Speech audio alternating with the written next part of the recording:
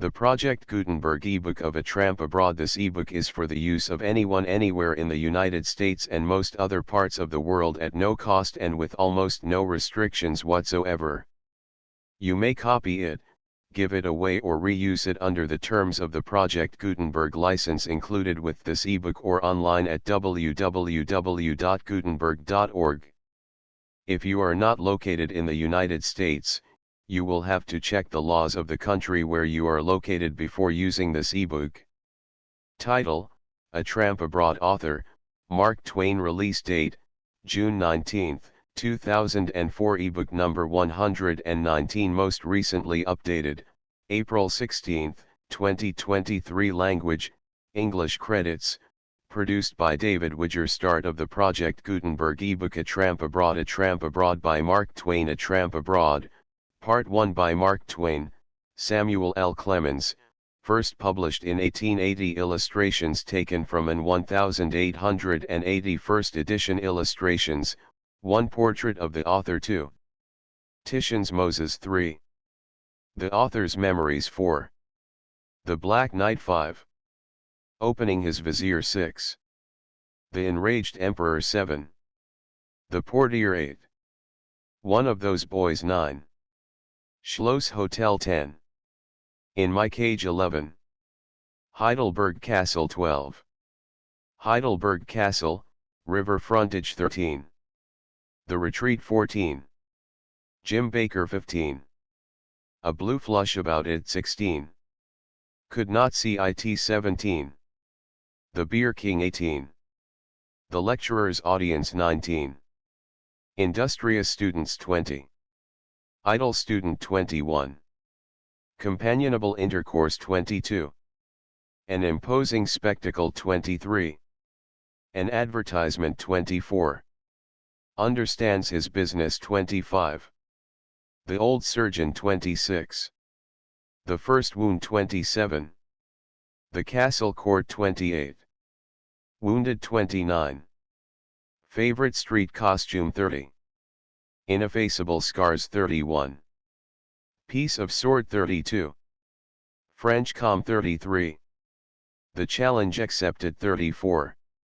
A Search. 35 He Swooned Ponderously. 36 I Rolled Him Over. 37 The One I Hired. 36 The March to the Field. 39 The Post of Danger. 40 The Reconciliation. 41 An Object of Admiration. 42 Wagner. 43 Raging. 44 Roaring. 45 Shrieking. 46 A Customary Thing. 47 One of the Rest. 48 A Contribution Box. 49 Conspicuous. 50 Tailpiece. 51 Only a Shriek. 52 He Only Cry. 53 Latecomers Cared for. 54 Evidently Dreaming. 55 Turn on More Rain. 56 Harris Attending the Opera. 57 Painting My Great Picture. 58 Our Start. 59 An Unknown Costume. 60 The Tower. 61 Slow But Sure. 62 The Robber Chief. 63 An Honest Man. 64 The Town by Night. 65 Generations of Bare Feet. 66 Our Bedroom. 67 Practicing. 68 Pawing Around. 69 A Night's Work. 70 Leaving Heilbronn. 71 The Captain. 72 Waiting for the Train. 73 A Deep and Tranquil Ecstasy. 74 Which Answer Just as Well. 75 Life on a Raft. 76 Lady Gertrude. 77 Mouth of the Cavern. 78 A Fatal Mistake. 79 Tailpiece. 80 Rafting on the Neckar. 81 The Lorelei. 82 The Lover's Fate. 84 The Unknown Night. 85 The Embrace. 86 Perilous Postsion. 87 The Raft in a Storm. 88 All safe on shore 89. It was the cat 90. Tailpiece 91. Breakfast in the garden 162-92. Easily understood 93. Experimenting through Harris 94. At the ballroom door 95. The town of Dillsburg 96. Our advance on Dillsburg 97. Inside the town 95. The old well 99. Send hither the Lord Ulrich 100. Lead me to her grave 102. An excellent pilot, once 103. Scatteration 104. The river bath 101. Etruscan tear jug 106. Henry II. Plate L07. Old blue china 108. A real antique 109. Bric-a-brac shop 110. Put it there 111. The parson captured 112. Tailpiece 113. A comprehensive yawn 114. Testing the coin 115. Beauty at the bath 116. In the bath 117. Jersey Indians 118. Not particularly sociable 119. Black Forest Grandee 120. The Grandee's daughter 121. Rich Old Huss 122. Gretchen 123. Paul Hock 124. Hans Schmidt 125. Electing a new member 126. Overcoming obstacles 127. Friends 128. Prospecting 129. Tailpiece 130. A general howl 131. Seeking a situation 132. Standing guard 133. Result of a joke 134. Descending a farm 155. A German Sabbath 136. An object of sympathy 137. A non-classical style 138. The traditional chamois 139. Hunting chamois the true way 140. Chamois hunter as reported 141. Marking alpenstocks 142. Is she 18 or 20 143. I knew I wasn't mistaken 144. Harris astonished 145. Tailpiece 146. The Lion of Lucerne 147. He liked clocks 148. I will tell you 149. Couldn't wait 150. Didn't care for style 151. Appear better than for 152. 2 wasn't necessary 153. Just the trick 154. Going to make them stare 155. Not thrown away 156. What the doctor recommended 157. Wanted to feel safe 158. Preferred to tramp on foot 159. Dern a dog, anyway 160. Tailpiece 161. The Glacier Garden 162. Lake and Mountains, Mont Pilatus, 163. Mountain Paths 164. You're an American so am I 165.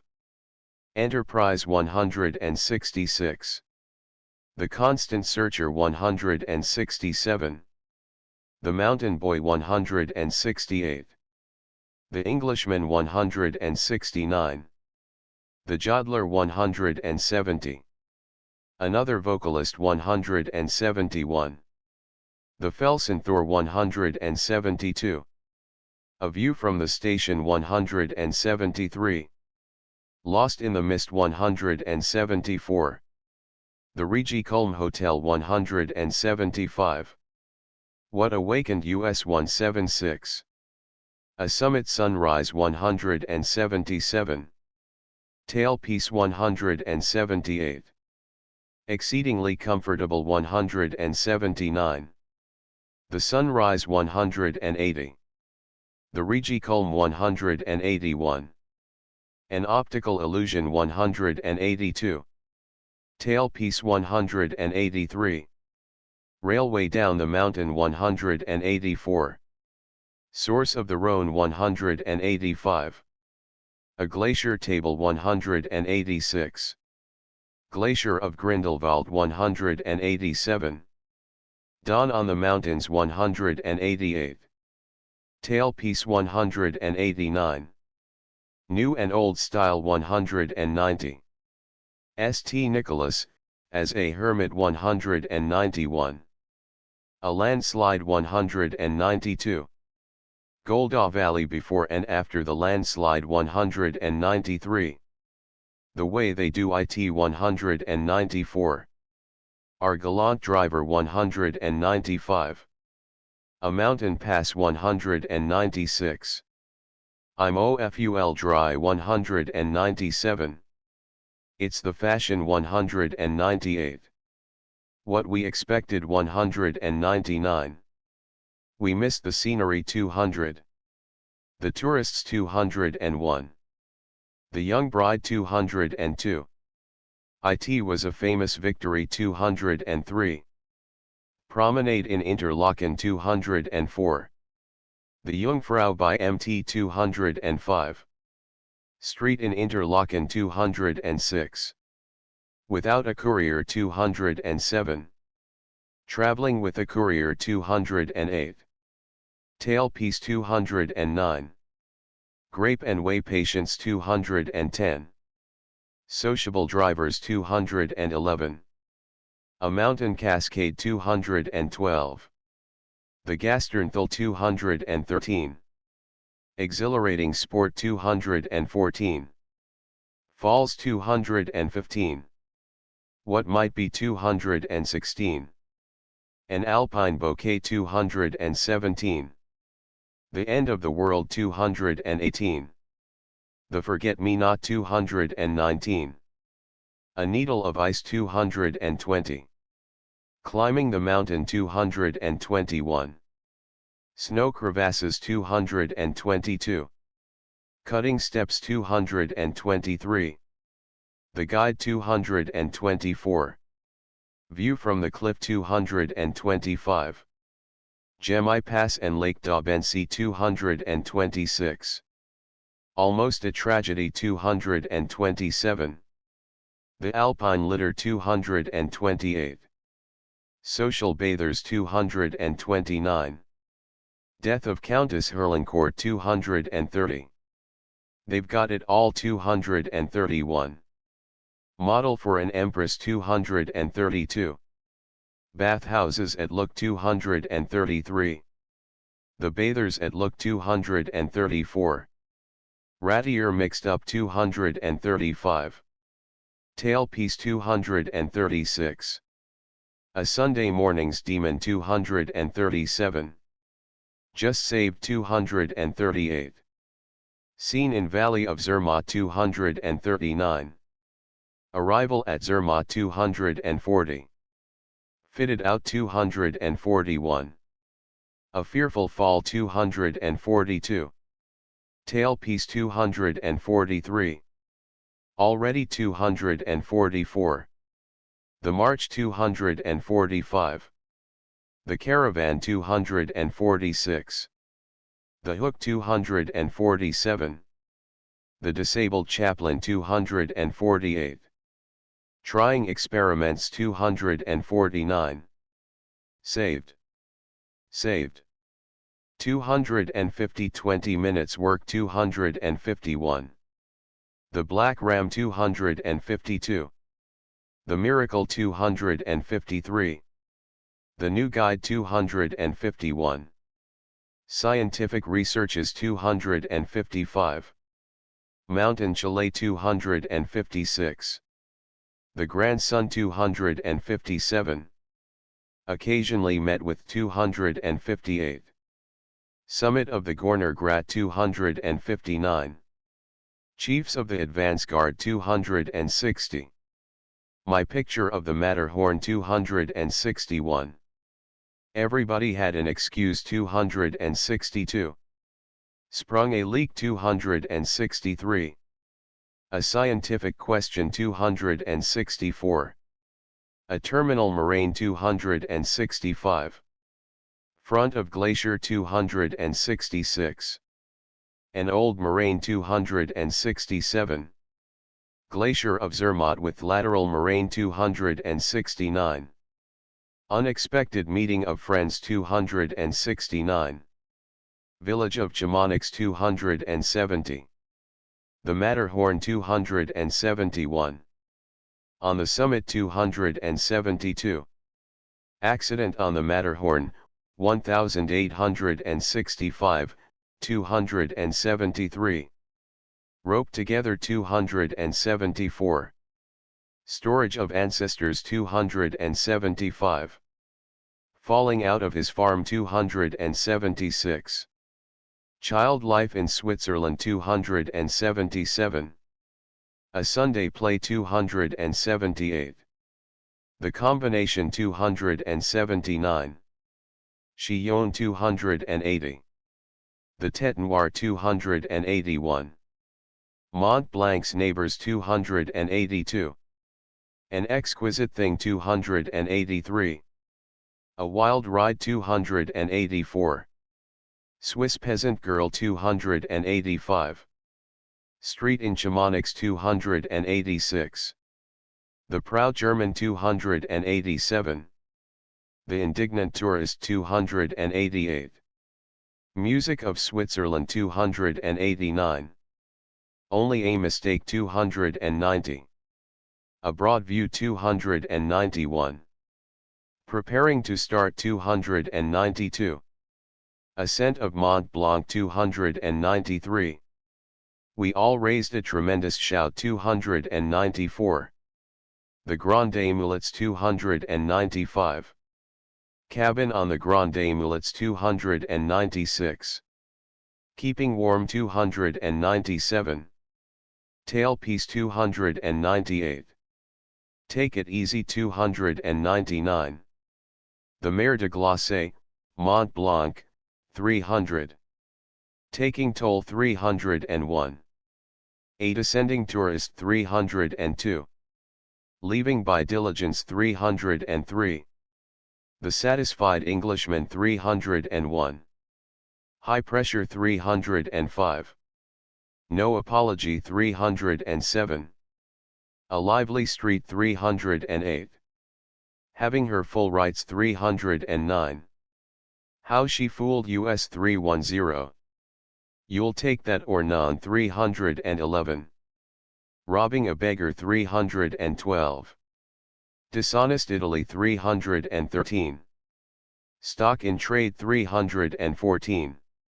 Style 315. Specimens from Old Masters 316. An Old Master 317. The Lion of St. Mark 318.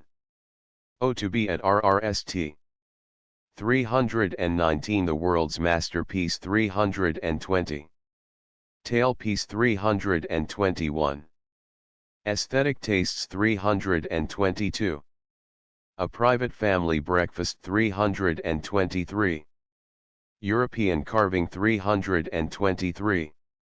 A 24-Hour Fight 325.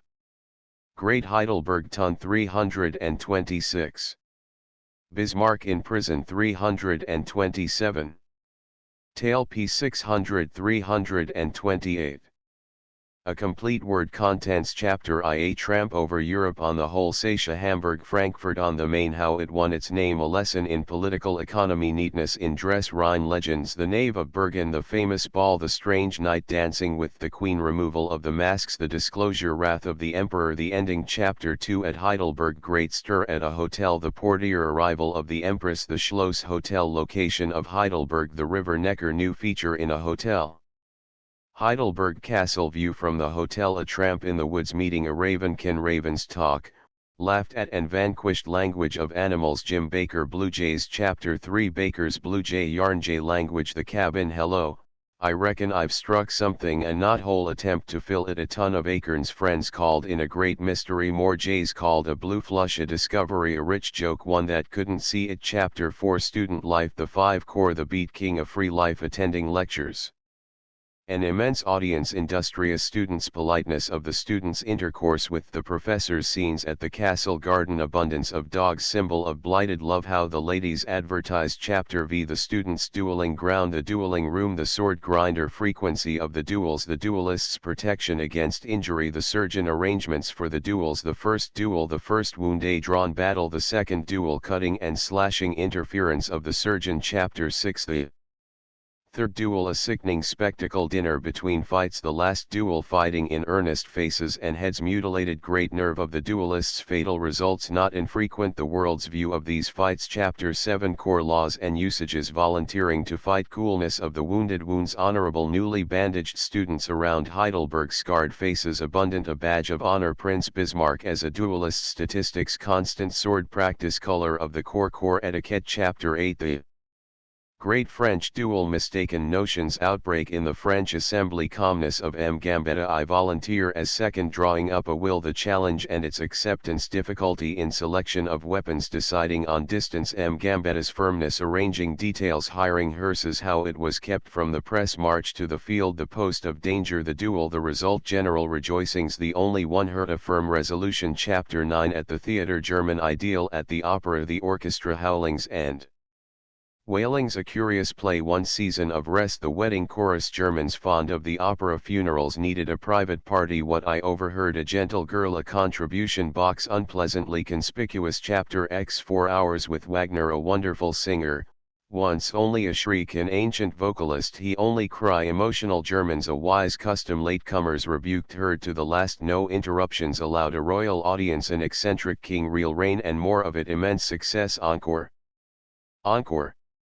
Magnanimity of the King Chapter 11 Lessons in Art My great picture of Heidelberg Castle its effect in the exhibition mistaken for a Turner a studio waiting for orders a tramp decided on the start for Heilbronn our walking dress pleasant march to you we take the rail German people on board not understood speak only German and English Wimpfen a funny tower dinner in the garden vigorous tramping ride in a peasant's cart a famous room Chapter 12 The Rathaus an old robber knight, Gotts von Berlichingen his famous deeds the square tower a curious old church a gay turnout a legend the wives treasures a model waiter a miracle performed in old town the worn stones chapter 13 early to bed lonesome nervous excitement the room we occupied disturbed by a mouse grow desperate the old remedy a shoe thrown result hopelessly awake an attempt to dress a cruise in the dark crawling on the floor a general smash up 47 miles travel chapter 14 a famous turnout raftsman on the Neckar the log rafts the Neckar a sudden idea to Heidelberg on a raft chartering a raft gloomy feelings and conversation delicious journeying view of the banks compared with railroading chapter 15 down the river German women's duties bathing as we went a handsome picture,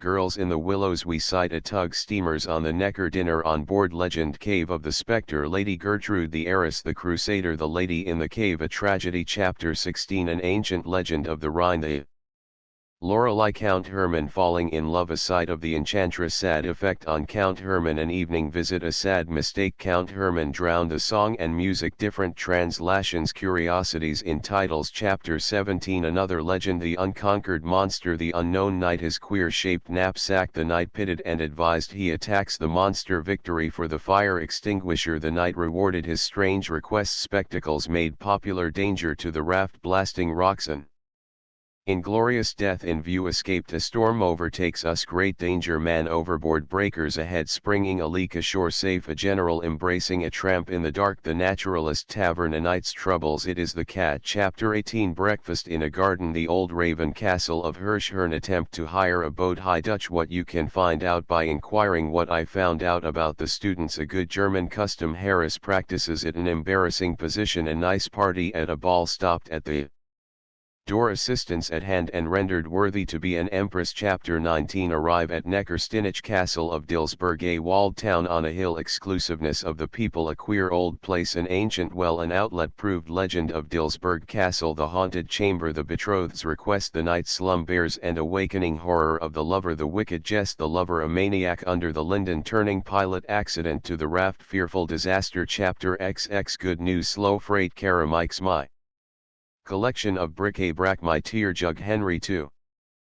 Plate specimen of blue china, indifference to the laugh of the world, I discover an antique en route to Baden-Baden, meeting an old acquaintance, a young American embryo horse doctor, an American, sure a minister, captured. Chapter XXI Baden-Baden energetic girls, a comprehensive yawn, a beggar's trick, cool impudence, the bathwoman, insolence of shopkeepers taking a bath early and late hours, popular belief regarding Indians, an old cemetery, a pious hag, curious table companions. Chapter XXII The Black Forest, a grandee and his family, the wealthy nabob, a new standard of wealth, skeleton for a new novel, trying situation, the common council choosing a new member, studying natural history, the ant, a fraud, eccentricities of the ant, his deceit and ignorance, a German dish, boiled oranges. Chapter XXIII Off for a day's tramp, tramping and talking, storytelling, dentistry in camp, Nicodemus Dodge seeking a situation, a bud for jokes, Jimmy Finn's skeleton descending a farm, unexpected notoriety. Chapter XXIV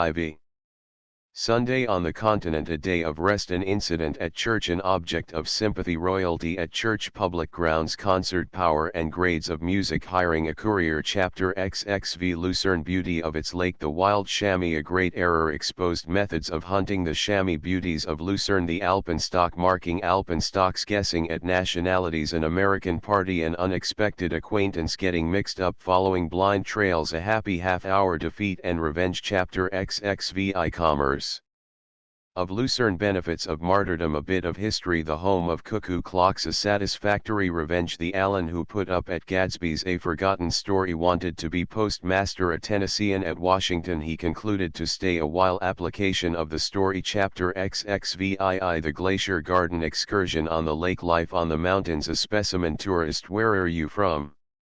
An advertising dodge, a righteous verdict, the guidebook student, I believe that's all. Chapter XXVIII The Rigi Kulmits ascent, stripping for business, a mountain lad, an English tourist, railroad up the mountain, villages and mountain, the Jodlers about ice water, the Felsen Thor, too late, lost in the fog, the Rigi Kulm Hotel, the Alpine Horn, sunrise at night. Chapter XXIX Everything convenient, looking for a western sunrise, mutual recrimination, view from the summit down the mountain, railroading, confidence wanted and acquired. Chapter XXX A trip by proxy, a visit to the Furka regions, Deadman's Lake, source of the Rhone glacier, tables, storm in the mountains at Grindelwald, dawn on the mountains, an explanation required, dead language, criticism of Harris's report. Chapter XXXI Preparations for a tramp from Lucerne to Interlaken, the Brunig Pass, modern and ancient chalets, death of Pontius Pilate, hermit home of St. Nicholas, landslides, children selling refreshments, how they harness a horse, a great man honors to a hero, a thirsty bride, for better or worse, German fashions, anticipations, solid comfort, and unsatisfactory / awakening what we had lost, our surroundings. Chapter XXXII The Jungfrau Hotel, a whiskered waitress, an Arkansas bride, perfection in discord, a famous victory, a look from a window about the Jungfrau. Chapter XXXII The Giesbach Falls, the spirit of the Alps, why people visit them, whey and grapes as medicines, the Kursaal, a formidable undertaking from Interlaken to Zermatt on foot, we concluded To take a buggy, a pair of jolly drivers we meet with companions, a cheerful ride, Kandersteg Valley, an alpine parlor, exercise and amusement, a race with a log. Chapter 37 Old guide, possible accidents, dangerous habitation, mountain flowers, embryo lions, mountain pigs, the end of the world, ghastly desolation, proposed adventure, reading up adventures, ascent of Monte Rosa, precipices and crevasses among the snows, exciting experiences, Lee Ridges, the summit, adventures postponed. Chapter XXXV A new interest, magnificent views, a mule's preferioses, turning mountain corners, terror of a horse lady, tourists, death of a young countess, a search for a hat, what we did find, Harris's opinion of chamois, a disappointed man, Aegean test model for an empress, baths at Luke, sport in the water, the Gemmi precipices, a palace for an emperor, the famous ladders, considerably mixed up, sad plight of a minister. Chapter 30 Sunday church bells, a cause of profanity, a magnificent glacier, fault finding by Harris, almost an accident, selfishness of Harris, approaching Zermatt, the Matterhorn, Zermatt, home of mountain climbers, fitted out for climbing, a fearful adventure, never satisfied. Chapter XXXVII a calm decision, I will ascend the Riffelberg, preparations for the trip, all Zermatt on the alert, schedule of persons and things, an unprecedented display, a general turnout ready for a start, the post of danger, the advance directed, grand display of umbrellas, the first camp, almost a panic, supposed to be lost, the first accident, a chaplain disabled, an experimenting mule, good effects of a blunder, badly lost, a reconnoiter, mystery and doubt, stern measures taken, a black ram saved by a miracle, the guide's guide. Chapter 38 Our expedition continued, experiments with the barometer, boiling thermometer, barometer soup, an interesting scientific discovery, crippling allotinist, a chaplain injured, short of barkeepers, digging a mountain cellar, a young American specimen, somebody's grandson, arrival at Riffelberg, Botel, ascent of Gorner Grat, faith in thermometers, the Matterhorn. Chapter 36 Guidebooks, plans for the return of the expedition, a glacier train, parachute descent from Gorner Grat, proposed honors to Harris, declined, all had an excuse, a magnificent idea, abandoned, descent to the glacier, a supposed leak, a slow train, the glacier, abandoned, journey to Zermatt, a scientific question. Chapter XL Glaciers, glacier perils, moraines, terminal moraines, lateral moraines, immense size of glacier, traveling glacier, general movements of glaciers, ascent of Mont Blanc, loss of guides, finding of remains, meeting of old friends, the dead and living, proposed museum, the relics at Chamonix. Chapter XLI The Matterhorn, catastrophe of 1563, Mr. Whymper's narrative, ascent of the Matterhorn, the summit, the Matterhorn conquered, the descent commenced, a fearful disaster, death of Lord Douglas and two others, the graves of the two. Chapter XLII Switzerland, graveyard at Zermatt, balloting for marriage, farmers as heroes falling off a farm from St. Nicholas to Visp, dangerous traveling, children's play, the parson's children, a landlord's daughter, a rare combination, CHII on lost sympathy, Mont Blanc and its neighbors, beauty of soap bubbles, a wild drive, the king of drivers, benefit of getting drunk. Chapter Slien Chamonix contrasts, magnificent spectacle, the guild of guides, the guide-in-chief, the return tourist getting diploma, rigid rules, unsuccessful efforts to procure a diploma, the record book, the conqueror of Mont Blanc, professional jealousy, triumph of truth, mountain music, its effect, a hunt for a nuisance. Chapter XLIV looking at Mont Blanc, telescopic effect, a proposed trip, determination and courage, the cost, all counted, ascent of Mont Blanc by telescope, safe and rapid return, diplomas asked for and refused, disaster of 1866, the brave brothers, wonderful endurance and pluck, love making on Mont Blanc, first ascent of a woman, sensible attire. Chapter XLV a catastrophe which cost 11 lives, accident of 1870, a party of 11, a fearful storm, notebooks of the victims within 5 minutes of safety, facing death resignedly. Chapter XLVI the Hotel de Pyramids, the Glacier de Bossons, one of the show's premeditated crime, saved again, tourists warned, advice to tourists, the two empresses, the glacier toll collector, pure ice water, death rate of the world of various cities, a pleasure excursionist, a diligence ride, a satisfied Englishman. Chapter Slay Geneva, shops of Geneva, elasticity of prices, persistency of shopwomen, the high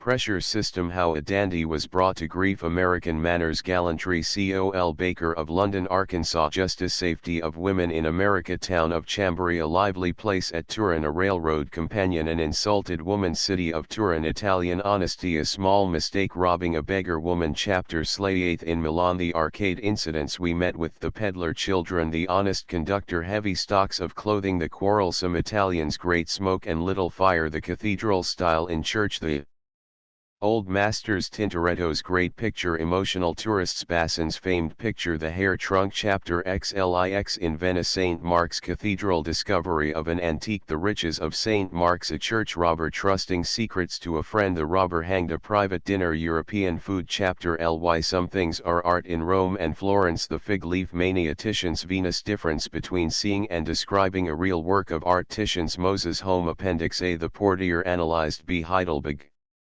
Castle described. C. The college prison and inmates. D. The awful German language. E. Legends of the castle. F. The journals of Germany. Chapter I. The knighted knave of Bergen. One day it occurred to me that it had been many years since the world had been afforded the spectacle of a man adventurous enough to undertake a journey through Europe on foot. After much thought, I decided that I was a person fitted to furnish to mankind this spectacle. So I determined to do it. This was in March 1878. I looked about me for the right sort of person to accompany me in the capacity of agent, and finally hired a Mr. Harris for this service. It was also my purpose to study art while in Europe. Mr. Harris was in sympathy with me in this. He was as much of an enthusiast in art as I was, and not less anxious to learn to paint. I desired to learn the German language, so did Harris. Toward the middle of April we sailed in the Holsatia, Captain Brandt, and had a very pleasant trip, indeed.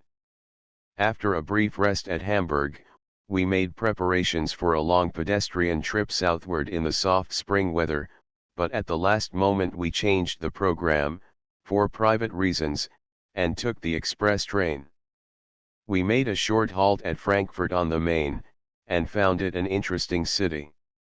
I would have liked to visit the birthplace of Gutenberg, but it could not be done, as no memorandum of the site of the house has been kept. So we spent an hour in the Goethe mansion instead. The city permits this house to belong to private parties, instead of gracing and dignifying herself with the honor of possessing and protecting it. Frankfurt is one of the 16 cities which have the distinction of being the place where the following incident occurred. Charlemagne, while chasing the Saxons, as he said, or being chased by them, as they said, arrived at the bank of the river at dawn, in a fog. The enemy were either before him or behind him, but in any case he wanted to get across, very badly. He would have given anything for a guide, but none was to be had. Presently he saw a deer, followed by her young, approach the water. He watched her, judging that she would seek a ford, and he was right.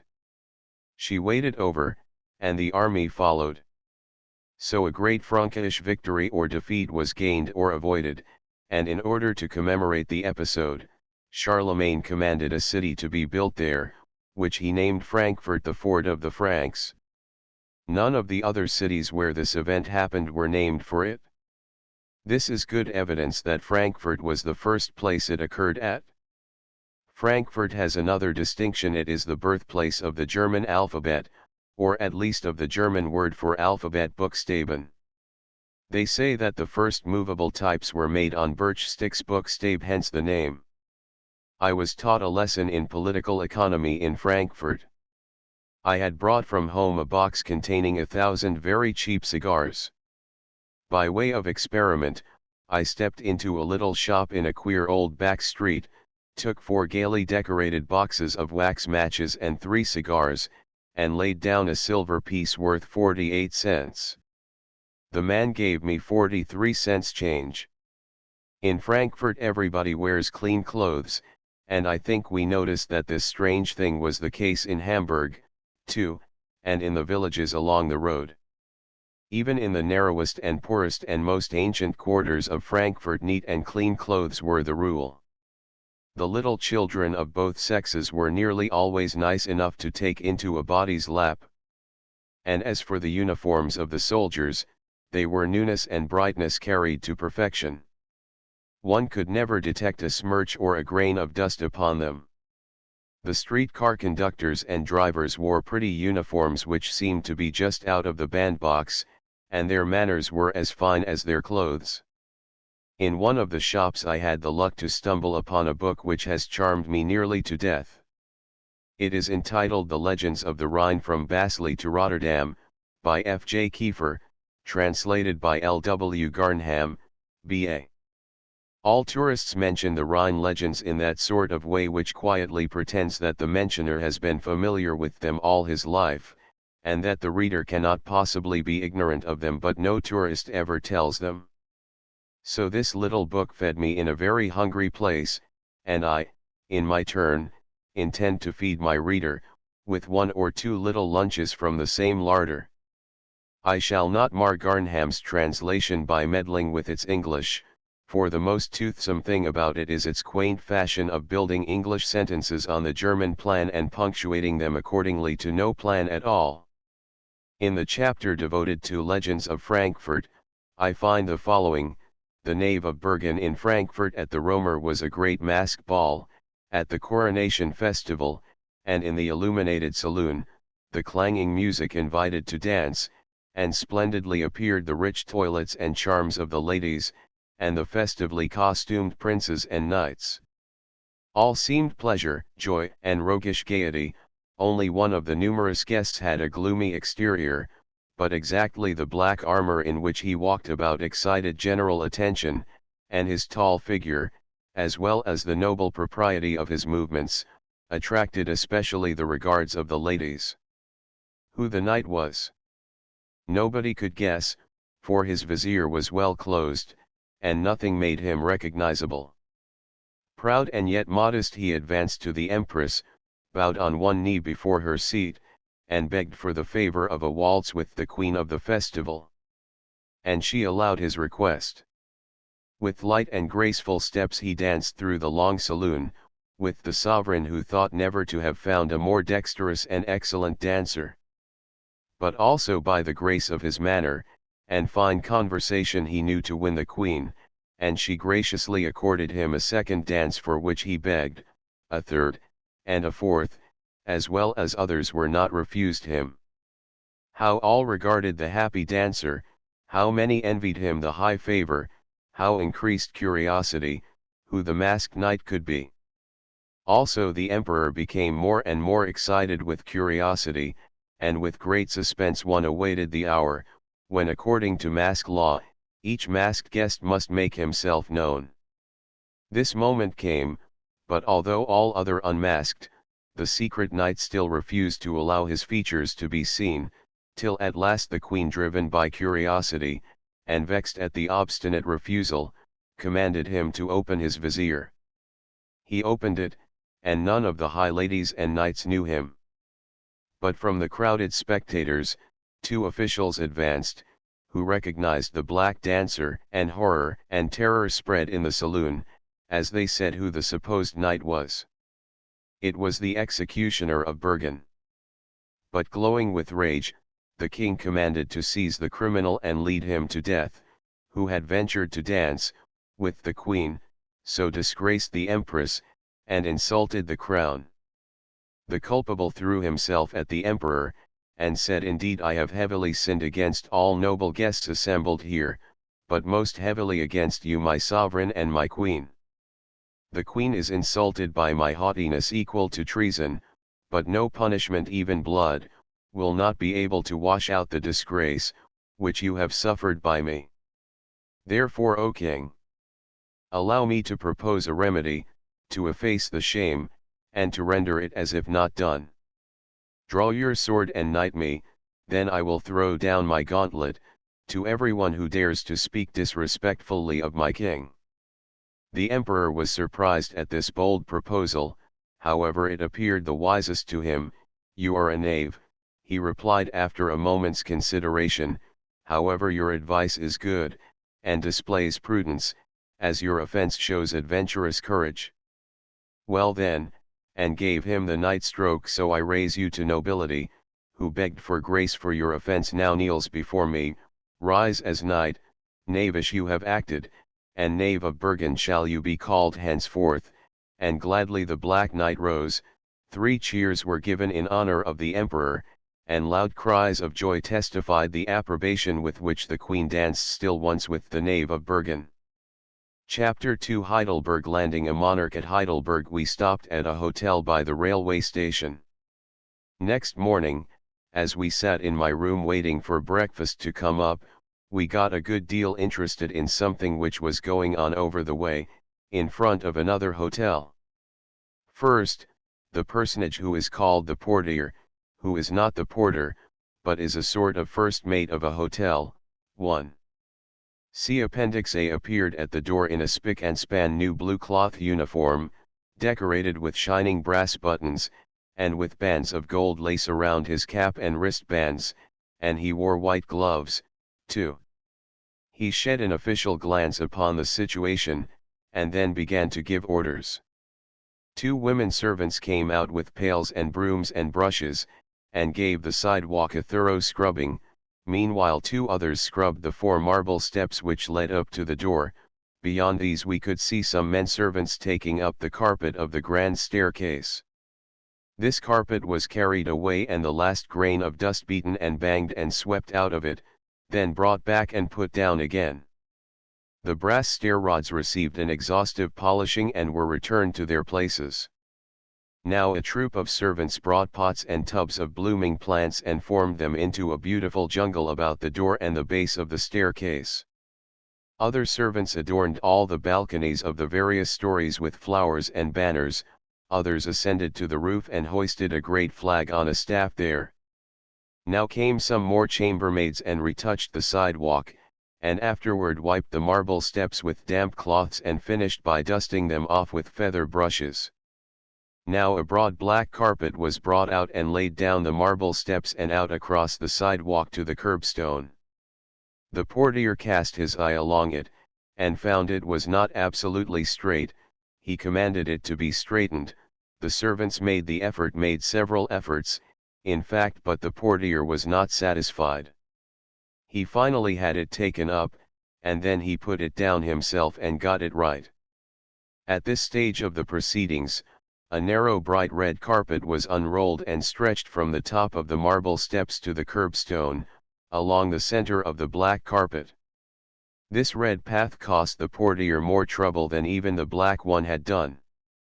But he patiently fixed and refixed it until it was exactly right and lay precisely in the middle of the black carpet.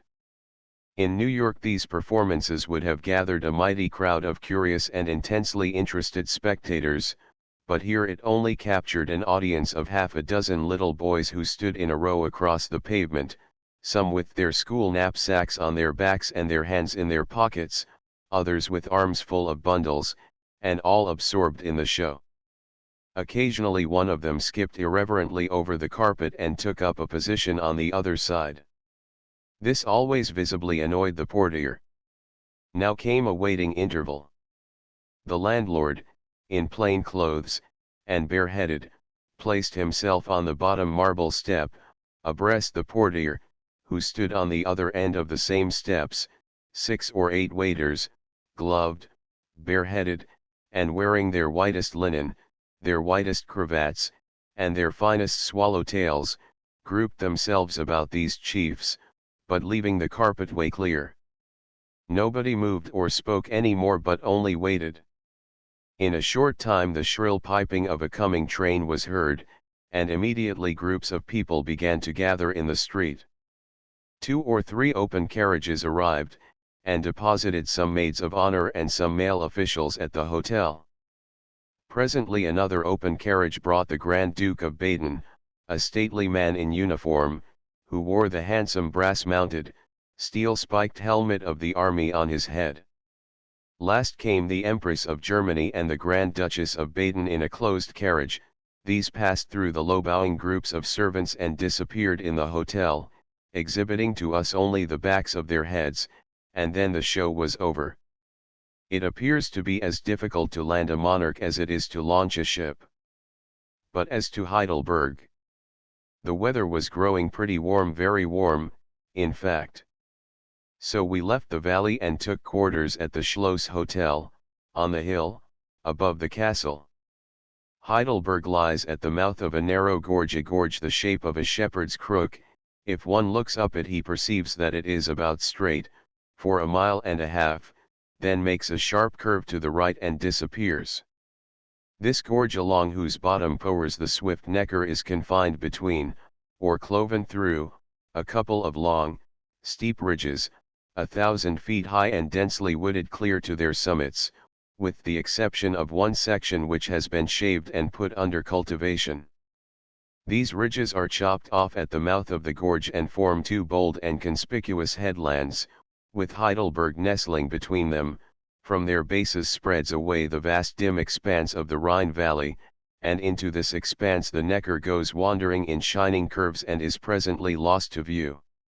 Now if one turns and looks up the gorge once more, he will see the Schloss Hotel on the right perched on a precipice overlooking the Neckar, a precipice which is so sumptuously cushioned and draped with foliage that no glimpse of the rock appears.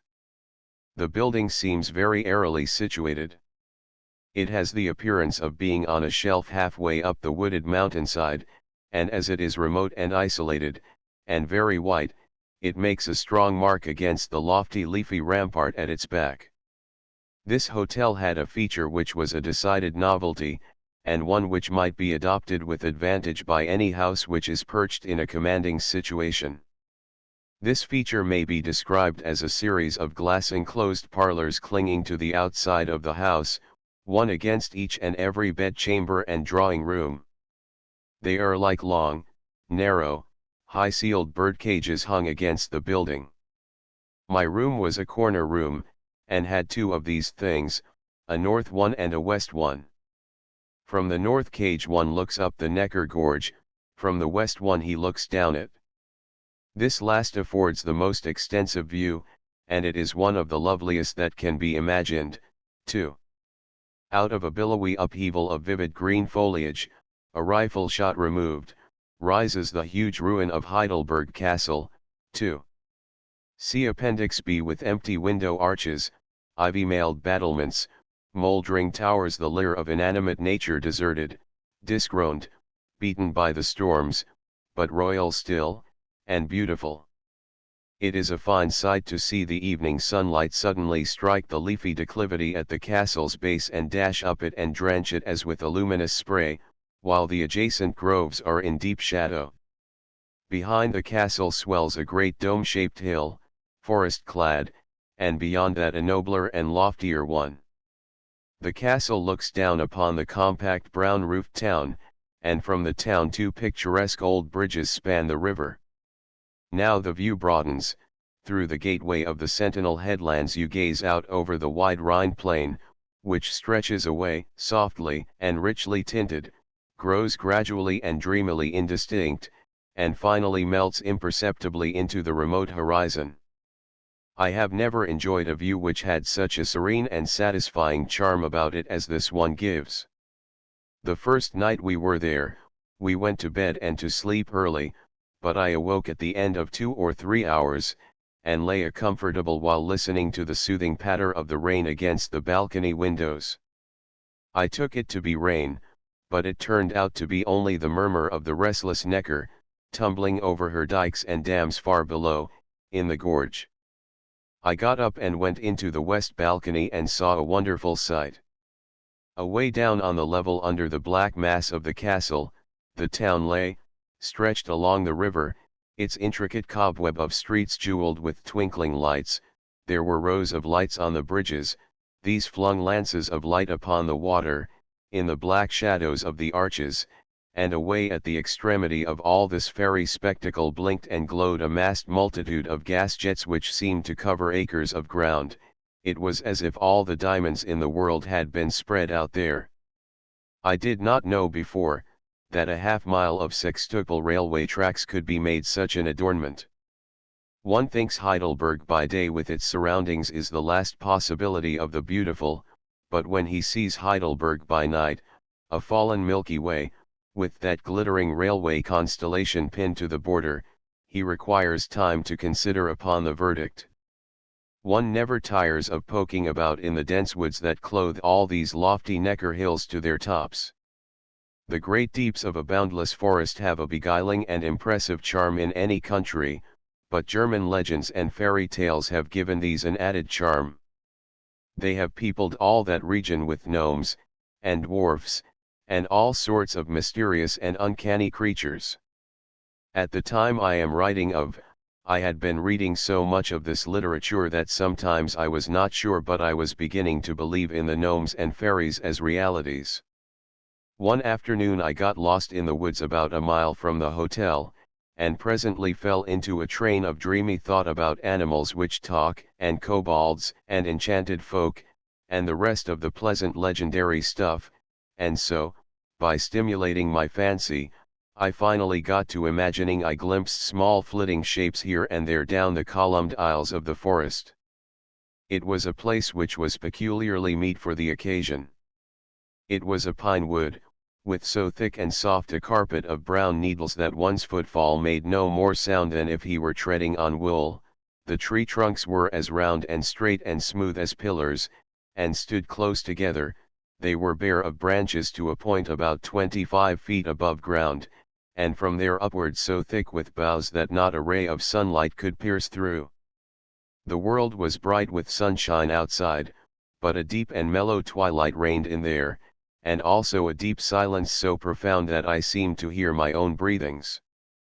When I had stood 10 minutes, thinking and imagining, and getting my spirit in tune with the place, and in the right mood to enjoy the supernatural, a raven suddenly uttered a hoarse croak over my head.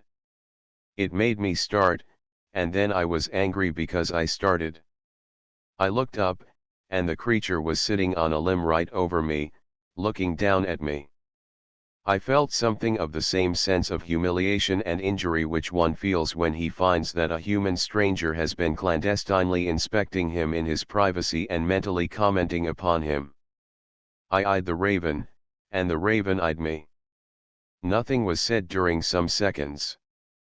Then the bird stepped a little way along his limb to get a better point of observation, lifted his wings, stuck his head far down below his shoulders toward me and croaked again, a croak with a distinctly insulting expression about it. If he had spoken in English he could not have said any more plainly than he did say in Raven, "Well, what do you want here?" I felt as foolish as if I had been caught in some mean act by a responsible being, and reproved for it. However, I made no reply. I would not bandy words with the raven. The adversary waited a while, with his shoulders still lifted, his head thrust down between them, and his keen bright eye fixed on me. Then he threw out 2 or 3 more insults, which I could not understand, further than that I knew a portion of them consisted of language not used in church. I still made no reply. Now the adversary raised his head and called. There was an answering croak from a little distance in the wood, evidently a croak of inquiry. The adversary explained with enthusiasm, and the other raven dropped everything and came.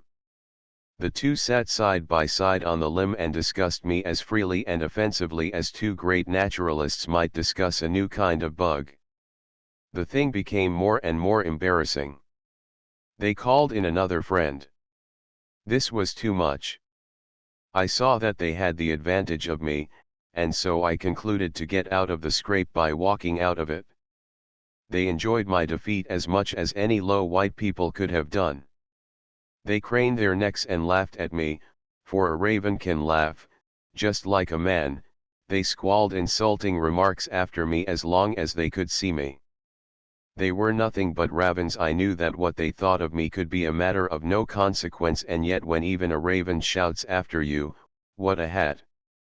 Oh, pull down your vest," and that sort of thing, it hurts you and humiliates you, and there is no getting around it with fine reasoning and pretty arguments. Animals talk to each other, of course. There can be no question about that, but I suppose there are very few people who can understand them. I never knew but one man who could. I knew he could, however, because he told me so himself. He was a middle-aged, simple-hearted miner who had lived in a lonely corner of California, among the woods and mountains, a good many years, and had studied the ways of his only neighbors, the beasts and the birds, until he believed he could accurately translate any remark which they made. This was Jim Baker. According to Jim Baker, some animals have only a limited education, and some use only simple words, and scarcely ever a comparison or a flowery figure, whereas, certain other animals have a large vocabulary, a fine command of language and a ready and fluent delivery. Consequently these latter talk a great deal, they like it, they are so conscious of their talent, and they enjoy showing off. Baker said, that after long and careful observation, he had come to the conclusion that the blue jays were the best talkers he had found among birds and beasts. Said he, there's more to a blue jay than any other creature. He has got more moods, and more different kinds of feelings than other creatures, and, mind you, whatever a blue jay feels, he can put into language. And no mere commonplace language, either, but rattling, out-and-out book talk and bristling with metaphor, too just bristling. And as for command of language, why, you never see a blue jay get stuck for a word. No man ever did. They just boil out of him. And another thing, I've noticed a good deal, and there's no bird, or cow, or anything that uses as good grammar as a blue jay. You may say a cat uses good grammar. Well, a cat does, but you let a cat get excited once, you let a cat get to pulling fur with another cat on a shed, nights, and you'll hear grammar that will give you the lockjaw. Ignorant people think it's the noise which fighting cats make that is so aggravating, but it ain't so, it's the sickening grammar they use. Now I've never heard a jay use bad grammar but very seldom, and when they do, they are as ashamed as a human, they shut right down and leave. You may call a jay a bird. Well, so he is, in a measure, but he's got feathers on him, and don't belong to no church, perhaps, but otherwise he is just as much human as you be. And I'll tell you for why. A jay's gifts, and instincts, and feelings, and interests, cover the whole ground. A jay hasn't got any more principle than a congressman. A jay will lie, a jay will steal, a jay will deceive, a jay will betray, and 4 times out of 5, a jay will go back on his solemnest promise. The sacredness of an obligation is such a thing which you can't cram into no blue jay's head. Now, on top of all this, there's another thing, a jay can outswear any gentleman in the mines. You think a cat can swear? Well, a cat can, but you give a blue jay a subject that calls for his reserve powers, and where is your cat? Don't talk to me, I know too much about this thing, in the one little particular of scolding. Just good, clean, out and out scolding a blue jay can lay over anything, human or divine. Yes, sir, a jay is everything that a man is. A jay can cry, a jay can laugh, a jay can feel shame, a jay can reason and plan and discuss, a jay likes gossip and scandal, a jay has got a sense of humor, a jay knows when he is an ass just as well as you do, maybe better. If a jay ain't human, he better take in his sign, that's all. Now I'm going to tell you a perfectly true fact about some blue jays. Chapter 3, Baker's Blue Jay Yarn. What stumped the blue jays when I first begun to understand jay language correctly, there was a little incident happened here. 7 years ago, the last man in this region but me moved away. There stands his house, been empty ever since, a log house, with a plank roof, just one big room, and no more, no ceiling, nothing between the rafters and the floor. Well, one Sunday morning I was sitting out here in front of my cabin, with my cat, taking the sun, and looking at the blue hills, and listening to the leaves rustling so lonely in the trees, and thinking of the home away yonder in the States, that I hadn't heard from in 13 years, when a blue jay lit on that house, with an acorn in his mouth, and says, "Hello, I reckon I've struck something." When he spoke, the acorn dropped out of his mouth and rolled down the roof, of course, but he didn't care, his mind was all on the thing he had struck. It was a knothole in the roof.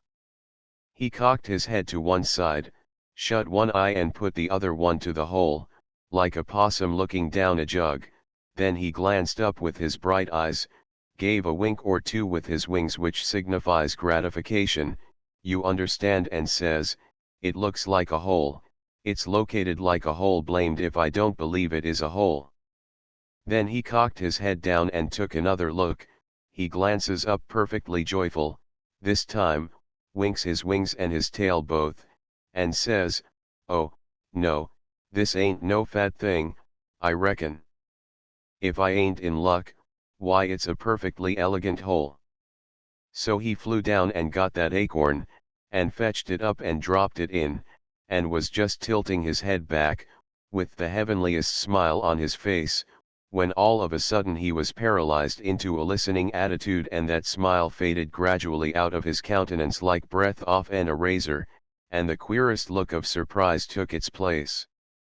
Then he says, "Why, I didn't hear it fall." He cocked his eye at the hole again, and took a long look, raised up and shook his head, stepped around to the other side of the hole and took another look from that side, shook his head again. He studied a while, then he just went into the details, walked round and round the hole and spied into it from every point of the compass. No use. Now he took a thinking attitude on the comb of the roof and scratched the back of his head with his right foot a minute, and finally says, "Well, it's too many for me, that's certain, must be a mighty long hole, however, I ain't got no time to fool around here, I got to tend to business, I reckon it's all right, chance it, anyway." So he flew off and fetched another acorn and dropped it in, and tried to flirt his eye to the hole quick enough to see what become of it, but he was too late. He held his eye there as much as a minute, then he raised up and sighed, and says, "Confound it, I don't seem to understand this thing, no way, however, I'll tackle her again." He fetched another acorn, and done his level best to see what become of it, but he couldn't. He says, "Well, I never struck no such a hole as this before, I'm of the opinion it's a totally new kind of a hole." Then he begun to get mad. He held in for a spell, walking up and down the comb of the roof and shaking his head and muttering to himself, but his feelings got the upper hand of him, presently, and he broke loose and cussed himself black in the face. I never see a bird take on so about a little thing. When he got through he walks to the hole and looks in again for half a minute, then he says, "Well, you're a long hole, and a deep hole, and a mighty singular hole altogether, but I've started in to fill you, and I'm damned if I don't fill you, if it takes 100 years. And with that, away he went. You never see a bird work so since you was born. He laid into his work like a nigger, and the way he hove acorns into that hole for about 2 hours and a half was one of the most exciting and astonishing spectacles I ever struck. He never stopped to take a look any more, he just hove 'em in and went for more. Well, at last he could hardly flop his wings, he was so tuckered out. He comes dropping down, once more, sweating like an ice pitcher, dropped his acorn in and says, "Now I guess I've got the bulge on you by this time." So he bent down for a look. If you'll believe me, when his head come up again he was just pale with rage. He says, "I've shoveled acorns enough in there to keep the family 30 years, and if I can see a sign of one of 'em I wish I may land in a museum with a belly full of sawdust in 2 minutes. He just had strength enough to crawl up onto the comb and lean his back in the chimbley, and then he collected his impressions and begun to free his mind. I see in a second that what I had mistook for profanity in the mines was only just the rudiments, as you may say. Another jay was going by, and heard him doing his devotions, and stops to inquire what was up. The sufferer told him the whole circumstance, and says, "Now yonder's the hole, and if you don't believe me, go and look for yourself."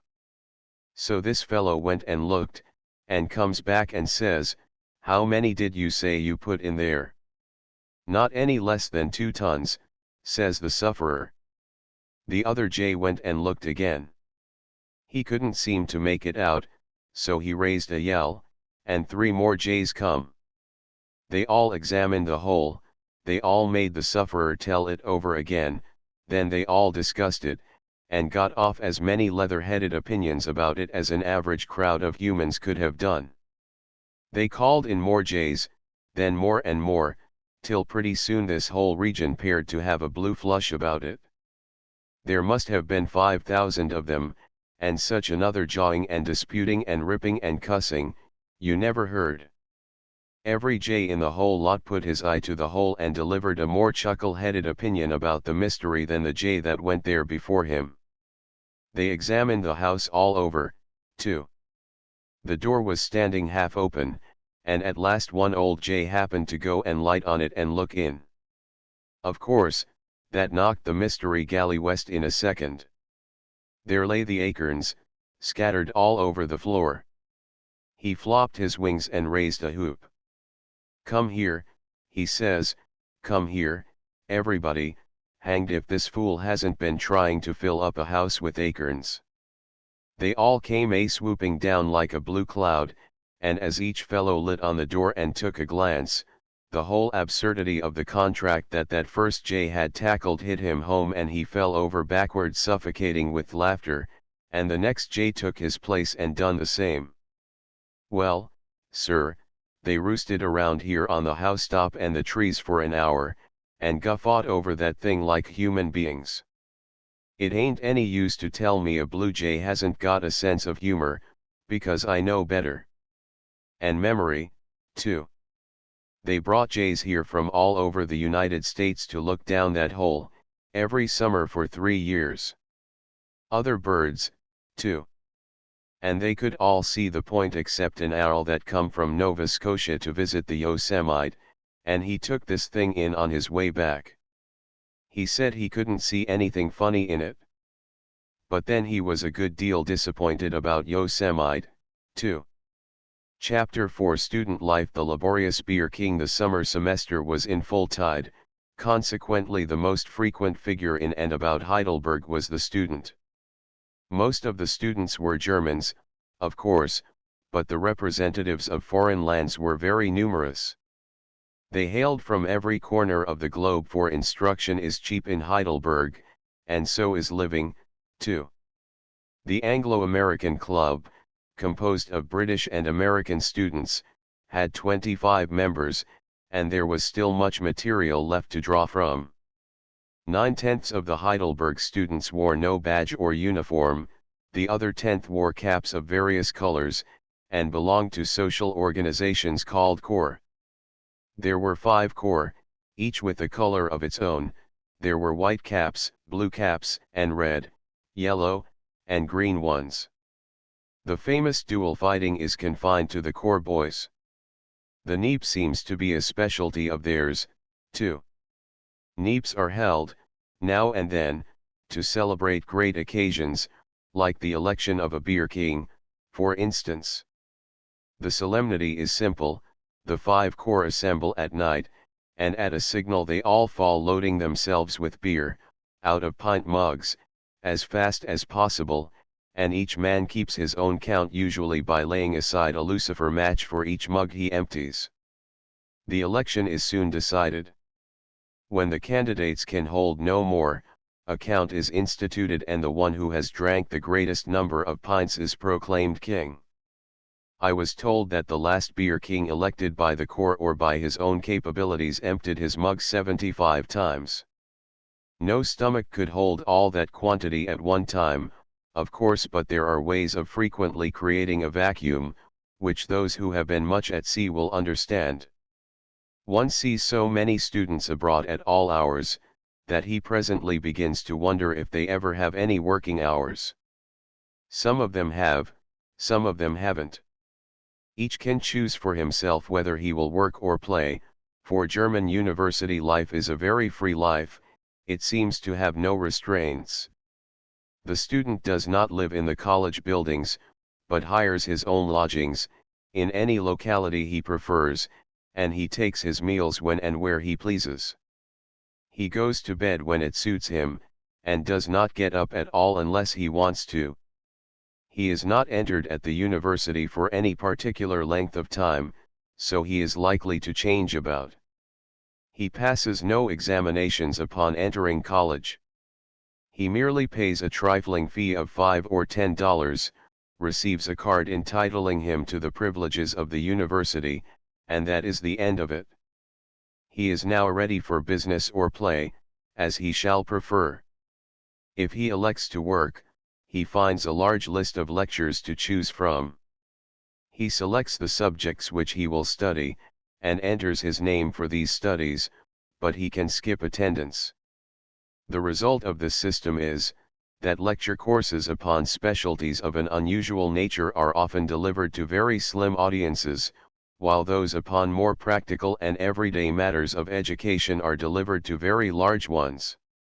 I heard of one case where, day after day, the lecturer's audience consisted of 3 students and always the same 3.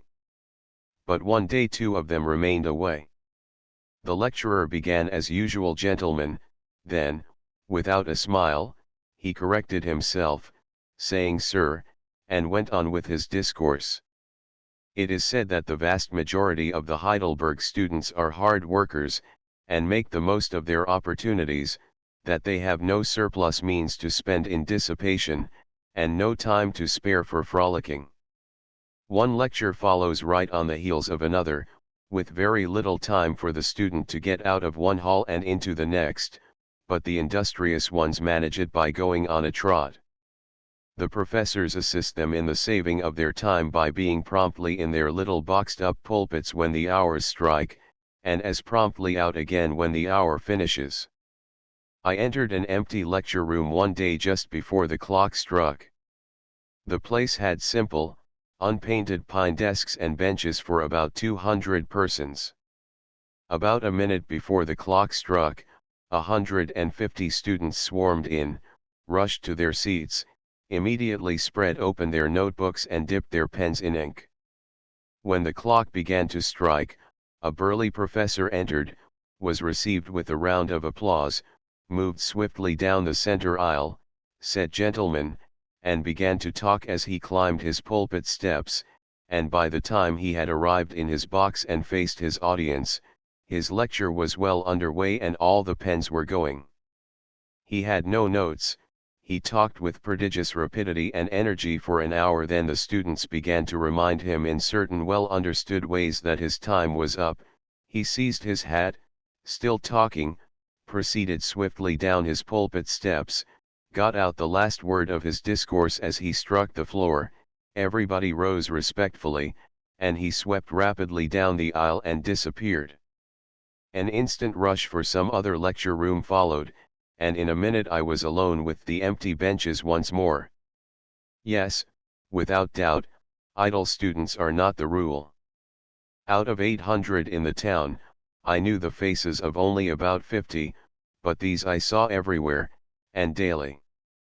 They walked about the streets and the wooded hills, they drove in cabs, they boated on the river, they sipped beer and coffee, afternoons, in the Schloss gardens. A good many of them wore colored caps of the corps. They were finely and fashionably dressed, their manners were quite superb, and they led an easy, careless, comfortable life. If a dozen of them sat together and a lady or a gentleman passed whom one of them knew and saluted, they all rose to their feet and took off their caps. The members of a corps always received a fellow member in this way, too, but they paid no attention to members of other corps, they did not seem to see them. This was not a discourtesy, it was only a part of the elaborate and rigid corps etiquette. There seems to be no chilly distance existing between the German students and the professor, but, on the contrary, a companionable intercourse, the opposite of chilliness and reserve. When the professor enters a beer hall in the evening where students are gathered together, these rise up and take off their caps, and invite the old gentleman to sit with them and partake. He accepts, and the pleasant talk and the beer flow for an hour or two, and by the professor, properly charged and comfortable, gives a cordial good night, while the students stand bowing and uncovered, and then he moves on his happy way homeward with all his vast cargo of learning afloat in his hold. Nobody finds fault or feels outraged, no harm has been done. It seemed to be a part of corps etiquette to keep a dog or so, too. I mean a corps dog, the common property of the organization, like the corps steward or head servant. Then there are other dogs, owned by individuals. On a summer afternoon in the castle gardens, I have seen 6 students march solemnly into the grounds, in single file, each carrying a bright Chinese parasol and leading a prodigious dog by a string. It was a very imposing spectacle. Sometimes there would be as many dogs around the pavilion as students, and of all breeds and of all degrees of beauty and ugliness. These dogs had a rather dry time of it, for they were tied to the benches and had no amusement for an hour or two at a time except what they could get out of pawing at the gnats, or trying to sleep and not succeeding. However, they got a lump of sugar occasionally, they were fond of that. It seemed right and proper that students should indulge in dogs, but everybody else had them, 2 old men and young ones, old women and nice young ladies. If there is one spectacle that is unpleasanter than another, it is that of an elegantly dressed young lady towing a dog by a string. It is said to be the sign and symbol of blighted love. It seems to me that some other way of advertising it might be devised, which would be just as conspicuous and yet not so trying to the proprieties. It would be a mistake to suppose that the easy-going pleasure-seeking student carries an empty head. Just the contrary. He has spent 9 years in the gymnasium, under a system which allowed him no freedom, but vigorously compelled him to work like a slave. Consequently, he has left the gymnasium with an education which is so extensive and complete, that the most a university can do for it is to perfect some of its profounder specialties. It is said that when a pupil leaves the gymnasium, he not only has a comprehensive education, but he knows what he knows. It is not befogged with uncertainty, it is burnt into him so that it will stay.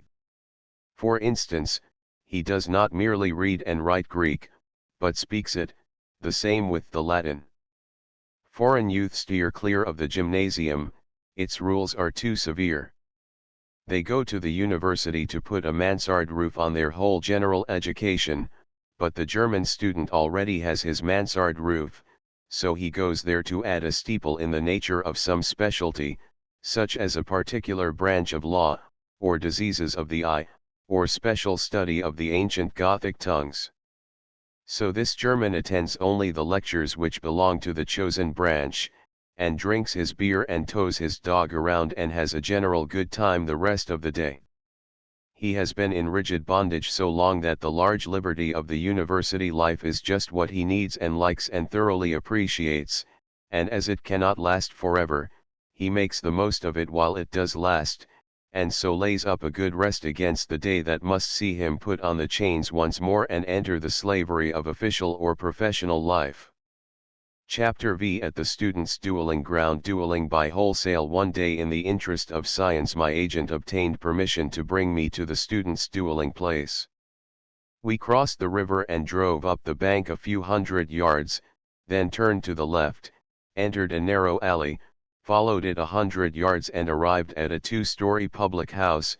We were acquainted with its outside aspect, for it was visible from the hotel. We went upstairs and passed into a large whitewashed apartment which was perhaps 50 feet long by 30 feet wide and 20 or 25 high. It was a well-lighted place.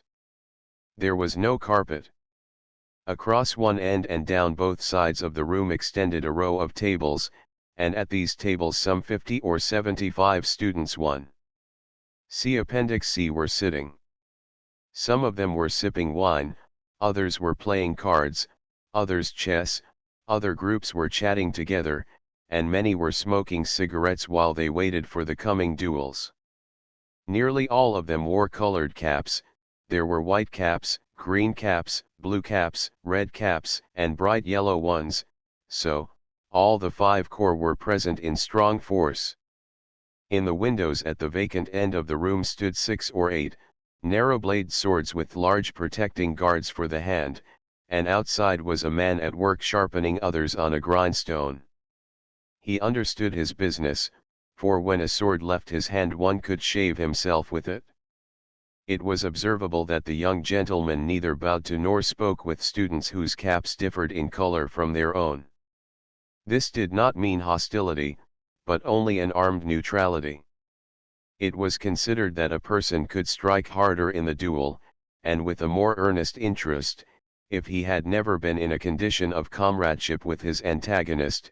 Therefore, comradeship between the corps was not permitted. At intervals the presidents of the 5 corps have a cold official intercourse with each other, but nothing further. For example, when the regular dueling day of one of the corps approaches, its president calls for volunteers from among the membership to offer battle. 3 or more respond, but there must not be less than 3. The president lays their names before the other presidents, with the request that they furnish antagonists for these challengers from among their corps. This is promptly done. It chanced that the present occasion was the battle day of the Red Cap Corps. They were the challengers, and certain caps of other colors had volunteered to meet them. The students fight duels in the room which I have described, 2 days in every week during 7½ or 8 months in every year. This custom had continued in Germany 250 years. To return to my narrative. A student in a white cap met us and introduced us to 6 or 8 friends of his who also wore white caps, and while we stood conversing, 2 strange-looking figures were led in from another room. They were students panoplied for the duel. They were bareheaded, their eyes were protected by iron goggles which projected an inch or more, the leather straps of which bound their ears flat against their heads were wound around and around with thick wrappings which a sword could not cut through. From chin to ankle they were padded thoroughly against injury, their arms were bandaged and rebandaged, layer upon layer, until they looked like solid black logs.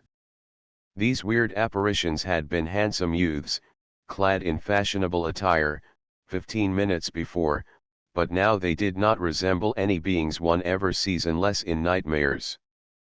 They strode along, with their arms projecting straight out from their bodies. They did not hold them out themselves, but fellow students walked beside them and gave the needed support. There was a rush for the vacant end of the room, now, and we followed and got good places. The combatants were placed face to face, each with several members of his own corps about him to assist.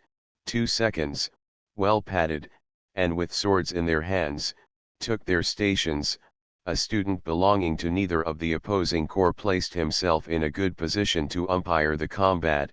Another student stood by with a watch and a memorandum book to keep record of the time and the number and nature of the wounds.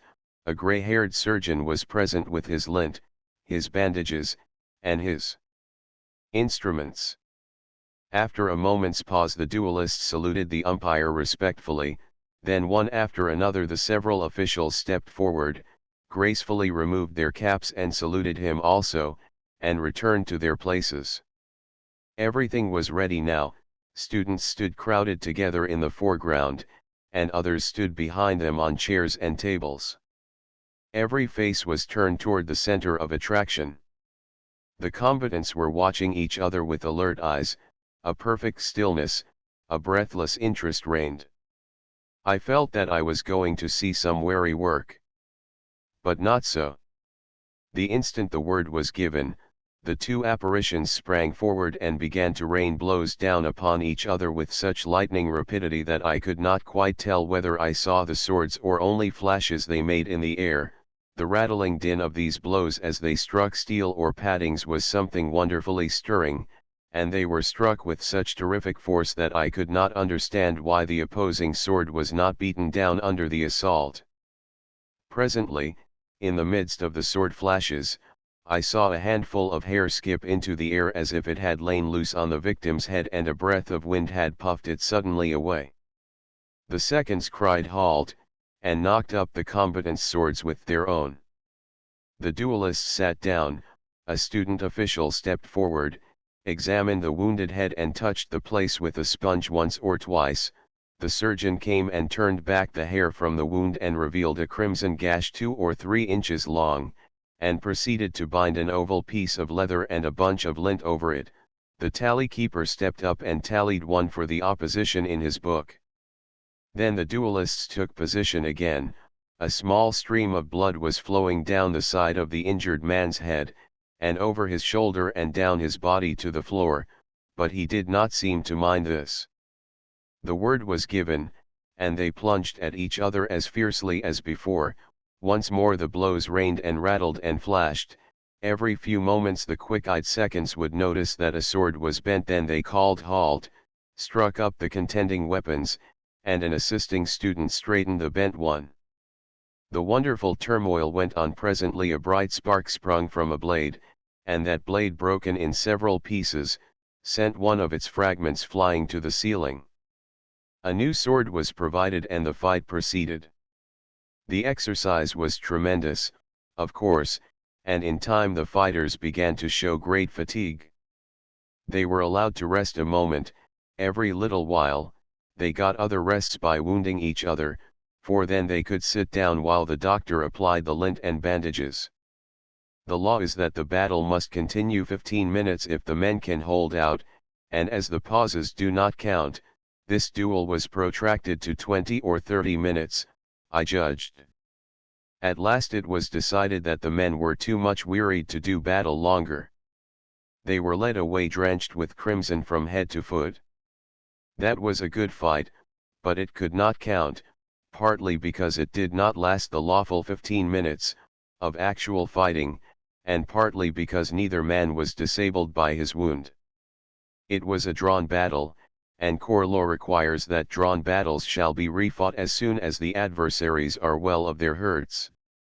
During the conflict, I had talked a little, now and then, with a young gentleman of the White Cap Corps, and he had mentioned that he was to fight next and had also pointed out his challenger, a young gentleman who was leaning against the opposite wall smoking a cigarette and restfully observing the duel then in progress. My acquaintanceship with the party to the coming contest had the effect of giving me a kind of personal interest in it. I naturally wished he might win, and it was the reverse of pleasant to learn that he probably would not, because, although he was a notable swordsman, the challenger was held to be his superior. The duel presently began, and in the same furious way which had marked the previous one. I stood close by, but could not tell which blows told and which did not. They fell and vanished so like flashes of light.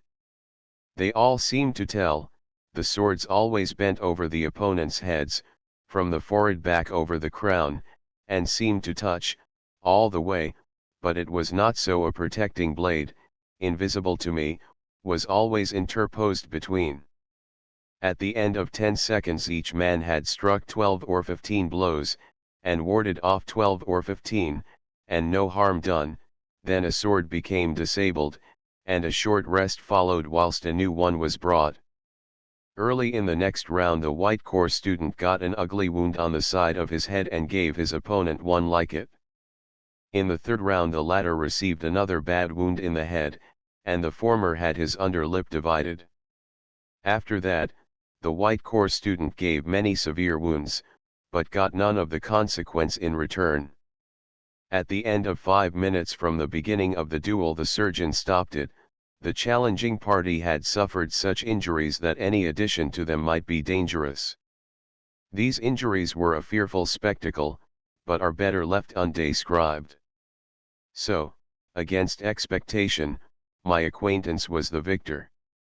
Chapter 6. A sport that sometimes kills. The third duel was brief and bloody. The surgeon stopped it when he saw that one of the men had received such bad wounds that he could not fight longer without endangering his life. The fourth duel was a tremendous encounter, but at the end of 5 or 6 minutes the surgeon interfered once more, another man so severely hurt as to render it unsafe to add to his harms. I watched this engagement as I watched the others with rapt interest and strong excitement, and with a shrink and a shudder for every blow that laid open a cheek or a forehead, and a conscious paling of my face when I occasionally saw a wound of a yet more shocking nature inflicted. My eyes were upon the loser of this duel when he got his last and vanquishing wound. It was in his face and it carried away his, but no matter, I must not enter into details. I had but a glance, and then turned quickly, but I would not have been looking at all if I had known what was coming. No, that is probably not true. One thinks he would not look if he knew what was coming, but the interest and the excitement are so powerful that they would doubtless conquer all other feelings, and so, under the fierce exhilaration of the clashing steel, he would yield and look after all. Sometimes spectators of these duels faint, and it does seem a very reasonable thing to do, too. Both parties to this fourth duel were badly hurt, so much that the surgeon was at work upon them nearly or quite an hour, a fact which is suggestive. But this waiting interval was not wasted in idleness by the assembled students. It was past noon, therefore they ordered their landlord, downstairs, to send up hot beefsteaks, chickens, and such things, and these they ate, sitting comfortable at the several tables, whilst they chatted, disputed, and laughed. The door to the surgeon's room stood open, meantime, but the cutting, sewing, splicing, and bandaging going on in there in plain view did not seem to disturb anyone's appetite. I went in and saw the surgeon labor a while, but could not enjoy. It was much less trying to see the wounds given and received than to see them mended. The stir and turmoil, and the music of the steel, were wanting here. One's nerves were wrung by this grisly spectacle, whilst the duel's compensating pleasurable thrill was lacking. Finally the doctor finished, and the men who were to fight the closing battle of the day came forth. A good many dinners were not completed, yet, but no matter, they could be eaten cold, after the battle, therefore everybody crowded forth to see. This was not a love duel, but a satisfaction affair. These two students had quarreled, and were here to settle it. They did not belong to any of the corps, but they were furnished with weapons and armor, and permitted to fight here by the 5 corps as a courtesy. Evidently these two young men were unfamiliar with the dueling ceremonies, though they were not unfamiliar with the sword.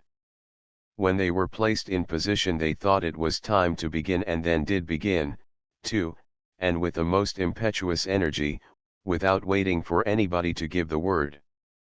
This vastly amused the spectators, and even broke down their studied and courtly gravity and surprised them into laughter.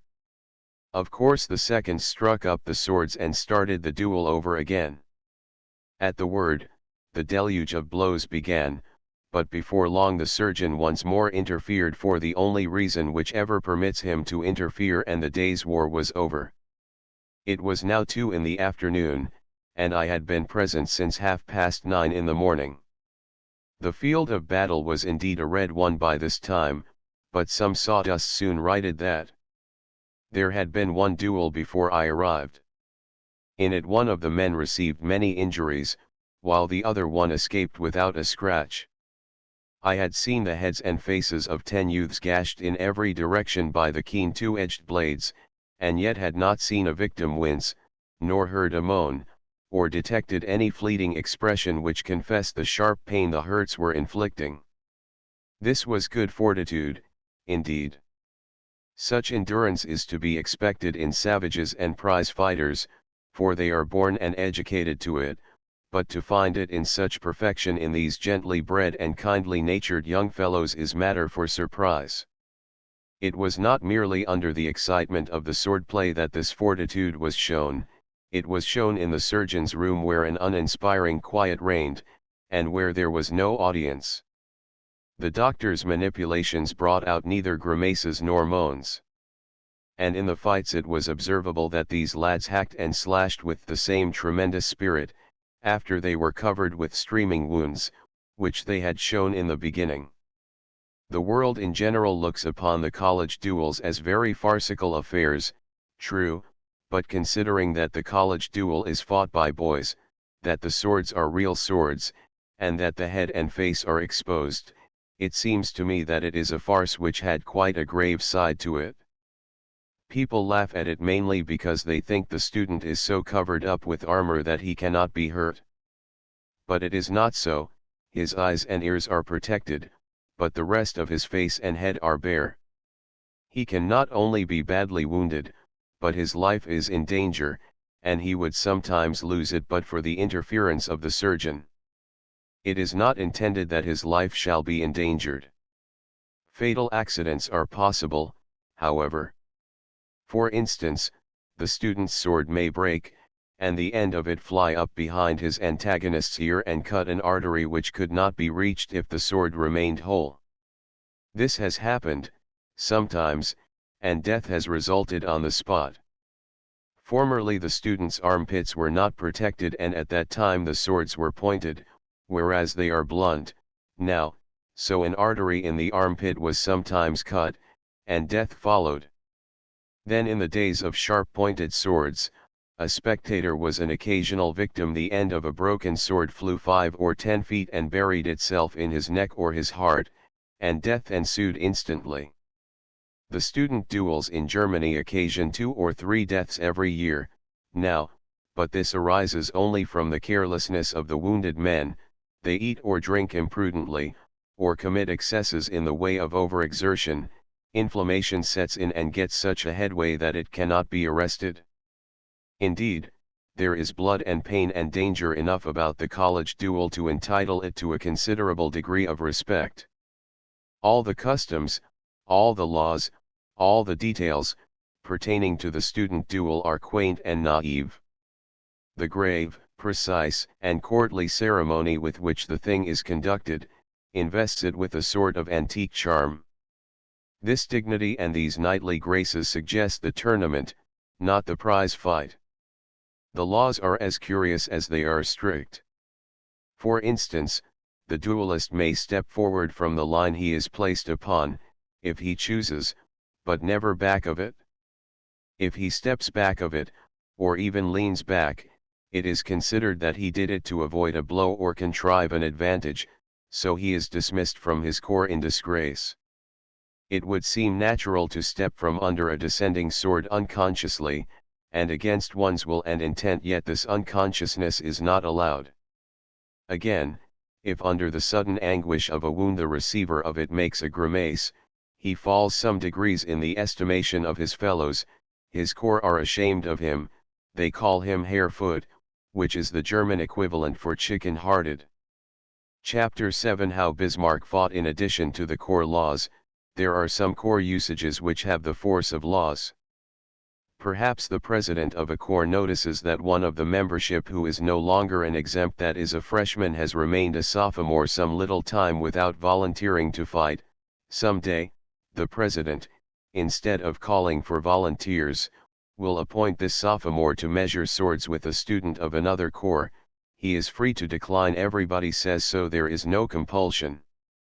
This is all true, but I have not heard of any student who did decline. To decline and still remain in the corps would make him unpleasantly conspicuous, and properly so, since he knew, when he joined, that his main business, as a member, would be to fight. No, there is no law against declining except the law of custom, which is confessedly stronger than written law, everywhere. The 10 men whose duels I had witnessed did not go away when their hurts were dressed, as I had supposed they would, but came back, one after another, as soon as they were free of the surgeon, and mingled with the assemblage in the dueling room. The white-cap student who won the second fight witnessed the remaining 3, and talked with us during the intermissions. He could not talk very well, because his opponent's sword had cut his underlip in two, and then the surgeon had sewed it together and overlaid it with a profusion of white plaster patches. Neither could he eat easily, still he contrived to accomplish a slow and troublesome luncheon while the last duel was preparing. The man who was the worst hurt of all played chess while waiting to see this engagement. A good part of his face was covered with patches and bandages, and all the rest of his head was covered and concealed by them. It is said that the student likes to appear on the street and in other public places in this kind of array, and that this predilection often keeps him out when exposure to rain or sun is a positive danger for him. Newly bandaged students are a very common spectacle in the public gardens of Heidelberg. It is also said that the student is glad to get wounds in the face, because the scars they leave will show so well there, and it is also said that these face wounds are so prized that youths have even been known to pull them apart from time to time and put red wine in them to make them heal badly and leave as ugly a scar as possible. It does not look reasonable, but it is roundly asserted and maintained. Nevertheless, I am sure of one thing: scars are plenty enough in Germany, among the young men, and very grim ones they are, too. They crisscross the face in angry red welts, and are permanent and ineffaceable. Some of these scars are of a very strange and dreadful aspect, and the effect is striking when several such accent the milder ones, which form a city map on a man's face. They suggest the burned district then. We had often noticed that many of the students wore a colored silk band or ribbon diagonally across their breasts. It transpired that this signifies that the wearer has fought 3 duels in which a decision was reached. Duels in which he either whipped or was whipped for drawn battles do not count. One after a student has received his ribbon, he is free, he can cease from fighting, without reproach except someone insult him. His president cannot appoint him to fight, he can volunteer if he wants to, or remain quiescent if he prefers to do so. Statistics show that he does not prefer to remain quiescent. They show that the duel has a singular fascination about it somewhere, for these free men, so far from resting upon the privilege of the badge, are always volunteering. A corps student told me it was of record that Prince Bismarck fought 32 of these duels in a single summer term when he was in college. So he fought 29 after his badge had given him the right to retire from the field.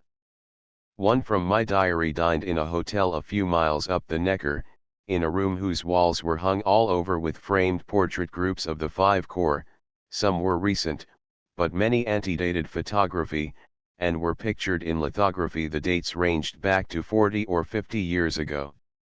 Nearly every individual wore the ribbon across his breast. In one portrait group representing, as each of these pictures did, an entire corps, I took pains to count the ribbons. There were 27 members, and 21 of them wore that significant badge. The statistics may be found to possess interest in several particulars. 2 days in every week are devoted to dueling. The rule is rigid that there must be 3 duels on each of these days. There are generally more, but there cannot be fewer. There were 6 the day I was present, sometimes there are 7 or 8. It is insisted that 8 duels a week, 4 for each of the 2 days, is too low an average to draw a calculation from, but I will reckon from that basis, preferring an understatement to an overstatement of the case. This requires about 480 or 500 duelists a year, for in summer the college term is about 3.5 months, and in winter it is 4 months and sometimes longer. Of the 750 students in the university at the time I am writing of, only 80 belong to the 5 corps, and it is only these corps that do the dueling. Occasionally other students borrow the arms and battleground of the 5 corps in order to settle a quarrel, but this does not happen every dueling day. Consequently 80 youths furnish the material for some 250 duels a year. This average gives 6 fights a year to each of the 80. This large work could not be accomplished if the badge holders stood upon their privilege and ceased to volunteer. 2. They have to borrow the arms because they could not get them elsewhere or otherwise. As I understand it, the public authorities, all over Germany, allow the 5 corps to keep swords, but do not allow them to use them. This law is rigid, it is only the execution of it that is lax. Of course, where there is so much fighting, the students make it a point to keep themselves in constant practice with the foil. One often sees them, at the tables in the castle grounds, using their whips or canes to illustrate some new sword trick which they have heard about, and between the duels, on the day whose history I have been writing, the swords were not always idle. Every now and then we heard a succession of the keen hissing sounds which the sword makes when it is being put through its paces in the air, and this informed us that a student was practicing.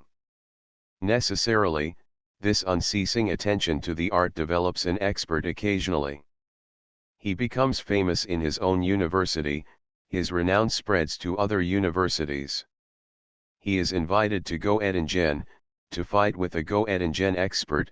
If he is victorious, he will be invited to other colleges, or those colleges will send their experts to him. Americans and Englishmen often join one or another of the 5 corps. A year or 2 ago, the principal Heidelberg expert was a big Kentuckian. He was invited to the various universities and left a wake of victory behind him all about Germany, but at last a little student in Strasbourg defeated him. There was formerly a student in Heidelberg who had picked up somewhere and mastered a peculiar trick of cutting up under instead of cleaving down from above. While the trick lasted, he won in 16 successive duels in his university, but by that time observers had discovered what his charm was, and how to break it, therefore his championship ceased. A rule which forbids social intercourse between members of different corps is strict. In the dueling house, in the parks, on the street, and anywhere and everywhere that the students go, caps of a color group themselves together. If all the tables in a public garden were crowded but one, and that one had 2 red cap students at it and 10 vacant places, the yellow caps, the blue caps, the white caps, and the green caps, seeking seats, would go by that table and not seem to see it, nor seem to be aware that there was such a table in the grounds. The student by whose courtesy we had been enabled to visit the dueling place, wore the white cap Prussian corps. He introduced us to many white caps, but to none of another color. The corps etiquette extended even to us, who were strangers, and required us to group with the white corps only, and speak only with the white corps, while we were their guests, and keep aloof from the caps of the other colors. Once I wished to examine some of the swords, but an American student said, it would not be quite polite, these now in the windows all have red hilts or blue, they will bring in some with white hilts presently, and those you can handle freely. When a sword was broken in the first duel, I wanted a piece of it, but its hilt was the wrong color, so it was considered best and politest to await a proper season. It was brought to me after the room was cleared, and I will now make a life-size sketch of it by tracing a line around it with my pen, to show the width of the weapon.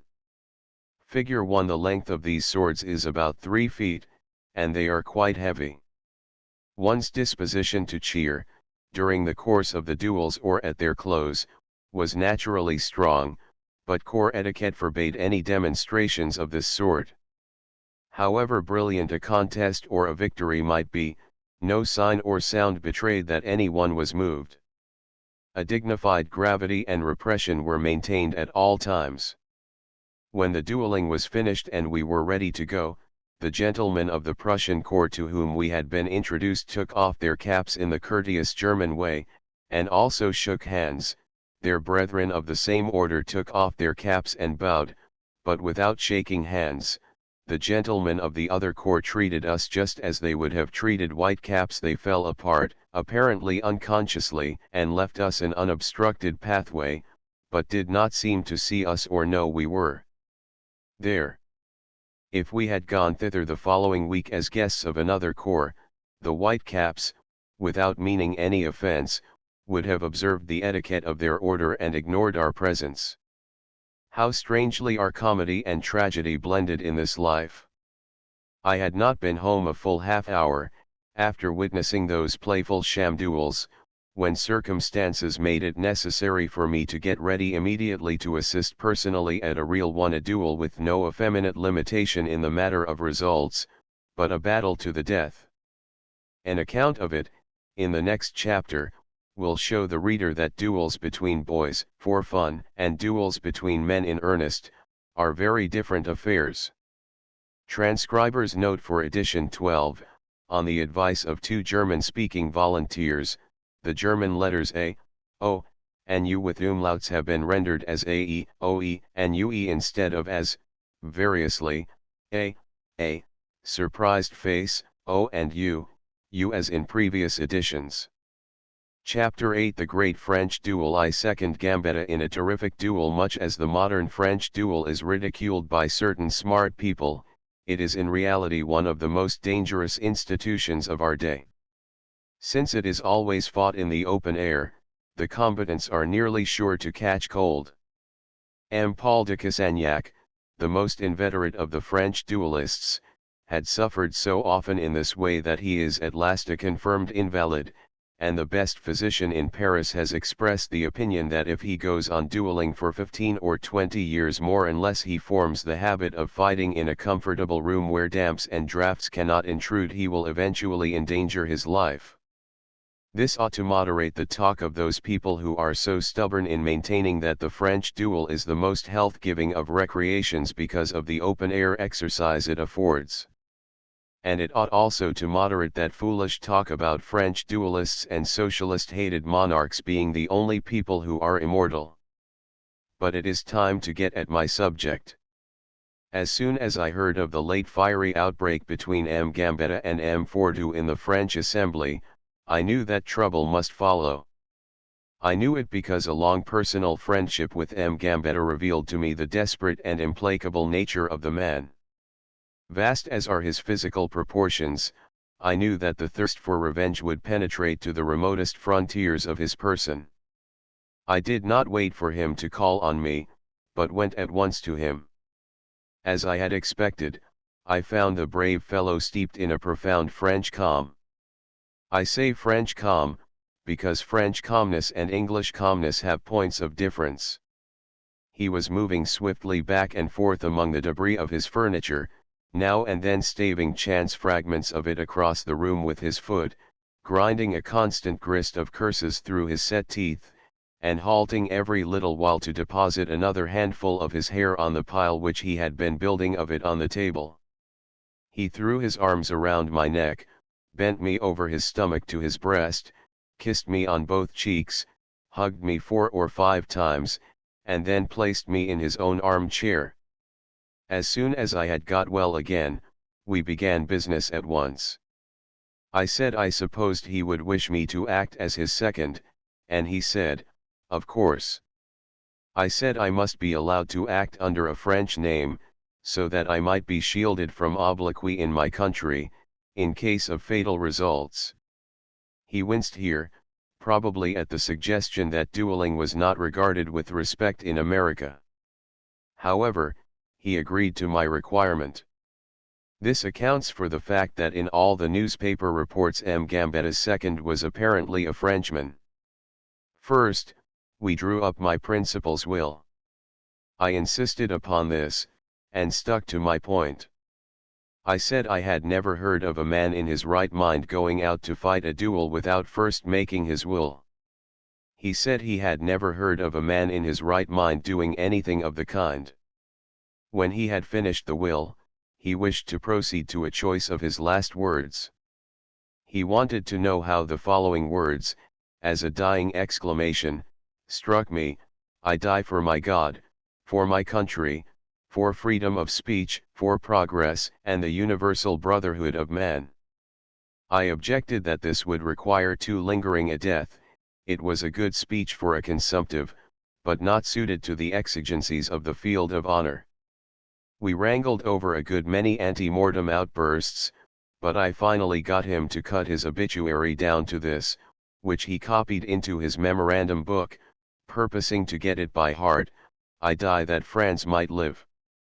I said that this remark seemed to lack relevancy, but he said relevancy was a matter of no consequence. In last words, what you wanted was thrill.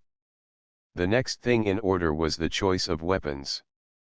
My principal said he was not feeling well, and would leave that and the other details of the proposed meeting to me. Therefore I wrote the following note and carried it to M. Fortou's friend: "Sir, M. Gambetta accepts M. Fortou's challenge, and authorizes me to propose Plessis Piquet as the place of meeting, tomorrow morning at daybreak as the time, and axes as the weapons. I am, sir, with great respect, Mark Twain." M. Fortou's friend read this note, and shuddered. Then he turned to me, and said, with a suggestion of severity in his tone, "Have you considered, sir, what would be the inevitable result of such a meeting as this?" "Well, for instance, what would it be?" "Bloodshed." "That's about the size of it," I said. "Now, if it is a fair question, what was your side proposing to shed?" I had him there. He saw he had made a blunder, so he hastened to explain it away. He said he had spoken jestingly. Then he added that he and his principal would enjoy axes, and indeed prefer them, but such weapons were barred by the French code, and so I must change my proposal. I walked the floor, turning the thing over in my mind, and finally it occurred to me that Gatling guns at 15 paces would be a likely way to get a verdict on the field of honor. So I framed this idea into a proposition.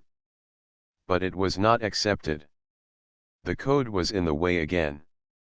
I proposed rifles, then double-barreled shotguns, then Colt's Navy revolvers. These being all rejected, I reflected a while, and sarcastically suggested brickbats at 3/4 of a mile. I always hate to fool away a humorous thing on a person who has no perception of humor, and it filled me with bitterness when this man went soberly away to submit the last proposition to his principal. He came back presently and said his principal was charmed with the idea of brickbats at 3/4 of a mile, but must decline on account of the danger to disinterested parties passing between them. Then I said, "Well, I am at the end of my string, now. Perhaps you would be good enough to suggest a weapon? Perhaps you have even had one in your mind all the time." His countenance brightened, and he said with alacrity, "Oh, without doubt, monsieur." So he fell to hunting in his pockets, pocket after pocket, and he had plenty of them, muttering all the while, "Now, what could I have done with them?" At last he was successful. He fished out of his vest pocket a couple of little things which I carried to the light and ascertained to be pistols. They were single-barreled and silver-mounted, and very dainty and pretty. I was not able to speak for emotion. I silently hung one of them on my watch chain, and returned the other. My companion in crime now unrolled a postage stamp containing several cartridges, and gave me one of them. I asked if he meant to signify by this that our men were to be allowed but one shot apiece. He replied that the French code permitted no more. I then begged him to go and suggest a distance, for my mind was growing weak and confused under the strain which had been put upon it. He named 65 yards. I nearly lost my patience. I said, 65 yards, with these instruments. Squirt guns would be deadlier at 50. Consider, my friend, you and I are banded together to destroy life, not make it eternal. But with all my persuasions, all my arguments, I was only able to get him to reduce the distance to 35 yards, and even this concession he made with reluctance, and said with a sigh, "I wash my hands of this slaughter, on your head be it." There was nothing for me but to go home to my old lion heart and tell my humiliating story. When I entered, M. Gambetta was laying his last lock of hair upon the altar. He sprang toward me, exclaiming, "You have made the fatal arrangements, I see it in your eye." "I have." His face paled a trifle, and he leaned upon the table for support. He breathed thick and heavily for a moment or two, so tumultuous were his feelings, then he hoarsely whispered, "The weapon, the weapon. Quick! What is the weapon?" "This," and I displayed that silver-mounted thing. He cast but one glance at it, then swooned ponderously to the floor. When he came to, he said mournfully, "The unnatural calm to which I have subjected myself has told upon my nerves. But away with weakness. I will confront my fate like a man and a Frenchman." He rose to his feet, and assumed an attitude which for sublimity has never been approached by man, and has seldom been surpassed by statues. Then he said, in his deep bass tones, "Behold, I am calm, I am ready, reveal to me the distance." 35 yards. I could not lift him up, of course, but I rolled him over, and poured water down his back. He presently came to, and said, 35 yards without arrest? But why ask? Since murder was that man's intention, why should he palter with small details? But mark you one thing, in my fall the world shall see how the chivalry of France meets death. After a long silence he asked, was nothing said about that man's family standing up with him, as an offset to my bulk? But no matter, I would not stoop to make such a suggestion. If he is not noble enough to suggest it himself, he is welcome to this advantage, which no honorable man would take. He now sank into a sort of stupor of reflection, which lasted some minutes, after which he broke silence with, "The hour, what is the hour fixed for the collision?" "Dawn, tomorrow." He seemed greatly surprised, and immediately said, "Insanity. I never heard of such a thing. Nobody is abroad at such an hour. That is the reason I named it? Do you mean to say you want an audience? It is no time to bandy words. I am astonished that M. Fordu should ever have agreed to so strange an innovation. Go at once and require a later hour." I ran downstairs, threw open the front door, and almost plunged into the arms of M. Fordu's second. He said, "I have the honor to say that my principal strenuously objects to the hour chosen, and begs you will consent to change it to 9:30. Any courtesy, sir, which it is in our power to extend is at the service of your excellent principal. We agree to the proposed change of time. I beg you to accept the thanks of my client." Then he turned to a person behind him, and said, "You hear, M. Noir, the hour is altered to 9:30. Whereupon M. Noir bowed, expressed his thanks, and went away. My accomplice continued, "If agreeable to you, your chief surgeons and ours shall proceed to the field in the same carriage as is customary." "It is entirely agreeable to me, and I am obliged to you for mentioning the surgeons, for I am afraid I should not have thought of them. How many shall I want?" "I suppose 2 or 3 will be enough." 2 is the customary number for each party. I refer to chief surgeons, but considering the exalted positions occupied by our clients, it will be well and decorous that each of us appoint several consulting surgeons, from among the highest in the profession. These will come in their own private carriages. Have you engaged a hearse? Bless my stupidity, I never thought of it. I will attend to it right away. I must seem very ignorant to you, but you must try to overlook that, because I have never had any experience of such a swell duel as this before. I have had a good deal to do with duels on the Pacific coast, but I see now that they were crude affairs. A hearse show. We used to leave the elected lying around loose, and let anybody cord them up and cart them off that wanted to. Have you anything further to suggest?" Nothing, except that the head undertakers shall ride together, as is usual. The subordinates and mutes will go on foot, as is also usual. I will see you at 8 o'clock in the morning, and we will then arrange the order of the procession. I have the honor to bid you a good day. I returned to my client, who said, "Very well, at what hour is the engagement to begin?" 9:30. Very good indeed. Have you sent the fact to the newspapers? Sir. If after our long and intimate friendship you can for a moment deem me capable of so base a treachery, tut, tut. What words are these, my dear friend? Have I wounded you? Ah, forgive me, I am overloading you with labor.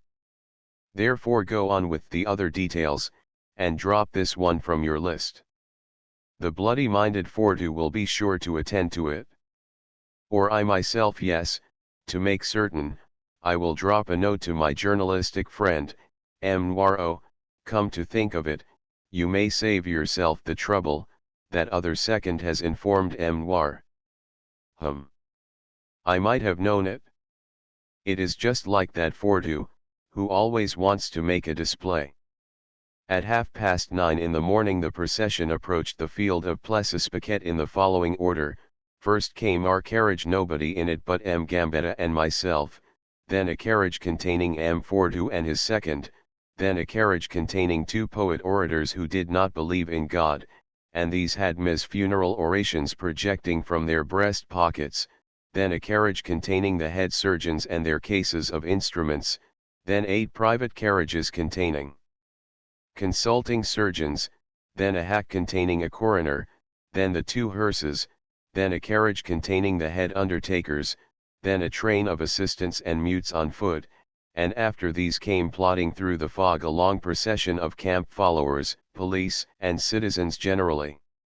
It was a noble turnout, and would have made a fine display if we had had thinner weather.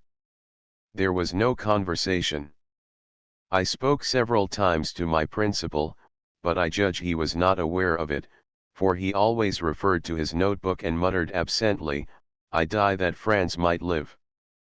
Arrived on the field, my fellow second and I paced off the 35 yards, and then drew lots for choice of position. This latter was but an ornamental ceremony, for all the choices were alike in such weather. These preliminaries being ended, I went to my principal and asked him if he was ready. He spread himself out to his full width, and said in a stern voice, "Ready. Let the batteries be charged." The loading process was done in the presence of duly constituted witnesses. We considered it best to perform this delicate service with the assistance of a lantern, on account of the state of the weather. We now placed our men. At this point the police noticed that the public had massed themselves together on the right and left of the field, they therefore begged a delay, while they should put these poor people in a place of safety. The request was granted. The police having ordered the 2 multitudes to take positions behind the duelists, we were once more ready. The weather growing still more opaque, it was agreed between myself and the other second that before giving the fatal signal we should each deliver a loud whoop to enable the combatants to ascertain each other's whereabouts. I now returned to my principal, and was distressed to observe that he had lost a good deal of his spirit. I tried my best to hearten him. I said, "Indeed, sir, things are not as bad as they seem. Considering the character of the weapons, the limited number of shots allowed, the generous distance, the impenetrable solidity of the fog, and the added fact that one of the combatants is one-eyed and the other cross-eyed and near-sighted, it seems to me that this conflict need not necessarily be fatal. There are chances that both of you may survive. Therefore, cheer up, do not be downhearted." This speech had so good an effect that my principal immediately stretched forth his hand and said, "I am myself again, give me the weapon." I laid it, all lonely and forlorn, in the center of the vast solitude of his palm. He gazed at it and shuddered. and still mournfully contemplating it, he murmured in a broken voice, "Alas, it is not death I dread, but mutilation." I heartened him once more, and with such success that he presently said, "Let the tragedy begin. Stand at my back, do not desert me in this solemn hour, my friend." I gave him my promise. I now assisted him to point his pistol toward the spot where I judged his adversary to be standing, and cautioned him to listen well and further guide himself by my fellow second's whoop. Then I propped myself against M. Gambetta's back, and raised a rousing whoop-ee. This was answered from out the far distances of the fog, and I immediately shouted, "1, 2, 3, fire!" Two little sounds like spit, spit, broke upon my ear, and in the same instant I was crushed to the earth under a mountain of flesh. Bruised as I was still able to catch a faint accent from above, to this effect, "I die for, perdition take it, what is it I die for? Oh, yes, France. I die that France may live." The surgeons swarmed around with their probes in their hands, and applied their microscopes to the whole area of M. Gambetta's person, with the happy result of finding nothing in the nature of a wound. Then a scene ensued which was in every way gratifying and inspiriting. The two gladiators fell upon each other's neck, with floods of proud and happy tears. That other second embraced me, the surgeons, the orators, the undertakers, the police, everybody embraced, everybody congratulated, everybody cried, and the whole atmosphere was filled with praise and with joy unspeakable.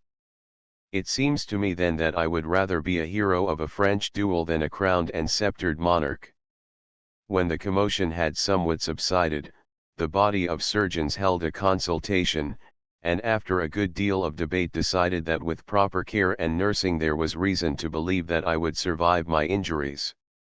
My internal hurts were deemed the most serious, since it was apparent that a broken rib had penetrated my left lung, and that many of my organs had been pressed out so far to one side or the other of where they belonged, that it was doubtful if they would ever learn to perform their functions in such remote and unaccustomed localities.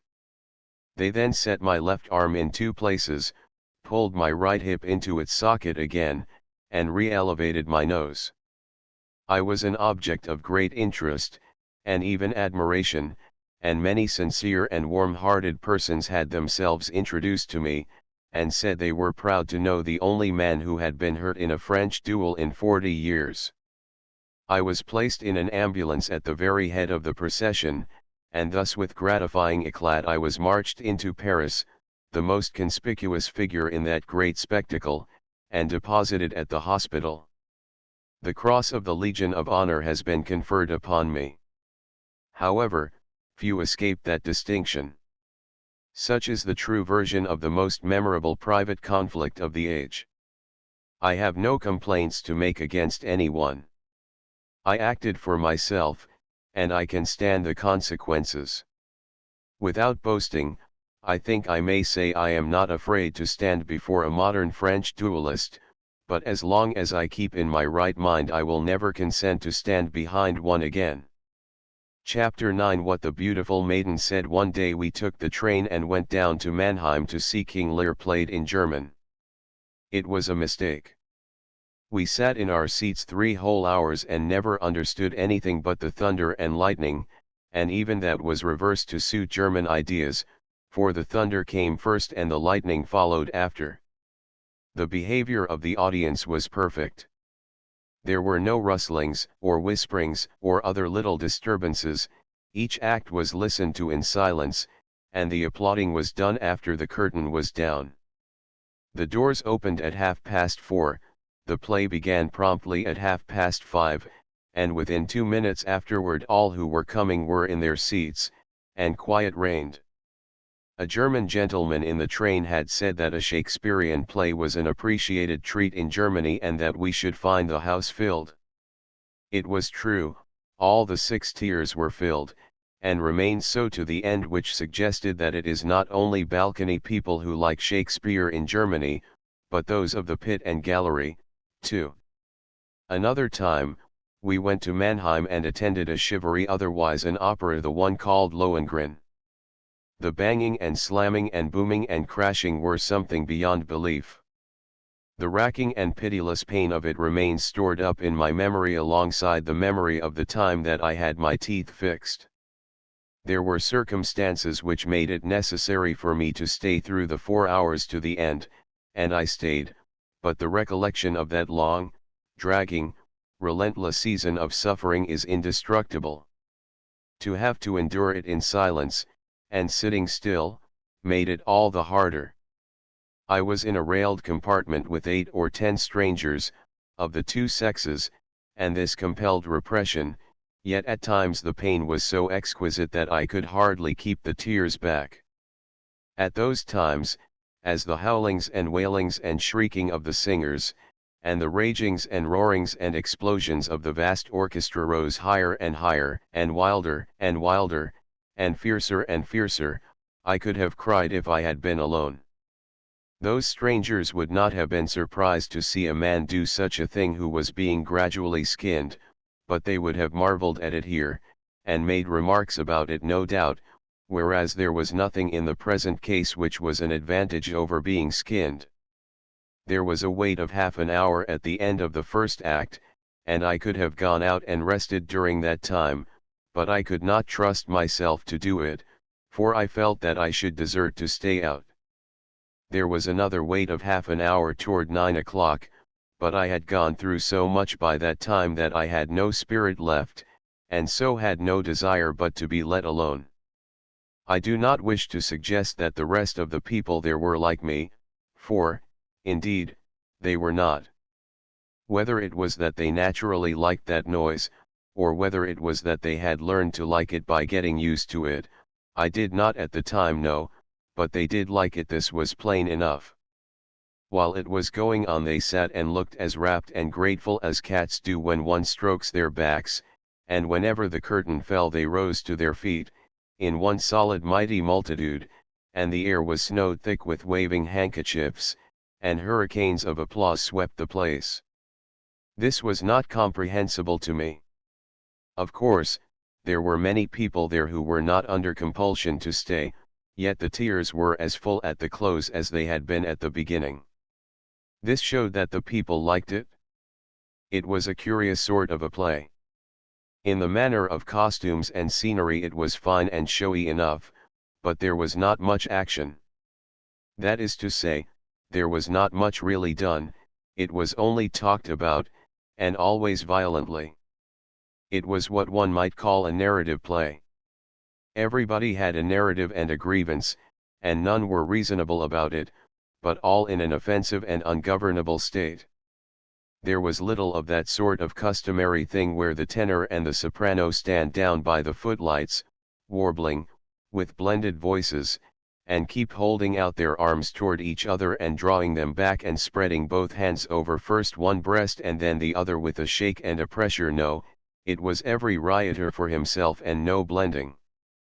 Each sang his indictive narrative in turn, accompanied by the whole orchestra of 60 instruments, and when this had continued for some time, and one was hoping they might come to an understanding and modify the noise, a great chorus composed entirely of maniacs would suddenly break forth, and then during 2 minutes, and sometimes 3, I lived over again all that I suffered the time the orphan asylum burned down. We only had one brief little season of heaven and heaven's sweet ecstasy and peace during all this long and diligent and acrimonious reproduction of the other place. This was while a gorgeous procession of people marched around and around, in the third act, and sang the wedding chorus. To my untutored ear that was music, almost divine music. While my seared soul was steeped in the healing balm of those gracious sounds, it seemed to me that I could almost resuffer the torments which had gone before, in order to be so healed again. There is where the deep ingenuity of the operatic idea is betrayed. It deals so largely in pain that its scattered delights are prodigiously augmented by the contrasts. A pretty air in an opera is prettier there than it could be anywhere else, I suppose, just as an honest man in politics shines more than he would elsewhere. I have since found out that there is nothing the Germans like so much as an opera. They like it, not in a mild and moderate way, but with their whole hearts. This is a legitimate result of habit and education. Our nation will like the opera, too, by and by, no doubt. 1 in 50 of those who attend our operas likes it already, perhaps, but I think a good many of the other 49 go in order to learn to like it, and the rest in order to be able to talk knowingly about it. The latter usually hum the airs while they are being sung, so that their neighbors may perceive that they have been to operas before. The funerals of these do not occur often enough. A gentle, old maidish person and a sweet young girl of 17 sat right in front of us that night at the Mannheim Opera. These people talked, between the acts, and I understood them, though I understood nothing that was uttered on the distant stage. At first they were guarded in their talk, but after they had heard my agent and me conversing in English they dropped their reserve and I picked up many of their little confidences, no, I mean many of her little confidences, meaning the elder party, for the young girl only listened, and gave assenting nods, but never said a word. How pretty she was, and how sweet she was. I wished she would speak. But evidently she was absorbed in her own thoughts, her own young girl dreams, and found a dearer pleasure in silence. But she was not dreaming sleepy dreams, no, she was awake, alive, alert, she could not sit still a moment. She was an enchanting study. Her gown was of a soft white silky stuff that clung to her round young figure like a fish's skin, and it was rippled over with the gracefulest little fringy films of lace. She had deep, tender eyes, with long, curved lashes, and she had peachy cheeks, and a dimpled chin, and such a dear little rosebud of a mouth, and she was so dove-like, so pure, and so gracious, so sweet and so bewitching. For long hours I did mightily wish she would speak. And at last she did, the red lips parted, and out leaps her thought, and with such a guileless and pretty enthusiasm, too, Auntie, I just know I've got 500 fleas on me. That was probably over the average. Yes, it must have been very much over the average. The average at that time in the Grand Duchy of Baden was 45 to a young person, when alone, according to the official estimate of the Home Secretary for that year. The average for older people was shifty and interminable, for whenever a wholesome young girl came into the presence of her elders she immediately lowered their average and raised her own. She became a sort of contribution box. This dear young thing in the theater had been sitting there unconsciously taking up a collection. Many a skinny old being in our neighborhood was the happier and the restfuler for her coming. In that large audience, that night, there were 8 very conspicuous people. These were ladies who had their hats or bonnets on. What a blessed thing it would be if a lady could make herself conspicuous in our theaters by wearing her hat.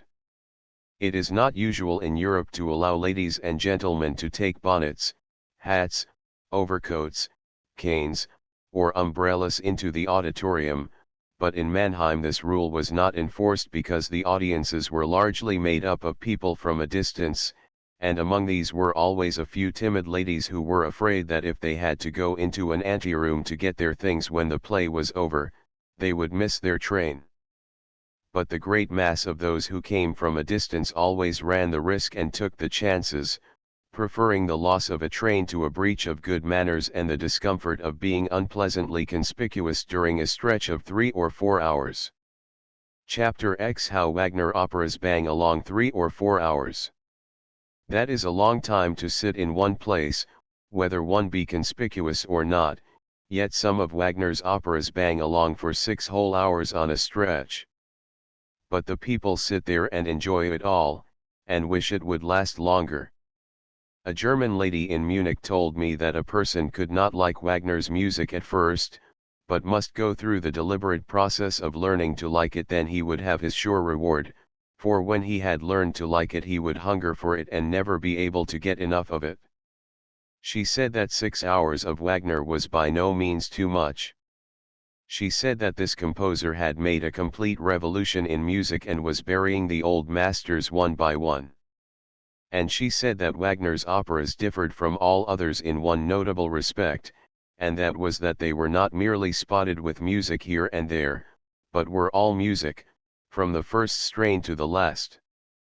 This surprised me. I said I had attended one of his insurrections, and found hardly any music in it except the wedding chorus. She said Lohengrin was noisier than Wagner's other operas, but that if I would keep on going to see it I would find by and by that it was all music, and therefore would then enjoy it.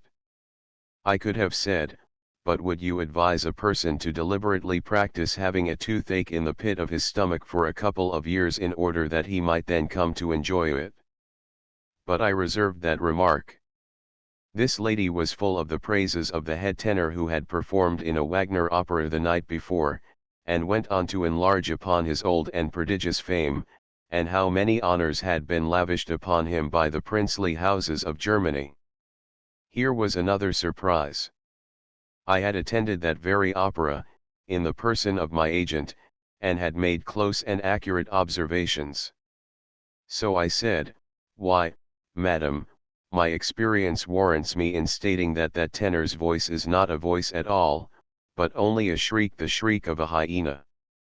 "That is very true," she said, "he cannot sing now, it is already many years that he has lost his voice, but in other times he sang, yes, divinely. So whenever he comes now, you shall see, yes, that the theater will not hold the people. Joel Bagod. His voice is wunderschön in that past time." I said she was discovering to me a kindly trait in the Germans which was worth emulating. I said that over the water we were not quite so generous, that with us, when a singer had lost his voice and a jumper had lost his legs, these parties ceased to draw. I said I had been to the opera in Hanover, once, and in Mannheim once, and in Munich, through my authorized agent, once, and this large experience had nearly persuaded me that the Germans preferred singers who couldn't sing. This was not such a very extravagant speech, either, for that burly Mannheim tenor's praises had been the talk of all Heidelberg for a week before his performance took place, yet his voice was like the distressing noise which a nail makes when you screech it across a window pane. I said so to Heidelberg friends the next day, and they said, in the calmest and simplest way, that that was very true, but that in earlier times his voice had been wonderfully fine. And the tenor in Hanover was just another example of this sort. The English-speaking German gentleman who went with me to the opera there was brimming with enthusiasm over that tenor. He said, "Ach God, a great man. You shall see him. He is so celebrate in all Germany, and he has a pension, yes, from the government. He not obliged to sing now, only twice every year, but if he not sing twice each year they take him his pension away." Very well, we went. When the renowned old tenor appeared, I got a nudge and an excited whisper, "Now you see him." But the celebrate was an astonishing disappointment to me. If he had been behind a screen I should have supposed they were performing a surgical operation on him. I looked at my friend. To my great surprise he seemed intoxicated with pleasure, his eyes were dancing with eager delight. When the curtain at last fell, he burst into the stormiest applause, and kept it up as did the whole house until the afflictive tenor had come 3 times before the curtain to make his bow. While the glowing enthusiast was swabbing the perspiration from his face, I said, "I don't mean the least harm, but really, now, do you think he can sing?" "Him? No. Gott im Himmel, aber, how he has been able to sing 25 years ago."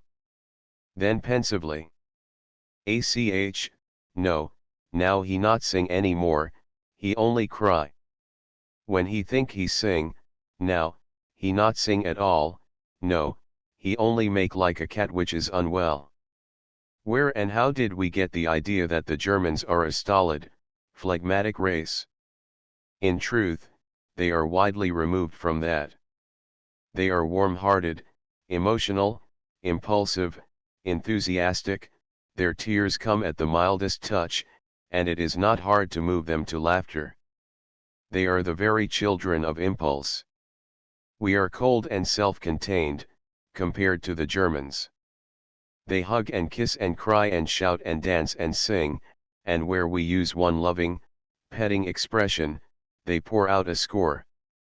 Their language is full of endearing diminutives, nothing that they love escapes the application of a petting diminutive, neither the house, nor the dog, nor the horse, nor the grandmother, nor any other creature, animate or inanimate. In the theaters at Hanover, Hamburg, and Mannheim, they had a wise custom. The moment the curtain went up, the light in the body of the house went down. The audience sat in the cool gloom of a deep twilight, which greatly enhanced the glowing splendors of the stage. It saved gas, too, and people were not sweated to death. When I saw King Lear played, nobody was allowed to see a scene shifted, if there was nothing to be done but slide a forest out of the way and expose a temple beyond. One did not see that forest split itself in the middle and go shrieking away, with the accompanying disenchanting spectacle of the hands and heels of the impelling impulse. No, the curtain was always dropped for an instant, one heard not the least movement behind it, but when it went up, the next instant, the forest was gone. Even when the stage was being entirely reset, one heard no noise. During the whole time that King Lear was playing, the curtain was never down 2 minutes at any one time. The orchestra played until the curtain was ready to go up for the first time, then they departed for the evening. Where the stage waits never reach 2 minutes, there is no occasion for music. I had never seen this 2-minute business between acts but once before, and that was when the Choron was played at Wallach's. I was at a concert in Munich one night, the people were streaming in, the clock hand pointed to 7, the music struck up, and instantly all movement in the body of the house ceased. Nobody was standing, or walking up the aisles, or fumbling with a seat, the stream of incomers had suddenly dried up at its source.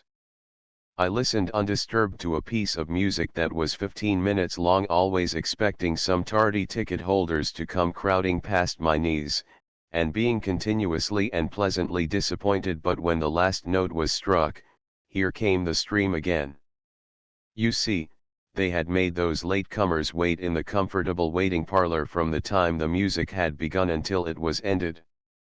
It was the first time I had ever seen this sort of criminals denied the privilege of destroying the comfort of a house full of their betters. Some of these were pretty fine birds, but no matter, they had to tarry outside in the long parlor under the inspection of a double rank of liveried footmen and waiting maids who supported the two walls with their backs and held the wraps and traps of their masters and mistresses on their arms. We had no footmen to hold our things, and it was not permissible to take them into the concert room, but there were some men and women to take charge of them for us. They gave us checks for them and charged a fixed price, payable in advance 5 cents. In Germany they always hear one thing at an opera which has never yet been heard in America, perhaps I mean the closing strain of a fine solo or duet. We always smash into it with an earthquake of applause. The result is that we rob ourselves of the sweetest part of the treat. We get the whiskey, but we don't get the sugar in the bottom of the glass. Our way of scattering applause along through an act seems to me to be better than the Mannheim way of saving it all up till the act is ended. I do not see how an actor can forget himself and portray hot passion before a cold still audience. I should think he would feel foolish. It is a pain to me to this day, to remember how that old German Lear raged and wept and howled around the stage, with never a response from that hushed house, never a single outburst till the act was ended. To me there was something unspeakably uncomfortable in the solemn dead silences that always followed this old person's tremendous outpourings of his feelings. I could not help putting myself in his place. I thought I knew how sick and flat he felt during those silences, because I remembered a case which came under my observation once, and which but I will tell the incident. One evening on board a Mississippi steamboat, a boy of 10 years lay asleep in a berth, a long, slim-legged boy. He was, encased in quite a short shirt. It was the first time he had ever made a trip on a steamboat, and so he was troubled and scared, and had gone to bed with his head filled with impending snaggings, and explosions, and conflagrations, and sudden death. About 10 o'clock some 20 ladies were sitting around about the ladies' saloon, quietly reading, sewing, embroidering, and so on, and among them sat a sweet, benignant old dame with round spectacles on her nose and her busy knitting needles in her hands. Now all of a sudden, into the midst of this peaceful scene burst that slim-shanked boy in the brief shirt, wild-eyed, erect-haired, and shouting, "Fire, fire! Jump and run, the boat's afire and there ain't a minute to lose." All those ladies looked sweetly up and smiled, nobody stirred. The old lady pulled her spectacles down, looked over them, and said, gently, "But you mustn't catch cold, child. Run and put on your breastpin, and then come and tell us all about it." It was a cruel chill to give to a poor little devil's gushing vehemence. He was expecting to be a sort of hero, the creator of a wild panic, and here everybody sat and smiled a mocking smile, and an old woman made fun of his bugbear. I turned and crept away, for I was that boy and never even cared to discover whether I had dreamed the fire or actually seen it. I am told that in a German concert or opera, they hardly ever encore a song, that though they may be dying to hear it again, their good breeding usually preserves them against requiring the repetition. Kings may encore, that is quite another matter. It delights everybody to see that the king is pleased, and as to the actor encored, his pride and gratification are simply boundless. Still, there are circumstances in which even a royal encore, but it is better to illustrate. The King of Bavaria is a poet, and has a poet's eccentricities, with the advantage over all other poets of being able to gratify them, no matter what form they may take. He is fond of opera, but not fond of sitting in the presence of an audience. Therefore, it has sometimes occurred, in Munich, that when an opera has been concluded and the players were getting off their paint and finery, a command has come to them to get their paint and finery on again. Presently the king would arrive, solitary and alone, and the players would begin at the beginning and do the entire opera over again, with only that one individual in the vast solemn theatre for audience. Once he took an odd freak into his head. High up and out of sight, over the prodigious stage of the court theatre, is a maze of interlacing water pipes, so pierced that in case of fire, innumerable little thread-like streams of water can be caused to descend, and in case of need, this discharge can be augmented to a pouring flood. American managers might want to make a note of that. The king was sole audience. The opera proceeded. It was a piece with a storm in it. The mimic thunder began to mutter, the mimic wind began to wail and sough, and the mimic rain to patter. The king's interest rose higher and higher, it developed into enthusiasm. He cried out, "It is very, very good, indeed. But I will have real rain. Turn on the water." The manager pleaded for a reversal of the command, said it would ruin the costly scenery and the splendid costumes, but the king cried, "No matter, no matter, I will have real rain. Turn on the water." So the real rain was turned on and began to descend in gossamer lances to the mimic flower beds and gravel walks of the stage. The richly dressed actresses and actors tripped about singing bravely and pretending not to mind it. The king was delighted, his enthusiasm grew higher. He cried out, "Bravo, bravo! More thunder! More lightning! Turn on more rain!" The thunder boomed, the lightning glared, the storm winds raged, the deluge poured down. The mimic royalty on the stage, with their soaked satins clinging to their bodies, slopped about ankle-deep in water, warbling their sweetest and best. The fiddlers under the eaves of the stage sawed away for dear life, with the cold overflow spouting down the backs of their necks, and the dry and happy king sat in his lofty box and wore his gloves to ribbons applauding. "More yet," cried the king, "more yet, let loose all the thunder, turn on all the water. I will hang the man that raises an umbrella." When this most tremendous and effective storm that had ever been produced in any theatre was at last over, the king's approbation was measureless. He cried, "Magnificent, magnificent! Encore! Do it again!" But the manager succeeded in persuading him to recall the encore, and said the company would feel sufficiently rewarded and complimented in the mere fact that the encore was desired by His Majesty, without fatiguing him with a repetition to gratify their own vanity. During the remainder of the act the lucky performers were those whose parts required changes of dress, the others were a soaked, bedraggled, and uncomfortable lot, but in the last degree picturesque. The stage scenery was ruined, trapdoors were so swollen that they wouldn't work for a week afterward, the fine costumes were spoiled, and no end of minor damages were done by that remarkable storm. It was a royal idea that storm and royally carried out. But observe the moderation of the king, he did not insist upon his encore. If he had been a gladsome, unreflecting American opera audience, he probably would have had his storm repeated and repeated until he drowned all those people. Chapter 11 I paint a Turner. The summer days passed pleasantly in Heidelberg.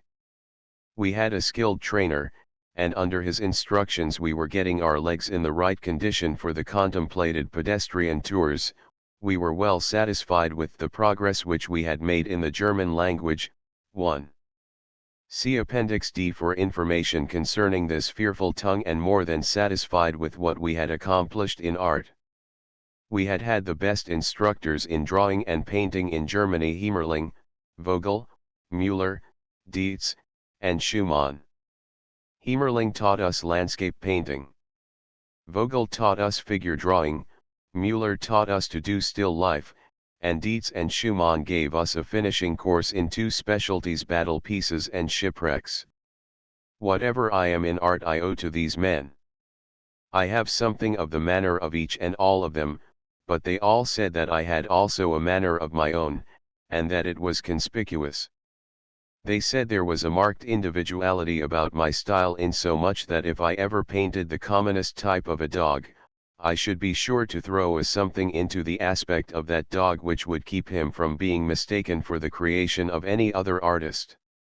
Secretly I wanted to believe all these kind sayings, but I could not. I was afraid that my master's partiality for me, and pride in me, biased their judgment. So I resolved to make a test. Privately, and unknown to anyone, I painted my great picture, Heidelberg Castle, illuminated my first really important work in oils, and had it hung up in the midst of a wilderness of oil pictures in the art exhibition, with no name attached to it. To my great gratification it was instantly recognized as mine. All the town flocked to see it, and people even came from neighboring localities to visit it. It made more stir than any other work in the exhibition. But the most gratifying thing of all was, that chance strangers, passing through, who had not heard of my picture, were not only drawn to it, as by a lodestone, the moment they entered the gallery, but always took it for a Turner. Apparently nobody had ever done that. There were ruined castles on the overhanging cliffs and crags all the way.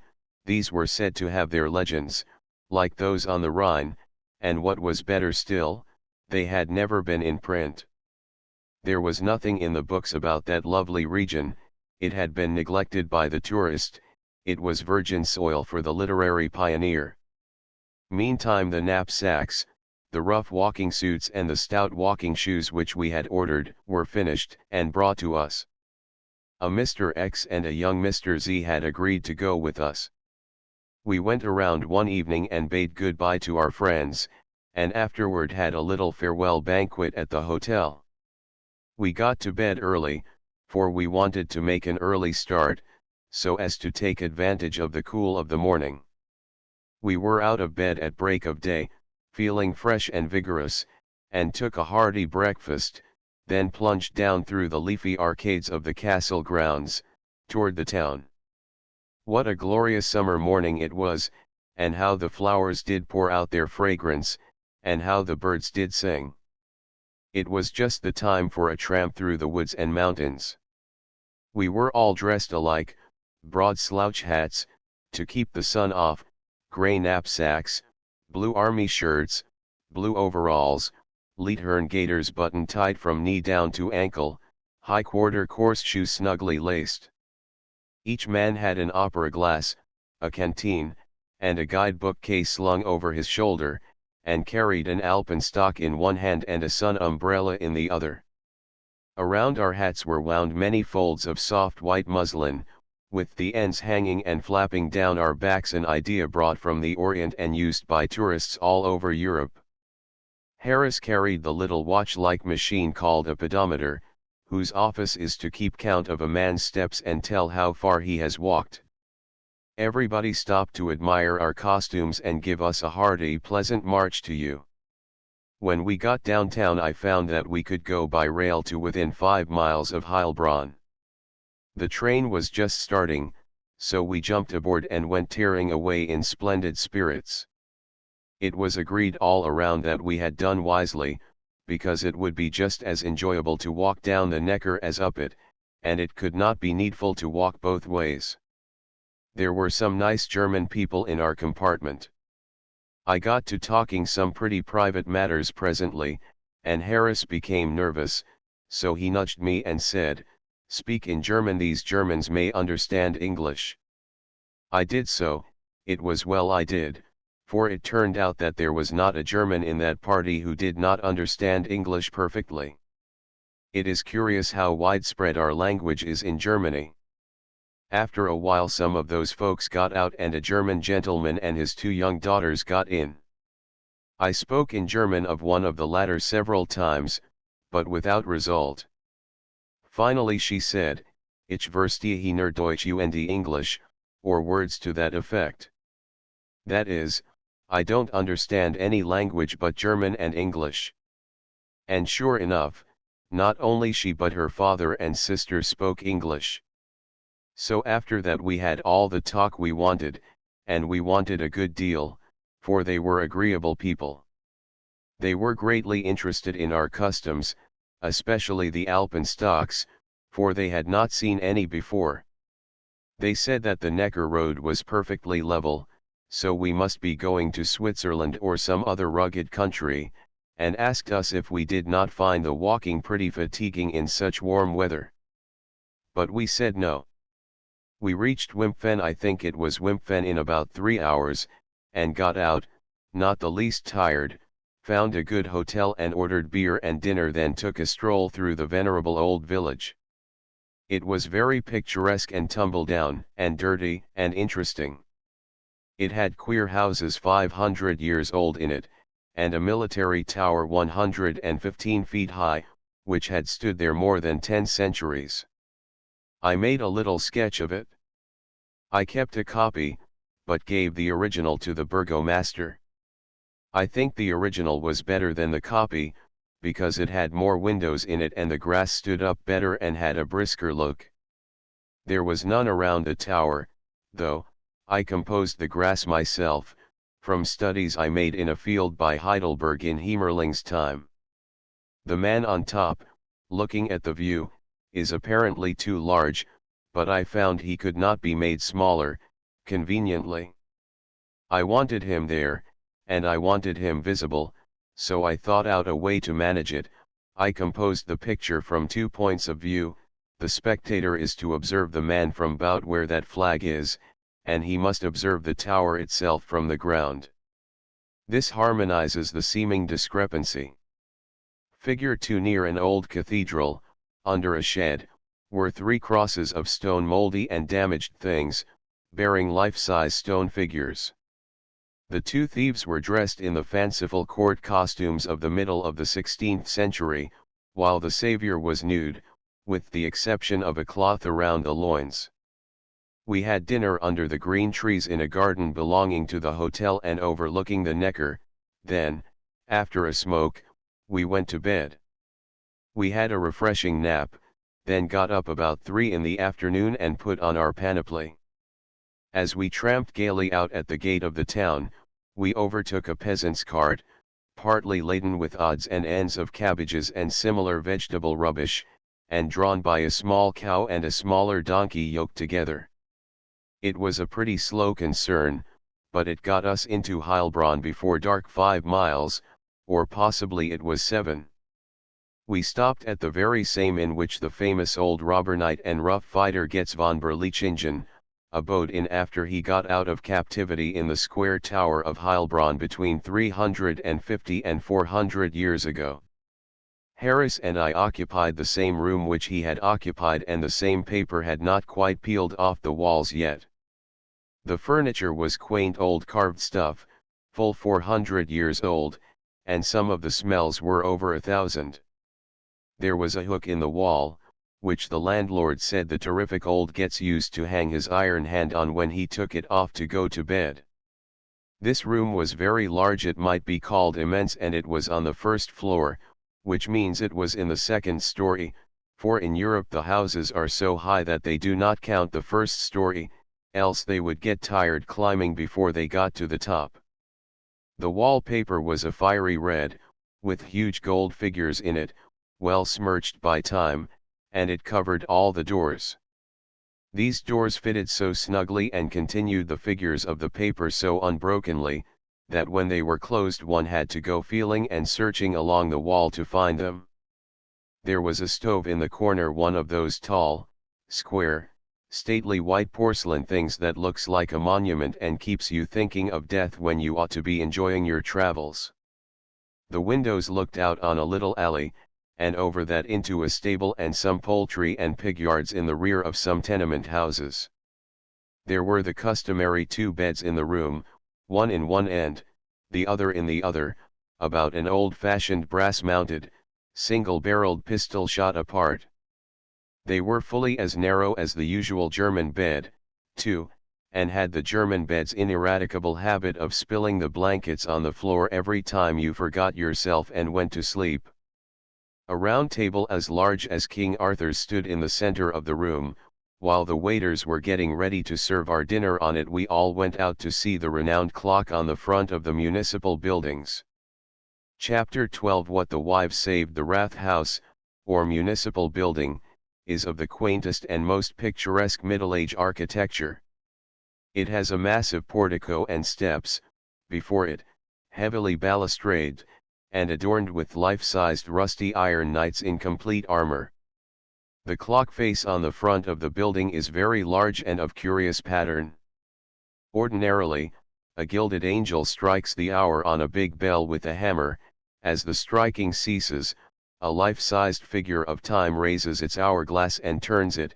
2 golden rams advance and butt each other, a gilded cock lifts its wings, but the main features are 2 great angels, who stand on each side of the dial with long horns at their lips.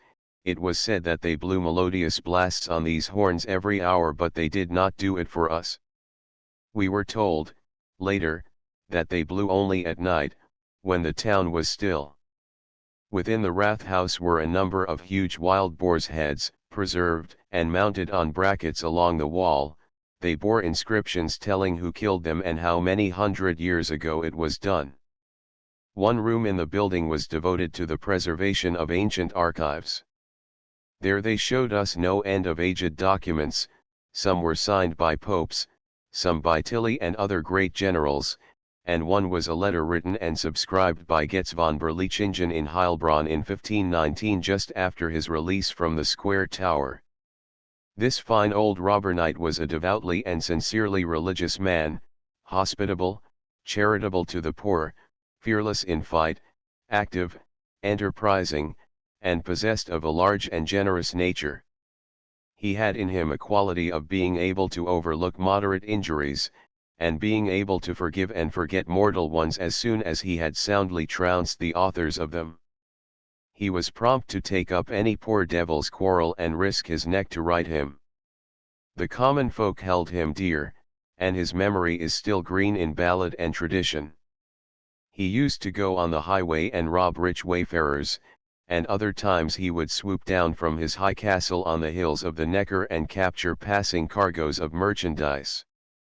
In his memoirs he piously thanks the giver of all good for remembering him in his needs and delivering sundry such cargoes into his hands at times when only special providences could have relieved him. He was a doughty warrior and found a deep joy in battle. In an assault upon a stronghold in Bavaria when he was only 23 years old, his right hand was shot away, but he was so interested in the fight that he did not observe it for a while. He said that the iron hand which was made for him afterward, and which he wore for more than half a century, was nearly as clever a member as the fleshy one had been. I was glad to get a facsimile of the letter written by this fine old German Robin Hood, though I was not able to read it. He was a better artist with his sword than with his pen. We went down by the river and saw the square tower. It was a very venerable structure, very strong, and very ornamental. There was no opening near the ground. They had to use a ladder to get into it, no doubt. We visited the principal church, also a curious old structure, with a tower-like spire adorned with all sorts of grotesque images. The inner walls of the church were placarized with large mural tablets of copper, bearing engraved inscriptions celebrating the merits of old Heilbronn worthies of 2 or 3 centuries ago, and also bearing rudely painted effigies of themselves and their families tricked out in the queer costumes of those days. The head of the family sat in the foreground, and beyond him extended a sharply receding and diminishing row of sons, facing him sat his wife, and beyond her extended a low row of diminishing daughters. The family was usually large, but the perspective bad. Then we hired the hack and the horse which Getz von Berlichingen used to use, and drove several miles into the country to visit the place called Weibertrue Wife's Fidelity, I suppose it means.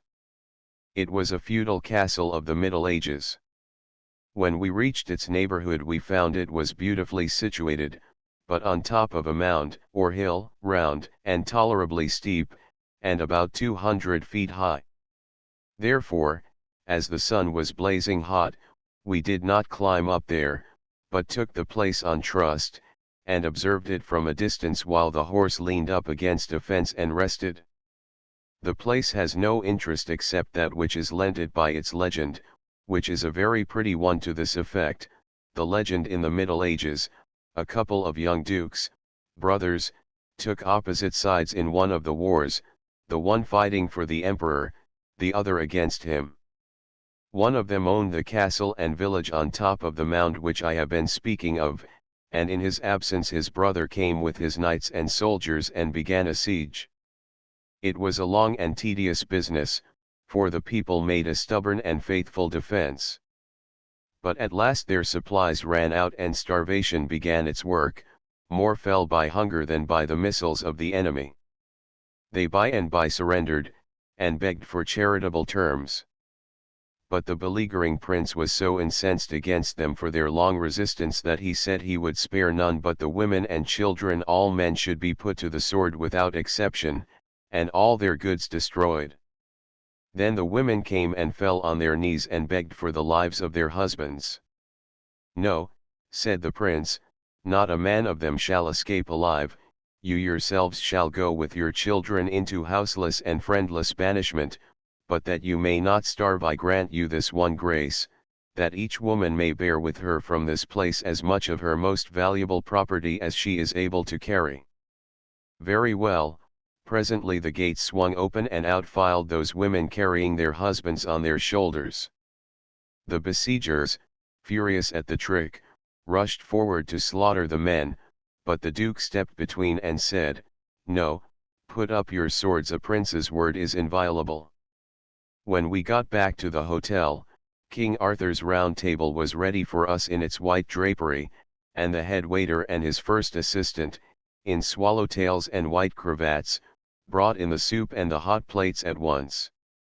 Mr. X had ordered the dinner, and when the wine came on, he picked up a bottle, glanced at the label, and then turned to the grave, the melancholy, the sepulchral head waiter and said it was not the sort of wine he had asked for. The head waiter picked up the bottle, cast his undertaker eye on it and said, "It is true, I beg pardon." Then he turned on his subordinate and calmly said, "Bring another label." At the same time he slid the present label off with his hand and laid it aside. It had been newly put on, its paste was still wet. When the new label came, he put it on, our French wine being now turned into German wine, according to desire. The head waiter went blandly about his other duties, as if the working of this sort of miracle was a common and easy thing to him. Mr. X said he had not known, before, that there were people honest enough to do this miracle in public, but he was aware that thousands upon thousands of labels were imported into America from Europe every year, to enable dealers to furnish to their customers in a quiet and inexpensive way all the different kinds of foreign wines they might require. We took a turn around the town after dinner and found it fully as interesting in the moonlight as it had been in the daytime. The streets were narrow and roughly paved, and there was not a sidewalk or a street lamp anywhere. The dwellings were centuries old, and vast enough for hotels. They widened all the way up, the stories projected further and further forward and aside as they ascended, and the long rows of lighted windows, filled with little bits of panes, curtained with figured white muslin and adorned outside with boxes of flowers, made a pretty effect. The moon was bright, and the light and shadow very strong, and nothing could be more picturesque than those curving streets, with their rows of huge high gables leaning far over toward each other in a friendly gossiping way, and the crowds below drifting through the alternating blots of gloom and mellow bars of moonlight. Nearly everybody was abroad, chatting, singing, romping, or massed in lazy comfortable attitudes in the doorways. In one place there was a public building which was fenced about with a thick, rusty chain, which sagged from post to post in a succession of low swings. The pavement, here, was made of heavy blocks of stone. In the glare of the moon a party of barefooted children were swinging on those chains and having a noisy good time.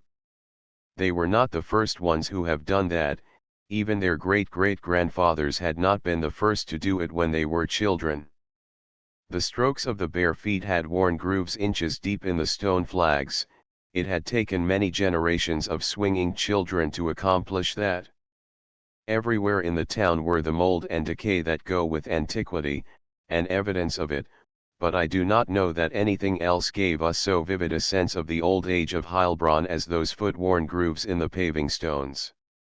Chapter 13 My long crawl in the dark. When we got back to the hotel I wound and set the pedometer and put it in my pocket, for I was to carry it next day and keep record of the miles we made.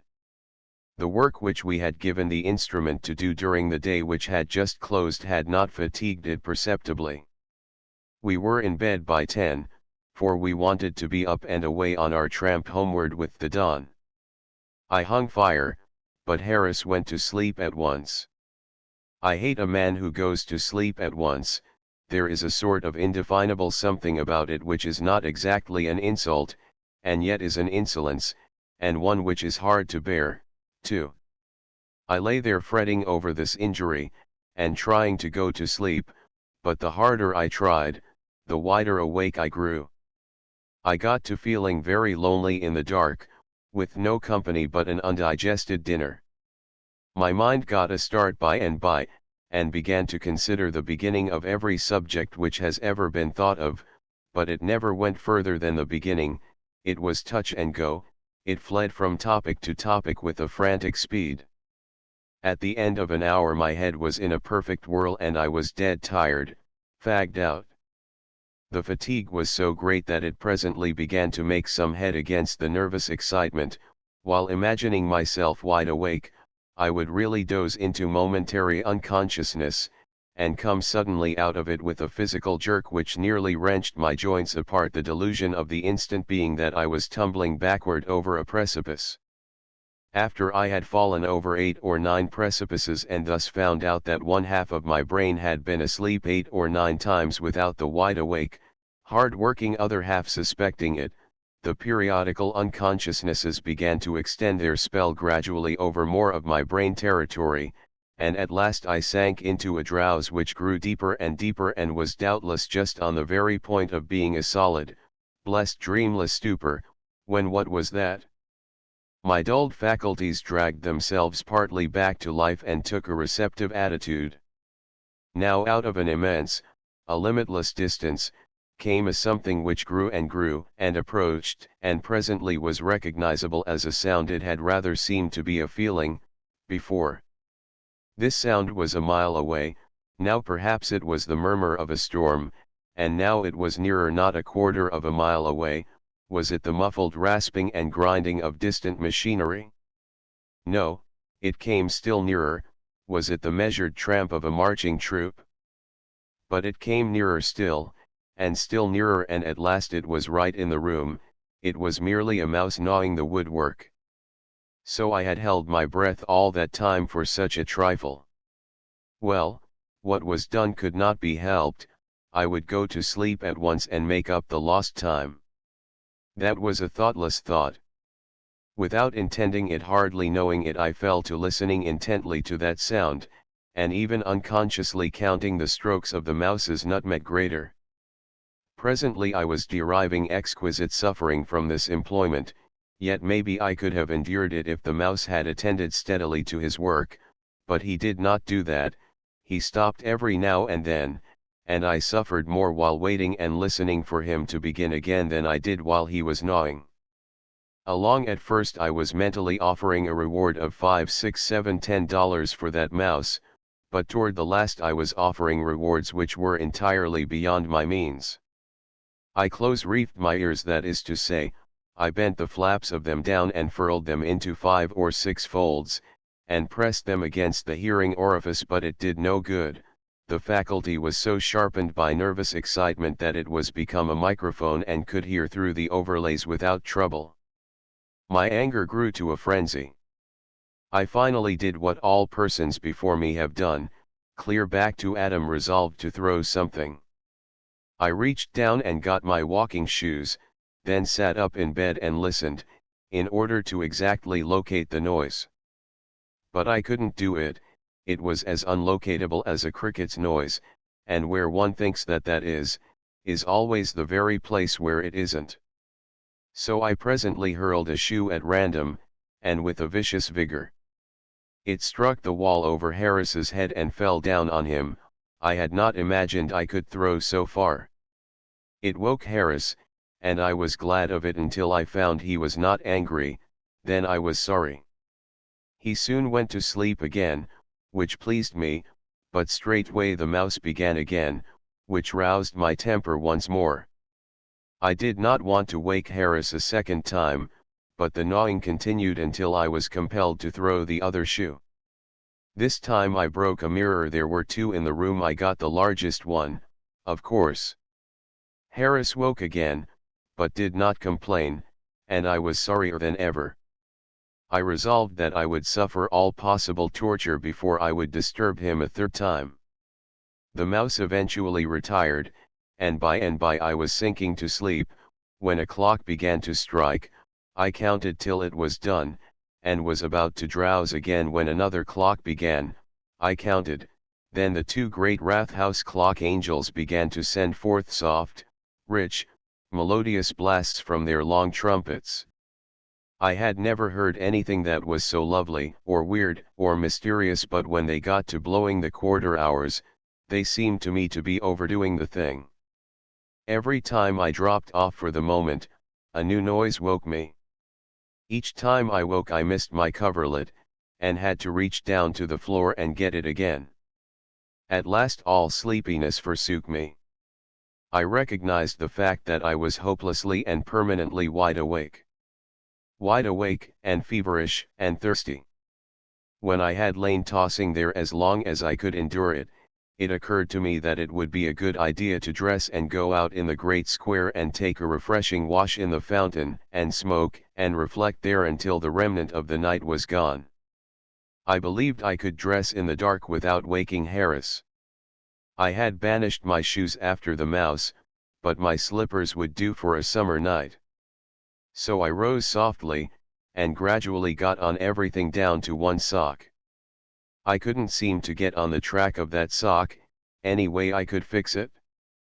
But I had to have it, so I went down on my hands and knees, with one slipper on and the other in my hand, and began to paw gently around and rake the floor, but with no success. I enlarged my circle, and went on pawing and raking. With every pressure of my knee, how the floor creaked. And every time I chanced to rake against any article, it seemed to give out 35 or 36 times more noise than it would have done in the daytime. In those cases I always stopped and held my breath till I was sure Harris had not awakened, then I crept along again. I moved on, but I could not find the sock, I could not seem to find anything but furniture. I could not remember that there was much furniture in the room when I went to bed, but the place was alive with it now, especially chairs. Chairs everywhere. Had a couple of families moved in the meantime?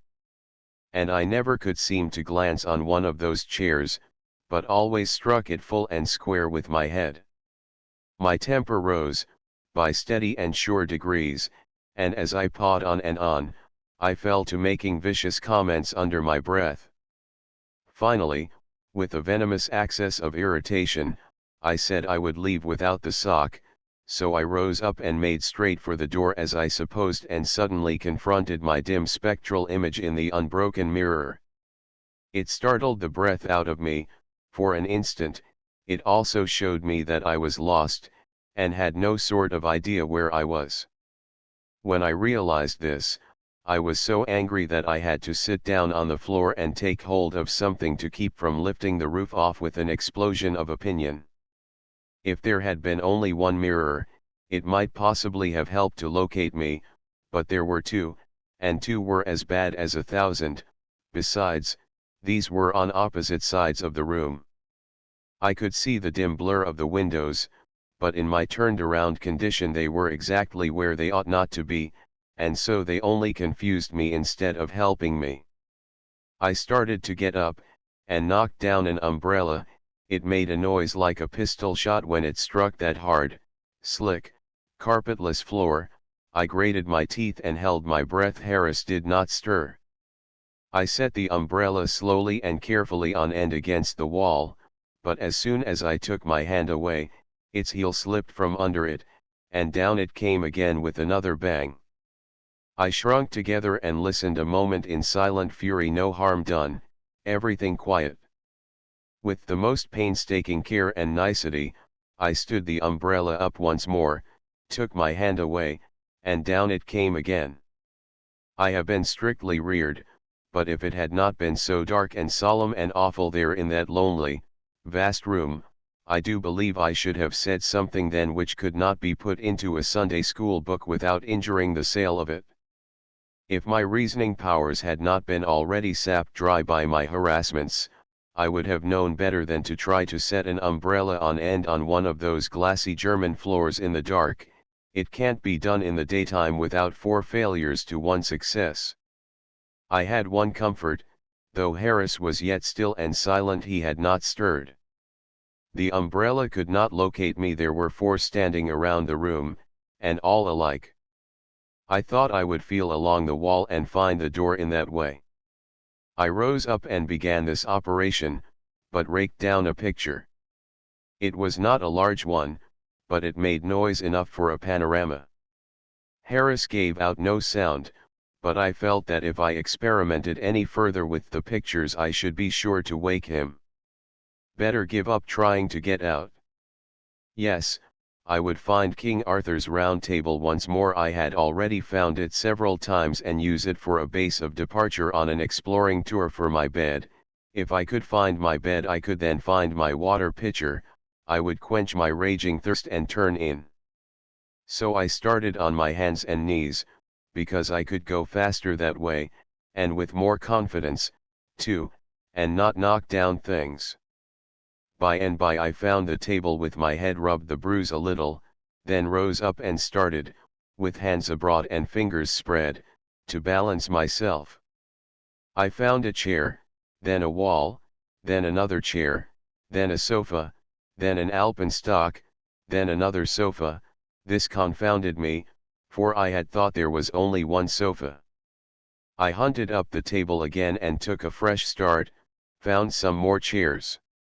It occurred to me, now, as it ought to have done before, that as the table was round, it was therefore of no value as a base to aim from, so I moved off once more, and at random among the wilderness of chairs and sofas wandering off into unfamiliar regions, and presently knocked a candlestick and knocked off a lamp, grabbed at the lamp and knocked off a water pitcher with a rattling crash, and thought to myself, I've found you at last. I judged I was close upon you. Harris shouted murder, and thieves, and finished with I'm absolutely drowned. The crash had roused the house. Mr. X pranced in his long night garment, with a candle, young Z after him with another candle. A procession swept in at another door, with candles and lanterns, landlord and two German guests in their nightgowns and a chambermaid in hers. I looked around. I was at Harris's bed, a Sabbath day's journey from my own. There was only one sofa, it was against the wall. There was only one chair where a body could get at it. I had been revolving around it like a planet, and colliding with it like a comet half the night. I explained how I had been employing myself, and why. Then the landlord's party left, and the rest of us set about our preparations for breakfast, for the dawn was ready to break. I glanced furtively at my pedometer, and found I had made 47 miles. But I did not care, for I had come out for a pedestrian tour anyway. Chapter 14 Rafting down the Neckar. When the landlord learned that I and my agents were artists, our party rose perceptibly in his esteem. We rose still higher when he learned that we were making a pedestrian tour of Europe. He told us all about the Heidelberg Road, and which were the best places to avoid and which the best ones to tarry at. He charged me less than cost for the things I broke in the night. He put up a fine luncheon for us and added to it a quantity of great light green plums, the pleasantest fruit in Germany. He was so anxious to do us honor that he would not allow us to walk out of Heilbronn, but called up Getz von Berlichingen's horse and cab and made us ride. I made a sketch of the turnout. It is not a work, it is only what artists call a study, a thing to make a finished picture from. This sketch has several blemishes in it. For instance, the wagon is not traveling as fast as the horse is. This is wrong. Again, the person trying to get out of the way is too small, he is out of perspective, as we say. The two upper lines are not the horse's back, they are the reins. There seems to be a wheel missing. This would be corrected in a finished work, of course. This thing flying out behind is not a flag, it is a curtain. That other thing up there is the sun, but I didn't get enough distance on it. I do not remember, now, what that thing is that is in front of the man who is running, but I think it is a haystack or a woman. This study was exhibited in the Paris Salon of 1879, but did not take any medal. They do not give medals for studies. We discharged the carriage at the bridge. The river was full of logs, long, slender, barkless pine logs, and we leaned on the rails of the bridge, and watched the men put them together into rafts. These rafts were of a shape and construction to suit the crookedness and extreme narrowness of the Neckar. They were from 50 to 100 yards long, and they gradually tapered from a 9-log breadth at their sterns, to a 3-log breadth at their bow ends. The main part of the steering is done at the bow, with a pole. The 3-log breadth there furnishes room for only the steersman, for these little logs are not larger around than an average young lady's waist. The connections of the several sections of the raft are slack and pliant, so that the raft may be readily bent into any sort of curve required by the shape of the river. The necker is in many places so narrow that a person can throw a dog across it, if he has one. When it is also sharply curved in such places, the raftsman has to do some pretty nice snug piloting to make the turns. The river is not always allowed to spread over its whole bed, which is as much as 30, and sometimes 40 yards wide, but is split into 3 equal bodies of water, by stone dikes which throw the main volume, depth, and current into the central one. In low water these neat narrow-edged dikes project 4 or 5 inches above the surface, like the comb of a submerged roof, but in high water they are overflowed. A hatful of rain makes high water in the necker, and a basketful produces an overflow. There are dikes abreast the Schloss Hotel, and the current is violently swift at that point.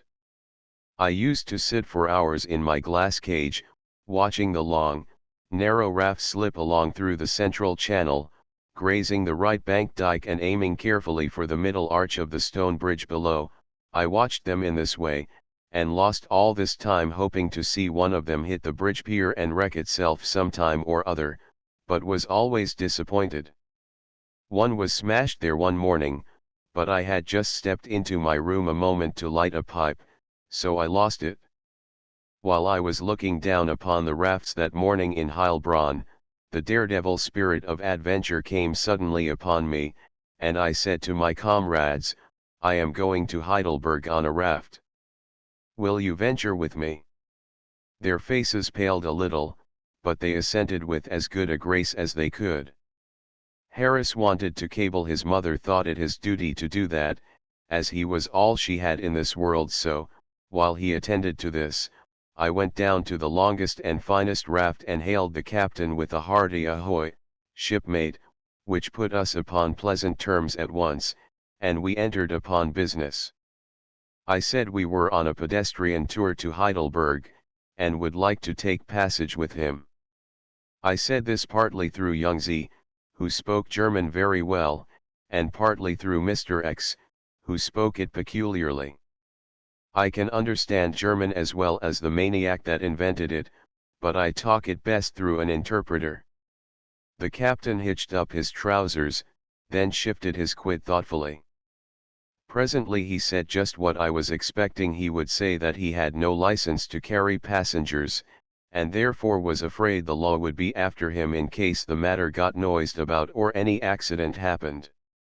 So I chartered the raft and the crew and took all the responsibilities on myself. With a rattling song the starboard watch bent to their work and hove the cable short, then got the anchor home, and our bark moved off with a stately stride, and soon was bowling along at about 2 knots an hour. Our party were grouped amidships. At first the talk was a little gloomy, and ran mainly upon the shortness of life, the uncertainty of it, the perils which beset it, and the need and wisdom of being always prepared for the worst. This shaded off into low-voiced references to the dangers of the deep, and kindred matters, but as the grey east began to redden and the mysterious solemnity and silence of the dawn to give place to the joy songs of the birds, the talk took a cheerier tone, and our spirits began to rise steadily. Germany, in the summer, is the perfection of the beautiful, but nobody has understood and realized and enjoyed the utmost possibilities of this soft and peaceful beauty unless he has voyaged down the Neckar on a raft.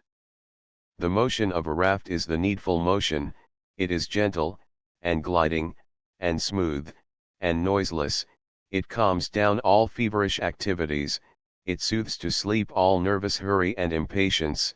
Under its restful influence all the troubles and vexations and sorrows that harass the mind vanish away, and existence becomes a dream, a charm, a deep and tranquil ecstasy. How it contrasts with hot and perspiring pedestrianism, and dusty and deafening railroad rush, and tedious jolting behind tired horses over blinding white roads. We went slipping silently along, between the green and fragrant banks, with a sense of pleasure and contentment that grew, and grew, all the time. Sometimes the banks were overhung with thick masses of willows that wholly hid the ground behind, sometimes we had noble hills on one hand, clothed densely with foliage to their tops, and on the other hand open levels blazing with poppies, or clothed in the rich blue of the cornflower. Sometimes we drifted in the shadow of forests, and sometimes along the margin of long stretches of velvety grass, fresh and green and bright, a tireless charm to the eye. And the birds, they were everywhere, they swept back and forth across the river constantly, and their jubilant music was never stilled. It was a deep and satisfying pleasure to see the sun create the new morning, and gradually, patiently, lovingly, clothe it on with splendor after splendor, and glory after glory, till the miracle was complete. How different is this marvel observed from a raft, from what it is when one observes it through the dingy windows of a railway station in some wretched village while he munches a petrified sandwich and waits for the train. Transcriber's note for edition 12, on the advice of two German-speaking volunteers, the German letters A, O, and U with umlauts have been rendered as AE, OE, and UE instead of as, variously, A, surprised face, O and U as in previous editions. Chapter 15 Charming waterside pictures. Men and women and cattle were at work in the dewy fields by this time. The people often stepped aboard the raft, as we glided along the grassy shores, and gossiped with us and with the crew for 100 yards or so, then stepped ashore again, refreshed by the ride. Only the men did this, the women were too busy. The women do all kinds of work on the continent. They dig, they hoe, they reap, they sow, they bear monstrous burdens on their backs, they shove similar ones long distances on wheelbarrows, they drag the cart when there is no dog or lean cow to drag it, and when there is, they assist the dog or cow. Age is no matter, the older the woman the stronger she is, apparently. On the farm a woman's duties are not defined, she does a little of everything, but in the towns it is different, there she only does certain things, the men do the rest. For instance, a hotel chambermaid has nothing to do but make beds and fires in 50 or 60 rooms, bring towels and candles, and fetch several tons of water up several flights of stairs, 100 pounds at a time, in prodigious metal pitchers. She does not have to work more than 18 or 20 hours a day, and she can always get down on her knees and scrub the floors of halls and closets when she is tired and needs a rest. As the morning advanced and the weather grew hot, we took off our outside clothing and sat in a row along the edge of the raft and enjoyed the scenery, with our sun umbrellas over our heads and our legs dangling in the water. Every now and then we plunged in and had a swim. Every projecting grassy cape had its joyous group of naked children, the boys to themselves and the girls to themselves, the latter usually in care of some motherly dame who sat in the shade of a tree with her knitting.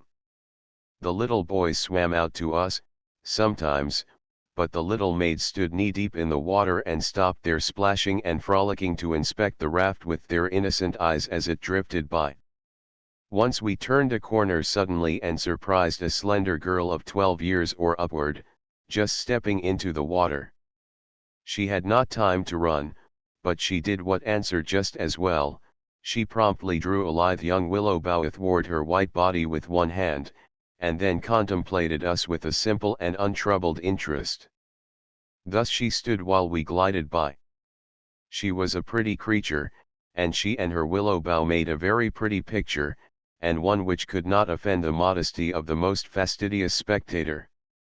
Her white skin had a low bank of fresh green willows for background and effective contrast, for she stood against them, and above and out of them projected the eager faces and white shoulders of two smaller girls. Toward noon we heard the inspiriting cry, "Sail ho!" "Where away?"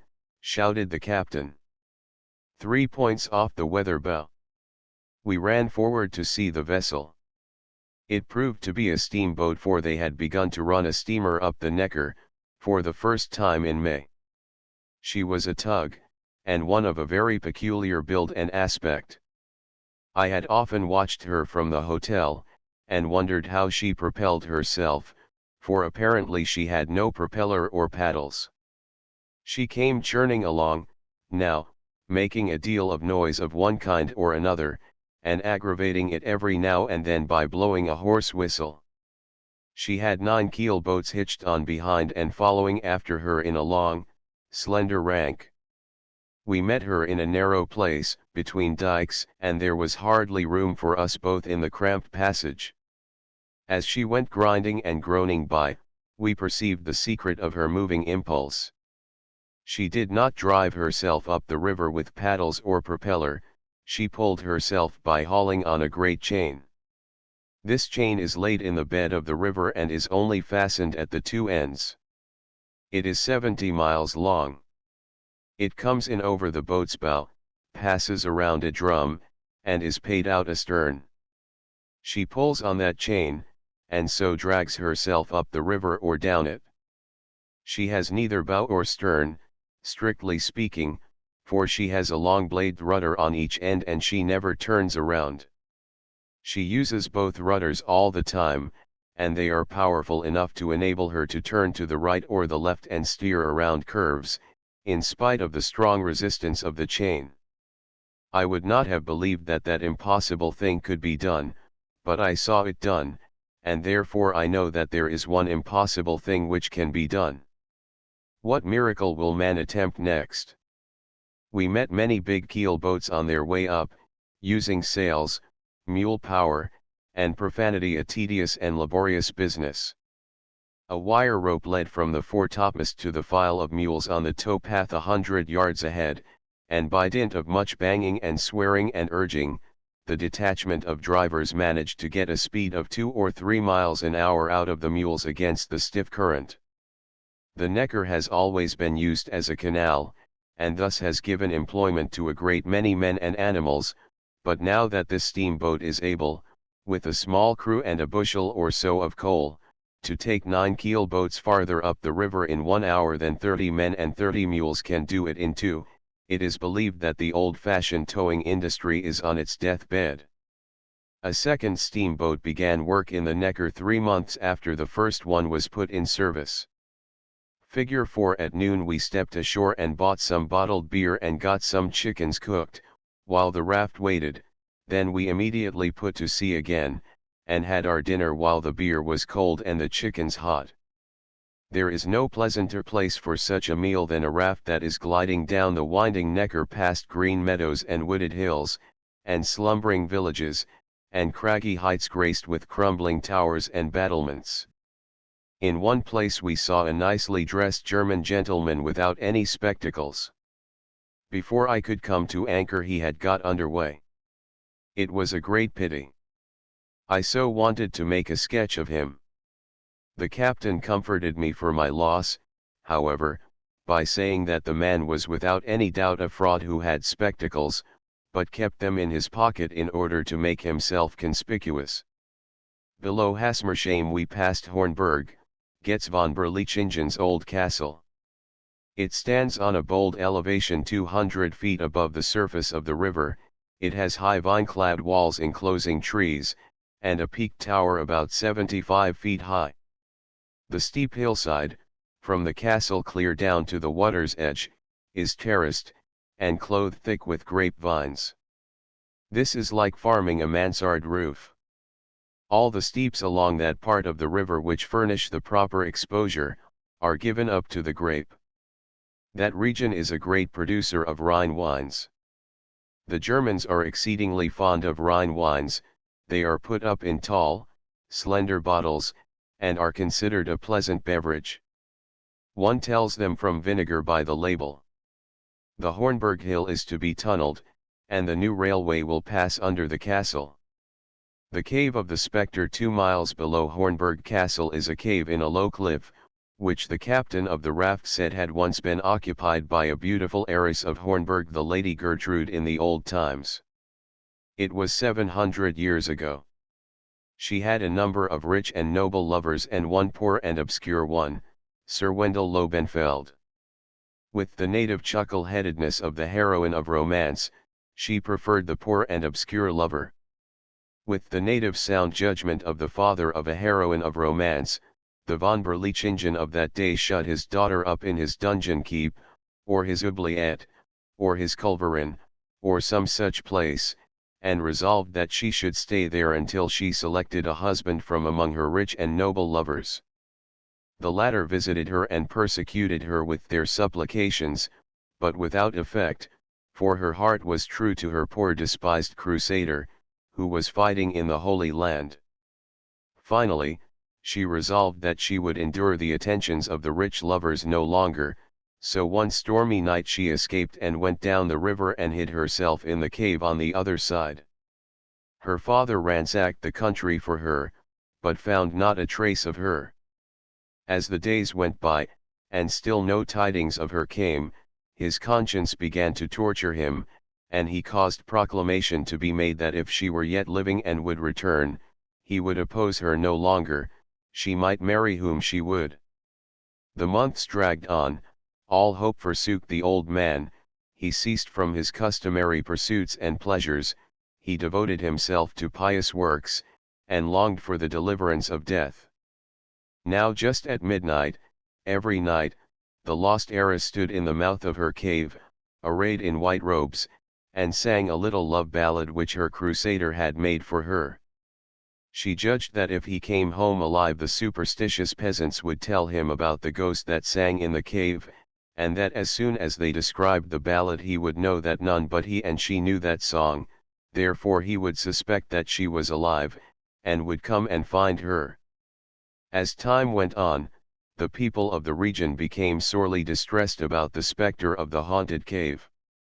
It was said that ill luck of one kind or another always overtook anyone who had the misfortune to hear that song. Eventually, every calamity that happened thereabouts was laid at the door of that music. Consequently, no boatman would consent to pass the cave at night, the peasants shunned the place, even in the daytime. But the faithful girl sang on, night after night, month after month, and patiently waited, her reward must come at last. 5 years dragged by, and still, every night at midnight, the plaintive tones floated out over the silent land, while the distant boatmen and peasants thrust their fingers into their ears and shuddered out a prayer. And now came the crusader home, bronzed and battle-scarred, but bringing a great and splendid fame to lay at the feet of his bride. The old lord of Hornburg received him as his son, and wanted him to stay by him and be the comfort and blessing of his age, but the tale of that young girl's devotion to him and its pathetic consequences made a changed man of the knight. He could not enjoy his well-earned rest. He said his heart was broken, he would give the remnant of his life to high deeds in the cause of humanity, and so find a worthy death and a blessed reunion with the brave true heart whose love had more honored him than all his victories in war. When the people heard this resolve of his, they came and told him there was a pitiless dragon in human disguise in the haunted cave, a dread creature which no knight had yet been bold enough to face, and begged him to rid the land of its desolating presence. He said he would do it.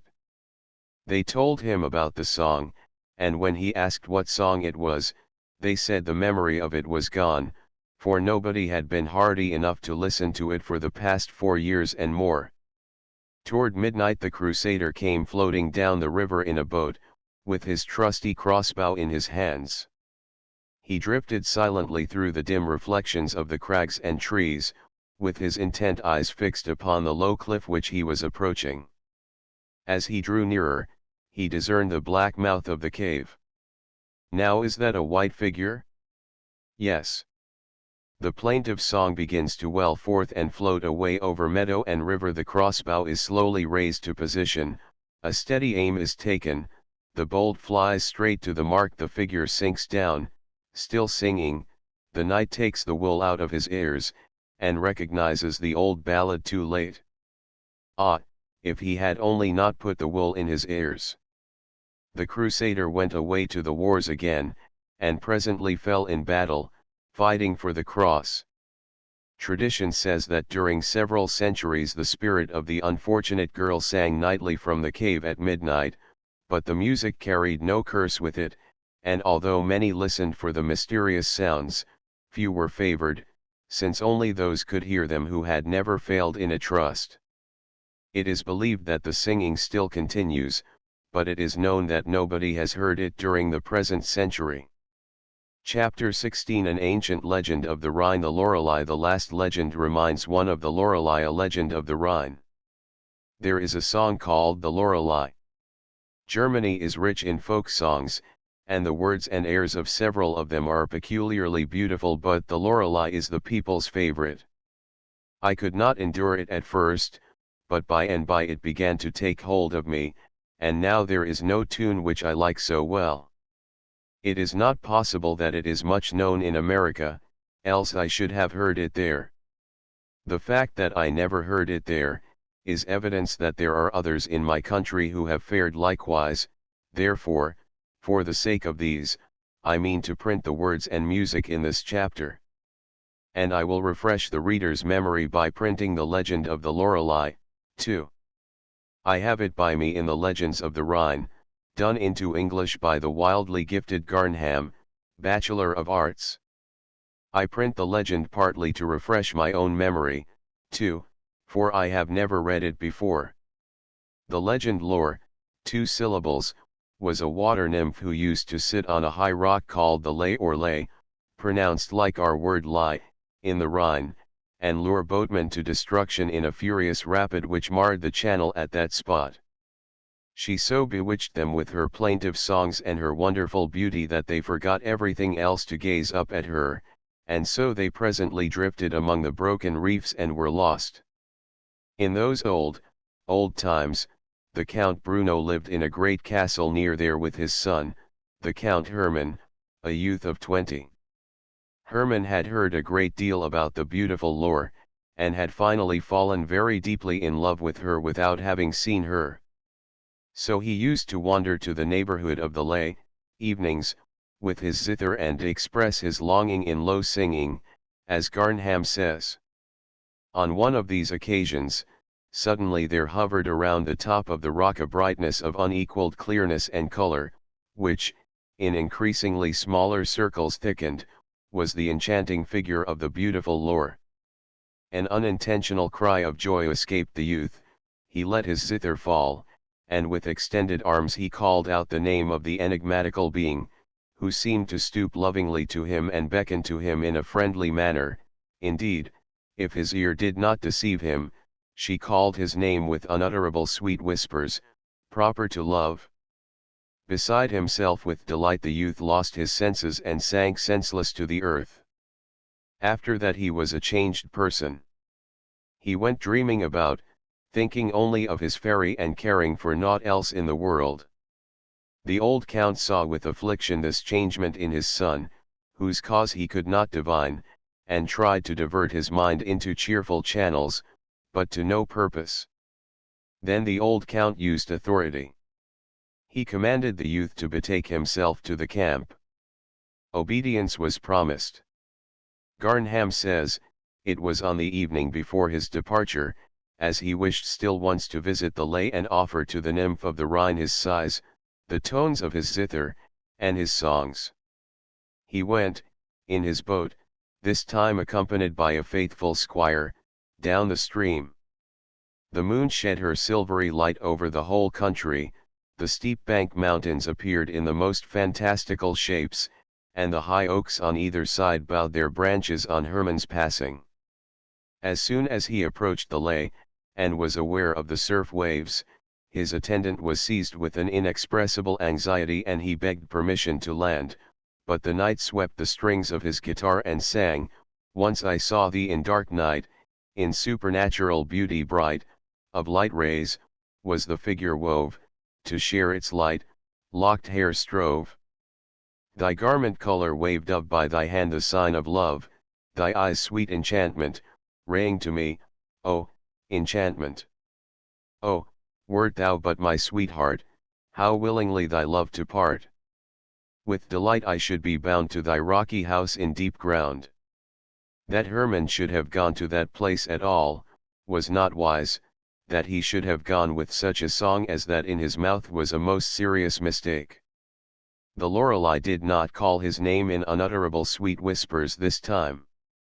No, that song naturally worked an instant and thorough changement in her, and not only that, but it stirred the bowels of the whole afflicted region around about there, for scarcely had these tones sounded, everywhere there began tumult and sound, as if voices above and below the water. On the lay rose flames, the fairy stood above, at that time, and beckoned with her right hand clearly and urgently to the infatuated knight, while with a staff in her left hand she called the waves to her service. They began to mount heavenward, the boat was upset, mocking every exertion, the waves rose to the gunwale, and splitting on the hard stones, the boat broke into pieces. The youth sank into the depths, but the squire was thrown on shore by a powerful wave. The bitterest things have been said about the Lorelei during many centuries, but surely her conduct upon this occasion entitles her to our respect. One feels drawn tenderly toward her and is moved to forget her many crimes and remember only the good deed that crowned and closed her career. The fairy was never more seen, but her enchanting tones have often been heard. In the beautiful, refreshing, still nights of spring, when the moon pours her silver light over the country, the listening shipper hears from the rushing of the waves, the echoing clang of a wonderfully charming voice, which sings a song from the crystal castle, and with sorrow and fear he thinks on the young Count Hermann, seduced by the nymph. Here is the music, and the German words by Heinrich Heine.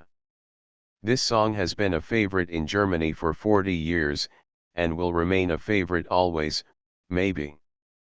I have a prejudice against people who print things in a foreign language and add no translation. When I am the reader, and the author considers me able to do the translating myself, he pays me quite a nice compliment, but if he would do the translating for me I would try to get along without the compliment. If I were at home, no doubt I could get a translation of this poem, but I am abroad and can't, therefore I will make a translation myself. It may not be a good one, for poetry is out of my line, but it will serve my purpose, which is, to give the un-German young girl a jingle of words to hang the tune on until she can get hold of a good version, made by someone who is a poet and knows how to convey a poetical thought from one language to another. The Lorelei, I cannot divine what it meaneth, this haunting nameless pain, a tale of the bygone ages keeps brooding through my brain, the faint air cools in the gloaming, and peaceful flows the Rhine, the thirsty summits are drinking the sunset's flooding wine, the loveliest maiden is sitting high-throned in yon blue air, her golden jewels are shining, she combs her golden hair, she combs with a comb that is golden, and sings a weird refrain that steeps in a deadly enchantment the listeners.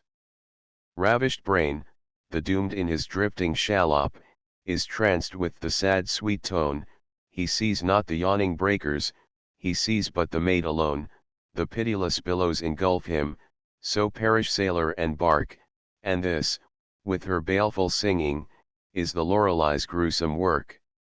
I have a translation by Garnham, Bachelor of Arts, in the Legends of the Rhine, but it would not answer the purpose I mentioned above, because the measure is too nobly irregular, it don't fit the tune snugly enough, in places it hangs over at the ends too far, and in other places one runs out of words before he gets to the end of a bar. Still, Garnham's translation has high merits, and I am not dreaming of leaving it out of my book. I believe this poet is wholly unknown in America and England. I take peculiar pleasure in bringing him forward because I consider that I discovered him, the Lorelei translated by L. W. Garnham, B.A. I do not know what it signifies. That I am so sorrowful? A fable of old times so terrifies, leaves my heart so thoughtful. The air is cool and it darkens, and calmly flows the Rhine, the summit of the mountain hearkens in evening sunshine line. The most beautiful maiden entrances above wonderfully there, her beautiful golden attire glances, she combs her golden hair. With golden comb so lustrous, and thereby a song sings, it has a tone so wondrous, that powerful melody rings. The shipper in the little ship it affects with woe sad might, he does not see the rocky slip, he only regards dreaded height. I believe the turbulent waves swallow the last shipper and boat, she with her singing craves all to visit her magic moat. No translation could be closer. He has got in all the facts, and in their regular order, too. There is not a statistic wanting. It is as succinct as an invoice. That is what a translation ought to be, it should exactly reflect the thought of the original. You can't sing above wonderfully there, because it simply won't go to the tune, without damaging the singer, but it is a most clingingly exact translation of Dort oben wunderbar fits it like a blister. Mr. Garnham's reproduction has other merits, 100 of them, but it is not necessary to point them out. They will be detected. No one with a specialty can hope to have a monopoly of it. Even Garnham has a rival. Mr. X had a small pamphlet with him which he had bought while on a visit to Munich. It was entitled A Catalogue of Pictures in the Old Pinakothek, and was written in a peculiar kind of English. Here are a few extracts. It is not permitted to make use of the work in question to a publication of the same contents as well as to the pirated edition of it. An evening landscape. In the foreground near a pond and a group of white beeches is leading a footpath animated by travelers. A learned man in a cynical and torn dress holding an open book in his hand. Saint Bartholomew and the executioner with the knife to fulfill the martyr. Portrait of a young man. A long while this picture was thought to be Bindi Altoviti's portrait, now somebody will again have it to be the self-portrait of Raphael. Susan bathing, surprised by the two old men. In the background the lapidation of the condemned. Lapidation is good, it is much more elegant than stoning. Saint Rocha sitting in a landscape with an angel who looks at his plague sore, whilst the dog the bread in his mouth attends him. Spring. The goddess Flora, sitting. Behind her a fertile valley perfused by a river. A beautiful bouquet animated by May bugs, etc. A warrior in armor with a gypsius pipe in his hand leans against a table and blows the smoke far away of himself. A Dutch landscape along a navigable river which perfuses it till to the background. Some peasants singing in a cottage. A woman lets drink a child out of a cup. St. John's head as a boy painted in fresco on a brick. Meaning a tile. A young man of the Riccio family, his hair cut off right at the end, dressed in black with the same cap. Attributed to Raphael, but the signation is false. The Virgin holding the infant. It is very painted in the manner of Sassoferrato. A larder with greens and dead game animated by a cookmaid and two kitchen boys. However, the English of this catalogue is at least as happy as that which distinguishes an inscription upon a certain picture in Rome, to wit, Revelation's view. St. John in Patterson's Island. But meanwhile the raft is moving on.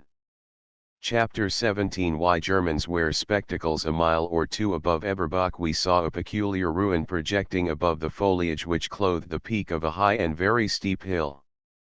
This ruin consisted of merely a couple of crumbling masses of masonry which bore a rude resemblance to human faces. They leaned forward and touched foreheads, and had the look of being absorbed in conversation. This ruin had nothing very imposing or picturesque about it, and there was no great deal of it, yet it was called the Spectacular Ruin. Legend of the Spectacular Ruin. The captain of the raft, who was as full of history as he could stick, said that in the Middle Ages a most prodigious fire-breathing dragon used to live in that region, and made more trouble than a tax collector. He was as long as a railway train, and had the customary impenetrable green scales all over him. His breath bred pestilence and conflagration, and his appetite bred famine. He ate men and cattle impartially, and was exceedingly unpopular. The German emperor of that day made the usual offer: he would grant to the destroyer of the dragon any one solitary thing he might ask for he had a surplusage of daughters, and it was customary for dragon killers to take a daughter for pay. So the most renowned knights came from the four corners of the earth and retired down the dragon's throat one after the other. A panic arose and spread. Heroes grew cautious. The procession ceased. The dragon became more destructive than ever. The people lost all hope of succor, and fled to the mountains for refuge. At last Sir Wissenschaft, a poor and obscure knight, out of a far country, arrived to do battle with the monster. A pitiable object he was, with his armor hanging in rags about him, and his strange-shaped knapsack strapped upon his back. Everybody turned up their noses at him, and some openly jeered him. But he was calm. He simply inquired if the emperor's offer was still in force.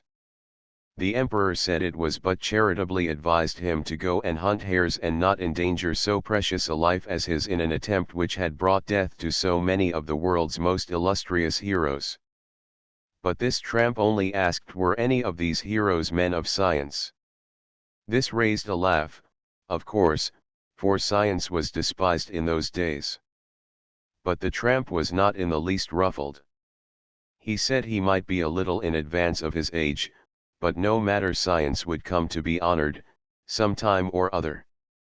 He said he would march against the dragon in the morning.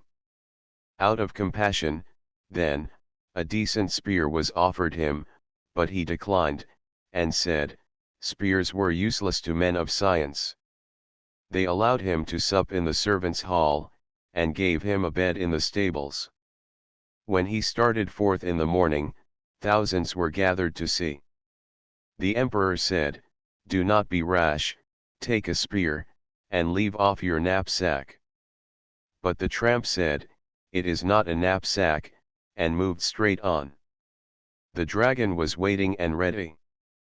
He was breathing forth vast volumes of sulphurous smoke and lurid blasts of flame.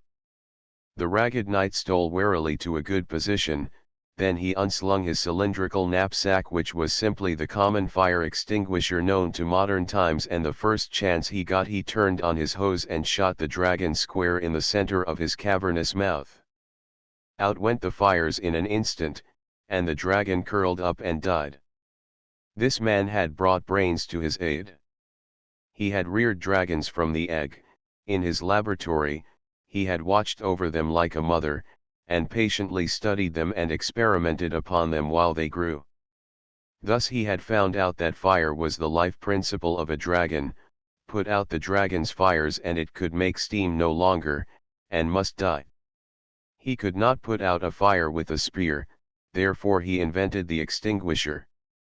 The dragon being dead, the emperor fell on the hero's neck and said, Deliverer, name your request, at the same time beckoning out behind with his heel for a detachment of his daughters to form and advance.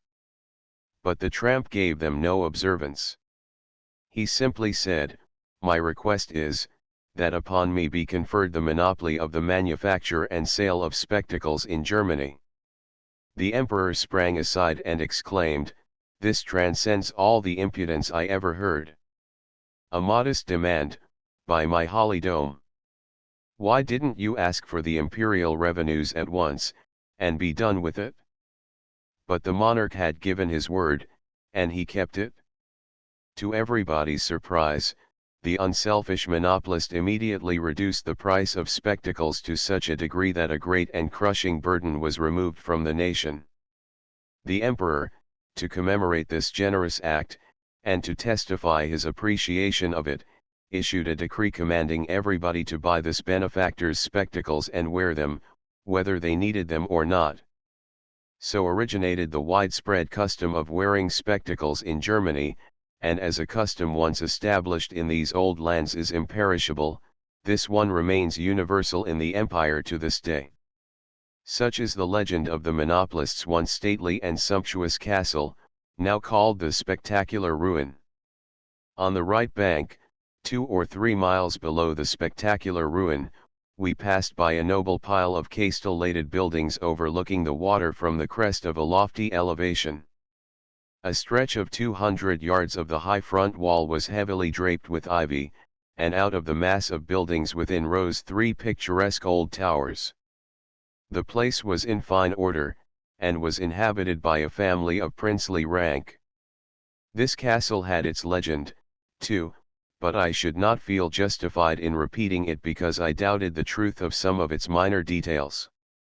Along in this region a multitude of Italian laborers were blasting away the frontage of the hills to make room for the new railway. They were 50 or 100 feet above the river.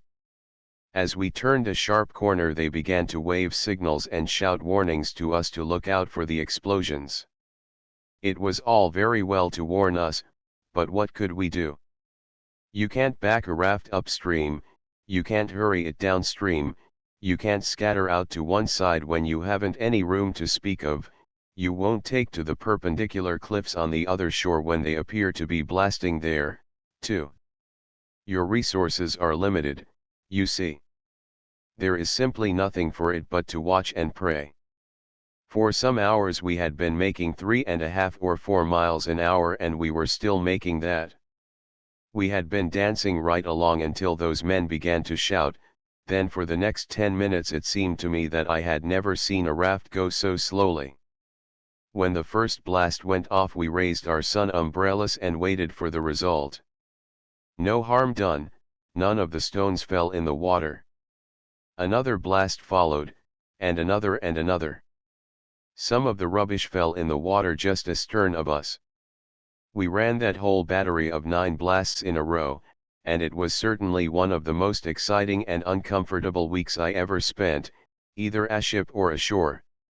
Of course we frequently manned the poles and shoved earnestly for a second or so, but every time one of those spurts of dust and debris shot aloft every man dropped his pole and looked up to get the bearings of his share of it. It was very busy times along there for a while. It appeared certain that we must perish, but even that was not the bitterest thought, no, the abjectly unheroic nature of the death that was the sting that and the bizarre wording of the resulting obituary, shot with the rock, on a raft. There would be no poetry written about it. None could be written about it. Example, not by war's shock, or war's shaft shot, with the rock, on a raft. No poet who valued his reputation would touch such a theme as that. I should be distinguished as the only distinguished dead who went down to the grave unsaneated, in 1878. But we escaped, and I have never regretted it. The last blast was a peculiarly strong one, and after the small rubbish was done raining around us and we were just going to shake hands over our deliverance, a later and larger stone came down amongst our little group of pedestrians and wrecked an umbrella. It did no other harm, but we took to the water just the same. It seems that the heavy work in the quarries and the new railway gratings is done mainly by Italians. That was a revelation. We have the notion in our country that Italians never do heavy work at all, but confine themselves to the lighter arts, like organ grinding, operatic singing, and assassination. We have blundered, that is plain. All along the river, near every village, we saw little station houses for the future railway. They were finished and waiting for the rails and business. They were as trim and snug and pretty as they could be. They were always of brick or stone, they were of graceful shape, they had vines and flowers about them already, and around them the grass was bright and green, and showed that it was carefully looked after. They were a decoration to the beautiful landscape, not an offense. Wherever one saw a pile of gravel or a pile of broken stone, it was always heaped as trimly and exactly as a new grave or a stack of cannon balls. Nothing about those stations or along the railroad or the wagon road was allowed to look shabby or be unornamental. The keeping a country in such beautiful order as Germany exhibits, has a wise practical side to it, too, for it keeps thousands of people in work and bread who would otherwise be idle and mischievous. As the night shut down, the captain wanted to tie up, but I thought maybe we might make Hirschhorn, so we went on. Presently the sky became overcast, and the captain came aft looking uneasy. He cast his eye aloft, then shook his head, and said it was coming on to blow. My party wanted to land at once, therefore I wanted to go on. The captain said we ought to shorten sail anyway, out of common prudence. Consequently, the larboard watch was ordered to lay in his pole. It grew quite dark, now, and the wind began to rise. It wailed through the swaying branches of the trees, and swept our decks in fitful gusts. Things were taking on an ugly look. The captain shouted to the steersman on the forward log, "How's she landing?" The answer came faint and hoarse from far forward, "Northeast and by northeast by east, half east, sir." "Let her go off a point." "Aye aye, sir." "What water have you got?" "Shoal, sir. 2 foot large, on the stabboard, 2.5 scant on the labboard." "Let her go off another point." "Aye aye, sir." "Forward, men, all of you. Lively, now. Stand by to crowd her round the weather corner." "Aye aye, sir." Then followed a wild running and trampling and hoarse shouting, but the forms of the men were lost in the darkness and the sounds were distorted and confused by the roaring of the wind through the shingle bundles.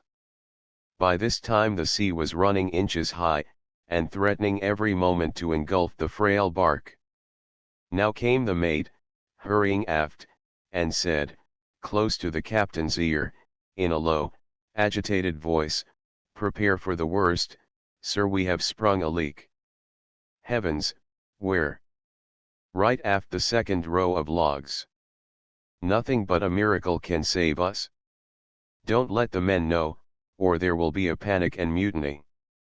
"Lay her in shore and stand by to jump with the stern line the moment she touches." "Gentlemen, I must look to you to second my endeavors in this hour of peril. You have hats, go forward and bail for your lives." Down swept another mighty blast of wind, clothed in spray and thick darkness. At such a moment as this, came from away forward that most appalling of all cries that are ever heard at sea, "Man overboard!" The captain shouted, "Hard a port! Never mind the man. Let him climb aboard or wade ashore." Another cry came down the wind, "Breakers ahead!" "Where away?" "Not a log's length off her port forefoot." We had groped our slippery way forward, and were now bailing with the frenzy of despair, when we heard the mate's terrified cry, from far aft, "Stop that dashed bailing, or we shall be aground." But this was immediately followed by the glad shout, "Land aboard the starboard transom!" "Saved!" cried the captain. "Jump ashore and take a turn around a tree and pass the bight aboard." The next moment we were all on shore weeping and embracing for joy, while the rain poured down in torrents. The captain said he had been a mariner for 40 years on the Neckar, and in that time had seen storms to make a man's cheek blanch and his pulses stop, but he had never seen a storm that even approached this one. How familiar that sounded! For I have been at sea a good deal and have heard that remark from captains with a frequency accordingly.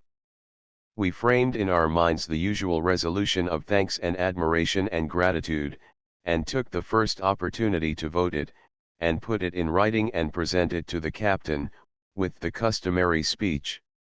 We tramped through the darkness and the drenching summer rain full 3 miles, and reached the Naturalist Tavern in the village of Hirschhorn just an hour before midnight, almost exhausted from hardship, fatigue, and terror. I can never forget that night. The landlord was rich, and therefore could afford to be crusty and disobliging. He did not at all like being turned out of his warm bed to open his house for us. But no matter, his household got up and cooked a quick supper for us, and we brewed a hot punch for ourselves, to keep off consumption. After supper and punch we had an hour's soothing smoke while we fought the naval battle over again and voted the resolutions, then we retired to exceedingly neat and pretty chambers upstairs that had clean, comfortable beds in them with heirloom pillowcases most elaborately and tastefully embroidered by hand. Such rooms and beds and embroidered linen are as frequent in German village inns as they are rare in ours. Our villages are superior to German villages in more merits, excellences, conveniences, and privileges than I can enumerate, but the hotels do not belong in the list. The Naturalist Tavern was not a meaningless name, for all the halls and all the rooms were lined with large glass cases which were filled with all sorts of birds and animals, glass-eyed, ably stuffed, and set up in the most natural, eloquent and dramatic attitudes. The moment we were abed, the rain cleared away and the moon came out. I dozed off to sleep while contemplating a great white stuffed owl which was looking intently down on me from a high perch with the air of a person who thought he had met me before, but could not make out for certain. But young Z did not get off so easily. He said that as he was sinking deliciously to sleep, the moon lifted away the shadows and developed a huge cat, on a bracket, dead and stuffed, but crouching, with every muscle tense, for a spring, and with its glittering glass eyes aimed straight at him. It made Z uncomfortable. He tried closing his own eyes, but that did not answer, for a natural instinct kept making him open them again to see if the cat was still getting ready to launch at him, which she always was. He tried turning his back, but that was a failure. He knew the sinister eyes were on him still. So at last he had to get up, after an hour or two of worry and experiment, and set the cat out in the hall. So he won, that time. Chapter 18 The kindly courtesy of Germans. In the morning we took breakfast in the garden, under the trees, in the delightful German summer fashion. The air was filled with the fragrance of flowers and wild animals. The living portion of the menagerie of the Naturalist Tavern was all about us. There were great cages populous with fluttering and chattering foreign birds, and other great cages and greater wire pens, populous with quadrupeds, both native and foreign.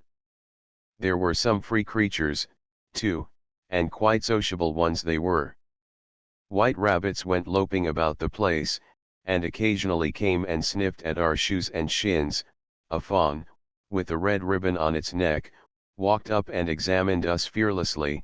Rare breeds of chickens and doves begged for crumbs, and a poor old tailless raven hopped about with a humble, shamefaced mane which said, "Please do not notice my exposure, think how you would feel in my circumstances, and be charitable." If he was observed too much, he would retire behind something and stay there until he judged the party's interest had found another object. I never have seen another dumb creature that was so morbidly sensitive. Bayard Taylor, who could interpret the dim reasonings of animals, and understood their moral natures better than most men, would have found some way to make this poor old chap forget his troubles for a while, but we have not his kindly art, and so had to leave the raven to his griefs. After breakfast we climbed the hill and visited the ancient castle of Hirschhorn, and the ruined church near it. There were some curious old bas-reliefs leaning against the inner walls of the church, sculptured lords of Hirschhorn in complete armor, and ladies of Hirschhorn in the picturesque court costumes of the Middle Ages. These things are suffering damage and passing to decay, for the last Hirschhorn has been dead 200 years, and there is nobody now who cares to preserve the family relics. In the chancel was a twisted stone column, and the captain told us a legend about it, of course, for in the matter of legends he could not seem to restrain himself, but I do not repeat his tale because there was nothing plausible about it except that the hero wrenched this column into its present screw shape with his hands, just one single wrench. All the rest of the legend was doubtful. But Hirschhorn is best seen from a distance, down the river.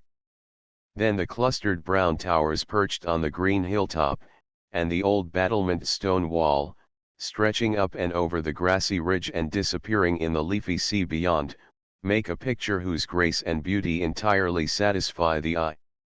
We descended from the church by steep stone stairways which curved this way and that down narrow alleys between the packed and dirty tenements of the village.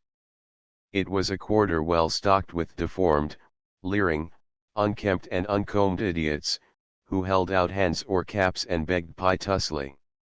The people of the quarter were not all idiots, of course, but all that begged seemed to be, and were said to be. I was thinking of going by skiff to the next town, Nicharstinic, so I ran to the riverside in advance of the party and asked a man there if he had a boat to hire.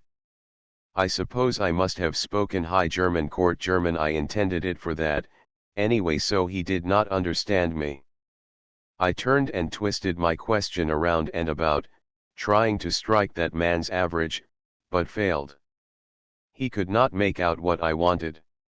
Now Mr. X arrived, faced this same man, looked him in the eye, and emptied this sentence on him, in the most glib and confident way: "Can man boat get here?" The mariner promptly understood and promptly answered. I can comprehend why he was able to understand that particular sentence, because by mere accident all the words in it except get have the same sound and the same meaning in German that they have in English, but how he managed to understand Mr. X's next remark puzzled me. I will insert it, presently. X turned away a moment, and I asked the mariner if he could not find a board, and so construct an additional seat. I spoke in the purest German, but I might as well have spoken in the purest Choctaw for all the good it did. The man tried his best to understand me, he tried, and kept on trying, harder and harder, until I saw it was really of no use, and said, "There, don't strain yourself, it is of no consequence." Then X turned to him and crisply said, "Mackin sie a flat board." I wish my epitaph may tell the truth about me if the man did not answer up at once, and say he would go and borrow a board as soon as he had lit the pipe which he was filling. We changed our mind about taking a boat, so we did not have to go. I have given Mr. X's two remarks just as he made them. 4 of the 5 words in the first one were English, and that they were also German was only accidental, not intentional. 3 out of the 5 words in the second remark were English, and English only, and the 2 German ones did not mean anything in particular, in such a connection. X always spoke English to Germans, but his plan was to turn the sentence wrong end first and upside down, according to German construction, and sprinkle in a German word without any essential meaning to it, here and there, by way of flavor. Yet he always made himself understood. He could make those dialect-speaking raftsmen understand him, sometimes, when even young Z had failed with them, and young Z was a pretty good German scholar. For one thing, X always spoke with such confidence, perhaps that helped. And possibly the raftsmen's dialect was what is called Plattdeutsch, and so they found his English more familiar to their ears than another man's German. Quite indifferent students of German can read Fritz Reuter's charming Plattdeutsch tales with some little facility because many of the words are English.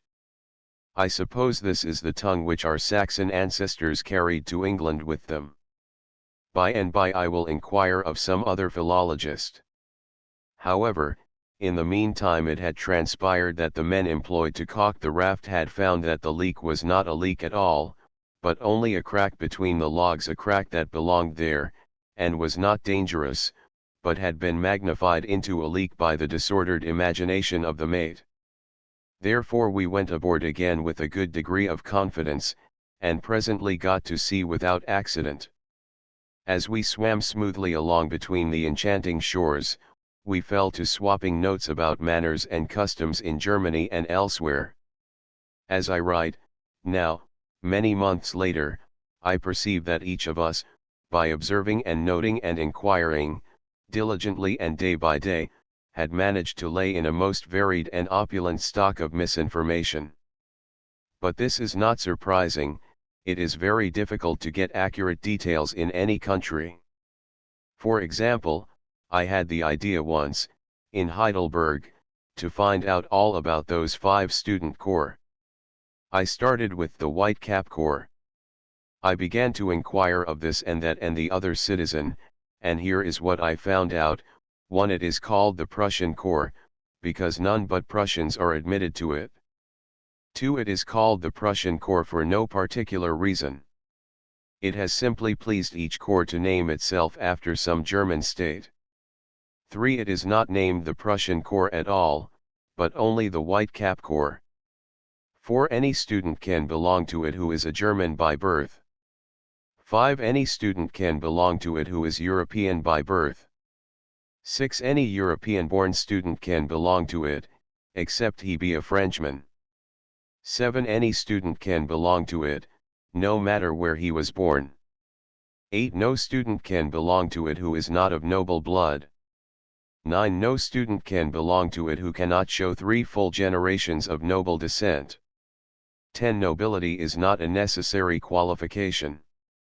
11. No moneyless student can belong to it. 12. Money qualification is nonsense, such a thing has never been thought of. I got some of this information from students themselves, students who did not belong to the Corps. I finally went to headquarters to the White Caps, where I would have gone in the first place if I had been acquainted. But even at headquarters I found difficulties. I perceived that there were things about the White Cap Corps which one member knew and another one didn't. It was natural, for very few members of any organization know all that can be known about it. I doubt there is a man or a woman in Heidelberg who would not answer promptly and confidently 3 out of every 5 questions about the White Cap Corps which a stranger might ask, yet it is a very safe bet that 2 of the 3 answers would be incorrect every time. There is one German custom which is universal, the bowing courteously to strangers when sitting down at table or rising up from it. This bow startles a stranger out of his self-possession, the first time it occurs, and he is likely to fall over a chair or something, in his embarrassment, but it pleases him, nevertheless. One soon learns to expect this bow and be on the lookout and ready to return it, but to learn to lead off and make the initial bow oneself is a difficult matter for a diffident man. One thinks, if I rise to go, and tender my bow, and these ladies and gentlemen take it into their heads to ignore the custom of their nation, and not return it, how shall I feel, in case I survive to feel anything? Therefore he is afraid to venture. He sits out the dinner, and makes the strangers rise first and originate the bowing. A table d'hôte dinner is a tedious affair for a man who seldom touches anything after the 3 first courses, therefore I used to do some pretty dreary waiting because of my fears. It took me months to assure myself that those fears were groundless, but I did assure myself at last by experimenting diligently through my agent. I made Harris get up and bow and leave. Invariably his bow was returned, then I got up and bowed myself and retired. Thus my education proceeded easily and comfortably for me, but not for Harris. 3 courses of a table d'hôte dinner were enough for me, but Harris preferred 13. Even after I had acquired full confidence, and no longer needed the agent's help, I sometimes encountered difficulties. Once at Baden-Baden I nearly lost a train because I could not be sure that 3 young ladies opposite me at table were Germans. Since I had not heard them speak, they might be American, they might be English, it was not safe to venture a bow, but just as I had got that far with my thought, one of them began a German remark, to my great relief and gratitude, and before she got out her 3rd word, our bows had been delivered and graciously returned, and we were off. There is a friendly something about the German character which is very winning. When Harris and I were making a pedestrian tour through the Black Forest, we stopped at a little country inn for dinner one day. 2 young ladies and a young gentleman entered and sat down opposite us. They were pedestrians, too. Our knapsacks were strapped upon our backs, but they had a sturdy youth along to carry theirs for them. All parties were hungry, so there was no talking. By and by the usual bows were exchanged, and we separated. As we sat at a late breakfast in the hotel at Allerheiligen, next morning, these young people entered and took places near us without observing us, but presently they saw us and at once bowed and smiled, not ceremoniously, but with the gratified look of people who have found acquaintances where they were expecting strangers. Then they spoke of the weather and the roads. We also spoke of the weather and the roads. Next, they said they had had an enjoyable walk, notwithstanding the weather. We said that that had been our case, too. Then they said they had walked 30 English miles the day before, and asked how many we had walked. I could not lie, so I told Harris to do it. Harris told them we had made 30 English miles, too. That was true, we had made them, though we had had a little assistance here and there. After breakfast they found us trying to blast some information out of the dumb hotel clerk about routes, and observing that we were not succeeding pretty well, they went and got their maps and things, and pointed out and explained our course so clearly that even a New York detective could have followed it. And when we started they spoke out a hearty goodbye and wished us a pleasant journey. Perhaps they were more generous with us than they might have been with native wayfarers because we were a forlorn lot and in a strange land. I don't know, I only know it was lovely to be treated so.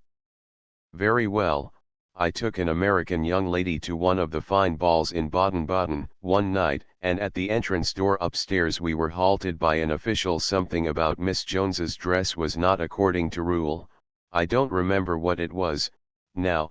Something was wanting her back hair, or a shawl, or a fan, or a shovel, or something.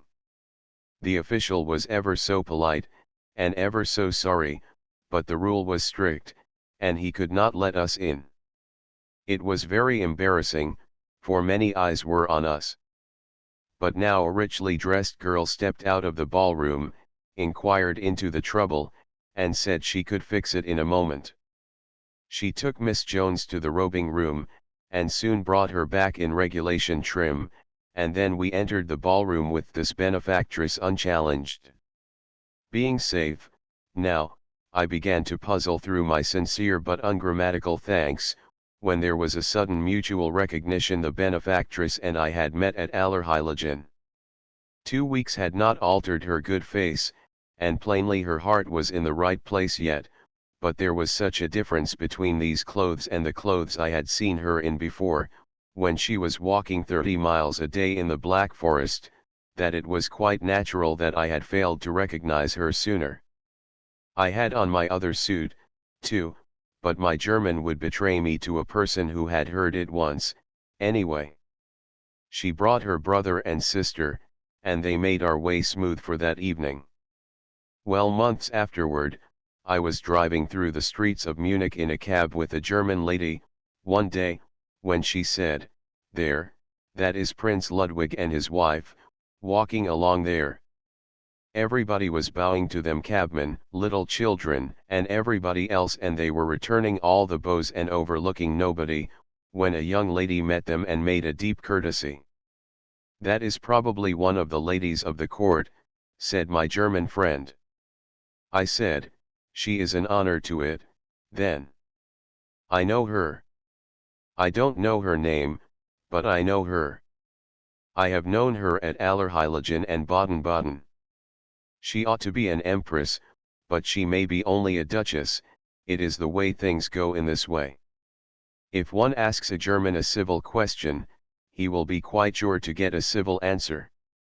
If you stop a German in the street and ask him to direct you to a certain place, he shows no sign of feeling offended. If the place be difficult to find, 10 to 1 the man will drop his own matters and go with you and show you. In London, too, many a time, strangers have walked several blocks with me to show me my way. There is something very real about this sort of politeness. Quite often, in Germany, shopkeepers who could not furnish me the article I wanted have sent one of their employees with me to show me a place where it could be had. Chapter 19. The deadly jest of Dilsberg. However, I wander from the raft. We made the port of Nicharstinic in good season, and went to the hotel and ordered a trout dinner, the same to be ready against our return from a 2-hour pedestrian excursion to the village and castle of Dilsberg, a mile distant, on the other side of the river. I do not mean that we proposed to be 2 hours making 2 miles, no, we meant to employ most of the time in inspecting Dilsberg. For Dilsberg is a quaint place. It is most quaintly and picturesquely situated, too. Imagine the beautiful river before you, then a few rods of brilliant green sward on its opposite shore, then a sudden hill, no preparatory gently rising slopes, but a sort of instantaneous hill, a hill 250 or 300 feet high, as round as a bowl, with the same taper upward that an inverted bowl has, and with about the same relation of height to diameter that distinguishes a bowl of good honest depth, a hill which is thickly clothed with green bushes, a comely, shapely hill. Rising abruptly out of the dead level of the surrounding green plains, visible from a great distance down the bends of the river, and with just exactly room on the top of its head for its steepled and turreted and roof-clustered cap of architecture, which same is tightly jammed and compacted within the perfectly round hoop of the ancient village wall. There is no house outside the wall on the whole hill, or any vestige of a former house, all the houses are inside the wall, but there isn't room for another one. It is really a finished town, and has been finished a very long time. There is no space between the wall and the first circle of buildings, no, the village wall is itself the rear wall of the first circle of buildings, and the roofs jut a little over the wall and thus furnish it with eaves. The general level of the massed roofs is gracefully broken and relieved by the dominating towers of the ruined castle and the tall spires of a couple of churches, so, from a distance Dilsberg has rather more the look of a king's crown than a cap. That lofty green eminence and its quaint coronet form quite a striking picture, you may be sure, in the flush of the evening sun. We crossed over in a boat and began the ascent by a narrow, steep path which plunged us at once into the leafy deeps of the bushes. But they were not cool deeps by any means, for the sun's rays were weltering hot and there was little or no breeze to temper them. As we panted up the sharp ascent, we met brown, bareheaded and barefooted boys and girls, occasionally, and sometimes men. They came upon us without warning, they gave us good day, flashed out of sight in the bushes, and were gone as suddenly and mysteriously as they had come. They were bound for the other side of the river to work. This path had been traveled by many generations of these people. They have always gone down to the valley to earn their bread, but they have always climbed their hill again to eat it, and to sleep in their snug town. It is said that the Dilsbergers do not emigrate much, they find that living up there above the world, in their peaceful nest, is pleasanter than living down in the true blues world. The 700 inhabitants are all bloodkin to each other, too, they have always been bloodkin to each other for 1500 years, they are simply one large family, and they like the home folks better than they like strangers, hence they persistently stay at home. It has been said that for ages Dilsberg has been merely a thriving and diligent idiot factory. I saw no idiots there, but the captain said, because of late years the government has taken to lugging them off to asylums and otherwheres, and government wants to cripple the factory, too, and is trying to get these Dilsbergers to marry out of the family, but they don't like to. The captain probably imagined all this, as modern science denies that the intermarrying of relatives deteriorates the stock. Arrived within the wall, we found the usual village sights and life. We moved along a narrow, crooked lane which had been paved in the Middle Ages. A strapping, ruddy girl was beating flax or some such stuff in a little bit of a good box of a barn, and she swung her flail with a will if it was a flail. I was not farmer enough to know what she was at. A frowsy, bare-legged girl was herding half a dozen geese with a stick, driving them along the lane and keeping them out of the dwellings. A cooper was at work in a shop which I know he did not make so large a thing as a hogshead in, for there was not room. In the front rooms of dwellings girls and women were cooking or spinning, and ducks and chickens were waddling in and out, over the threshold, picking up chance crumbs and holding pleasant converse. A very old and wrinkled man sat asleep before his door, with his chin upon his breast and his extinguished pipe in his lap. Soiled children were playing in the dirt everywhere along the lane, unmindful of the sun. Except the sleeping old man, everybody was at work, but the place was very still and peaceful, nevertheless, so still that the distant cackle of the successful hen smote upon the ear but little dulled by intervening sounds. That commonest of village sights was lacking here, the public pump, with its great stone tank or trough of limpid water, and its group of gossiping pitcher-bearers, for there is no well or fountain or spring on this tall hill. Cisterns of rain-water are used. Our alpenstocks and muslin tails compelled attention, and as we moved through the village we gathered a considerable procession of little boys and girls, and so went in some state to the castle. It proved to be an extensive pile of crumbling walls, arches, and towers, massive, properly grouped for picturesque effect, weedy, grass-grown, and satisfactory. The children acted as guides. They walked us along the top of the highest walls, then took us up into a high tower and showed us a wide and beautiful landscape, made up of wavy distances of woody hills, and a nearer prospect of undulating expanses of green lowlands, on the one hand, and castle-graced crags and ridges on the other, with the shining curves of the Neckar flowing between. But the principal show, the chief pride of the children, was the ancient and empty well in the grass-grown court of the castle.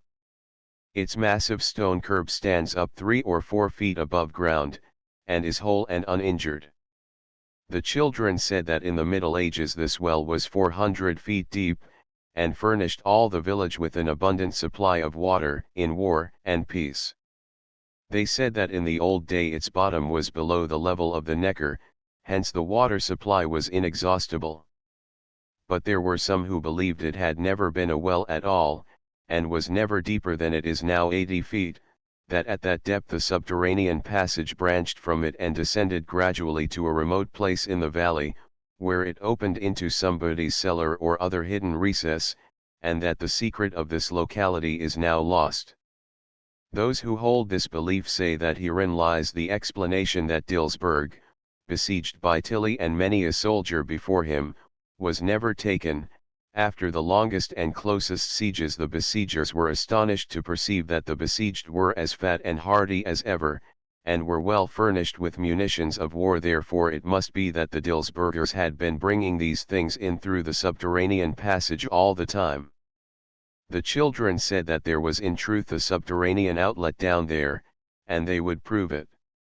So they set a great truss of straw on fire and threw it down the well, while we leaned on the curb and watched the glowing mass descend. It struck bottom and gradually burned out. No smoke came up. The children clapped their hands and said, "You see.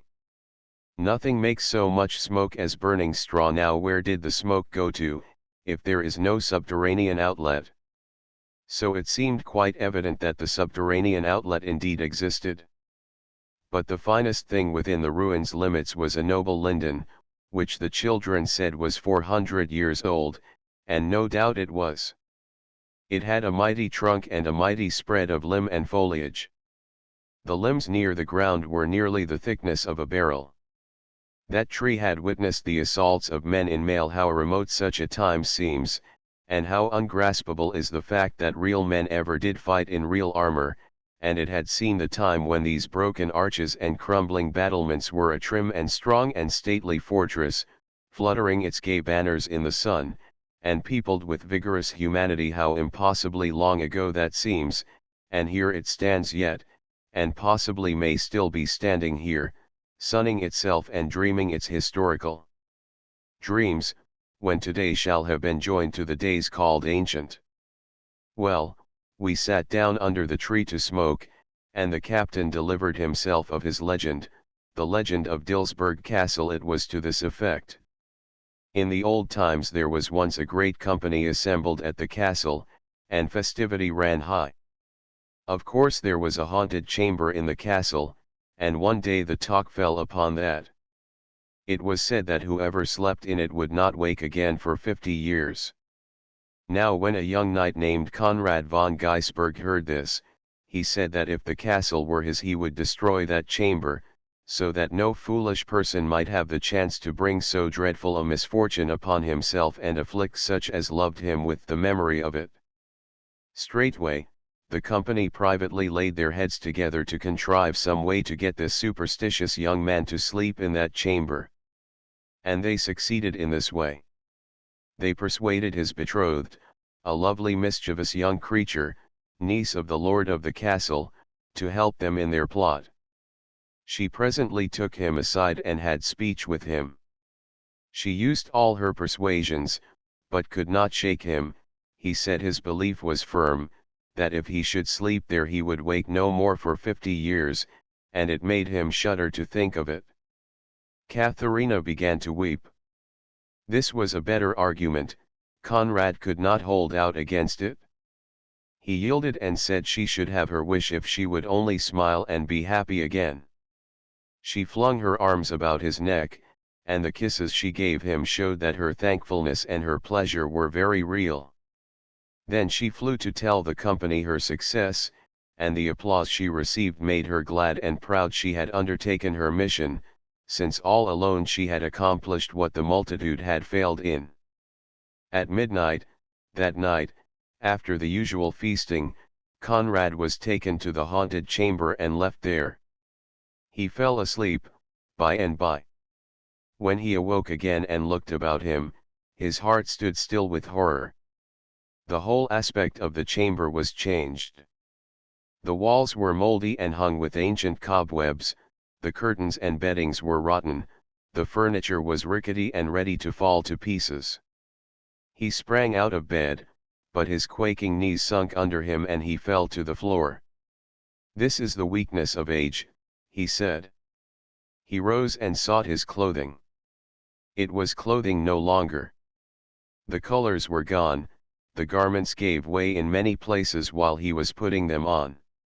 He fled, shuddering, into the corridor, and along it to the great hall. Here he was met by a middle-aged stranger of a kind countenance, who stopped and gazed at him with surprise.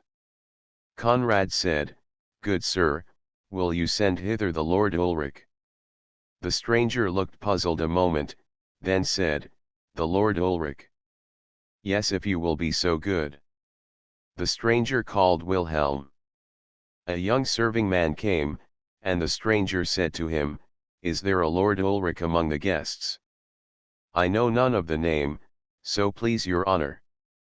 Conrad said, hesitatingly, "I did not mean a guest, but the lord of the castle, sir." The stranger and the servant exchanged wondering glances.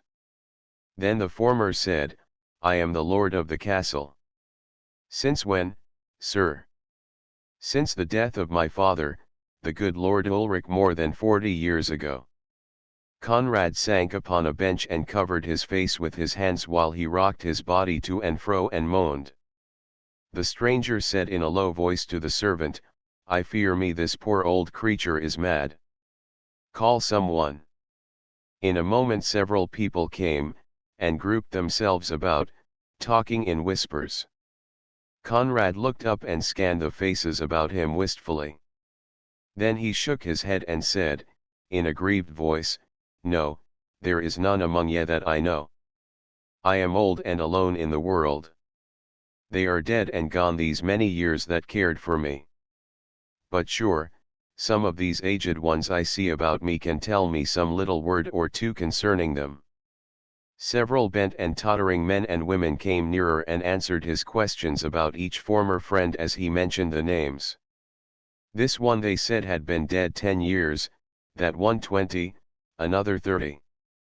Each succeeding blow struck heavier and heavier. At last the sufferer said, "There is one more, but I have not the courage to owe my lost Katharina." One of the old dames said, "Ah, I knew her well, poor soul. A misfortune overtook her lover, and she died of sorrow nearly 50 years ago. She lieth under the linden tree without the court. Conrad bowed his head and said, Ah, why did I ever wake? And so she died of grief for me, poor child.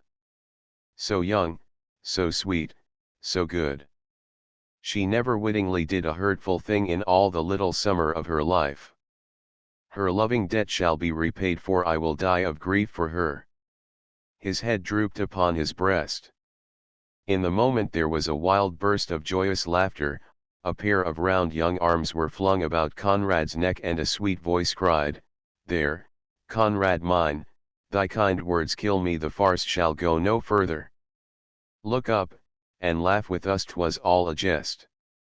And he did look up, and gazed, in a dazed wonderment, for the disguises were stripped away, and the aged men and women were bright and young and gay again. Katharina's happy tongue ran on, 'twas a marvellous jest, and bravely carried out. They gave you a heavy sleeping draught before you went to bed, and in the night they bore you to a ruined chamber where all had fallen to decay, and placed these rags of clothing by you. And when your sleep was spent and you came forth, two strangers, well instructed in their parts, were here to meet you, and all we, your friends, in our disguises, were close at hand, to see and hear, you may be sure. Ah, 'twas a gallant jest. Come, now, and make thee ready for the pleasures of the day. How real was thy misery for the moment, thou poor lad!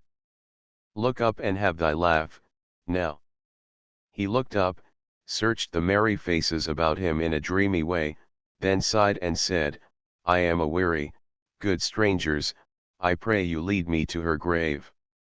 All the smile vanished away, every cheek blanched, Katharina sunk to the ground in a swoon. All day the people went about the castle with troubled faces, and communed together in undertones. A painful hush pervaded the place which had lately been so full of cheery life. Each in his turn tried to arouse Conrad out of his hallucination and bring him to himself, but all the answer any got was a meek, bewildered stare, and then the words, Good stranger, I have no friends, all are at rest these many years, ye speak me fair, ye mean me well, but I know ye not, I am alone and forlorn in the world, prithee lead me to her grave.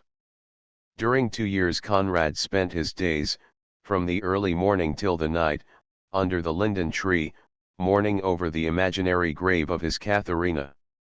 Katharina was the only company of the harmless madman. He was very friendly toward her because, as he said, in some ways she reminded him of his Katharina whom he had lost 50 years ago. He often said, she was so gay, so happy-hearted, but you never smile, and always when you think I am not looking, you cry. When Conrad died, they buried him under the linden, according to his directions, so that he might rest near his poor Katharina. Then Katharina sat under the linden alone, every day and all day long, a great many years, speaking to no one, and never smiling, and at last her long repentance was rewarded with death, and she was buried by Conrad's side. Harris pleased the captain by saying it was good legend, and pleased him further by adding, Now that I have seen this mighty tree, vigorous with its 400 years, I feel a desire to believe the legend for its sake, so I will humor the desire, and consider that the tree really watches over those poor hearts and feels a sort of human tenderness for them. We returned to Nicharstinic, plunged our hotheads into the trough at the town pump, and then went to the hotel and ate our trout dinner in leisurely comfort, in the garden, with the beautiful Neckar flowing at our feet, the quaint Dilsberg looming beyond, and the graceful towers and battlements of a couple of medieval castles, called the Swallow's Nest One and the Brothers, assisting the rugged scenery of a bend of the river down to our right. We got to sea in season to make the 8-mile run to Heidelberg before the night shut down. We sailed by the hotel in the mellow glow of sunset, and came slashing down with the mad current into the narrow passage between the dikes. I believed I could shoot the bridge myself, and I went to the forward triplet of logs and relieved the pilot of his pole and his responsibility. 1. The seeker after information is referred to Appendix E for our captain's legend of the Swallow's Nest and the Brothers. We went tearing along in a most exhilarating way, and I performed the delicate duties of my office very well indeed for a first attempt, but perceiving, presently, that I really was going to shoot the bridge itself instead of the archway under it, I judiciously stepped ashore. The next moment I had my long-coveted desire. I saw a raft wrecked. It hit the pier in the center and went all to smash and scatteration like a box of matches struck by lightning. I was the only one of our party who saw this grand sight. The others were attitudinizing, for the benefit of the long rank of young ladies who were promenading on the bank, and so they lost it. But I helped to fish them out of the river, down below the bridge, and then described it to them as well as I could. They were not interested, though. They said they were wet and felt ridiculous and did not care anything for descriptions of scenery. The young ladies, and other people, crowded around and showed a great deal of sympathy, but that did not help matters, for my friends said they did not want sympathy, they wanted a back alley and solitude. Chapter XX. My precious, priceless tear jug. Next morning brought good news. Our trunks had arrived from Hamburg at last. Let this be a warning to the reader. The Germans are very conscientious, and this trait makes them very particular. Therefore, if you tell a German you want a thing done immediately, he takes you at your word, he thinks you mean what you say, so he does that thing immediately according to his idea of immediately, which is about a week, that is, it is a week if it refers to the building of a garment, or it is an hour and a half if it refers to the cooking of a trout. Very well, if you tell a German to send your trunk to you by slow freight, he takes you at your word, he sends it by slow freight, and you cannot imagine how long you will go on enlarging your admiration of the expressiveness of that phrase in the German tongue, before you get that trunk. The hair on my trunk was soft and thick and youthful. When I got it ready for shipment in Hamburg, it was bald-headed when it reached Heidelberg. However, it was still sound, that was a comfort, it was not battered in the least. The baggagemen seemed to be conscientiously careful, in Germany, of the baggage entrusted to their hands. There was nothing now in the way of our departure, therefore we set about our preparations. Naturally, my chief solicitude was about my collection of ceramics. Of course I could not take it with me, that would be inconvenient, and dangerous besides. I took advice, but the best bric-a-bracers were divided as to the wisest course to pursue. Some said pack the collection and warehouse it, others said try to get it into the Grand Ducal Museum at Mannheim for safekeeping. So I divided the collection, and followed the advice of both parties. I set aside, for the museum, those articles which were the most frail and precious. Among these was my Etruscan tear jug. I have made a little sketch of it here. That thing creeping up the side is not a bug, it is a hole. I bought this tear jug of a dealer in antiquities for $450. It is very rare. The man said the Etruscans used to keep tears or something in these things, and that it was very hard to get hold of a broken one. Now, I also set aside my Henry II plate. See sketch from my pencil. It is in the main correct, though I think I have foreshortened one end of it a little too much, perhaps. This is very fine and rare, the shape is exceedingly beautiful and unusual. It has wonderful decorations on it, but I am not able to reproduce them. It cost more than the tear jug, as the dealer said there was not another plate just like it in the world. He said there was much false Henry II ware around, but that the genuineness of this piece was unquestionable. He showed me its pedigree, or its history, if you please. It was a document which traced this plate's movements all the way down from its birth, showed who bought it, from whom, and what he paid for it from the first buyer down to me, whereby I saw that it had gone steadily up from 35 cents to $700. He said that the whole ceramic world would be informed that it was now in my possession and would make a note of it, with the price paid. Figure 8. There were masters in those days, but, alas, it is not so now. Of course the main preciousness of this piece lies in its color. It is that old sensuous, pervading, ramifying, interpolating, transboreal blue which is the despair of modern art. The little sketch which I have made of this gem cannot and does not do it justice, since I have been obliged to leave out the color.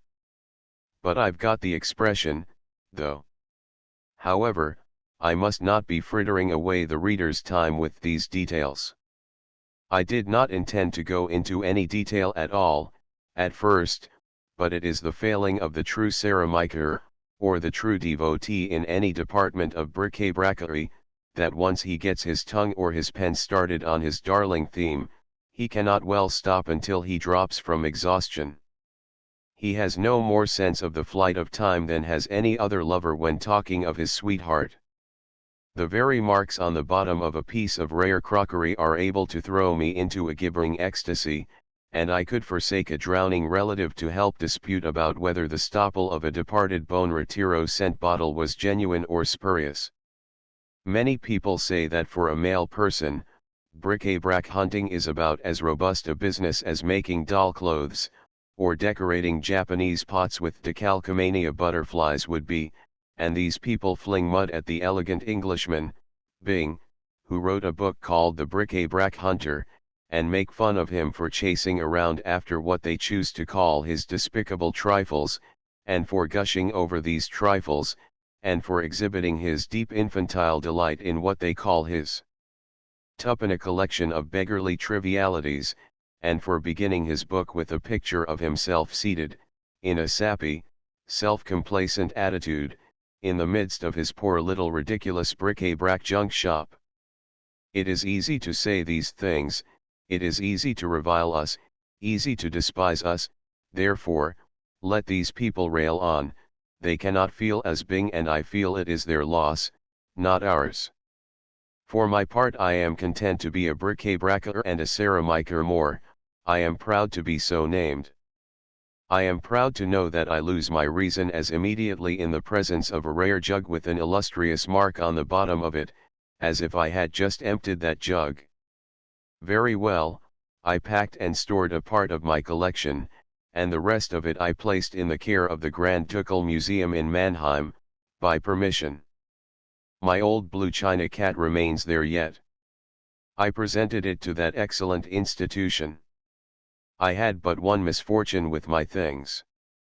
An egg which I had kept back from breakfast that morning, was broken in packing. It was a great pity. I had shown it to the best connoisseurs in Heidelberg, and they all said it was an antique. We spent a day or two in farewell visits, and then left for Baden-Baden. We had a pleasant trip to it, for the Rhine Valley is always lovely. The only trouble was that the trip was too short. If I remember rightly, it only occupied a couple of hours, therefore I judge that the distance was very little, if any, over 50 miles. We quitted the train at Oos, and walked the entire remaining distance to Baden-Baden, with the exception of a lift of less than an hour which we got on a passing wagon, the weather being exhaustingly warm. We came into town on foot. One of the first persons we encountered, as we walked up the street, was the Reverend Mr., an old friend from America. A lucky encounter, indeed, for his is a most gentle, refined, and sensitive nature, and his company and companionship are a genuine refreshment. We knew he had been in Europe some time, but were not at all expecting to run across him. Both parties burst forth into loving enthusiasms, and Reverend Mr. said, "I have got a brimful reservoir of talk to pour out on you, and an empty one ready and thirsting to receive what you have got. We will sit up till midnight and have a good satisfying interchange, for I leave here early in the morning." We agreed to that, of course. I had been vaguely conscious, for a while, of a person who was walking in the street abreast of us. I had glanced furtively at him once or twice, and noticed that he was a fine, large, vigorous young fellow, with an open, independent countenance, faintly shaded with a pale and even almost imperceptible crop of early down, and that he was clothed from head to heel in cool and enviable snow-white linen. I thought I had also noticed that his head had a sort of listening tilt to it. Now about this time the Reverend Mr. said, "The sidewalk is hardly wide enough for three, so I will walk behind, but keep the talk going, there's no time to lose, and you may be sure I will do my share."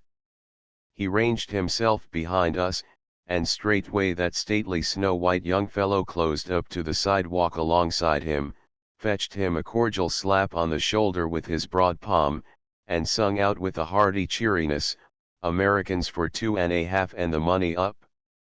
Hey! The Reverend winced, but said mildly, "Yes, we are Americans. Lord love you, you can just bet that's what _I_am, every time. Put it there." He held out his Sahara of his palm, and the Reverend laid his diminutive hand in it, and got so cordial a shake that we heard his glove burst under it. "Say, didn't I put you up right?" "Oh, yes. Sho. I spotted you for my kind the minute I heard your clack. You been over here long?" "About 4 months. Have you been over long?" "Long? Well, I should say so. Going on 2 years, by Gemini. Say, are you homesick?" "No, I can't say that I am." "Are you?" "Oh, hell, yes." This with immense enthusiasm. The Reverend shrunk a little, in his clothes, and we were aware, rather by instinct than otherwise, that he was throwing out signals of distress to us, but we did not interfere or try to succor him, for we were quite happy. The young fellow hooked his arm into the Reverend's, now, with the confiding and grateful air of a waif who has been longing for a friend, and a sympathetic ear, and a chance to lisp once more the sweet accents of the mother tongue, and then he limbered up the muscles of his mouth and turned himself loose, and with such a relish. Some of his words were not Sunday school words, so I am obliged to put blanks where they occur. Yes indeedy. If I ain't an American there ain't any Americans, that's all. And when I heard you fellows gassing away in the good old American language, I'm if it wasn't all I could do to keep from hugging you. My tongue's all warped with trying to curl it around these forsaken wind-galled nine-jointed German words here. Now I tell you it's awful good to lay it over a Christian word once more and kind of let the old taste soak it. I'm from Western New York. My name is Charlie Adams. I'm a student, you know. Been here going on 2 years. I'm learning to be a horse doctor. I like that part of it, you know, but these people, they won't learn a fellow in his own language, they make him learn in German, so before I could tackle the horse doctoring I had to tackle this miserable language. First off, I thought it would certainly give me the bots, but I don't mind now. I've got it where the hair's short, I think, and don't you know, they made me learn Latin, too. Now between you and me, I wouldn't give a for all the Latin that was ever jabbered, and the first thing I calculate to do when I get through, is to just sit down and forget it. 'Twon't take me long, and I don't mind the time, anyway. And I tell you what. The difference between school teaching over yonder and school teaching over here show. We don't know anything about it. Here you've got to peg and there just ain't any let up, and what you learn here, you've got to know, don't you know, or else you'll have one of these spavined, spectacles, ring-boned, knock-kneed old professors in your hair. I've been here long enough, and I'm getting blessed tired of it, mind I tell you. The old man wrote me that he was coming over in June, and said he'd take me home in August, whether I was done with my education or not, but darn him, he didn't come, never said why, just sent me a hamper of Sunday school books, and told me to be good, and hold on a while.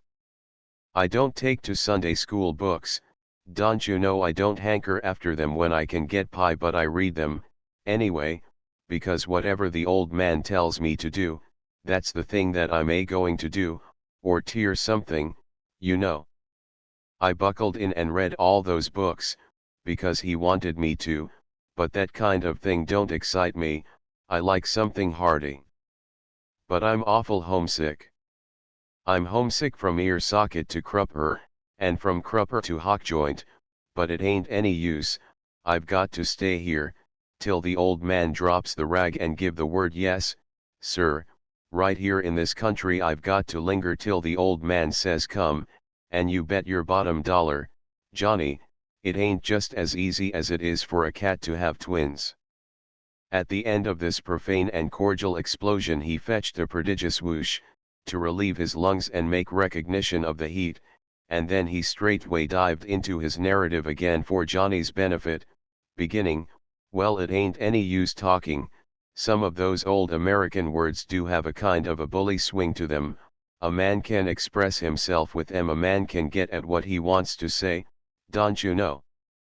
When we reached our hotel and it seemed that he was about to lose the Reverend, he showed so much sorrow, and begged so hard and so earnestly that the Reverend's heart was not hard enough to hold out against the pleadings, so he went away with the parent-honoring student, like a right Christian, and took supper with him in his lodgings, and sat in the surf beat of his slang and profanity till near midnight, and then left him pretty well talked out, but grateful clear down to his frogs. As he expressed it, the Reverend said it had transpired during the interview that Charlie Adams's father was an extensive dealer in horses in western New York. This accounted for Charlie's choice of a profession. The Reverend brought away a pretty high opinion of Charlie as a manly young fellow, with stuff in him for a useful citizen. He considered him rather a rough gem, but a gem, nevertheless. Chapter XXI Insolent shopkeepers and gabbling Americans. Baden-Baden sits in the lap of the hills, and the natural and artificial beauties of the surroundings are combined effectively and charmingly. The level strip of ground which stretches through and beyond the town is laid out in handsome pleasure grounds, shaded by noble trees and adorned at intervals with lofty and sparkling fountain jets. Thrice a day a fine band makes music in the public promenade before the Conversation House, and in the afternoon and evening that locality is populous with fashionably dressed people of both sexes, who march back and forth past the great music stand and look very much bored, though they make a show of feeling otherwise. It seems like a rather aimless and stupid existence. A good many of these people are there for a real purpose, however. They are racked with rheumatism, and they are there to stew it out in the hot baths. These invalids looked melancholy enough, limping about on their canes and crutches, and apparently brooding over all sorts of cheerless things. People say that Germany, with her damp stone houses, is the home of rheumatism. If that is so, Providence must have foreseen that it would be so, and therefore filled the land with the healing baths. Perhaps no other country is so generously supplied with medicinal springs as Germany. Some of these baths are good for one ailment, some for another, and again, peculiar ailments are conquered by combining the individual virtues of several different baths. For instance, for some forms of disease, the patient drinks the native hot water of Baden-Baden, with a spoonful of salt from the Carlsbad springs dissolved in it. That is not a dose to be forgotten right away. They don't sell this hot water, no, you go into the great Trinkhalle, and stand around, first on one foot and then on the other, while 2 or 3 young girls sit pottering at some sort of ladylike sewing work in your neighborhood and can't seem to see you polite as $3 clerks in government offices. By and by one of these rises painfully, and stretches fists and body heavenward till she raises her heels from the floor, at the same time refreshing herself with a yawn of such comprehensiveness that the bulk of her face disappears behind her upper lip and one is able to see how she is constructed inside. Then she slowly closes her cavern, brings down her fists and her heels, comes languidly forward, contemplates you contemptuously, draws you a glass of hot water and sets it down. Where you can get it by reaching for it. You take it and say, "How much?" And she returns you, with elaborate indifference, a beggar's answer, "Knock believe, what you please."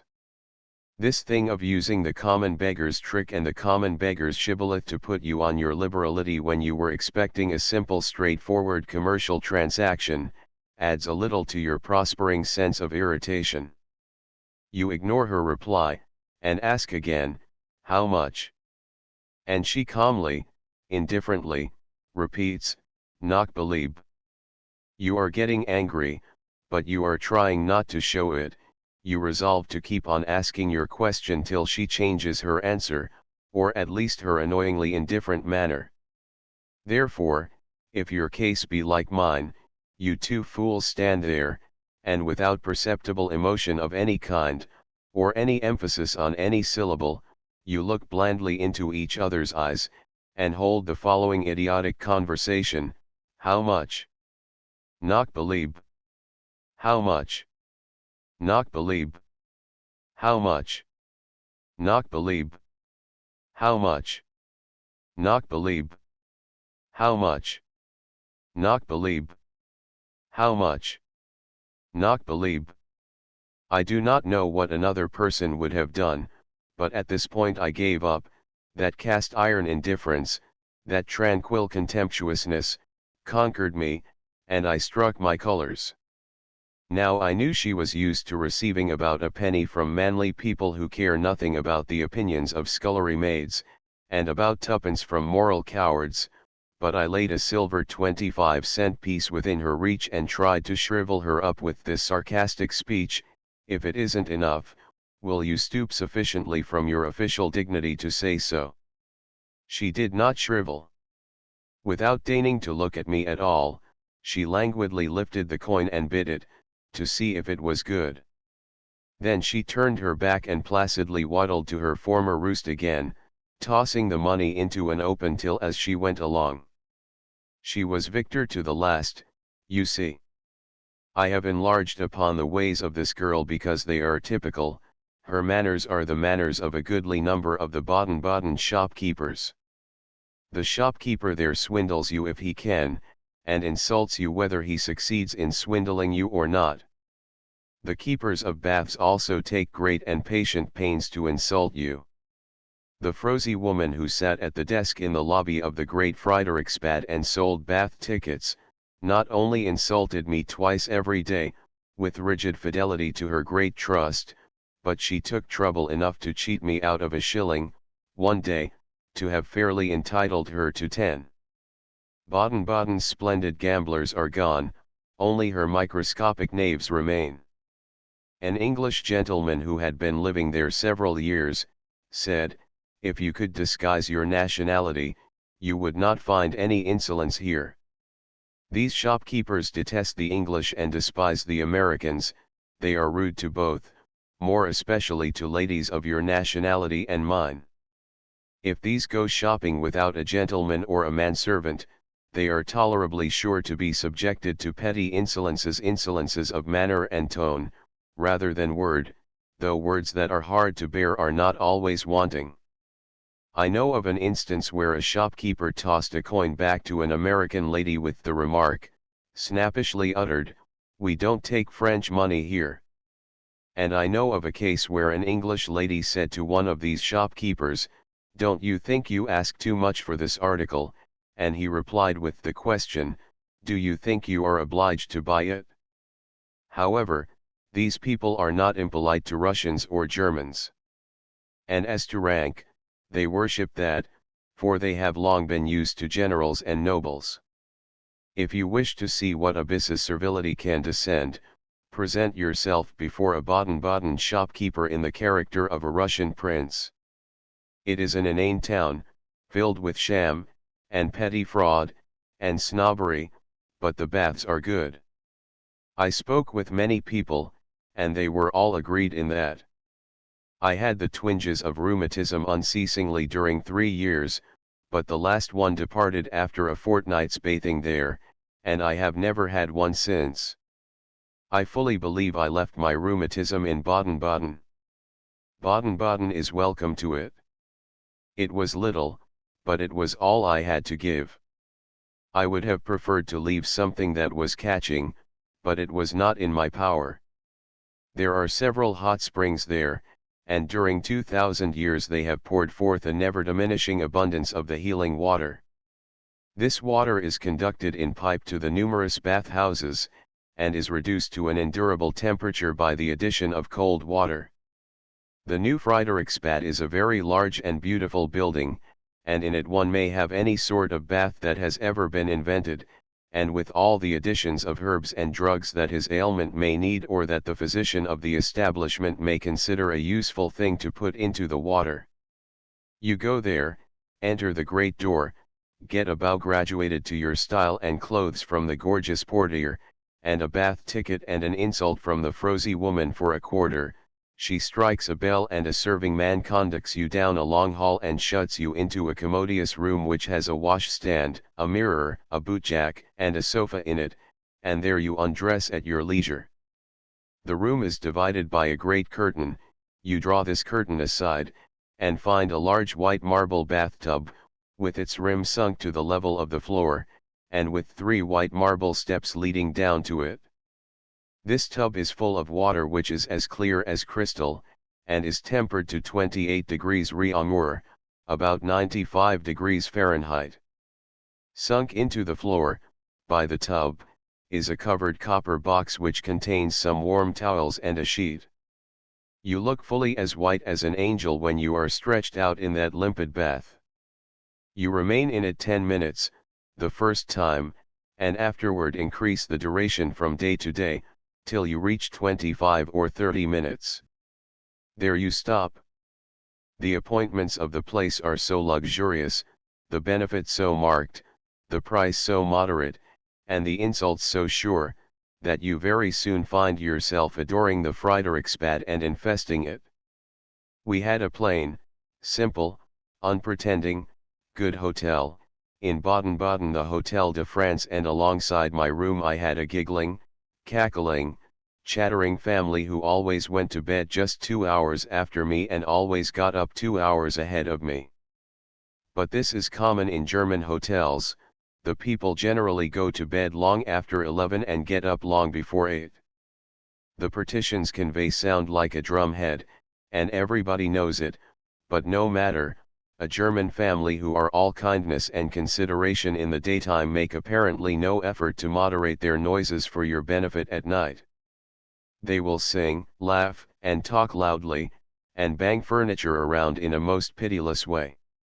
If you knock on your wall appealingly, they will quiet down and discuss the matter softly among themselves for a moment, then, like the mice, they fall to persecuting you again, and as vigorously as before. They keep cruelly late and early hours, for such noisy folk. Of course, when one begins to find fault with foreign people's ways, he is very likely to get a reminder to look nearer home, before he gets far with it. I open my notebook to see if I can find some more information of a valuable nature about Baden-Baden, and the first thing I fall upon is this: Baden-Baden, no date. Lot of vociferous Americans at breakfast this morning. Talking at everybody, while pretending to talk among themselves. On their first travels, manifestly. Showing off. The usual signs: airy, easy-going references to grand distances and foreign places. Well, goodbye, old fellow, if I don't run across you in Italy, you hunt me up in London before you sail.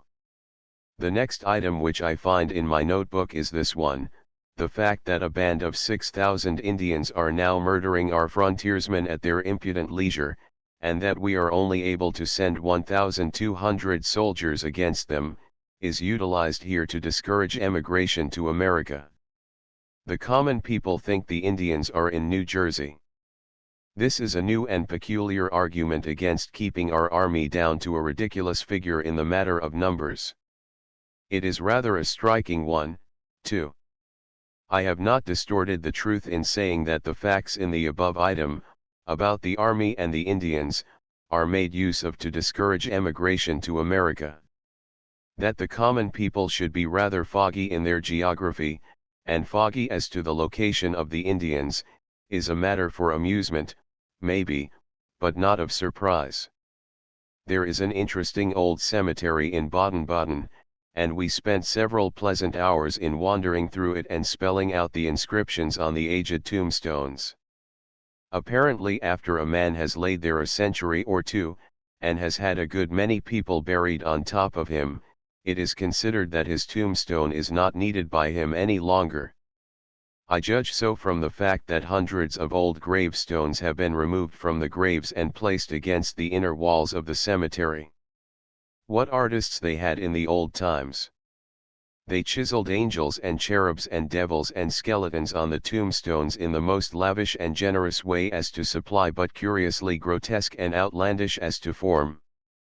It is not always easy to tell which of the figures belong among the blessed and which of them among the opposite party.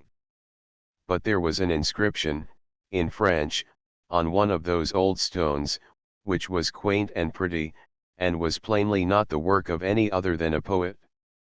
It was to this effect: "Here reposes in God, Caroline de Clery, a religious of Saint Denis aged 83 years and blind. The light was restored to her in Baden the 5th of January, 1839. We made several excursions on foot to the neighboring villages, over winding and beautiful roads and through enchanting woodland scenery. The woods and roads were similar to those at Heidelberg, but not so bewitching. I suppose that roads and woods which are up to the Heidelberg mark are rare in the world. Once we wandered clear away to La Favorita Palace, which is several miles from Baden-Baden. The grounds about the palace were fine. The palace was a curiosity. It was built by a Margravine in 1725, and remains as she left it at her death. We wandered through a great many of its rooms, and they all had striking peculiarities of decoration. For instance, the walls of one room were pretty completely covered with small pictures of the Margravine in all conceivable varieties of fanciful costumes, some of them male. The walls of another room were covered with grotesquely and elaborately figured hand-wrought tapestry. The musty ancient beds remained in the chambers, and their quilts and curtains and canopies were decorated with curious handwork, and the walls and ceilings frescoed with historical and mythological scenes in glaring colors. There was enough crazy and rotten rubbish in the building to make a true bric-a-brac green with envy. A painting in the dining hall verged upon the indelicate, but then the Margravine was herself a trifle indelicate. It is in every way a wildly and picturesquely decorated house, and brimful of interest as a reflection of the character and tastes of that rude bygone time. In the grounds, a few rods from the palace, stands the Margravine's chapel, just as she left it, a coarse wooden structure, wholly barren of ornament. It is said that the Margravine would give herself up to debauchery and exceedingly fast living for several months at a time, and then retire to this miserable wooden den and spend a few months in repenting and getting ready for another good time. She was a devoted Catholic, and was perhaps quite a model sort of a Christian as Christians went then, in high life. Tradition says she spent the last 2 years of her life in the strange den I have been speaking of, after having indulged herself in one final, triumphant, and satisfying spree. She shut herself up there, without company, and without even a servant, and so abjured and forsook the world. In her little bit of a kitchen she did her own cooking, she wore a hair shirt next the skin, and castigated herself with whips. These aids to grace are exhibited there yet. She prayed and told her beads, in another little room, before a waxen Virgin niched in a little box against the wall. She bedded herself like a slave. In another small room is an unpainted wooden table, and behind it sit half-life-size waxen figures of the Holy Family, made by the very worst artist that ever lived, perhaps, and clothed in gaudy, flimsy drapery.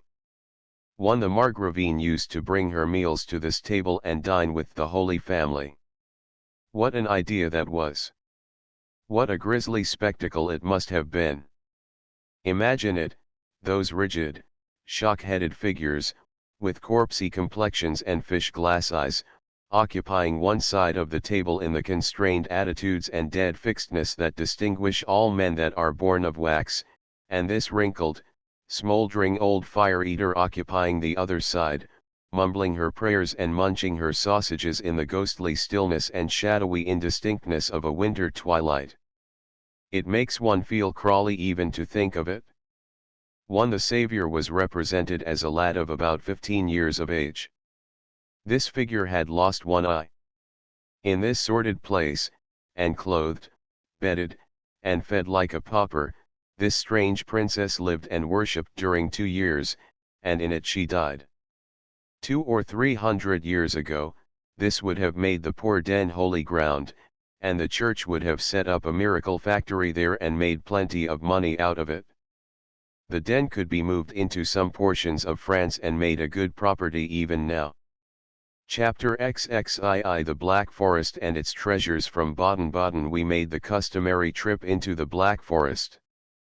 We were on foot most of the time. One cannot describe those noble woods, nor the feeling with which they inspire him.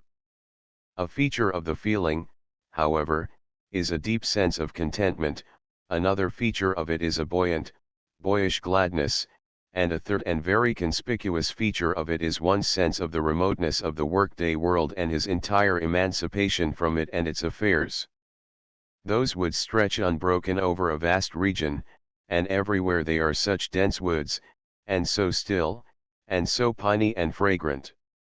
The stems of the trees are trim and straight, and in many places all the ground is hidden for miles under a thick cushion of moss of a vivid green color, with not a decayed or ragged spot in its surface, and not a fallen leaf or twig to mar its immaculate tidiness.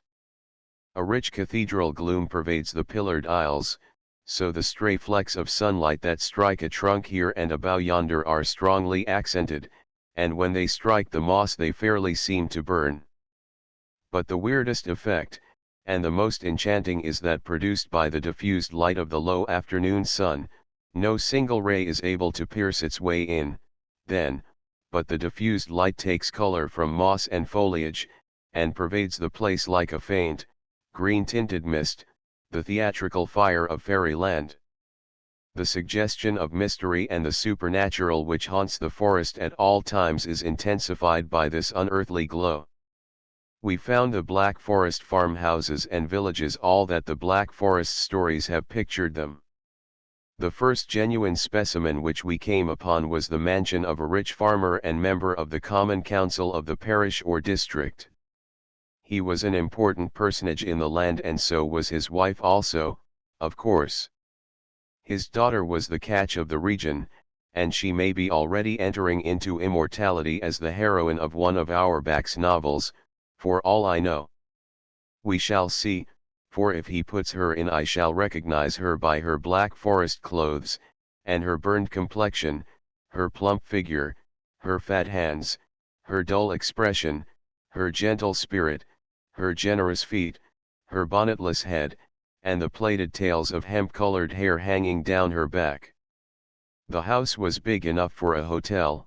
It was 100 feet long and 50 wide, and 10 feet high, from ground to eaves, but from the eaves to the comb of the mighty roof was as much as 40 feet, or maybe even more. This roof was of ancient mud-colored straw thatch a foot thick, and was covered all over, except in a few trifling spots, with a thriving and luxurious growth of green vegetation, mainly moss. The mossless spots were places where repairs had been made by the insertion of bright new masses of yellow straw. The eaves projected far down, like sheltering, hospitable wings. Across the gable that fronted the road, and about 10 feet above the ground, ran a narrow porch, with a wooden railing, A row of small windows filled with very small panes looked upon the porch. Above were 2 or 3 other little windows, one clear up under the sharp apex of the roof. Before the ground floor door was a huge pile of manure. The door of the second-story room on the side of the house was open, and occupied by the rear elevation of a cow. Was this probably the drawing room? All of the front half of the house from the ground up seemed to be occupied by the people, the cows, and the chickens, and all the rear half by draft animals and hay. But the chief feature, all around this house, was the big heaps of manure. We became very familiar with the fertilizer in the forest. We fell unconsciously into the habit of judging of a man's station in life by this outward and eloquent sign. Sometimes we said, "Here is a poor devil, this is manifest." When we saw a stately accumulation, we said, "Here is a banker." When we encountered a country seat surrounded by an alpine pomp of manure, we said, "Doubtless a duke lives here." The importance of this feature has not been properly magnified in the Black Forest stories. Manure is evidently the Black Forester's main treasure, his coin, his jewel, his pride, his old master, his ceramics, his bric-a-brac, his darling, his title to public consideration, envy, veneration, and his first solicitude when he gets ready to make his will. The true Black Forest novel, if it is ever written, will be skeletoned somewhat in this way: skeleton for a Black Forest novel. Rich old farmer, named Huss, has inherited great wealth of manure, and by diligence has added to it. It is double-starred in Baedeker. 1. The Black Forest artist paints it his masterpiece. The king comes to see it. Gretchen Huss, daughter and heiress. Paul Hock, young neighbor, suitor for Gretchen's hand. Ostensibly, he really wants the manure. Hock has a good many cartloads of the Black Forest currency himself, and therefore is a good catch, but he is sordid, mean, and without sentiment, whereas Gretchen is all sentiment and poetry. Hans Schmidt, young neighbor, full of sentiment, full of poetry, loves Gretchen, Gretchen loves him. But he has no manure. Old Huss forbids him in the house. His heart breaks, he goes away to die in the woods, far from the cruel world, for he says, bitterly, "What is man, without manure?" 1. When Baedeker's guidebooks mention a thing and put 2 stars after it, it means well worth visiting. Mt. Interval of 6 months. Paul Hock comes to old Huss and says, "I am at last as rich as you required, come and view the pile." Old Huss views it and says, "It is sufficient, take her and be happy," meaning Gretchen. Interval of 2 weeks. Wedding party assembled in old Huss's drawing room. Hock placid and content, Gretchen weeping over her hard fate. Enter old Huss's head bookkeeper. Huss says fiercely, "I gave you 3 weeks to find out why your books don't balance, and to prove that you are not a defaulter. The time is up, find me the missing property or you go to prison as a thief." Bookkeeper, "I have found it." "Where?" Bookkeeper, sternly tragically, "In the bridegroom's pile. Behold the thief, see him blench and tremble." Sensation. Paul Hock, lost, lost. Falls over the cow in a swoon and is handcuffed. Gretchen, saved. Falls over the calf in a swoon of joy, but is caught in the arms of Hans Schmidt, who springs in at that moment. Old Huss, "What, you here, varlet? Unhand the maid and quit the place." Hans, still supporting the insensible girl, "Never. Cruel old man, know that I come with claims which even you cannot despise." Huss, "What? Name them." Hans, "Listen then. The world has forsaken me, I forsook the world, I wandered in the solitude of the forest, longing for death but finding none. I fed upon roots, and in my bitterness I dug for the bitterest, loathing the sweeter kind. Digging, 3 days agone, I struck a manure mine, a Golconda, a limitless bonanza, of solid manure. I can buy you all, and have mountain ranges of manure left. Ha ha, now thou smilest a smile. Immense sensation. Exhibition of specimens from the mine. Old Huss, enthusiastically wake her up, shake her up, noble young man, she is yours. Wedding takes place on the spot, bookkeeper restored to his office and emoluments, Paul Hawk led off to jail. The Bonanza King of the Black Forest lives to a good old age, blessed with the love of his wife and of his 27 children, and the still sweeter envy of everybody around. We took our noon meal of fried trout one day at the Plough Inn, in a very pretty village, Ottenhofen, and then went into the public room to rest and smoke. There we found 9 or 10 Black Forest grandees assembled around a table. They were the common council of the parish. They had gathered there at 8 o'clock that morning to elect a new member, and they had now been drinking beer 4 hours at the new member's expense. They were men of 50 or 60 years of age, with grave good-natured faces, and were all dressed in the costume made familiar to us by the Black Forest stories, broad, round-topped black felt hats with the brims curled up all round, long red waistcoats with large metal buttons, black alpaca coats with the waists up between the shoulders. There were no speeches, there was but little talk, there were no frivolities. The council filled themselves gradually, steadily, but surely, with beer, and conducted themselves with sedate decorum, as became men of position, men of influence, men of manure. We had a hot afternoon tramp up the valley, along the grassy bank of a rushing stream of clear water, past farmhouses, watermills, and no end of wayside crucifixes and saints and virgins. These crucifixes, etc., are set up in memory of departed friends, by survivors, and are almost as frequent as telegraph poles are in other lands. We followed the carriage road, and had our usual luck. We traveled under a beating sun, and always saw the shade leave the shady places before we could get to them. In all our wanderings we seldom managed to strike a piece of road at its time for being shady. We had a particularly hot time of it on that particular afternoon, and with no comfort but what we could get out of the fact that the peasants at work away up on the steep mountainsides above our heads were even worse off than we were. By and by it became impossible to endure the intolerable glare and heat any longer, so we struck across the ravine and entered the deep cool twilight of the forest, to hunt for what the guidebook called the old road. We found an old road, and it proved eventually to be the right one, though we followed it at the time with the conviction that it was the wrong one. If it was the wrong one there could be no use in hurrying, therefore we did not hurry, but sat down frequently on the soft moss and enjoyed the restful quiet and shade of the forest solitudes. There had been distractions in the carriage road: school children, peasants, wagons, troops of pedestrianizing students from all over Germany, but we had the old road to ourselves. Now and then, while we rested, we watched the laborious ant at his work.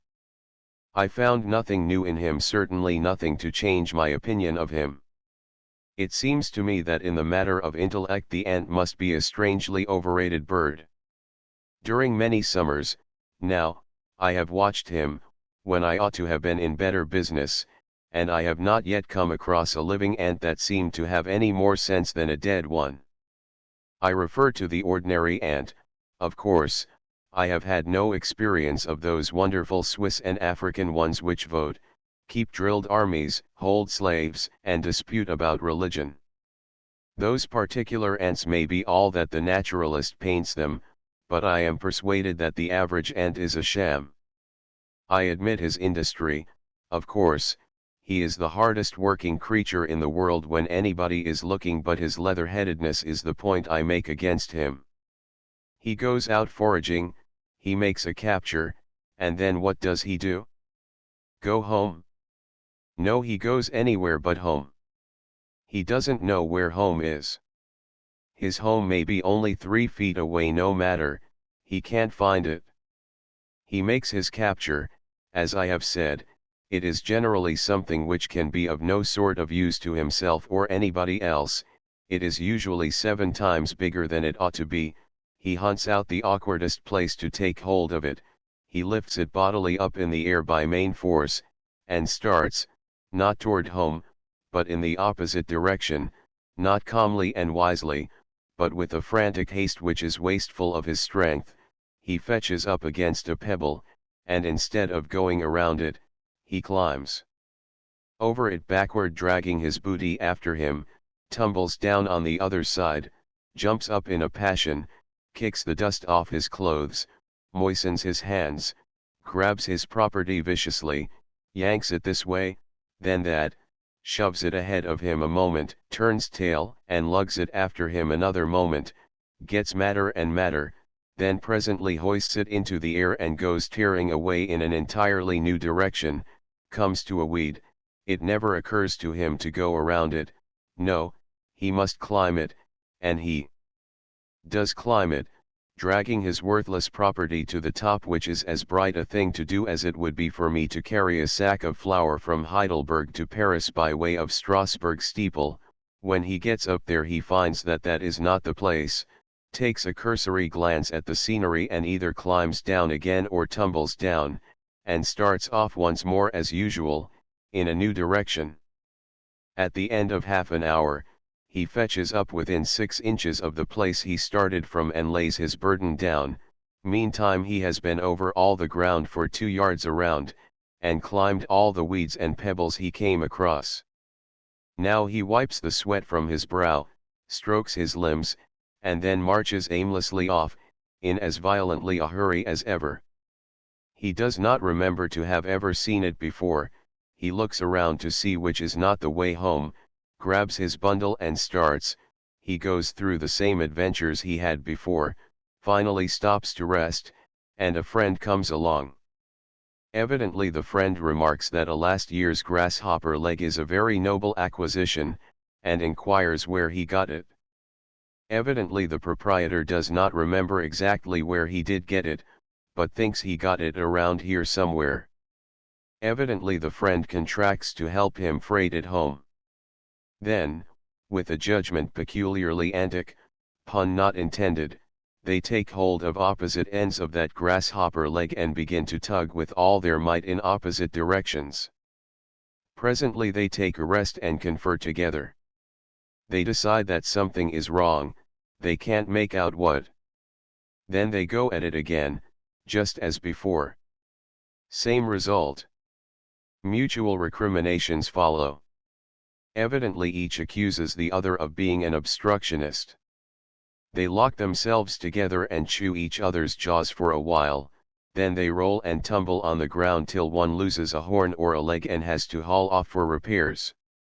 They make up and go to work again in the same old insane way, but the crippled ant is at a disadvantage, tug as he may, the other one drags off the booty and him at the end of it.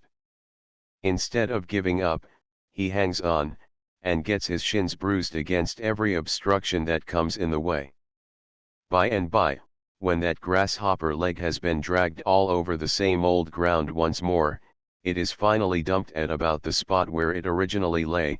The 2 perspiring ants inspect it thoughtfully and decide that dried grasshopper legs are a poor sort of property after all, and then each starts off in a different direction to see if he can't find an old nail or something else that is heavy enough to afford entertainment and at the same time valueless enough to make an ant want to own it. There in the Black Forest, on the mountainside, I saw an ant go through with such a performance as this with a dead spider of fully 10 times his own weight. The spider was not quite dead, but too far gone to resist. He had a round body the size of a pea. The little ant, observing that I was noticing, turned him on his back, sunk his fangs into his throat, lifted him into the air and started vigorously off with him, stumbling over little pebbles, stepping on the spider's legs and tripping himself up, dragging him backward, shoving him bodily ahead, dragging him up stones 6 inches high instead of going around them, climbing weeds 20 times his own height and jumping from their summits, and finally leaving him in the middle of the road to be confiscated by any other fool of an ant that wanted him. I measured the ground which this ass traversed, and arrived at the conclusion that what he had accomplished inside of 20 minutes would constitute some such job as this, relatively speaking, for a man, to wit, to strap 2 800-pound horses together, carry them 1,800 feet, mainly over, not around, boulders averaging 6 feet high, and in the course of the journey climb up and jump from the top of one precipice like Niagara, and 3 steeples, each 120 feet high, and then put the horses down, in an exposed place, without anybody to watch them, and go off to indulge in some other idiotic miracle for vanity's sake. Science has recently discovered that the ant does not lay up anything for winter use. This will knock him out of literature, to some extent. He does not work, except when people are looking, and only then when the observer has a green, naturalistic look, and seems to be taking notes. This amounts to deception, and will injure him for the Sunday schools. He has not judgment enough to know what is good to eat from what isn't. This amounts to ignorance, and will impair the world's respect for him. He cannot stroll around a stump and find his way home again. This amounts to idiocy, and once the damaging fact is established, thoughtful people will cease to look up to him, the sentimental will cease to fondle him. His vaunted industry is but a vanity and of no effect, since he never gets home with anything he starts with. This disposes of the last remnant of his reputation and wholly destroys his main usefulness as a moral agent, since it will make the sluggard hesitate to go to him any more. It is strange, beyond comprehension, that so manifest a humbug as the ant has been able to fool so many nations and keep it up so many ages without being found out. The ant is strong, but we saw another strong thing, where we had not suspected the presence of much muscular power before. A toadstool, that vegetable which springs to full growth in a single night, had torn loose and lifted a matted mass of pine needles and dirt of twice its own bulk into the air, and supported it there, like a column supporting a shed. 10,000 toadstools, with the right purchase, could lift a man, I suppose. But what good would it do? All our afternoon's progress had been uphill. About 5 or half past we reached the summit, and all of a sudden the dense curtain of the forest parted and we looked down into a deep and beautiful gorge and out over a wide panorama of wooded mountains with their summits shining in the sun and their glade-furrowed sides dimmed with purple shade. The gorge under our feet, called Allerheiligen, afforded room in the grassy level at its head for a cozy and delightful human nest, shut away from the world and its boderations, and consequently the monks of the old times had not failed to spy it out, and here were the brown and comely ruins of their church and convent to prove that priests had as fine an instinct 700 years ago in ferreting out the choicest nooks and corners in a land as priests have today. A big hotel crowds the ruins a little, now, and drives a brisk trade with summer tourists. We descended into the gorge and had a supper which would have been very satisfactory if the trout had not been boiled. The Germans are pretty sure to boil a trout or anything else if left to their own devices.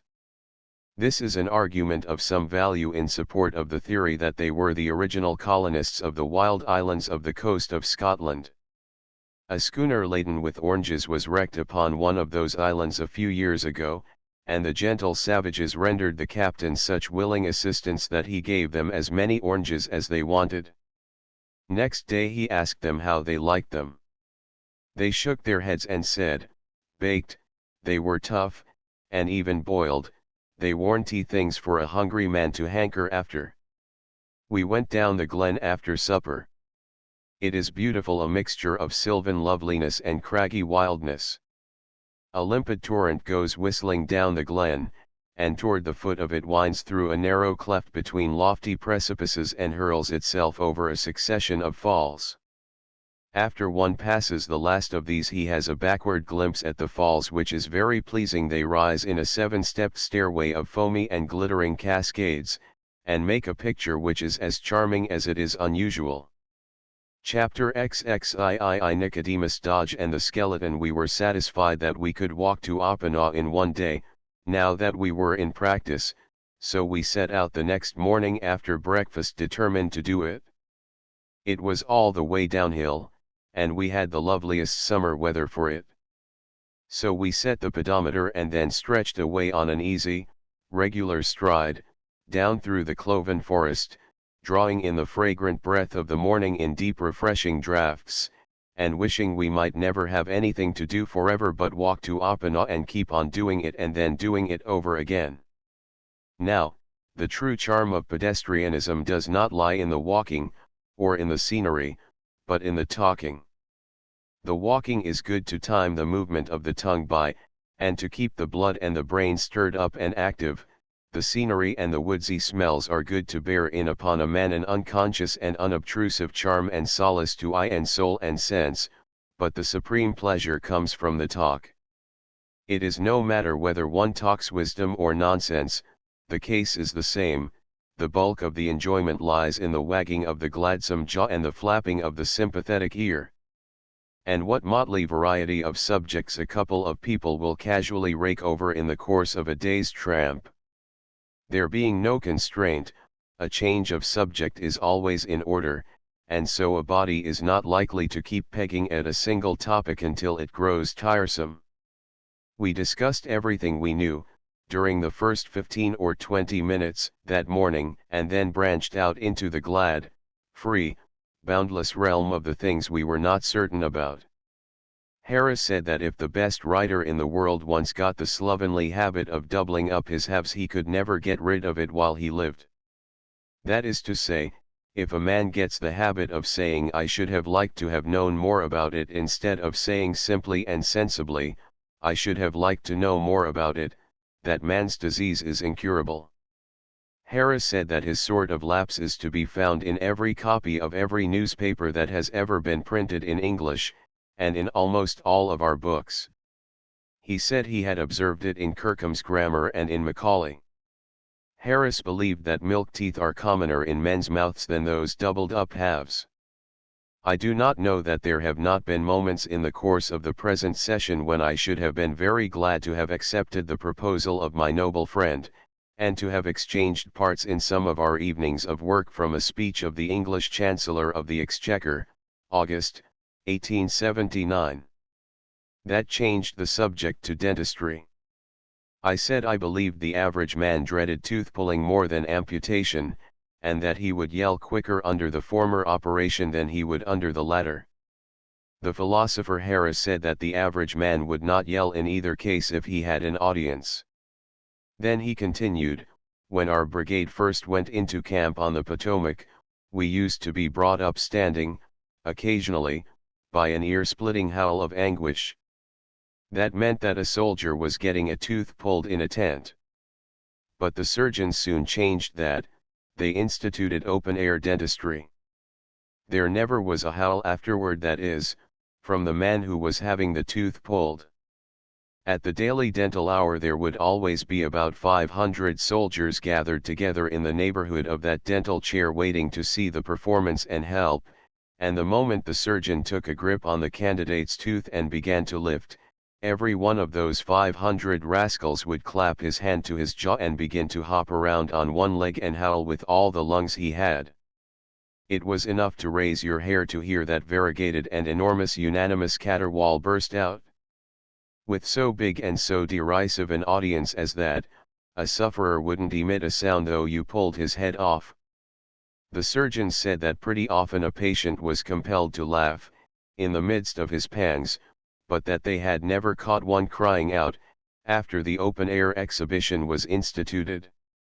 Dental surgeons suggested doctors, doctors suggested death, death suggested skeletons, and so, by a logical process, the conversation melted out of one of these subjects and into the next, until the topic of skeletons raised up Nicodemus Dodge out of the deep grave in my memory where he had lain buried and forgotten for 25 years.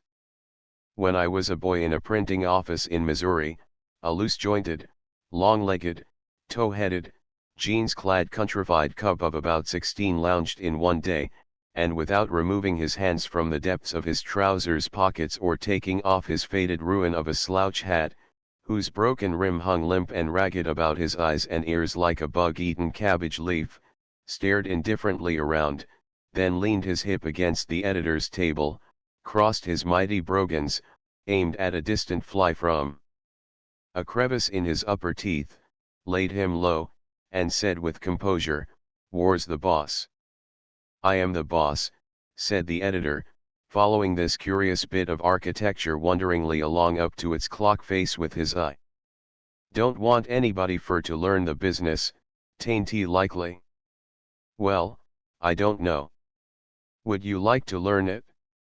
"P'aps so po he can't run me no mo, so I want to get a show summers if I kin, tain't no diffunce what I'm strong and hearty, and I don't turn my back on no kind of work, hard ner soft. Do you think you would like to learn the printing business?" "Well, I don't really care a dern what I do learn, so's I get a chance fur to make my way. I'd just as soon learn print as anything." "Can you read?" "Yes, middlin'." "Right. Well, I've seed people could lay over me thar. Cipher. Not good enough to keep store, I don't reckon, but up as fur as 12 times 12 I ain't no slouch. T'other side of that is what gets me. Where is your home?" "I'm FM Old Shelby." "What's your father's religious denomination?" "Him." "Oh, he's a blacksmith." No, I don't mean his trade." "What's his religious denomination?" "Oh, I didn't understand you before." "He's a Freemason." No, you don't get my meaning yet." "What I mean is, does he belong to any church?" "Now you're talkin'." "Couldn't make out what you was tryin' to get through yo' head no way." "Belong to a church?" "Why, boss, he's been the pizinest kind of free will Baptist for 40 year. They ain't no pizener ones and what he is. Mighty good man, pap is. Everybody says that.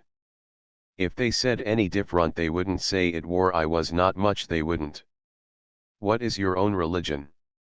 "Well, boss, you've kind o' got me, there and yet you hain't got me so mighty much, nuther.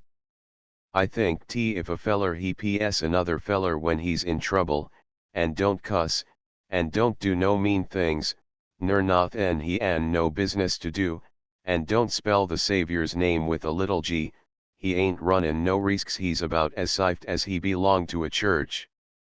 "But suppose he did spell it with a little g, what then?" "Well, if he done it a purpose, I reckon he wouldn't stand no chance he oughtn't to have no chance, anyway, I'm most rotten certain 'bout that." "What is your name?" "Nicodemus Dodge." "I think maybe you'll do, Nicodemus. We'll give you a trial, anyway." "All right. When would you like to begin?" "Now." So, within 10 minutes after we had first glimpsed this nondescript he was one of us, and with his coat off and hard at it. Beyond that end of our establishment which was furthest from the street, was a deserted garden, pathless, and thickly grown with the bloomy and villainous jimpsunweed and its common friend the stately sunflower. In the midst of this mournful spot was a decayed and aged little frame house with but one room, one window, and no ceiling. It had been a smoke house a generation before. Nicodemus was given this lonely and ghostly den as a bedchamber. The village smarties recognized a treasure in Nicodemus, right away a butt to play jokes on. It was easy to see that he was inconceivably green and confiding. George Jones had the glory of perpetrating the first joke on him. He gave him a cigar with a firecracker in it and winked to the crowd to come, The thing exploded presently and swept away the bulk of Nicodemus's eyebrows and eyelashes. He simply said, "I consider them kind of cigars dangersome," and seemed to suspect nothing. The next evening Nicodemus waylaid George and poured a bucket of ice water over him. One day, while Nicodemus was in swimming, Tom McElroy tied his clothes. Nicodemus made a bonfire of Tom's by way of retaliation. A third joke was played upon Nicodemus a day or two later. He walked up the middle aisle of the village church, Sunday night, with a staring handbill pinned between his shoulders. The joker spent the remainder of the night, after church, in the cellar of a deserted house, and Nicodemus sat on the cellar door till toward breakfast time to make sure that the prisoner remembered that if any noise was made, some rough treatment would be the consequence. The cellar had 2 feet of stagnant water in it, and was bottomed with 6 inches of soft mud. But I wander from the point.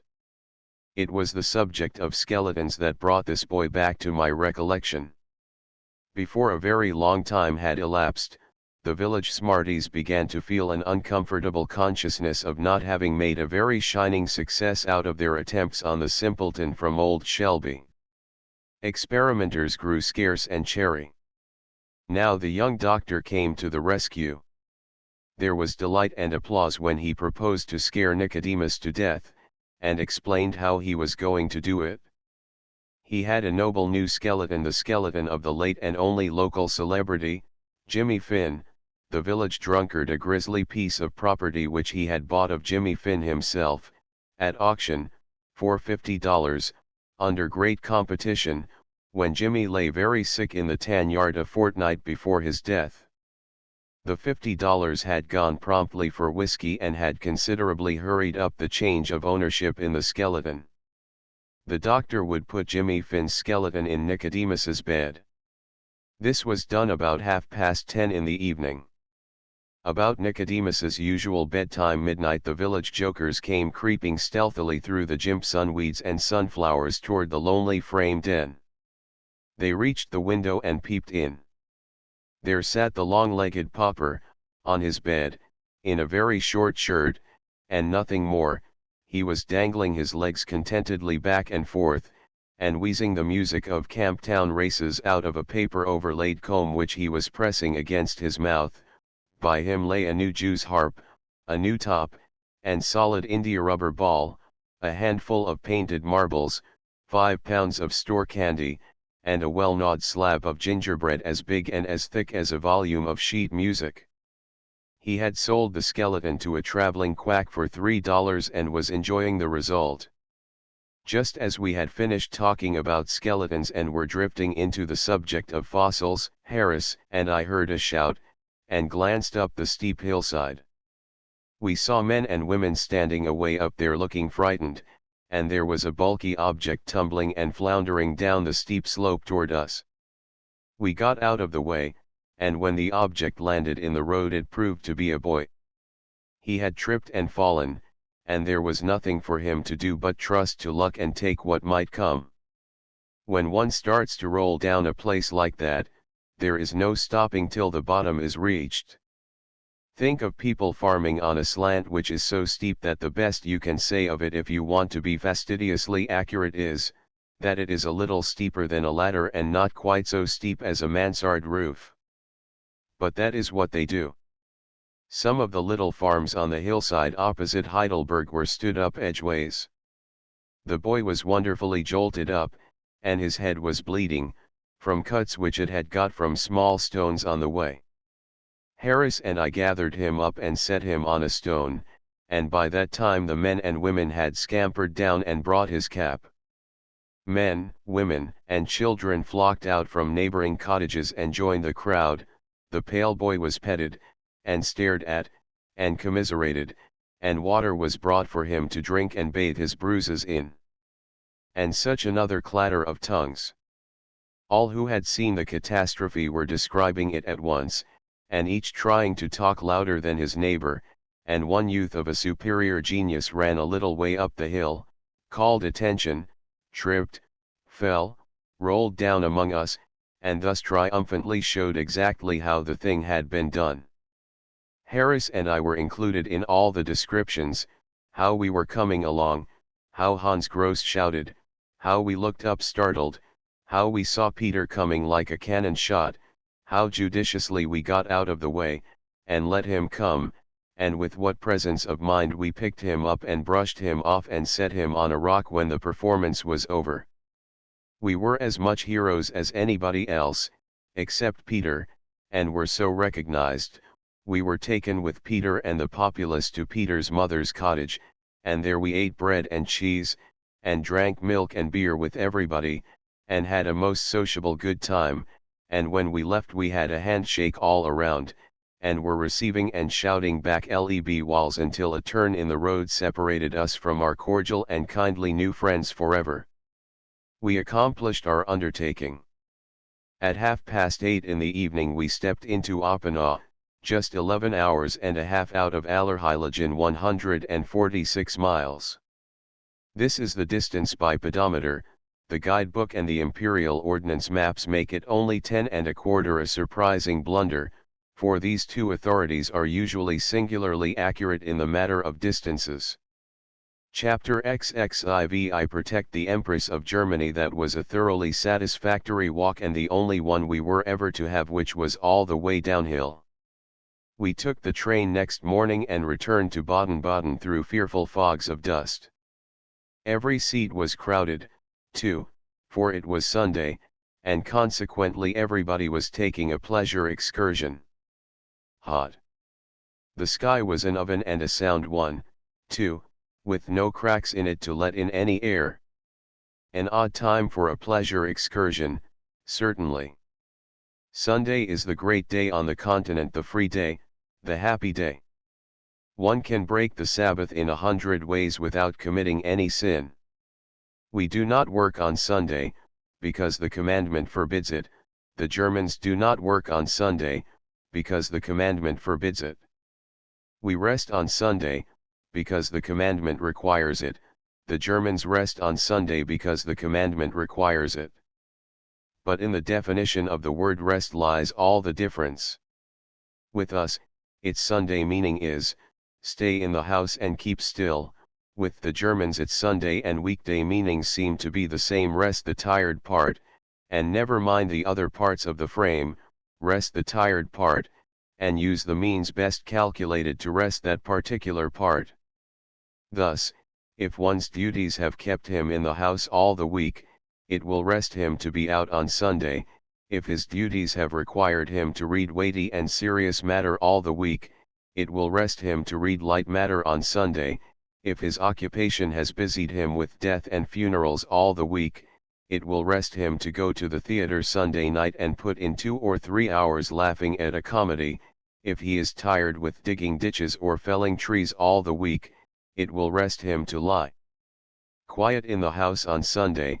If the hand, the arm, the brain, the tongue, or any other member, is fatigued with inanition, it is not to be rested by adding a day's inanition, but if a member is fatigued with exertion, inanition is the right rest for it. Such is the way in which the Germans seem to define the word rest, that is to say, they rest a member by recreating, recuperating, restoring its forces. But our definition is less broad. We all rest alike on Sunday by secluding ourselves and keeping still, whether that is the surest way to rest the most of us or not. The Germans make the actors, the preachers, etc., work on Sunday. We encourage the preachers, the editors, the printers, etc., to work on Sunday, and imagine that none of the sin of it falls upon us. But I do not know how we are going to get around the fact that if it is wrong for the printer to work at his trade on Sunday, it must be equally wrong for the preacher to work at his, since the commandment has made no exception in his favor. We buy Monday morning's paper and read it, and thus encourage Sunday printing. But I shall never do it again. The Germans remember the Sabbath day to keep it holy, by abstaining from work, as commanded. We keep it holy by abstaining from work, as commanded, and by also abstaining from play, which is not commanded. Perhaps we constructively break the command to rest, because the resting we do is in most cases only a name, and not a fact. These reasonings have sufficed, in a measure, to mend the rent in my conscience which I made by traveling to Baden-Baden that Sunday. We arrived in time to furbish up and get to the English church before services began. We arrived in considerable style, too, for the landlord had ordered the first carriage that could be found, since there was no time to lose, and our coachman was so splendidly liveried that we were probably mistaken for a brace of stray dukes. Why else were we honored with a pew all to ourselves, away up among the very elect at the left of the chancel? That was my first thought. In the pew directly in front of us sat an elderly lady, plainly and cheaply dressed. At her side sat a young lady with a very sweet face, and she also was quite simply dressed, but around us and about us were clothes and jewels which it would do anybody's heart good to worship in. I thought it was pretty manifest that the elderly lady was embarrassed at finding herself in such a conspicuous place arrayed in such cheap apparel. I began to feel sorry for her and troubled about her. She tried to seem very busy with her prayer book and her responses, and unconscious that she was out of place, but I said to myself, she is not succeeding. There is a distressed tremulousness in her voice which betrays increasing embarrassment. Presently the Saviour's name was mentioned, and in her flurry she lost her head completely, and rose and courtesied, instead of making a slight nod as everybody else did. The sympathetic blood surged to my temples and I turned and gave those fine birds what I intended to be a beseeching look, but my feelings got the better of me and changed it into a look which said, if any of you pets of fortune laugh at this poor soul, you will deserve to be flayed for it. Things went from bad to worse, and I shortly found myself mentally taking the unfriended lady under my protection. My mind was wholly upon her. I forgot all about the sermon. Her embarrassment took stronger and stronger hold upon her. She got to snapping the lid of her smelling bottle. It made a loud, sharp sound, but in her trouble she snapped and snapped away, unconscious of what she was doing. The last extremity was reached when the collection plate began its rounds. The moderate people threw in pennies, the nobles and the rich contributed silver, but she laid a 20-mark gold piece upon the book rest before her with a sounding slap. I said to myself, she has parted with all her little hoard to buy the consideration of these unpitying people. It is a sorrowful spectacle. I did not venture to look around this time, but as the service closed, I said to myself, let them laugh, it is their opportunity, but at the door of this church they shall see her step into our fine carriage with us, and our gaudy coachman shall drive her home. Then she rose and all the congregation stood while she walked down the aisle. She was the Empress of Germany. No, she had not been so much embarrassed as I had supposed. My imagination had got started on the wrong scent, and that is always hopeless. One is sure, then, to go straight on misinterpreting everything, clear through to the end. The young lady with her imperial majesty was a maid of honor, and I had been taking her for one of her boarders, all the time. This is the only time I have ever had an empress under my personal protection, and considering my inexperience, I wonder I got through with it so well. I should have been a little embarrassed myself if I had known earlier what sort of a contract I had on my hands. We found that the Empress had been in Baden-Baden several days. It is said that she never attends any but the English form of church service. I lay abed and read and rested from my journey's fatigues the remainder of that Sunday, but I sent my agent to represent me at the afternoon service, for I never allow anything to interfere with my habit of attending church twice every Sunday. There was a vast crowd in the public grounds that night to hear the band play the Fremersberg. This piece tells one of the old legends of the region, how a great noble of the Middle Ages got lost in the mountains, and wandered about with his dogs in a violent storm, until at last the faint tones of a monastery bell, calling the monks to a midnight service, caught his ear, and he followed the direction the sounds came from and was saved. A beautiful air ran through the music, without ceasing, sometimes loud and strong, sometimes so soft that it could hardly be distinguished, but it was always there.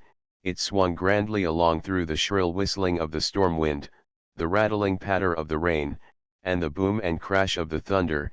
It wound soft and low through the lesser sounds, the distant ones, such as the throbbing of the convent bell, the melodious winding of the hunter's horn, the distressed bayings of his dogs, and the solemn chanting of the monks.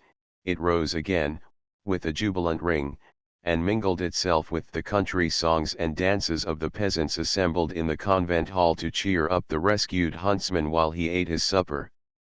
The instruments imitated all these sounds with a marvelous exactness. More than one man started to raise his umbrella when the storm burst forth and the sheets of mimic rain came driving by.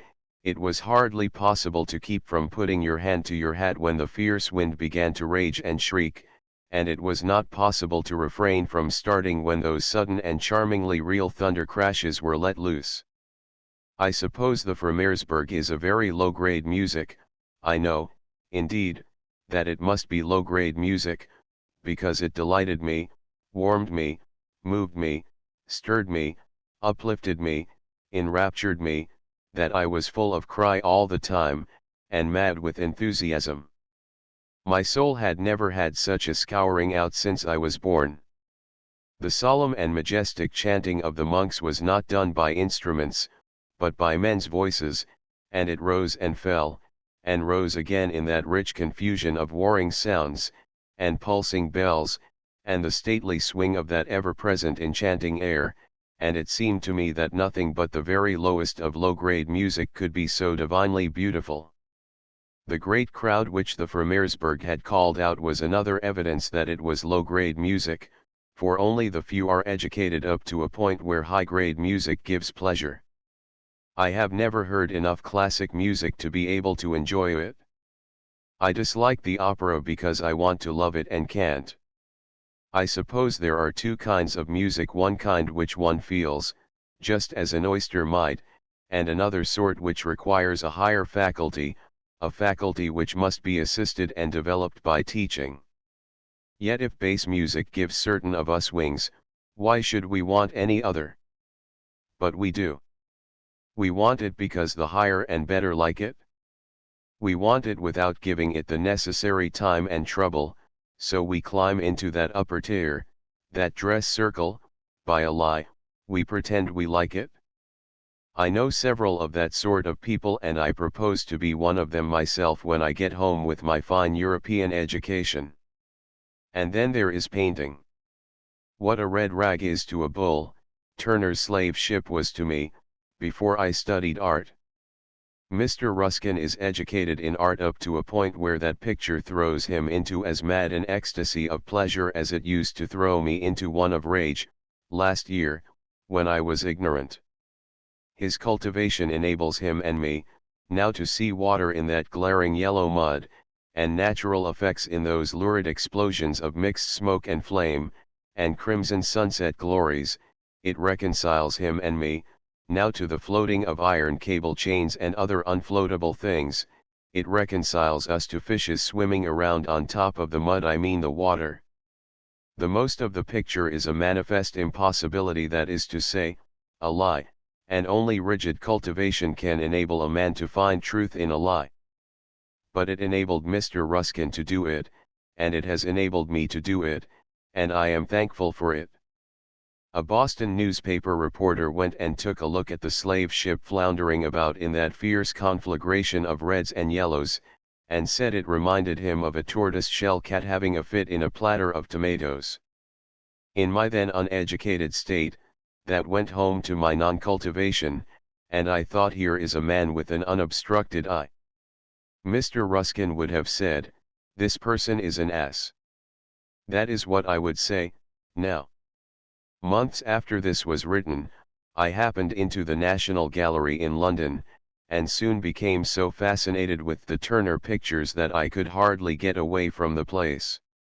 I went there often, afterward, meaning to see the rest of the gallery, but the turner's spell was too strong, it could not be shaken off. However, the turners which attracted me most did not remind me of the slave ship. However, our business in Baden-Baden this time, was to join our courier.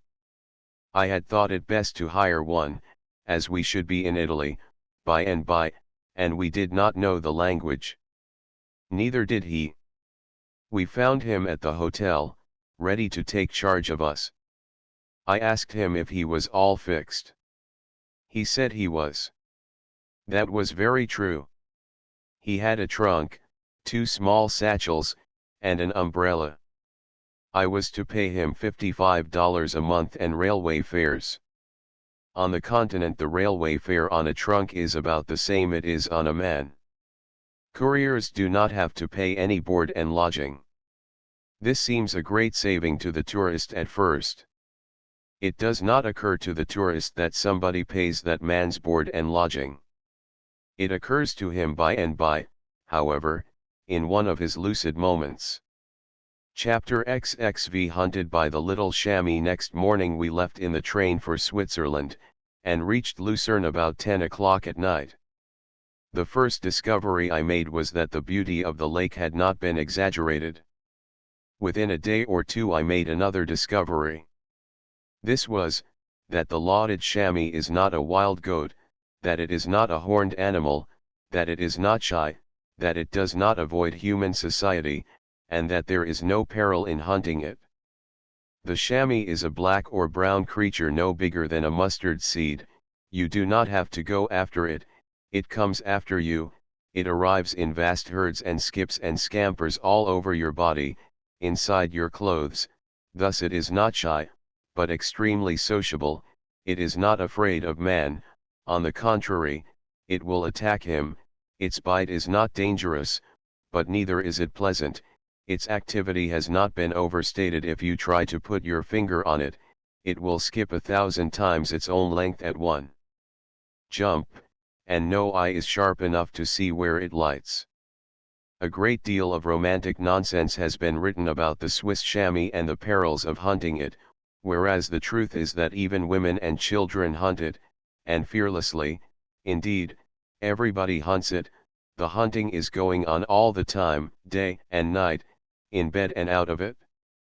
It is poetic foolishness to hunt it with a gun. Very few people do that. There is not one man in a million who can hit it with a gun. It is much easier to catch it than it is to shoot it, and only the experienced chamois hunter can do either. Another common piece of exaggeration is that about the scarcity of the chamois. It is the reverse of scarce. Droves of 100 million chamois are not unusual in the Swiss hotels. Indeed, they are so numerous as to be a great pest. The romancers always dress up the chamois hunter in a fanciful and picturesque costume, whereas the best way to hunt this game is to do it without any costume at all. The article of commerce called chamois skin is another fraud. Nobody could skin a chamois, it is too small. The creature is a humbug in every way, and everything which has been written about it is sentimental exaggeration. It was no pleasure to me to find the chamois out, for he had been one of my pet illusions. All my life it had been my dream to see him in his native wilds some day, and engage in the adventurous sport of chasing him from cliff to cliff. It is no pleasure to me to expose him, now, and destroy the reader's delight in him and respect for him, but still it must be done, for when an honest writer discovers an imposition it is his simple duty to strip it bare and hurl it down from its place of honor, no matter who suffers by it. Any other course would render him unworthy of the public confidence. Lucerne is a charming place. It begins at the water's edge, with a fringe of hotels, and scrambles up and spreads itself over 2 or 3 sharp hills in a crowded, disorderly, but picturesque way, offering to the eye a heaped-up confusion of red roofs, quaint gables, dormer windows, toothpick steeples, with here and there a bit of ancient embattled wall bending itself over the ridges, worm fashion, and here and there an old square tower of heavy masonry. And also here and there a town clock with only one hand, a hand which stretches across the dial and has no joint in it. Such a clock helps out the picture, but you cannot tell the time of day by it. Between the curving line of hotels and the lake is a broad avenue with lamps and a double rank of low shade trees. The lakefront is walled with masonry like a pier, and has a railing, to keep people from walking overboard. All day long the vehicles dash along the avenue, and nurses, children, and tourists sit in the shade of the trees, or lean on the railing and watch the schools of fishes darting about in the clear water, or gaze out over the lake at the stately border of snow-hooded mountain peaks. Little pleasure steamers, black with people, are coming and going all the time, and everywhere one sees young girls and young men paddling about in fanciful rowboats, or skimming along by the help of sails when there is any wind. The front rooms of the hotels have little railed balconies, where one may take his private luncheon in calm, cool comfort, and look down upon this busy and pretty scene and enjoy it without having to do any of the work connected with it. Most of the people, both male and female, are in walking costume, and carry alpenstocks. Evidently, it is not considered safe to go about in Switzerland, even in town, without an alpenstock. If the tourist forgets and comes down to breakfast without his alpenstock, he goes back and gets it, and stands it up in the corner. When his touring in Switzerland is finished, he does not throw that broomstick away, but lugs it home with him, to the far corners of the earth, although this costs him more trouble and bother than a baby or a courier could. You see, the alpenstock is his trophy, his name is burned upon it, and if he has climbed a hill, or jumped a brook, or traversed a brickyard with it, he has the names of those places burned upon it, too. Thus it is his regimental flag, so to speak, and bears the record of his achievements. It is worth 3 francs when he buys it, but a bonanza could not purchase it after his great deeds have been inscribed upon it. There are artisans all about Switzerland whose trade it is to burn these things upon the alpenstock of the tourist. And observe, a man is respected in Switzerland according to his alpenstock. I found I could get no attention there, while I carried an unbranded one. However, branding is not expected, so I soon remedied that. The effect upon the next detachment of tourists was very marked. I felt repaid for my trouble. Half of the summer horde in Switzerland is made up of English people, the other half is made up of many nationalities, the Germans leading and the Americans coming next. The Americans were not as numerous as I had expected they would be. The 7:30 table d'hôte at the Great Schweizerhof furnished a mighty array and variety of nationalities, but it offered a better opportunity to observe costumes than people, for the multitude sat at immensely long tables, and therefore the faces were mainly seen in perspective, but the breakfasts were served at small round tables, and then if one had the fortune to get a table in the midst of the assemblage he could have as many faces to study as he could desire. We used to try to guess out the nationalities, and generally succeeded tolerably well. Sometimes we tried to guess people's names, but that was a failure. That is a thing which probably requires a good deal of practice. We presently dropped it and gave our efforts to less difficult particulars. One morning I said, "There is an American party." Harris said, "Yes, but name the state." I named one state, Harris named another. We agreed upon one thing, however, that the young girl with the party was very beautiful, and very tastefully dressed. But we disagreed as to her age. I said she was 18, Harris said she was 20. The dispute between us waxed warm, and I finally said, with a pretense of being in earnest, "Well, there is one way to settle the matter, I will go and ask her." Harris said, sarcastically, "Certainly, that is the thing to do. All you need to do is to use the common formula over here, go and say, 'I'm an American.' Of course she will be glad to see you." Then he hinted that perhaps there was no great danger of my venturing to speak to her. I said, I was only talking, I didn't intend to approach her, but I see that you do not know what an intrepid person I am. I am not afraid of any woman that walks. I will go and speak to this young girl. The thing I had in my mind was not difficult. I meant to address her in the most respectful way and ask her to pardon me if her strong resemblance to a former acquaintance of mine was deceiving me, and when she should reply that the name I mentioned was not the name she bore, I meant to beg pardon again, most respectfully, and retire. There would be no harm done. I walked to her table, bowed to the gentleman, then turned to her and was about to begin my little speech when she exclaimed, I knew I wasn't mistaken. I told John it was you. John said it probably wasn't, but I knew I was right. I said you would recognize me presently and come over, and I'm glad you did, for I shouldn't have felt much flattered if you had gone out of this room without recognizing me. Sit down, how odd it is you are the last person I was ever expecting to see again. This was a stupefying surprise. It took my wits clear away, for an instant. However, we shook hands cordially all around, and I sat down. But truly this was the tightest place I ever was in. I seemed to vaguely remember the girl's face, now, but I had no idea where I had seen it before, or what name belonged with it. I immediately tried to get up a diversion about Swiss scenery, to keep her from launching into topics that might betray that I did not know her, but it was of no use. She went right along upon matters which interested her more. Oh dear, what a night that was, when the sea washed the forward boats away. Do you remember it?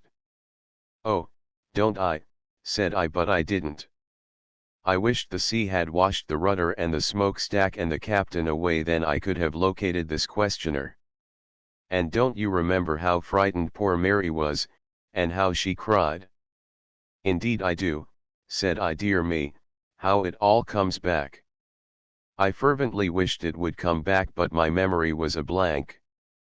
The wise way would have been to frankly own up, but I could not bring myself to do that, after the young girl had praised me so for recognizing her, so I went on, deeper and deeper into the mire, hoping for a chance clue but never getting one. The unrecognizable continued, with vivacity, do you know, George married Mary, after all? Why, no. Did he? Indeed he did. He said he did not believe she was half as much to blame as her father was, and I thought he was right. Didn't you? Of course he was. It was a perfectly plain case. I always said so. Why, no you didn't, at least that summer. Oh, no, not that summer. No, you are perfectly right about that. It was the following winter that I said it. Well, as it turned out, Mary was not in the least to blame. It was all her father's fault, at least his and old Darley's. It was necessary to say something, so I said, I always regarded Darley as a troublesome old thing. So he was, but then they always had a great affection for him, although he had so many eccentricities. You remember that when the weather was the least cold, he would try to come into the house. I was rather afraid to proceed. Evidently Darley was not a man, he must be some other kind of animal, possibly a dog, maybe an elephant. However, tails are common to all animals, so I ventured to say, and what a tail he had. 1. He had 1,000. This was bewildering. I did not quite know what to say, so I only said, yes, he was rather well fixed in the matter of tails. For a Negro, and a crazy one at that, I should say he was, said she. It was getting pretty sultry for me. I said to myself, is it possible she is going to stop there, and wait for me to speak? If she does, the conversation is blocked. A Negro with 1,000 tales is a topic which a person cannot talk upon fluently and instructively without more or less preparation. As to diving rashly into such a vast subject, but here, to my gratitude, she interrupted my thoughts by saying, yes, when it came to tales of his crazy woes, there was simply no end to them if anybody would listen. His own quarters were comfortable enough, but when the weather was cold, the family were sure to have his company. Nothing could keep him out of the house. But they always bore it kindly because he had saved Tom's life, years before. You remember Tom? Oh, perfectly. Fine fellow he was, too. Yes, he was. And what a pretty little thing his child was. You may well say that. I never saw a prettier child. I used to delight to pet it and dandle it and play with it. So did I. You named it? What was that name? I can't call it to mind. It appeared to me that the ice was getting pretty thin, here. I would have given something to know what the child's was. However, I had the good luck to think of a name that would fit either sex, so I brought it out. I named it Francis. From a relative, I suppose. But you named the one that died, too, one that I never saw. What did you call that one? I was out of neutral names, but as the child was dead and she had never seen it, I thought I might risk a name for it and trust to luck. Therefore I said, I called that one Thomas Henry. She said, musingly, that is very singular, very singular. I sat still and let the cold sweat run down. I was in a good deal of trouble, but I believed I could worry through if she wouldn't ask me to name any more children. I wondered where the lightning was going to strike next. She was still ruminating over that last child's title, but presently she said, I have always been sorry you were away at the time. I would have had you name my child. Your child? Are you married? I have been married 13 years. Christened, you mean? No, married. The youth by your side is my son. It seems incredible, even impossible. I do not mean any harm by it, but would you mind telling me if you are any over 18, that is to say, will you tell me how old you are? I was just 19 the day of the storm we were talking about. That was my birthday. That did not help matters much, as I did not know the date of the storm. I tried to think of some non-committal thing to say, to keep up my end of the talk, and render my poverty in the matter of reminiscences as little noticeable as possible, but I seemed to be about out of non-committal things. I was about to say, you haven't changed a bit since then, but that was risky. I thought of saying, you have improved ever so much since then, but that wouldn't answer, of course. I was about to try a shy at the weather, for a saving change, when the girl slipped in ahead of me and said, how I have enjoyed this talk over those happy old times, haven't you? I never have spent such a half hour in all my life before, said I, with emotion, and I could have added, with a near approach to truth, and I would rather be scalped than spend another one like it. I was holily grateful to be through with the ordeal, and was about to make my goodbyes and get out, when the girl said, but there is one thing that is ever so puzzling to me. Why, what is that? That dead child's name. What did you say it was? Here was another balmy place to be in. I had forgotten the child's name. I hadn't imagined it would be needed again. However, I had to pretend to know, anyway, so I said, Joseph William. The youth at my side corrected me, and said, no, Thomas Henry. I thanked him in words and said, with trepidation, oh yes, I was thinking of another child that I named. I have named a great many, and I get them confused. This one was named Henry Thompson. Thomas Henry, calmly interposed the boy. I thanked him again strictly in words and stammered out, Thomas Henry. Yes, Thomas Henry was the poor child's name. I named him for Thomas Carlyle, the great author, you know, and Henry VIII. The parents were very grateful to have a child named Thomas Henry. That makes it more singular than ever, murmured my beautiful friend. Does it? Why? Because when the parents speak of that child now, they always call it Susan Amelia. That spiked my gun. I could not say anything. I was entirely out of verbal obliquities, to go further would be to lie, and that I would not do, so I simply sat still and sat mutely and resignedly there, and sizzled, for I was being slowly fried to death in my own blushes. Presently the enemy laughed a happy laugh and said, I have enjoyed this talk over old times, but you have not. I saw very soon that you were only pretending to know me, and so, as I had wasted a compliment on you in the beginning, I made up my mind to punish you. And I have succeeded pretty well.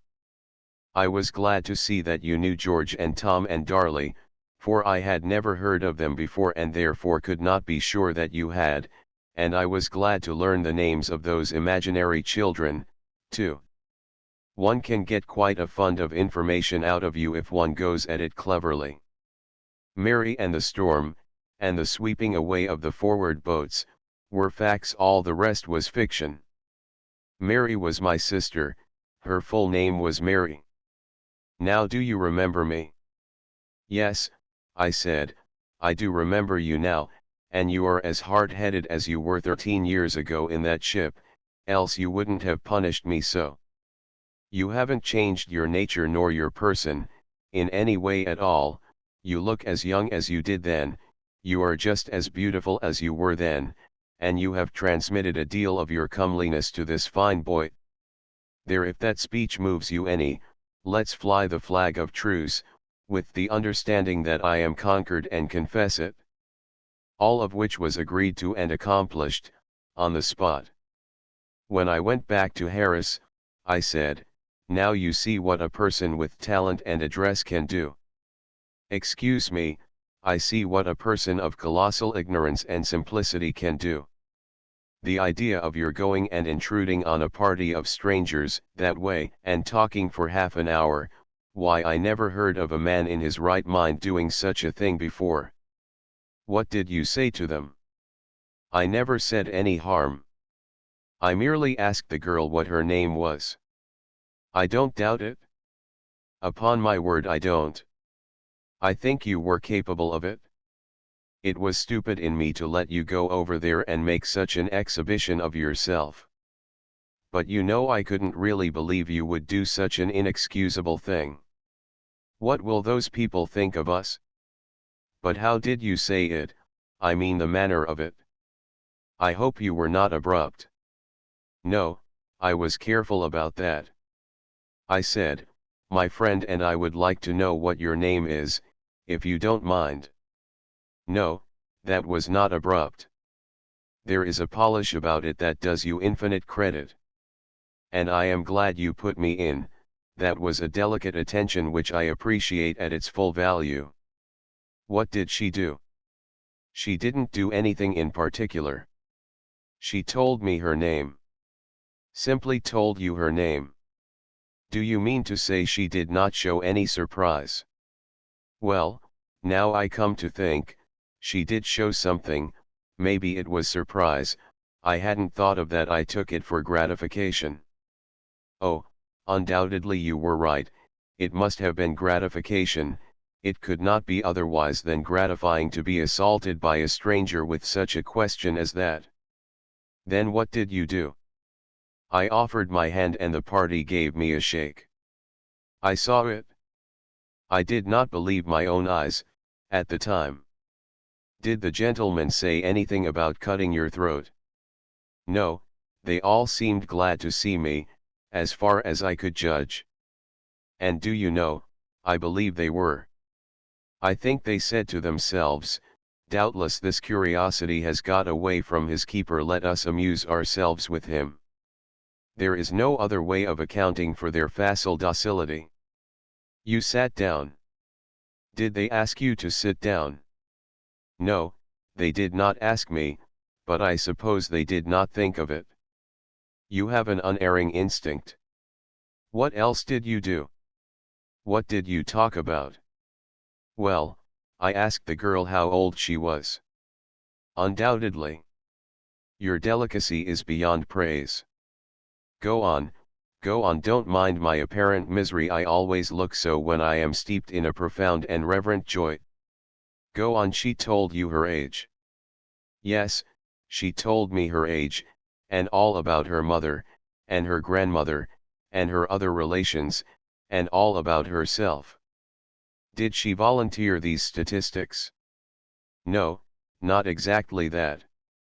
I asked the questions and she answered them. This is divine. Go on. It is not possible that you forgot to inquire into her politics. No, I thought of that. She is a Democrat, her husband is a Republican, and both of them are Baptists. Her husband? Is that child married? She is not a child. She is married, and that is her husband who is there with her. Has she any children? Yes, 7.5. That is impossible. No, she has them. She told me herself. Well, but 7.5? How do you make out the half? Where does the half come in?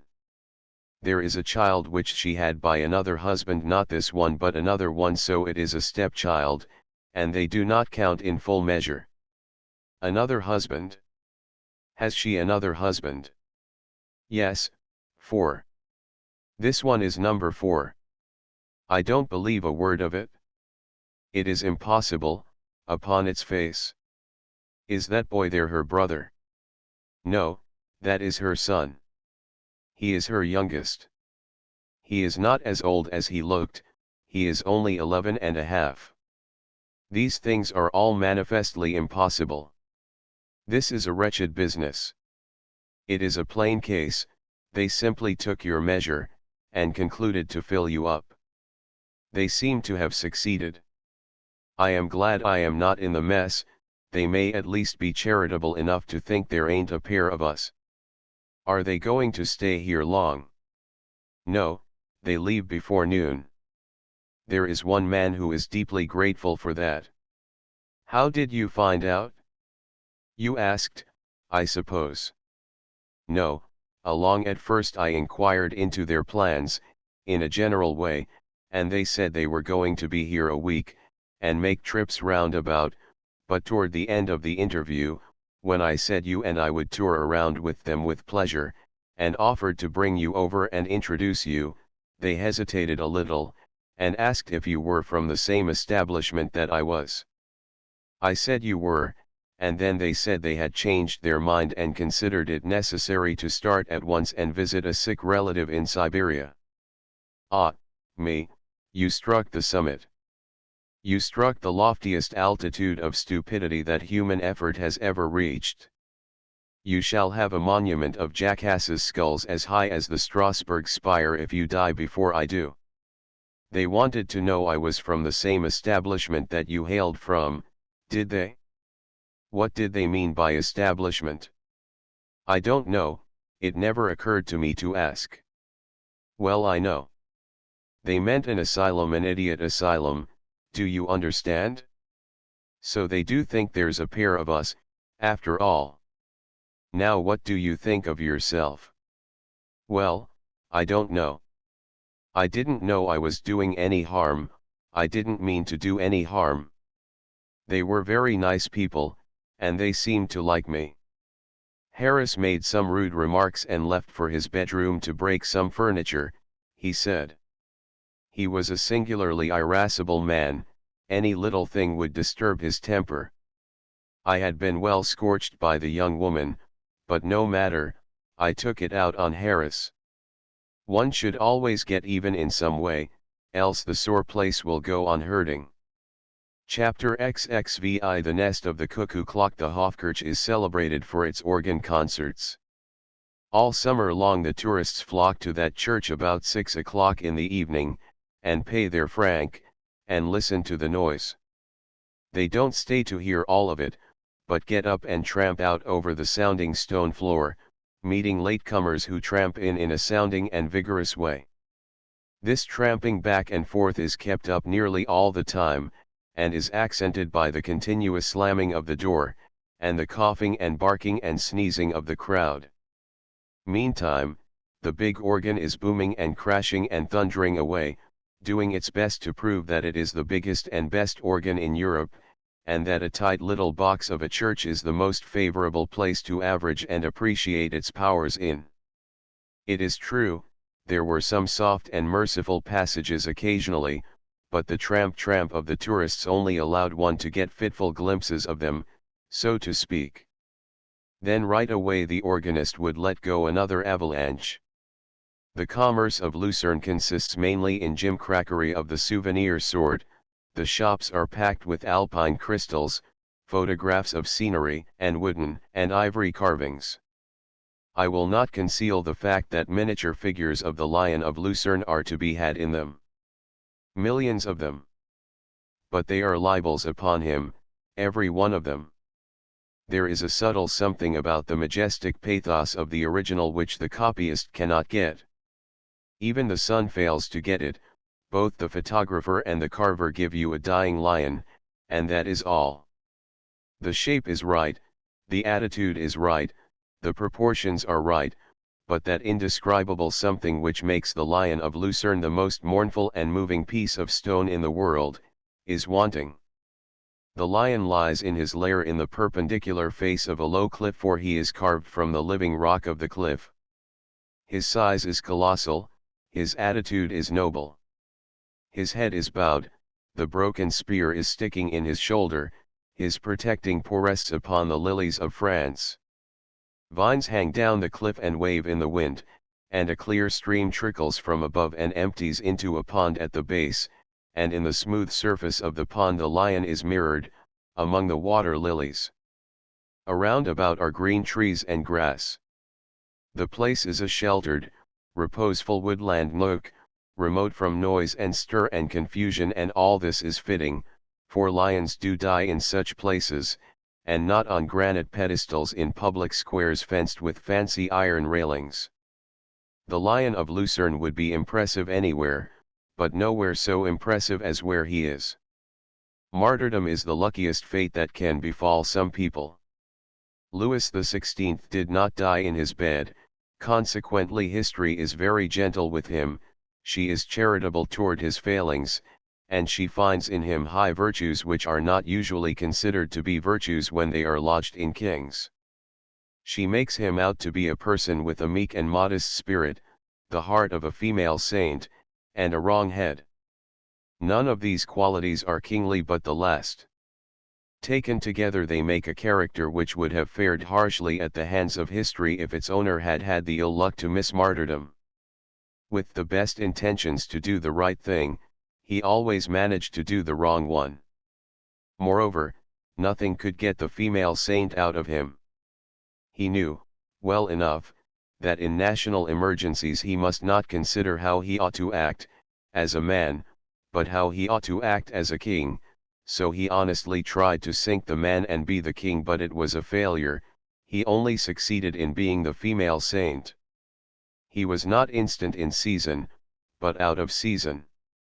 He could not be persuaded to do a thing while it could do any good. He was iron, he was adamant in his stubbornness then, but as soon as the thing had reached a point where it would be positively harmful to do it he would, and nothing could stop him. He did not do it because it would be harmful, but because he hoped it was not yet too late to achieve by it the good which it would have done if applied earlier. His comprehension was always a train or two behindhand. If a national toe required amputating, he could not see that it needed anything more than poulticing. When others saw that the mortification had reached the knee, he first perceived that the toe needed cutting off, so he cut it off, and he severed the leg at the knee when others saw that the disease had reached the thigh. He was good and honest and well-meaning, in the matter of chasing national diseases, but he never could overtake one. As a private man, he would have been lovable, but viewed as a king, he was strictly contemptible. His was a most unroyal career, but the most pitiable spectacle in it was his sentimental treachery to his Swiss guard on that memorable 10th of August, when he allowed those heroes to be massacred in his cause, and forbade them to shed the sacred French blood purporting to be flowing in the veins of the red-capped mob of miscreants that was raging around the palace. He meant to be kingly, but he was only the female saint once more. Some of his biographers think that upon this occasion the spirit of St. Louis had descended upon him. It must have found pretty cramped quarters. If Napoleon I had stood in the shoes of Louis XVI that day, instead of being merely a casual and unknown looker-on, there would be no Lion of Lucerne, now, but there would be a well-stocked communist graveyard in Paris which would answer just as well to remember the 10th of August by.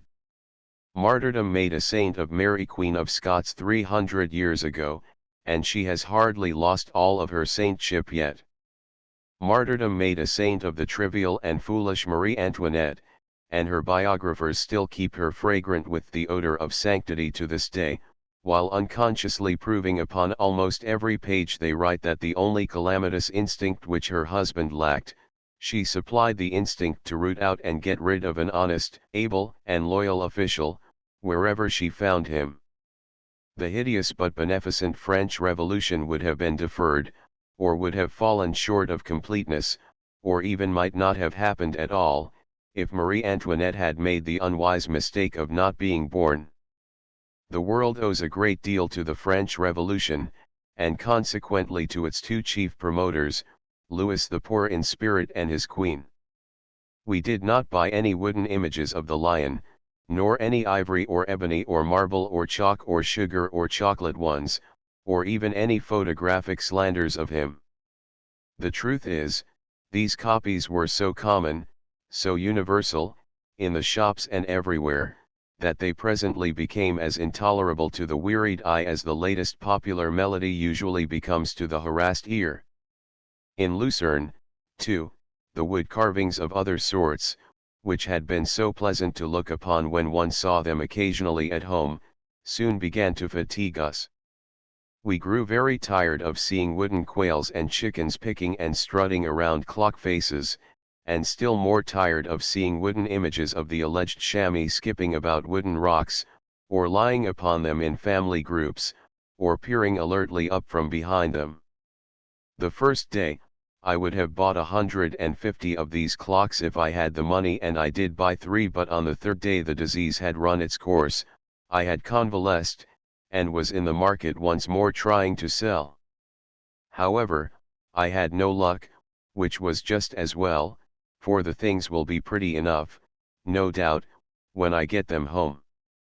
For years my pet aversion had been the cuckoo clock, now here I was, at last, right in the creature's home, so wherever I went that distressing hoo-hoo, hoo-hoo, hoo-hoo, was always in my ears. For a nervous man, this was a fine state of things. Some sounds are hatefuler than others, but no sound is quite so inane and silly and aggravating as the hoo-hoo of a cuckoo clock, I think. I bought one, and am carrying it home to a certain person, for I have always said that if the opportunity ever happened, I would do that man an ill turn. What I meant, was, that I would break one of his legs, or something of that sort, but in Lucerne I instantly saw that I could impair his mind. That would be more lasting, and more satisfactory every way. So I bought the cuckoo clock, and if I ever get home with it, he is my meat, as they say in the mines. I thought of another candidate, a book reviewer whom I could name if I wanted to, but after thinking it over, I didn't buy him a clock. I couldn't injure his mind. We visited the 2 long, covered wooden bridges which span the green and brilliant Reuss just below where it goes plunging and hurrahing out of the lake. These rambling, sway-back tunnels are very attractive things, with their alcoved outlooks upon the lovely and inspiriting water. They contain 200 or 300 queer old pictures, by old Swiss masters, old boss sign painters, who flourished before the decadence of art. The lake is alive with fishes, plainly visible to the eye, for the water is very clear. The parapets in front of the hotels were usually fringed with fishers of all ages. One day I thought I would stop and see a fish caught. The result brought back to my mind, very forcibly, a circumstance which I had not thought of before for 12 years. This one, the man who put up at Gadsby's when my odd friend Riley and I were newspaper correspondents in Washington, in the winter of '67, we were coming down Pennsylvania Avenue one night, near midnight, in a driving storm of snow, when the flash of a street lamp fell upon a man who was eagerly tearing along in the opposite direction. "This is lucky. You are Mr. Riley, ain't you?" Riley was the most self-possessed and solemnly deliberate person in the Republic. He stopped, looked his man over from head to foot, and finally said, "I am Mr. Riley. Did you happen to be looking for me?" "That's just what I was doing," said the man, joyously, "and it's the biggest luck in the world that I've found you. My name is Likens. I'm one of the teachers of the high school San Francisco. As soon as I heard the San Francisco postmastership was vacant, I made up my mind to get it, and here I am." "Yes," said Riley, slowly, "as you have remarked. Mr. Likens, here you are. And have you got it?" "Well, not exactly got it, but the next thing to it. I've brought a petition, signed by the Superintendent of Public Instruction, and all the teachers, and by more than 200 other people. Now I want you, if you'll be so good, to go around with me to the Pacific delegation, for I want to rush this thing through and get along home. If the matter is so pressing, you will prefer that we visit the delegation tonight," said Riley, in a voice which had nothing mocking in it to an unaccustomed ear. "Oh, tonight, by all means. I haven't got any time to fool around. I want their promise before I go to bed. I ain't the talking kind, I'm the doing kind." "Yes, you've come to the right place for that. When did you arrive?" "Just an hour ago." "When are you intending to leave?" "For New York tomorrow evening, for San Francisco next morning." "Just so. What are you going to do tomorrow?" "Do? Why, I've got to go to the president with the petition and the delegation, and get the appointment, haven't I?" "Yes, very true, that is correct." "And then what?" "Executive session of the Senate at 2 p.m. Got to get the appointment confirmed. I reckon you'll grant that." "Yes, yes," said Riley, meditatively, "you are right again. Then you take the train for New York in the evening, and the steamer for San Francisco next morning." "That's it, that's the way I map it out." Riley considered a while, and then said, "You couldn't stay a day, well, say 2 days longer?" "Bless your soul, no. It's not my style. I ain't a man to go fooling around. I'm a man that does things, I tell you." The storm was raging, the thick snow blowing in gusts. Riley stood silent, apparently deep in a reverie, during a minute or more, then he looked up and said, "Have you ever heard about that man who put up at Gadsby's, once?" "But I see you haven't." "He backed Mr. Likens against an iron fence, buttonholed him, fastened him with his eye, like the Ancient Mariner, and proceeded to unfold his narrative as placidly and peacefully as if we were all stretched comfortably in a blossomy summer meadow instead of being persecuted by a wintry midnight tempest. I will tell you about that man. It was in Jackson's time. Gadsby's was the principal hotel, then.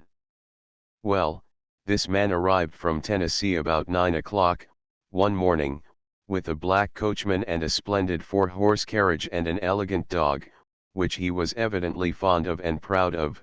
He drove up before Gadsby's, and the clerk and the landlord and everybody rushed out to take charge of him, but he said, "Never mind," and jumped out and told the coachman to wait. Said he hadn't time to take anything to eat, he only had a little claim against the government to collect, would run across the way, to the treasury, and fetch the money, and then get right along back to Tennessee, for he was in considerable of a hurry. Well, about 11 o'clock that night he came back and ordered a bed and told them to put the horses up. Said he would collect the claim in the morning. This was in January, you understand, January, 1834, the 3d of January, Wednesday. Well, on the 5th of February, he sold the fine carriage, and bought a cheap second-hand one. Said it would answer just as well to take the money home in, and he didn't care for style. On the 11th of August he sold a pair of the fine horses. Said he'd often thought a pair was better than four, to go over the rough mountain roads with, where a body had to be careful about his driving and there wasn't so much of his claim, but he could lug the money home with a pair easy enough. On the 13th of December he sold another horse. Said too warranty necessary to drag that old light vehicle with. In fact, one could snatch it along faster than was absolutely necessary, now that it was good solid winter weather and the roads in splendid condition. On the 17th of February, 1835, he sold the old carriage and bought a cheap second-hand buggy. Said a buggy was just the trick to skim along mushy, slushy early spring roads with, and he had always wanted to try a buggy on those mountain roads, anyway. On the August 1st he sold the buggy and bought the remains of an old sulky. Said he just wanted to see those green Tennesseans stare and gawk when they saw him come ripping along in a sulky. Didn't believe they'd ever heard of a sulky in their lives. Well, on the 29th of August he sold his colored coachman. Said he didn't need a coachman, for a sulky wouldn't be room enough for two in it anyway, and, besides, it wasn't every day that Providence sent a man a fool who was willing to pay $900 for such a third-rate Negro as that. Been wanting to get rid of the creature for years, but didn't like to throw him away.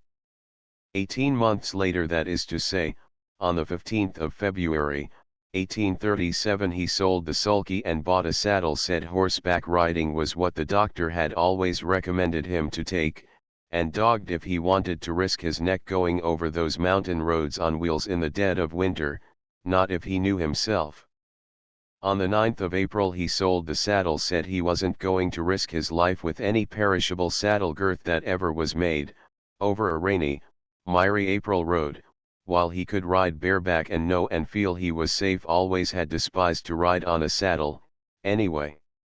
On the 24th of April he sold his horse. Said I'm just 57 today, hale and hearty. It would be a pretty howdy-do for me to be wasting such a trip as that and such weather as this, on a horse, when there ain't anything in the world so splendid as a tramp on foot through the fresh spring woods and over the cheery mountains, to a man that is a man. And I can make my dog carry my claim in a little bundle, anyway, when it's collected. So tomorrow I'll be up bright and early, make my little old collection, and mosey off to Tennessee, on my own hind legs, with a rousing goodbye to Gadsby's. On the 22d of June he sold his dog. Said darn a dog, anyway, where you're just starting off on a rattling bully pleasure tramp through the summer woods and hills. Perfect nuisance, chases the squirrels, barks at everything, goes capering and splattering around in the fords. Man can't get any chance to reflect and enjoy nature, and I day blamed sight ruther carry the claim myself. It's a mighty sight safer, a dog's mighty uncertain in a financial way. Always noticed it well. Goodbye, boys, last call. I'm off for Tennessee with a good leg and a gay heart, early in the morning. There was a pause and a silence except the noise of the wind and the pelting snow. Mr. Likens said, impatiently, well. Riley said, well, that was 30 years ago. Very well, what of it?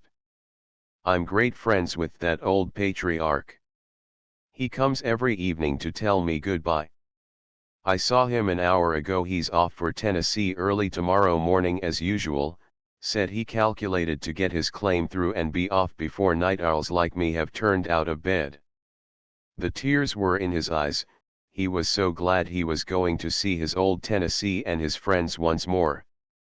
Another silent pause. The stranger broke it, "Is that all?" "That is all." "Well, for the time of night, and the kind of night, it seems to me the story was full long enough." "But what's it all for?" "Oh, nothing in particular." "Well, where's the point of it?" "Oh, there isn't any particular point to it. Only, if you are not in too much of a hurry to rush off to San Francisco with that post office appointment, Mr. Likens, I'd advise you to put up at Gadsby's for a spell, and take it easy. Goodbye. God bless you." So saying, Riley blandly turned on his heel and left the astonished school teacher standing there, a musing and motionless snow image shining in the broad glow of the street lamp. He never got that post office.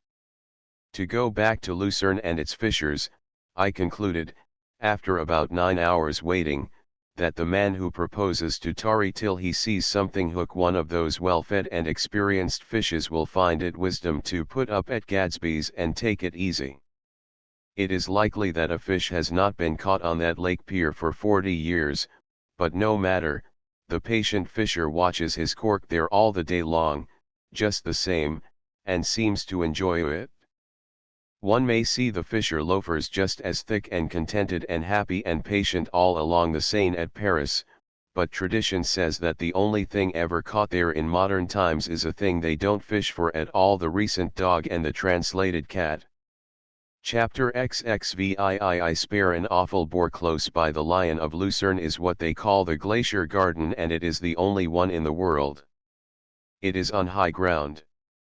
4 or 5 years ago, some workmen who were digging foundations for a house came upon this interesting relic of a long-departed age.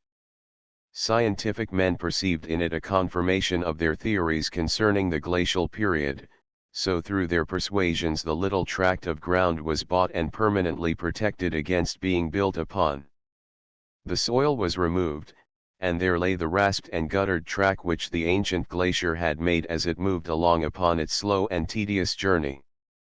This track was perforated by huge pot-shaped holes in the bedrock, formed by the furious washing around in them of boulders by the turbulent torrent which flows beneath all glaciers.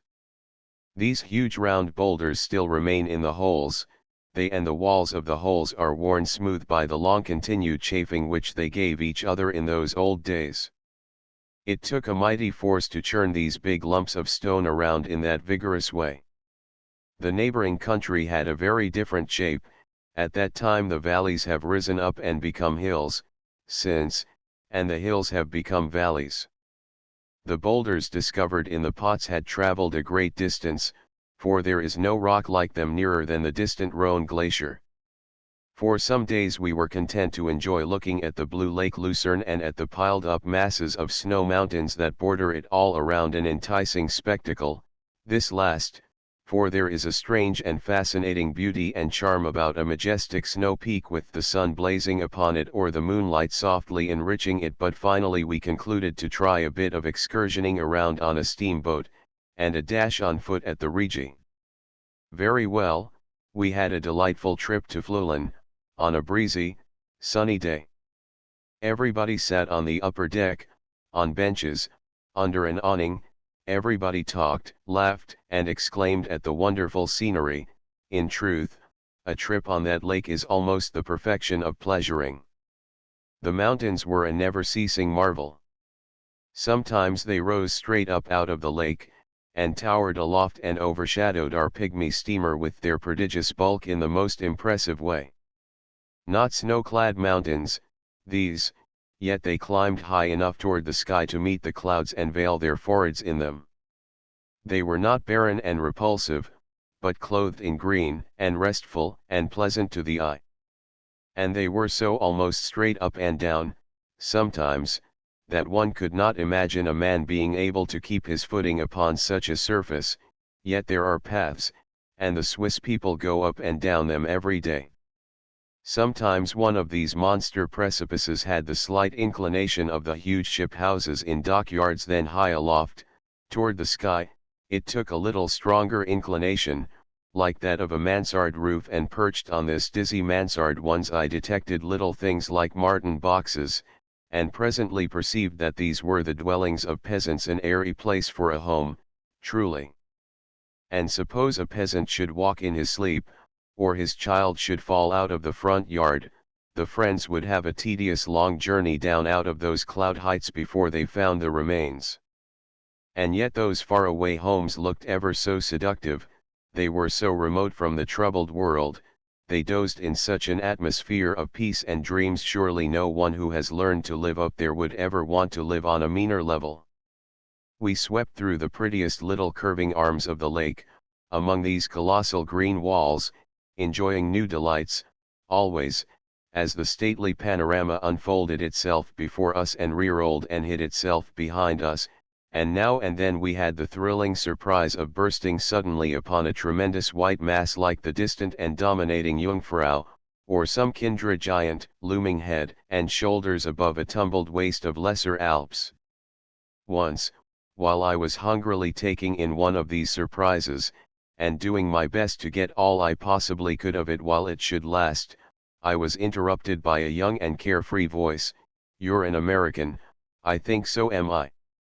He was about 18, or possibly 19, slender and of medium height, open, frank, happy face, a restless but independent eye, a snub nose, which had the air of drawing back with a decent reserve from the silky newborn mustache below it until it should be introduced, a loosely hung jaw, calculated to work easily in the sockets.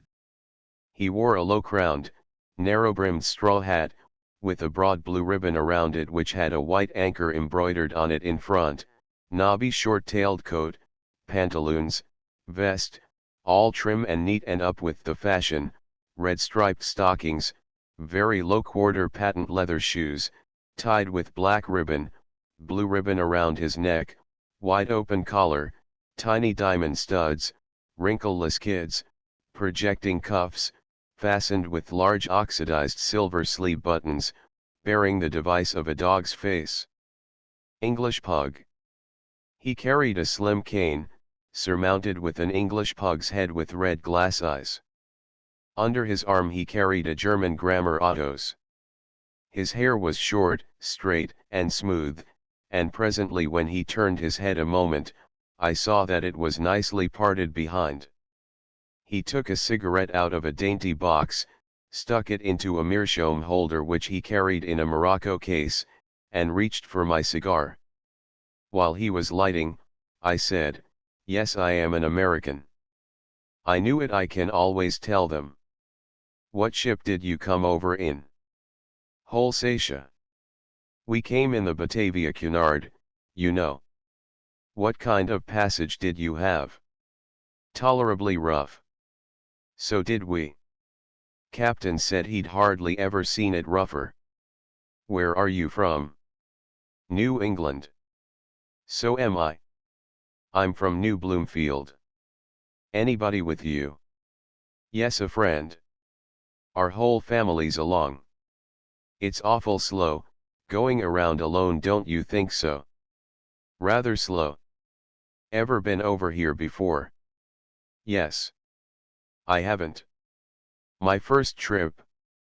But we been all around Paris and everywhere. I'm to enter Harvard next year. Studying German all the time, now. Can't enter till I know German. I know considerable French. I get along pretty well in Paris, or anywhere where they speak French." "What hotel are you stopping at?" "Schweizerhof." "No, is that so? I never see you in the reception room."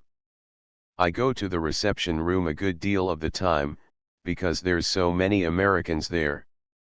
I make lots of acquaintances. I know an American as soon as I see him, and so I speak to him and make his acquaintance." "I like to be always making acquaintances, don't you?" "Lord, yes. You see, it breaks up a trip like this, first rate. I never got bored on a trip like this, if I can make acquaintances and have somebody to talk to. But I think a trip like this would be an awful bore, if a body couldn't find anybody to get acquainted with and talk to on a trip like this. I'm fond of talking, ain't you? Passionately. Have you felt bored, on this trip? Not all the time, part of it. That's it, you see you ought to go around and get acquainted, and talk. That's my way. That's the way I always do. I just go round, and talk, talk, talk. I never get bored. You been up the Rigi yet? No going. I think so. What hotel you going to stop at? I don't know. Is there more than one? 3. You stop at the Schreiber, you'll find it full of Americans. What ship did you say you came over in? City of Antwerp. German, I guess. You going to Geneva? Yes. What hotel you going to stop at? Hotel de l'Ecu de Genève. Don't you do it? No Americans there.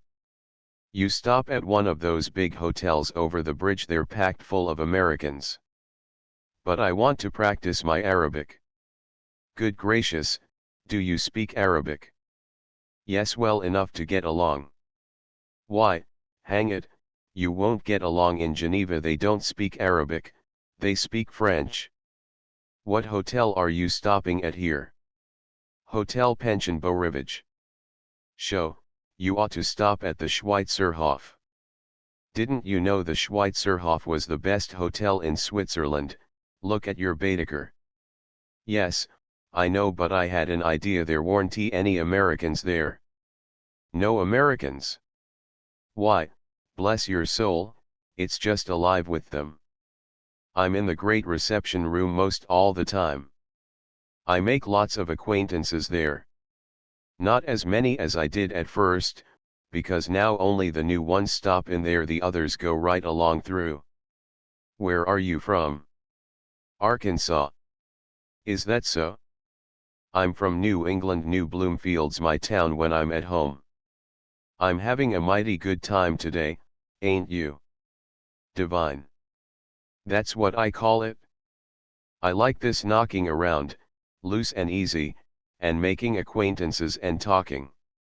I know an American, soon as I see him, so I go and speak to him and make his acquaintance. I ain't ever bored, on a trip like this, if I can make new acquaintances and talk. I'm awful fond of talking when I can get hold of the right kind of a person, ain't you? I prefer it to any other dissipation. That's my notion, too.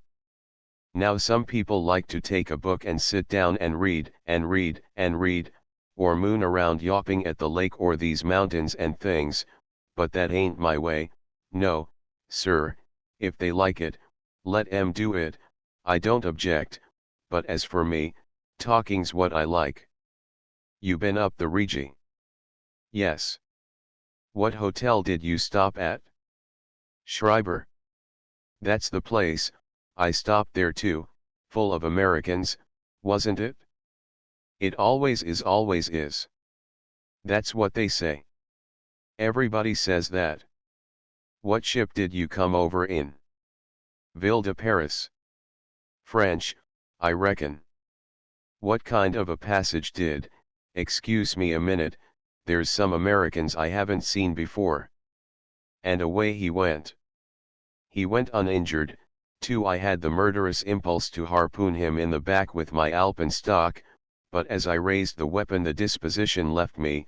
I found I hadn't the heart to kill him, he was such a joyous, innocent, good-natured numbskull. Half an hour later I was sitting on a bench inspecting, with strong interest, a noble monolith which we were skimming by, a monolith not shaped by man, but by nature's free great hand, a massy pyramidal rock 80 feet high, devised by nature 10 million years ago against the day when a man worthy of it should need it for his monument. The time came at last, and now this grand remembrancer bears Schiller's name in huge letters upon its face.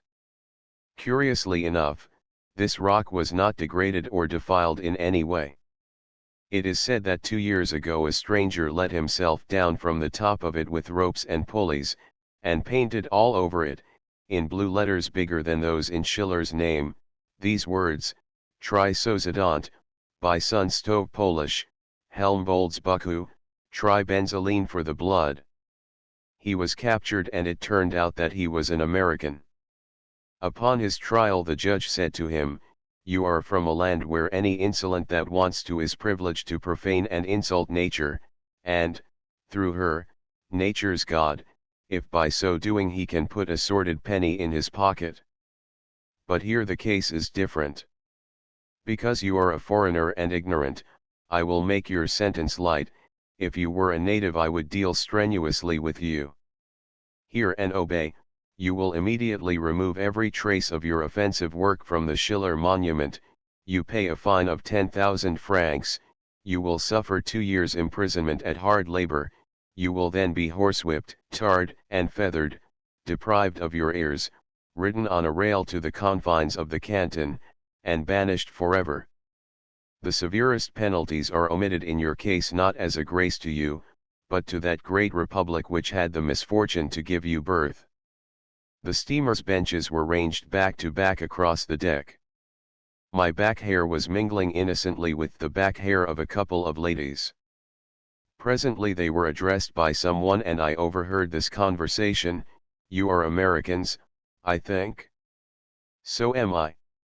"Yes, we are Americans." "I knew it, I can always tell them." "What ship did you come over in?" "City of Chester." "Oh, yes, Inman Line." "We came in the Batavia Cunard, you know." "What kind of a passage did you have?" "Pretty fair." "That was luck." "We had it awful rough." "Captain said he'd hardly seen it rougher." "Where are you from?" "New Jersey." "So am I."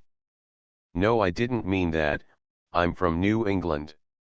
"New Bloomfield's my place." "These your children, belong to both of you?" "Only to one of us, they are mine, my friend is not married." "Single, I reckon?" "So am I." "Are you two ladies traveling alone?" "No, my husband is with us." "Our whole family's along?" "It's awful slow, going around alone, don't you think so?" "I suppose it must be." "Hi, there's Mount Pilatus coming in sight again." "Named after Pontius Pilate, you know, that shot the apple off of William Tell's head. Guidebook tells all about it, they say." "I didn't read it, an American told me." "I don't read when I'm knocking around like this, having a good time." "Did you ever see the chapel where William Tell used to preach?" "I did not know he ever preached there." "Oh, yes, he did. That American told me so." "He don't ever shut up his guidebook. He knows more about this lake than the fishes in it. Besides, they call it Tell's Chapel, you know that yourself." "You ever been over here before?" "Yes." "I haven't. It's my first trip. But we been all around Paris and everywhere. I'm to enter Harvard next year. Studying German all the time now. Can't enter till I know German. This book's Otto's grammar. It's a mighty good book to get the Ich have gehabt habens out of. But I don't really study when I'm knocking around this way. If the notion takes me, I just run over my little old Ich have gehabt, du hast gehabt, hat gehabt, wir haben gehabt, ihr haben gehabt, sie haben gehabt kind of now I lay me down to sleep fashion, you know, and after that, maybe I don't buckle to it for 3 days. It's awful undermining to the intellect, German is. You want to take it in small doses, or first you know your brains all run together, and you feel them sloshing around in your head same as so much drawn butter. But French is different, French ain't anything. I ain't any more afraid of French than a tramp's afraid of pie. I can rattle off my little JAI, 2 as, ILA, and the rest of it, just as easy as ABC. I get along pretty well in Paris, or anywhere where they speak French. What hotel are you stopping at?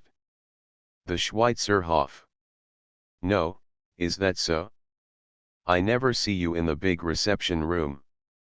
I go in there a good deal of the time, because there's so many Americans there. I make lots of acquaintances. You been up the Rigi yet? No going. We think of it. What hotel you going to stop at? I don't know. Well, then you stop at the Schreiber, it's full of Americans. What ship did you come over in? City of Chester. Oh, yes, I remember I asked you that before. But I always ask everybody what ship they came over in, and so sometimes I forget and ask again. You going to Geneva? Yes. What hotel you going to stop at? We expect to stop in a pension. I don't hardly believe you'll like that, there's very few Americans in the pensions. What hotel are you stopping at here? The Schweizerhof. Oh, yes.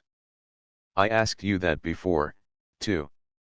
But I always ask everybody what hotel they're stopping at, and so I've got my head all mixed up with hotels.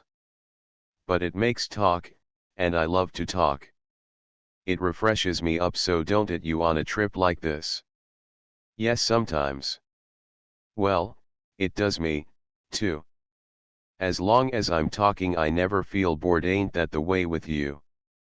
Yes, generally. But there are exceptions to the rule. Oh, of course. I don't care to talk to everybody, myself. If a person starts in to jabber about scenery and history and pictures, and all sorts of tiresome things, I get the fantods mighty soon. I say, well, I must be going now, hope I'll see you again, and then I take a walk. Where you from? New Jersey. Why, bother it all, I asked you that before, too. Have you seen the Lion of Lucerne? Not yet. Nor I, either. But the man who told me about Mount Pilatus says it's one of the things to see. It's 28 feet long. It don't seem reasonable, but he said so, anyway. He saw it yesterday, said it was dying, then, so I reckon it's dead by this time. But that ain't any matter, of course they'll stuff it. Did you say the children are yours or hers? Mine.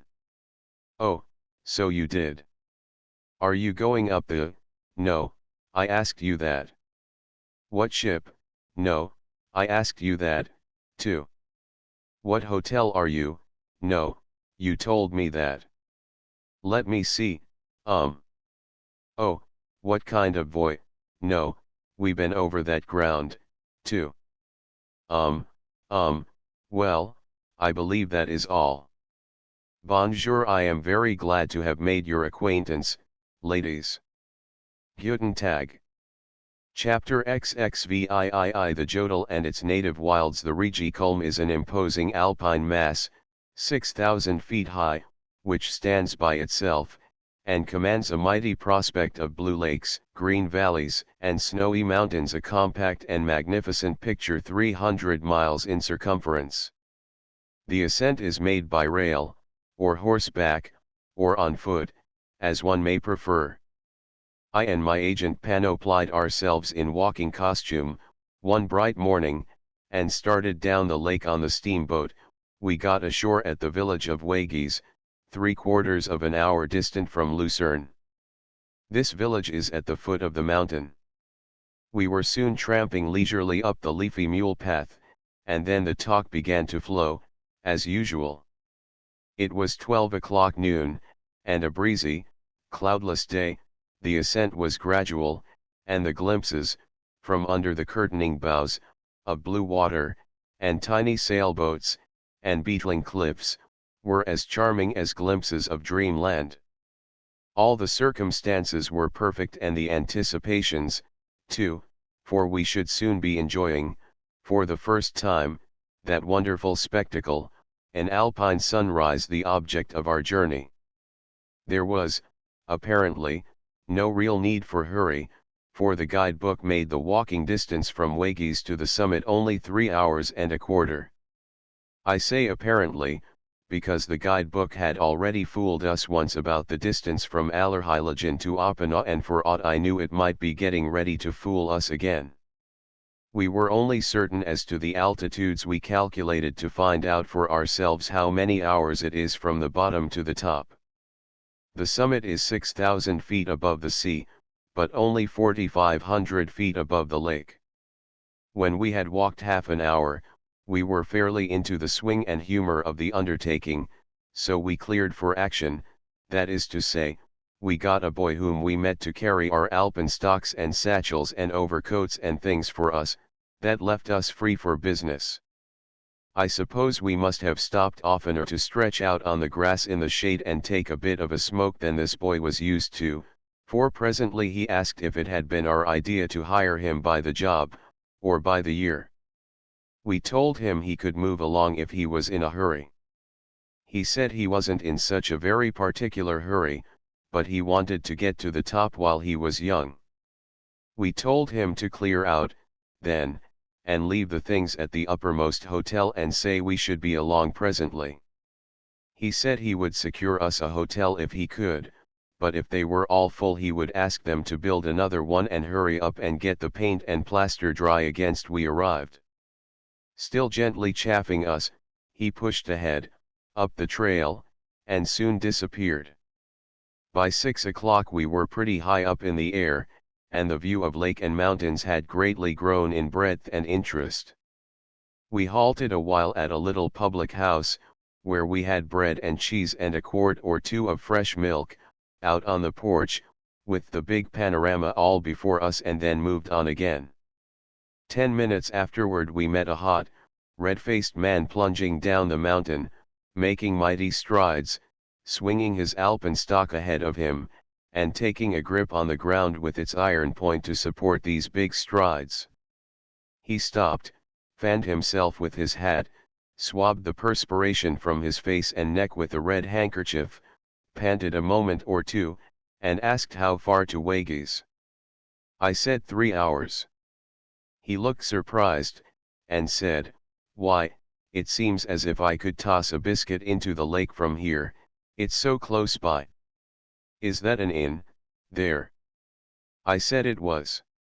"Well," said he, "I can't stand another 3 hours, I've had enough today, I'll take a bed there." I asked, "Are we nearly to the top?" "Nearly to the top? Why, bless your soul, you haven't really started, yet." I said we would put up at the inn, too. So we turned back and ordered a hot supper, and had quite a jolly evening of it with this Englishman. The German landlady gave us neat rooms and nice beds, and when I and my agent turned in, it was with the resolution to be up early and make the utmost of our first alpine sunrise. But of course we were dead tired, and slept like policemen, so when we awoke in the morning and ran to the window it was already too late, because it was 11:30. It was a sharp disappointment. However, we ordered breakfast and told the landlady to call the Englishman, but she said he was already up and off at daybreak and swearing like mad about something or other. We could not find out what the matter was. He had asked the landlady the altitude of her place above the level of the lake, and she told him 1,495 feet. That was all that was said, then he lost his temper. He said that between fools and guidebooks, a man could acquire ignorance enough in 24 hours in a country like this to last him a year. Harris believed our boy had been loading him up with misinformation, and this was probably the case, for his epithet described that boy to a dot. We got underway about the turn of noon, and pulled out for the summit again, with a fresh and vigorous step. When we had gone about 200 yards, and stopped to rest, I glanced to the left while I was lighting my pipe, and in the distance detected a long worm of black smoke crawling lazily up the steep mountain.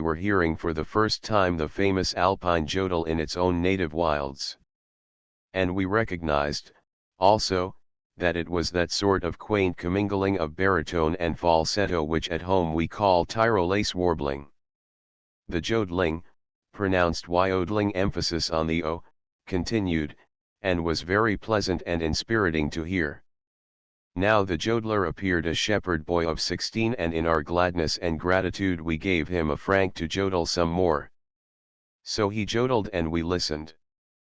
We moved on, presently, and he generously jodled us out of sight. After about 15 minutes we came across another shepherd boy who was jodling, and gave him half a franc to keep it up. He also jodled us out of sight. After that, we found a jodler every 10 minutes, we gave the first one 8 cents, the second one 6 cents, the third one 4, the fourth one a penny, contributed nothing to NOS 5, 6, and 7, and during the remainder of the day hired the rest of the jodlers, at a franc apiece, not to jodel any more. There is somewhat too much of the jodling in the Alps. About the middle of the afternoon we passed through a prodigious natural gateway called the Felsenthor, formed by two enormous upright rocks, with a third lying across the top. There was a very attractive little hotel close by, but our energies were not conquered yet, so we went on. 3 hours afterward we came to the railway track. It was planted straight up the mountain with the slant of a ladder that leans against a house, and it seemed to us that man would need good nerves who proposed to travel up it or down it either.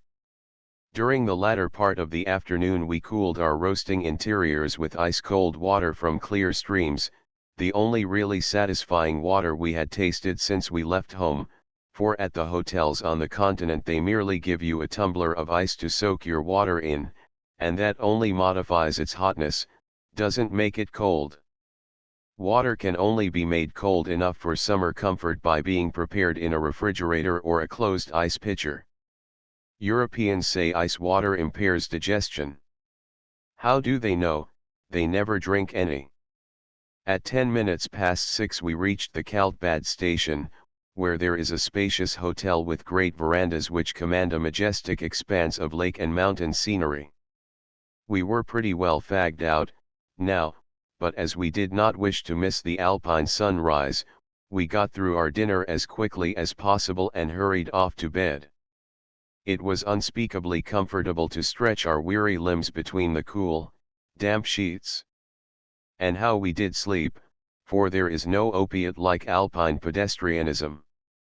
In the morning we both awoke and leaped out of bed at the same instant and ran and stripped aside the window curtains, but we suffered a bitter disappointment again. It was already 3:30 in the afternoon. We dressed sullenly and in ill spirits, each accusing the other of oversleeping.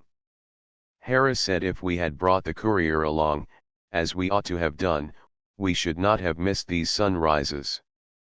I said he knew very well that one of us would have to sit up and wake the courier, and I added that we were having trouble enough to take care of ourselves, on this climb, without having to take care of a courier besides. During breakfast our spirits came up a little, since we found by this guidebook that in the hotels on the summit the tourist is not left to trust to luck for his sunrise, but is roused betimes by a man who goes through the halls with a great alpine horn, blowing blasts that would raise the dead. And there was another consoling thing, the guidebook said that up there on the summit the guests did not wait to dress much, but seized a red bed blanket and sailed out arrayed like an Indian. This was good, this would be romantic, 250 people grouped on the windy summit, with their hair flying and their red blankets flapping, in the solemn presence of the coming sun, would be a striking and memorable spectacle. So it was good luck, not ill luck, that we had missed those other sunrises. We were informed by the guidebook that we were now 3,228 feet above the level of the lake, therefore full 2/3 of our journey had been accomplished. We got away at 4:15 p.m., 100 yards above the hotel the railway divided, one track went straight up the steep hill, the other one turned square off to the right, with a very slight grade. We took the latter, and followed it more than a mile, turned a rocky corner, and came in sight of a handsome new hotel. If we had gone on, we should have arrived at the summit, but Harris preferred to ask a lot of questions as usual, of a man who didn't know anything, and he told us to go back and follow the other route. We did so. We could ill afford this loss of time. We climbed, and we kept on climbing.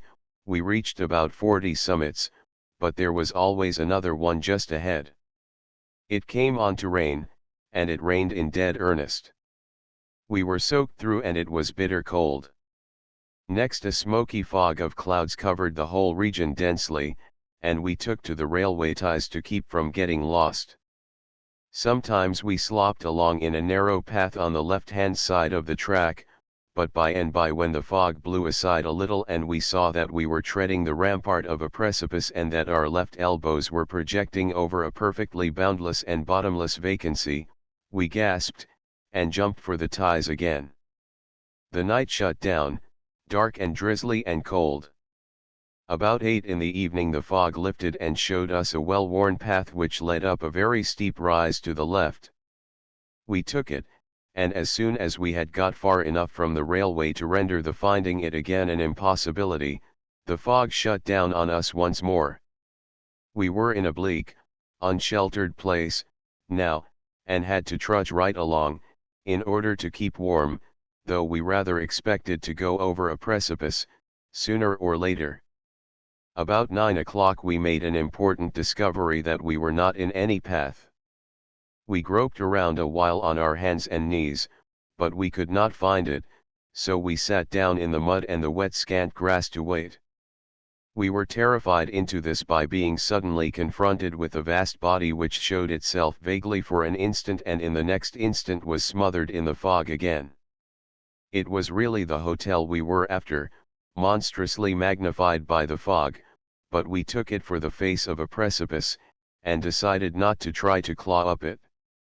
We sat there an hour, with chattering teeth and quivering bodies, and quarreled over all sorts of trifles, but gave most of our attention to abusing each other for the stupidity of deserting the railway track. We sat with our backs to the precipice, because what little wind there was came from that quarter.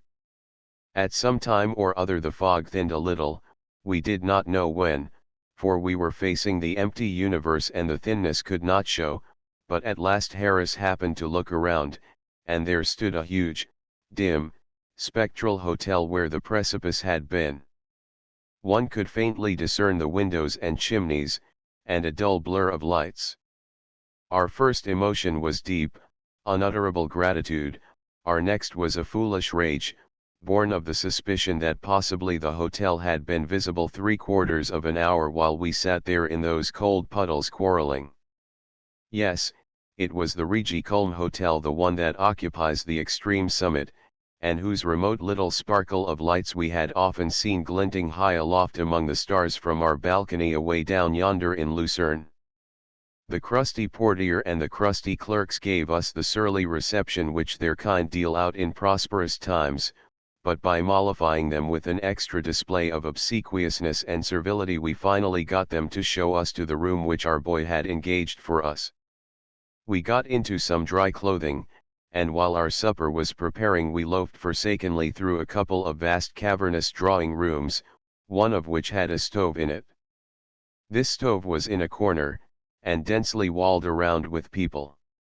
We could not get near the fire, so we moved at large in the Arctic spaces, among a multitude of people who sat silent, smileless, forlorn, and shivering, thinking what fools they were to come, perhaps. There were some Americans and some Germans, but one could see that the great majority were English. We lounged into an apartment where there was a great crowd, to see what was going on. It was a memento magazine. The tourists were eagerly buying all sorts and styles of paper cutters, marked souvenir of the Rigi, with handles made of the little curved horn of the ostensible chamois. There were all manner of wooden goblets and such things, similarly marked. I was going to buy a paper cutter, but I believed I could remember the cold comfort of the Rigi Kulm without it, so I smothered the impulse. Supper warmed us, and we went immediately to bed, but first, as Mr. Baedeker requests all tourists to call his attention to any errors which they may find in his guide books, I dropped him a line to inform him he missed it by just about 3 days. I had previously informed him of his mistake about the distance from Allerheiligen to Oppenau, and had also informed the Ordnance Depart of the German government of the same error in the imperial maps. I will add, here, that I never got any answer to those letters, or any thanks from either of those sources, and, what is still more discourteous, these corrections have not been made, either in the maps or the guide books. But I will write again when I get time, for my letters may have miscarried. We curled up in the clammy beds, and went to sleep without rocking. We were so sodden with fatigue that we never stirred nor turned over till the blooming blasts of the Alpine horn aroused us. It may well be imagined that we did not lose any time. We snatched on a few odds and ends of clothing, cocooned ourselves in the proper red blankets, and plunged along the halls and out into the whistling wind bareheaded. We saw a tall wooden scaffolding on the very peak of the summit, 100 yards away, and made for it. We rushed up the stairs to the top of the scaffolding, and stood there, above the vast outlying world, with hair flying and ruddy blankets waving and cracking in the fierce breeze. 15 minutes too late, at last, said Harris, in a vexed voice. The sun is clear above the horizon. No matter, I said, it is a most magnificent spectacle, and we will see it do the rest of its rising anyway. In a moment we were deeply absorbed in the marvel before us, and dead to everything else. The great cloud-barred disk of the sun stood just above a limitless expanse of tossing white caps, so to speak, a billowy chaos of massy mountain domes and peaks draped in imperishable snow, and flooded with an opaline glory of changing and dissolving splendors, while through rifts in a black cloud bank above the sun, radiating lances of diamond dust shot to the zenith. The cloven valleys of the lower world swam in a tinted mist which veiled the ruggedness of their crags and ribs and ragged forests, and turned all the forbidding region into a soft and rich and sensuous paradise. We could not speak. We could hardly breathe. We could only gaze in drunken ecstasy and drink in it. Presently Harris exclaimed, "Why nation, it's going down." Perfectly true. We had missed the morning horn blow, and slept all day. This was stupefying.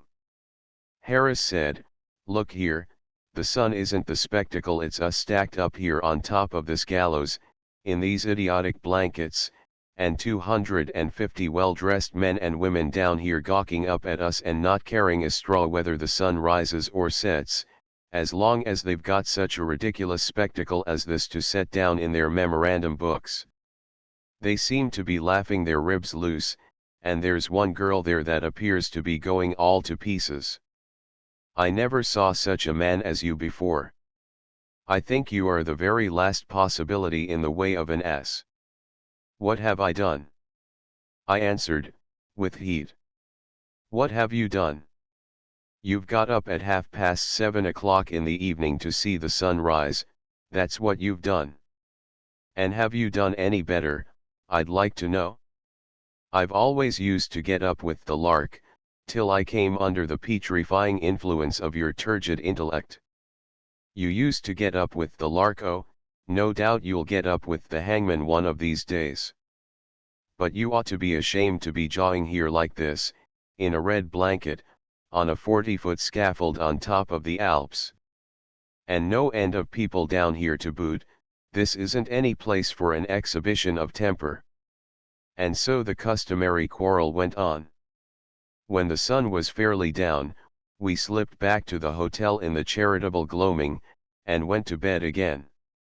We had encountered the hornblower on the way, and he had tried to collect compensation, not only for announcing the sunset, which we did see, but for the sunrise, which we had totally missed, but we said no, we only took our solar rations on the European plan, pay for what you get. He promised to make us hear his horn in the morning, if we were alive. Chapter XXIX. Looking west for sunrise, he kept his word. We heard his horn and instantly got up. It was dark and cold and wretched. As I fumbled around for the matches, knocking things down with my quaking hands, I wished the sun would rise in the middle of the day, when it was warm and bright and cheerful, and one wasn't sleepy. We proceeded to dress by the gloom of a couple sickly candles, but we could hardly button anything, our hands shook so.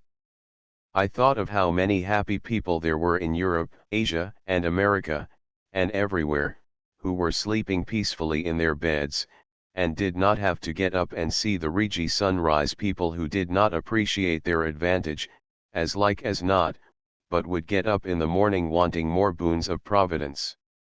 While thinking these thoughts I yawned, in a rather ample way, and my upper teeth got hitched on a nail over the door, and while I was mounting a chair to free myself, Harris drew the window curtain, and said, "Oh, this is luck. We shan't have to go out at all, yonder are the mountains, in full view." That was glad news, indeed. It made us cheerful right away. One could see the grand alpine masses dimly outlined against the black firmament, and one or two faint stars blinking through rifts in the night. Fully clothed, and wrapped in blankets, and huddled ourselves up, by the window, with lighted pipes, and fell into chat, while we waited in exceeding comfort to see how an alpine sunrise was going to look by candlelight. By and by a delicate, spiritual sort of effulgence spread itself by imperceptible degrees over the loftiest altitudes of the snowy wastes, but there the effort seemed to stop. I said, presently, "There is a hitch about this sunrise somewhere. It doesn't seem to go. What do you reckon is the matter with it?" "I don't know. It appears to hang fire somewhere. I never saw a sunrise act like that before. Can it be that the hotel is playing anything on us?" "Of course not. The hotel merely has a property interest in the sun, it has nothing to do with the management of it. It is a precarious kind of property, too. A succession of total eclipses would probably ruin this tavern." Now what can be the matter with the sunrise? Harris jumped up and said, I've got it. I know what's the matter with it. We've been looking at the place where the sun set last night. It is perfectly true. Why couldn't you have thought of that sooner? Now we've lost another one. And all through your blundering. It was exactly like you to light a pipe and sit down to wait for the sun to rise in the west. It was exactly like me to find out the mistake, too. You never would have found it out. I find out all the mistakes. You make them all, too, else your most valuable faculty would be wasted on you. But don't stop to quarrel, now maybe we are not too late yet. But we were. The sun was well up when we got to the exhibition ground. On our way up we met the crowd, returning men and women dressed in all sorts of queer costumes, and exhibiting all degrees of cold and wretchedness in their gaits and countenances. A dozen still remained on the ground when we reached there, huddled together about the scaffold with their backs to the bitter wind. They had their red guidebooks open at the diagram of the view, and were painfully picking out the several mountains and trying to impress their names and positions on their memories. It was one of the saddest sights I ever saw. Two sides of this place were guarded by railings, to keep people from being blown over the precipices. The view, looking sheer down into the broad valley, eastward, from this great elevation almost a perpendicular mile, was very quaint and curious. Counties, towns, hilly ribs and ridges, wide stretches of green meadow, great forest tracts, winding streams, a dozen blue lakes, a block of busy steamboats. We saw all this little world in unique circumstantiality of detail, saw it just as the birds see it, and all reduced to the smallest of scales and as sharply worked out and finished as a steel engraving. The numerous toy villages, with tiny spires projecting out of them, were just as the children might have left them when done with play the day before. The forest tracks were diminished to cushions of moss, one or two big lakes were dwarfed to ponds, the smaller ones to puddles, though they did not look like puddles, but like blue teardrops which had fallen and lodged in slight depressions, conformable to their shapes, among the moss beds and the smooth levels of dainty green farmland. The microscopic steamboats glided along, as in a city reservoir, taking a mighty time to cover the distance between ports which seemed only a yard apart, and the isthmus which separated two lakes looked as if one might stretch out on it and lie with both elbows in the water, yet we knew invisible wagons were toiling across it and finding the distance a tedious one. This beautiful miniature world had exactly the appearance of those relief maps which reproduce nature precisely, with the heights and depressions and other details graduated to a reduced scale, and with the rocks, trees, lakes, etc., colored after nature. I believed we could walk down to Wagies or Vitsna in a day, but I knew we could go down by rail in about an hour, so I chose the latter method. I wanted to see what it was like, anyway. The train came along about the middle of the afternoon, and an odd thing it was. The locomotive boiler stood on end, and it and the whole locomotive were tilted sharply backward. There were two passenger cars, roofed, but wide open all around. These cars were not tilted back, but the seats were. This enables the passenger to sit level while going down a steep incline. There are 3 railway tracks, the central one is cogged. The lantern wheel of the engine grips its way along these cogs, and pulls the train up the hill or retards its motion on the down trip. About the same speed, 3 miles an hour, is maintained both ways. Whether going up or down, the locomotive is always at the lower end of the train. It pushes in the one case, braces back in the other. The passenger rides backward going up, and faces forward going down. We got front seats, and while the train moved along about 50 yards on level ground, I was not the least frightened, but now it started abruptly downstairs, and I caught my breath. And I, like my neighbors, unconsciously held back all I could, and threw my weight to the rear, but, of course, that did no particular good. I had slidden down the balusters when I was a boy, and thought nothing of it, but to slide down the balusters in a railway train is a thing to make one's flesh creep. Sometimes we had as much as 10 yards of almost level ground, and this gave us a few full breaths in comfort, but straightway we would turn a corner and see a long steep line of rails stretching down below us, and the comfort was at an end. One expected to see the locomotive pause, or slack up a little, and approach this plunge cautiously, but it did nothing of the kind. It went calmly on, and when it reached the jumping off place it made a sudden bow, and went gliding smoothly downstairs, untroubled by the circumstances. It was wildly exhilarating to slide along the edge of the precipices, after this grisly fashion, and look straight down upon that far-off valley which I was describing a while ago. There was no level ground at the Kaltbad station, the railbed was as steep as a roof. I was curious to see how the stop was going to be managed. But it was very simple.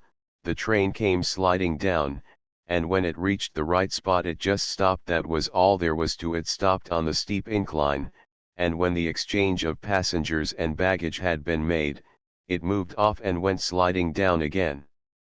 The train can be stopped anywhere, at a moment's notice. There was one curious effect, which I need not take the trouble to describe because I can scissor a description of it out of the railway company's advertising pamphlet, and save my ink. On the whole tour, particularly at the descent, we undergo an optical illusion which often seems to be incredible.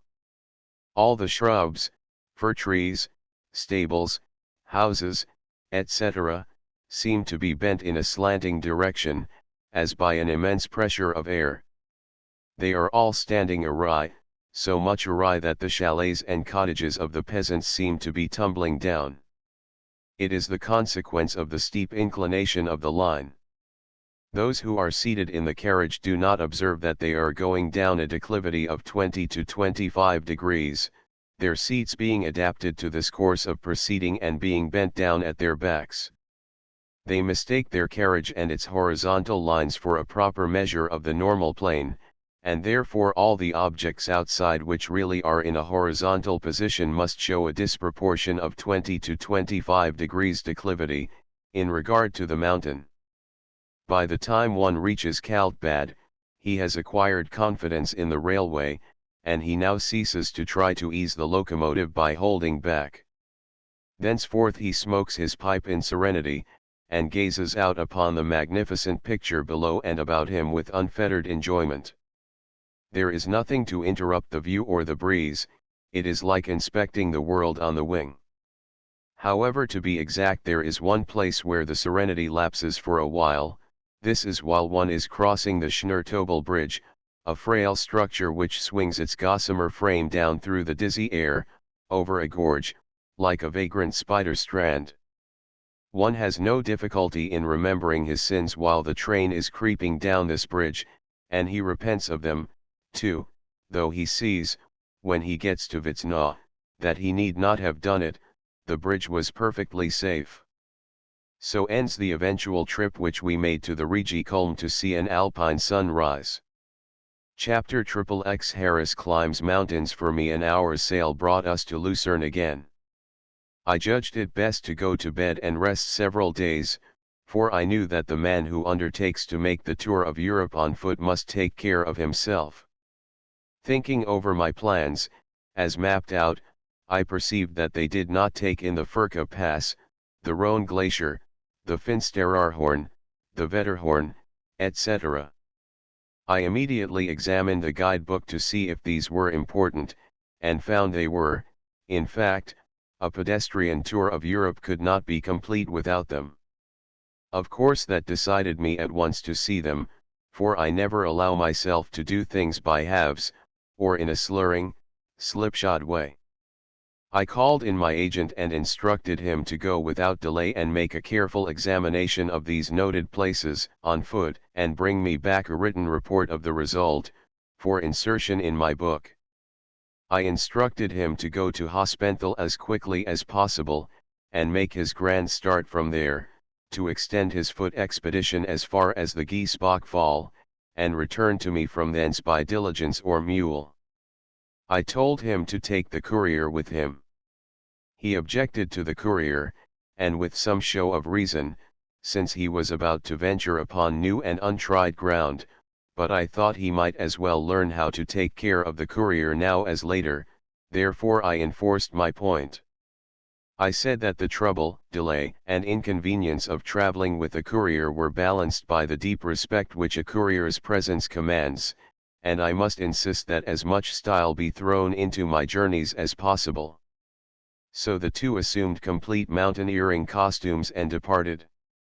A week later they returned, pretty well used up, and my agent handed me the following official report of a visit to the Furka region. By H. Harris, agent. About 7 o'clock in the morning, with perfectly fine weather, we started from Hospenthal, and arrived at the Maison on the Furka in a little under 4 hours. The want of variety in the scenery from Hospenthal made the Kayaponika wearisome, but let none be discouraged. No one can fail to be completely recompense for his fatigue, when he sees, for the first time, the monarch of the Oberland, the tremendous Finsteraarhorn. A moment before all was dullness, but a pas further has placed us on the summit of the Furka, and exactly in front of us, at a hopow of only 15 miles, this magnificent mountain lifts its snow-wreathed precipices into the deep blue sky.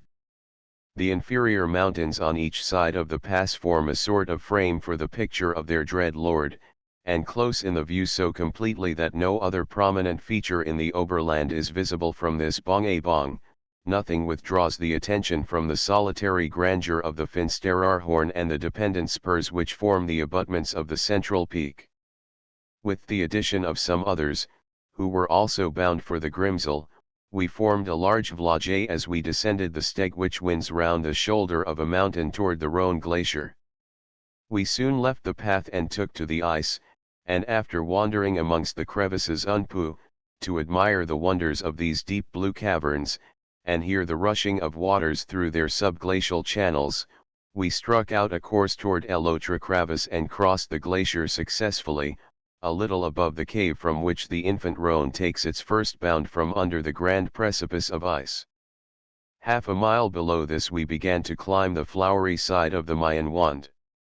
One of our party started before the rest, but the hitze was so great, that we found him quite exhausted, and lying at full length in the shade of a large jestine. We sat down with him for a time, for all felt the heat exceedingly in the climb up this very steep Bulwagali, and then we set out again together, and arrived at last near the Dead Man's Lake, at the foot of the Siedelhorn. This lonely spot, once used for an extempore burying place, after a sanguinary battle between the French and Austrians, is the perfection of desolation. There is nothing in sight to mark the hand of man, except the line of weather-beaten whitened posts, set up to indicate the direction of the pass in the outawak of winter. Near this point the footpath joins the wider track, which connects the Grimsel with the head of the Rhone Schnapp. This has been carefully constructed, and leads with a tortuous course among and over les pierres, down to the bank of the gloomy little Swosh, which almost washes against the walls of the Grimsel Hospice. We arrived a little before 4 o'clock at the end of our day's journey, hot enough to justify the step, taking by most of the party, of plunging into the crystal water of the snow-fed lake. The next afternoon we started for a walk up the Unteraar glacier, with the intention of, at all events, getting as far as the hut which is used as a sleeping place by most of those who cross the Straleck Pass to Grindelwald. We got over the tedious collection of stones and debris which covers the pide of the Gletscher, and had walked nearly 3 hours from the Grimsel, when, just as we were thinking of crossing over to the right, to climb the cliffs at the foot of the hut, the clouds, which had for some time assumed a threatening appearance, suddenly dropped, and a huge mass of them, driving toward us from the Finsteraarhorn, poured down a deluge of hailbalong and hail. Fortunately, we were not far from a very large glacier table. It was a huge rock balanced on a pedestal of ice high enough to admit of our all creeping under it for Gaukaruk. A stream of Pucketapuk had furrowed a course for itself in the ice at its base, and we were obliged to stand with one fuss on each side of this, and endeavor to keep ourselves chawed by cutting steps in the steep bank of the pedestal, so as to get a higher place for standing on, as the Wasser rose rapidly in its trench. A very cold sea accompanied the storm, and made our position far from pleasant, and presently came a flash of Blitzen, apparently in the middle of our little party, with an instantaneous clap of yuki, sounding like a large gun fired close to our ears. The effect was startling, but in a few seconds our attention was fixed by the roaring echoes of the thunder against the tremendous mountains which completely surrounded us. This was followed by many more bursts. None of Welch, however, was so dangerously near, and after waiting a long demi-hour in our icy prison, we sallied out to talk through a hay-bolong which, though not so heavy as before, was quite enough to give us a thorough soaking before our arrival at the hospice. The Grimsel is certainement a wonderful place, situated at the bottom of a sort of huge crater, the sides of which are utterly savage Geberge, composed of barren rocks which cannot even support a single pine arbor, and afford only scanty food for a herd of gmukololp. It looks as if it must be completely begraben in the winter snows. Enormous avalanches fall against it every spring, sometimes covering everything to the depth of 30 or 40 feet, and, in spite of walls 4 feet thick, and furnished with outside shutters, the 2 men who stay here when the voyagers are snugly quartered in their distant homes can tell you that the snow sometimes shakes the house to its foundations. Next morning the Hogglebumgullup still continued bad, but we made up our minds to go on, and make the best of it. Half an hour after we started, the Regan thickened unpleasantly, and we attempted to get shelter under a projecting rock, but being far too nass already to make standing at all agreeable, we pushed on for the Handeck, consoling ourselves with the reflection that from the furious rushing of the river Aar at our side, we should at all events see the celebrated Wasser fall in grande perfection. Nor were we nappersocket in our expectation. The water was roaring down its leap of 250 feet in a most magnificent frenzy, while the trees which cling to its rocky sides swayed to and fro in the violence of the hurricane which it brought down with it. Even the stream, which falls into the main cascade at right angles, and Tautphois forms a beautiful feature in the scene, was now swollen into a raging torrent, and the violence of this meeting of the waters, about 50 feet below the frail bridge where we stood, was fearfully grand. While we were looking at it, Gleeklikois a gleam of sunshine came out, and instantly a beautiful rainbow was formed by the spray, and hung in mid-air suspended over the awful gorge. On going into the chalet above the fall, we were informed that a Brueck had broken down near Guttainen, and that it would be impossible to proceed for some time. Accordingly we were kept in our drenched condition for eine Stunde, when some voyagers arrived from Meiringen, and told us that there had been a trifling accident, aber that we could now cross.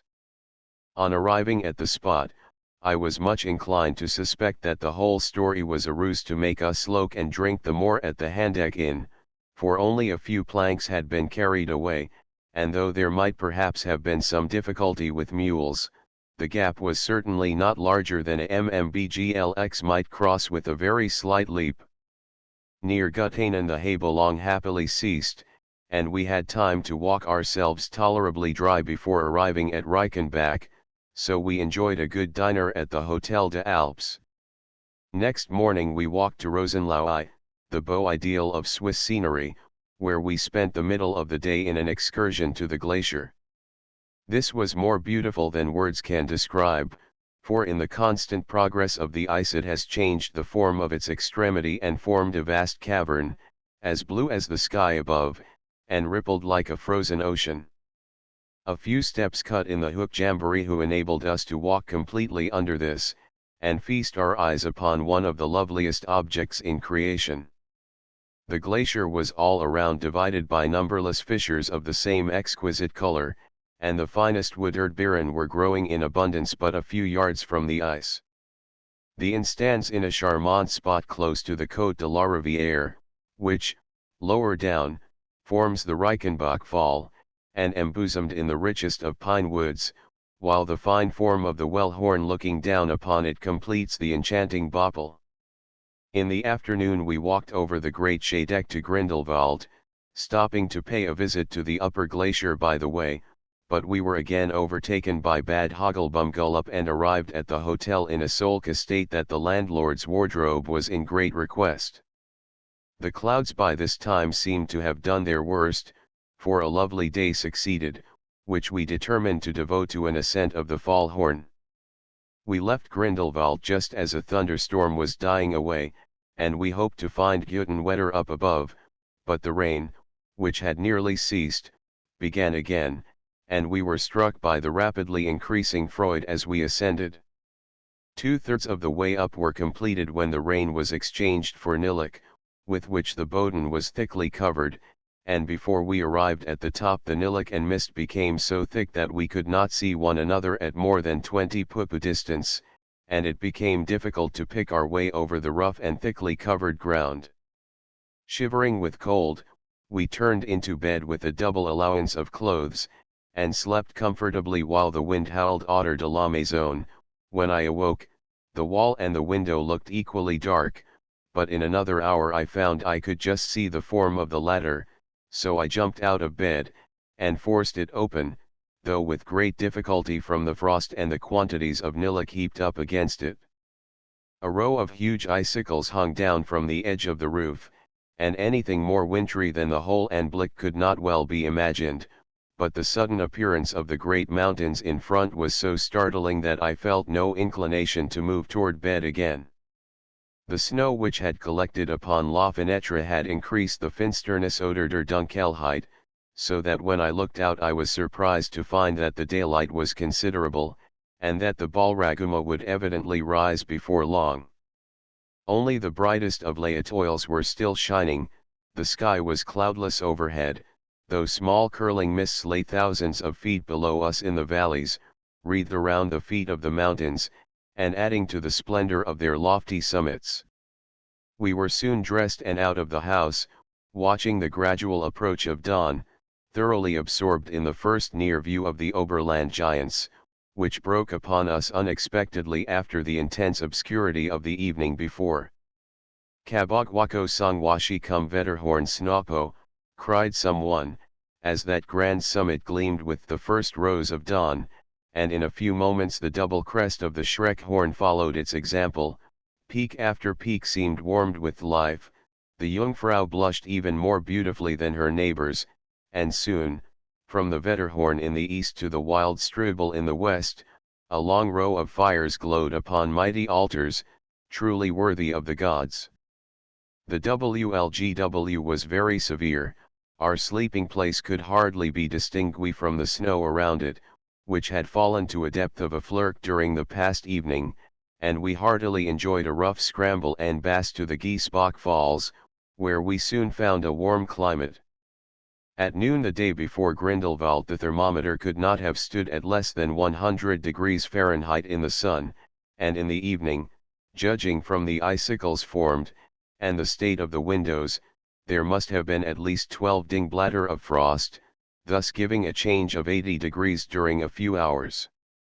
I said, "You have done well, Harris, this report is concise, compact, well expressed, the language is crisp, the descriptions are vivid and not needlessly elaborated, your report goes straight to the point, attends strictly to business, and doesn't fool around. It is in many ways an excellent document. But it has a fault: it is too learned, it is much too learned." What is dingblatter? Dingblatter is a Fiji word meaning degrees. You knew the English of it, then? Oh, yes. What is nilic? That is the Eskimo term for snow. So you knew the English for that, too? Why, certainly. What does MMBGLX stand for? That is Zulu for pedestrian. While the form of the well horn looking down upon it completes the enchanting bopple. What is bopple? Picture. It's Choctaw. What is Schnapp? Valley. That is Choctaw, also. What is Bulwagali? That is Chinese for hill. Kayaponika. Ascent. Choctaw. But we were again overtaken by bad Hogglebumgullup. What does Hogglebumgullup mean? That is Chinese for weather. Is Hogglebumgullup better than the English word? Is it any more descriptive? No, it means just the same. And Dingbladder and Nillik, and Bopple, and Schnapp, are they better than the English words? No, they mean just what the English ones do. Then why do you use them? Why have you used all this Chinese and Choctaw and Zulu rubbish? Because I didn't know any French but 2 or 3 words, and I didn't know any Latin or Greek at all. That is nothing. Why should you want to use foreign words, anyhow? They adorn my page. They all do it. Who is all? Everybody. Everybody that writes elegantly. Anybody has a right to that wants to. I think you are mistaken. I then proceeded in the following scathing manner.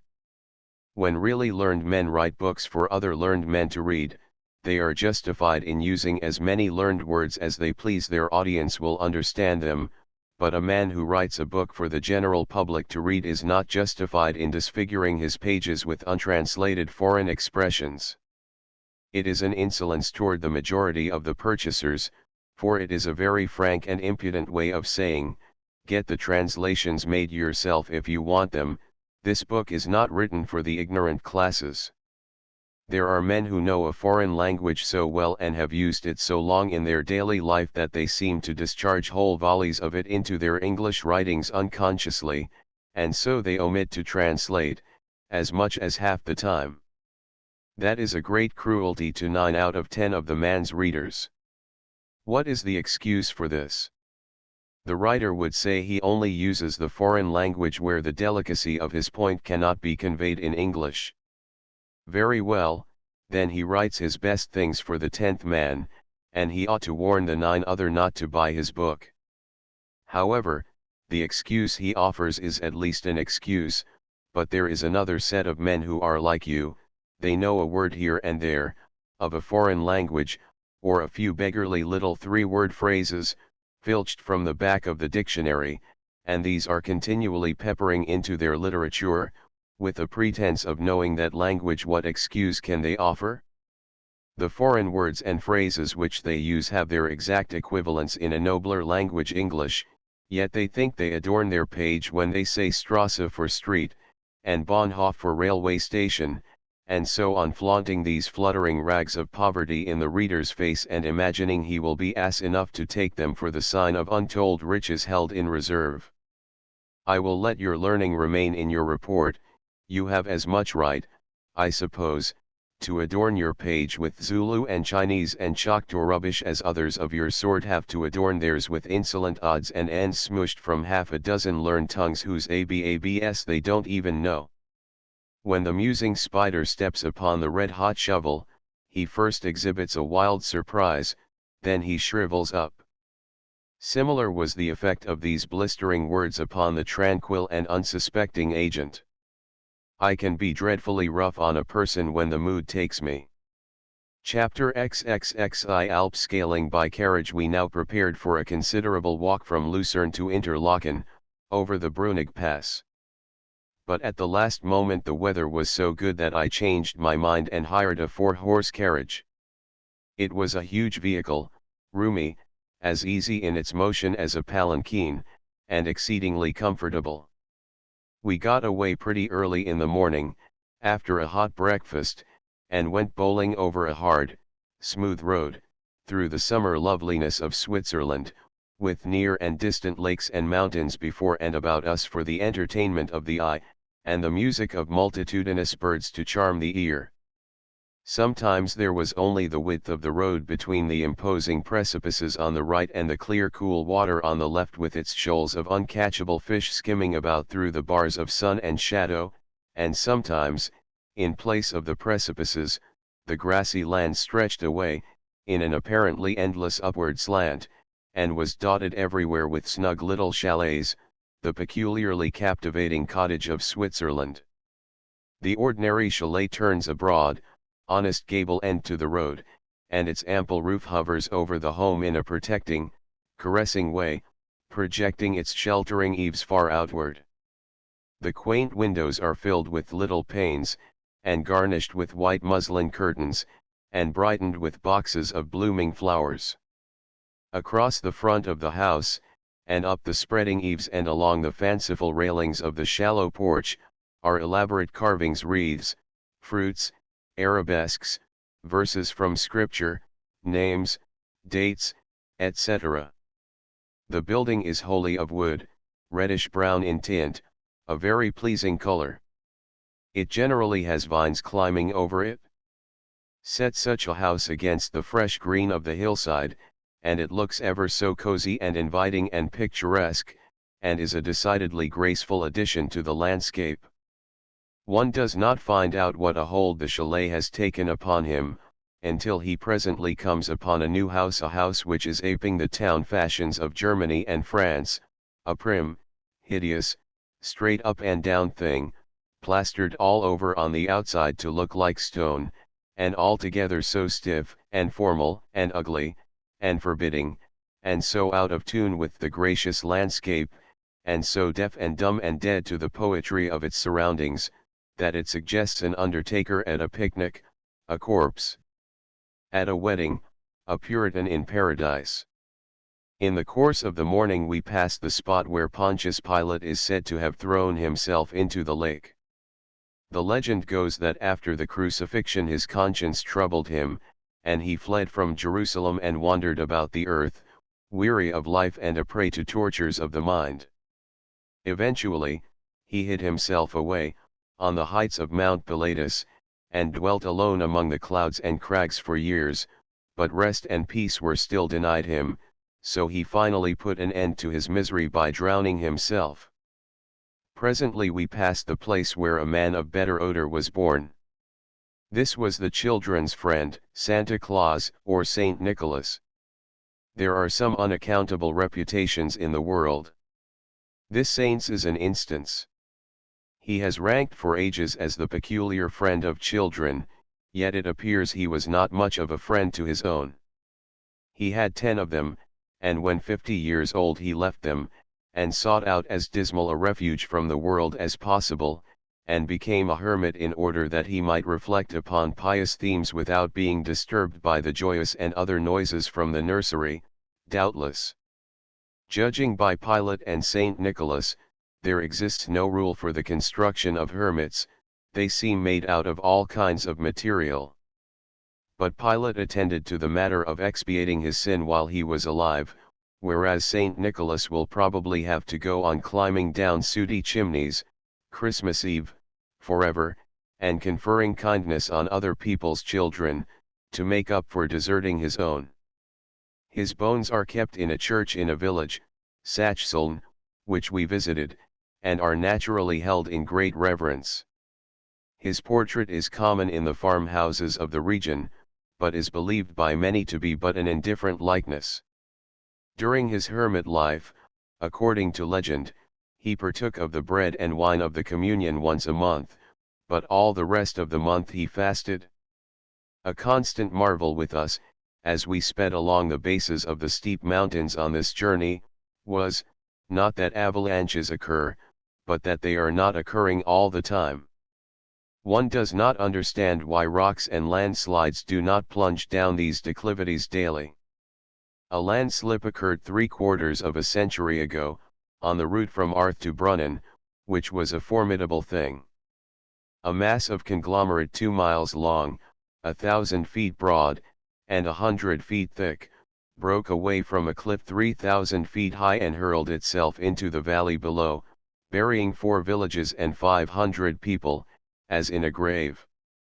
We had such a beautiful day, and such endless pictures of limpid lakes, and green hills and valleys, and majestic mountains, and milky cataracts dancing down the steeps and gleaming in the sun, that we could not help feeling sweet toward all the world, so we tried to drink all the milk, and eat all the grapes and apricots and berries, and buy all the bouquets of wild flowers which the little peasant boys and girls offered for sale, but we had to retire from this contract, for it was too heavy.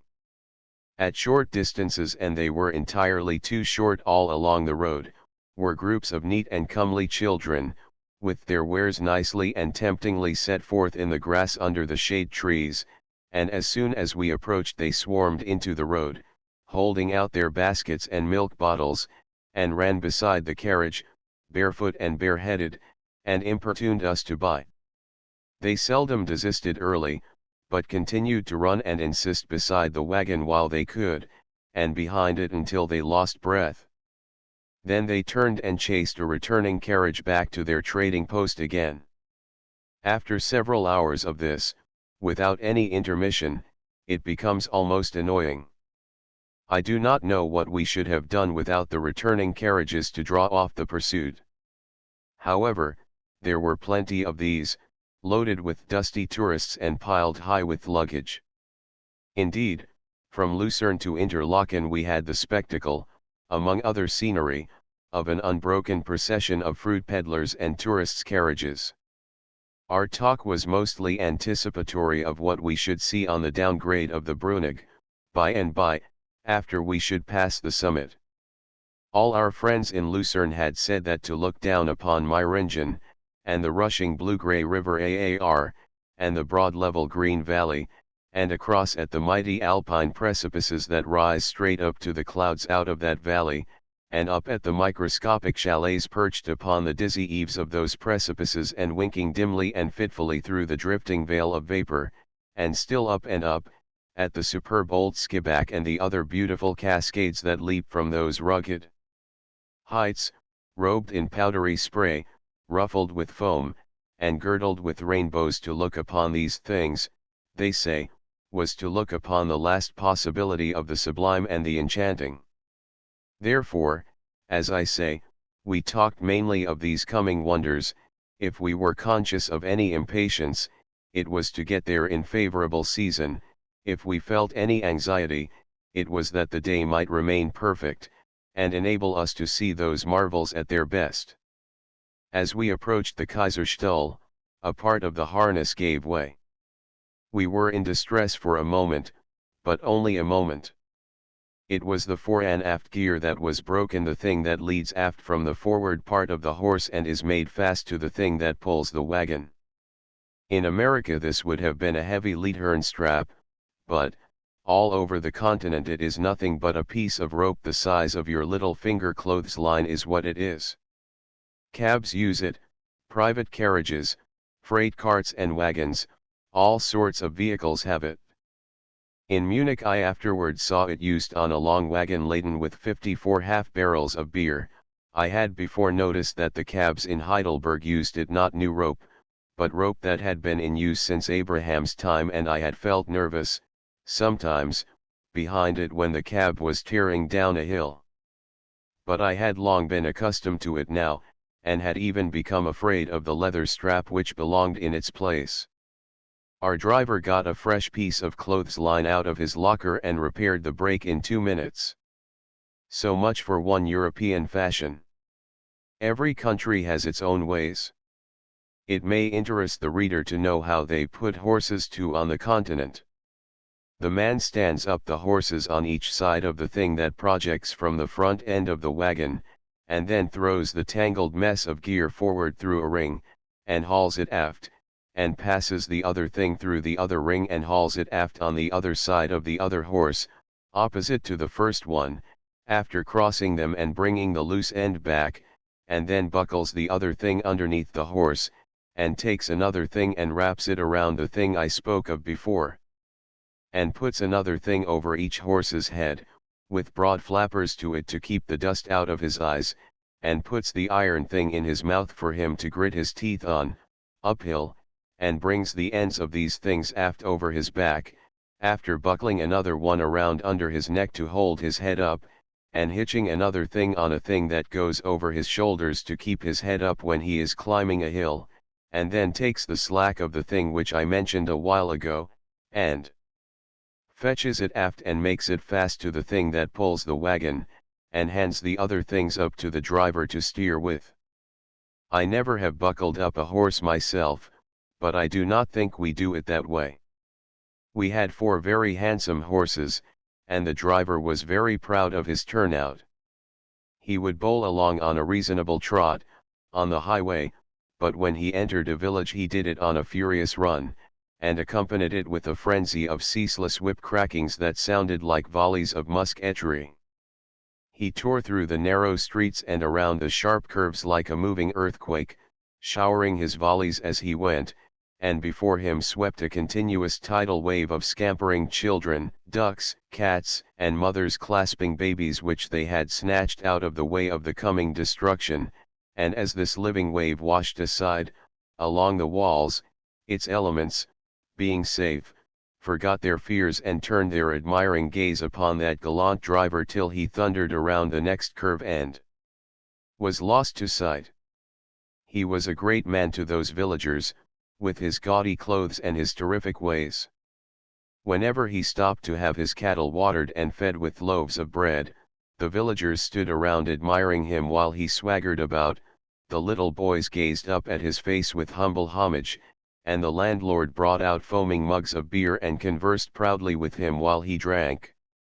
Then he mounted his lofty box, swung his explosive whip, and away he went again, like a storm.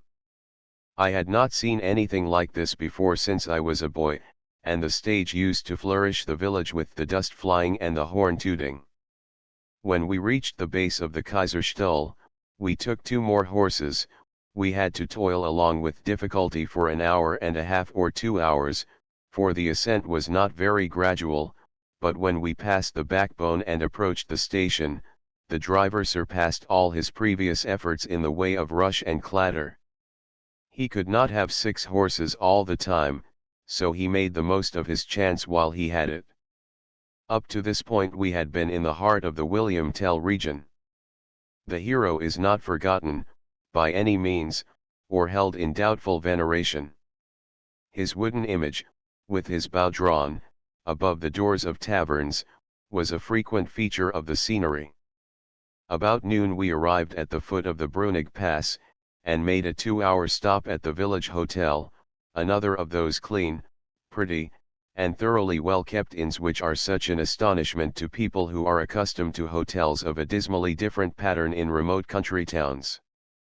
There was a lake here, in the lap of the great mountains.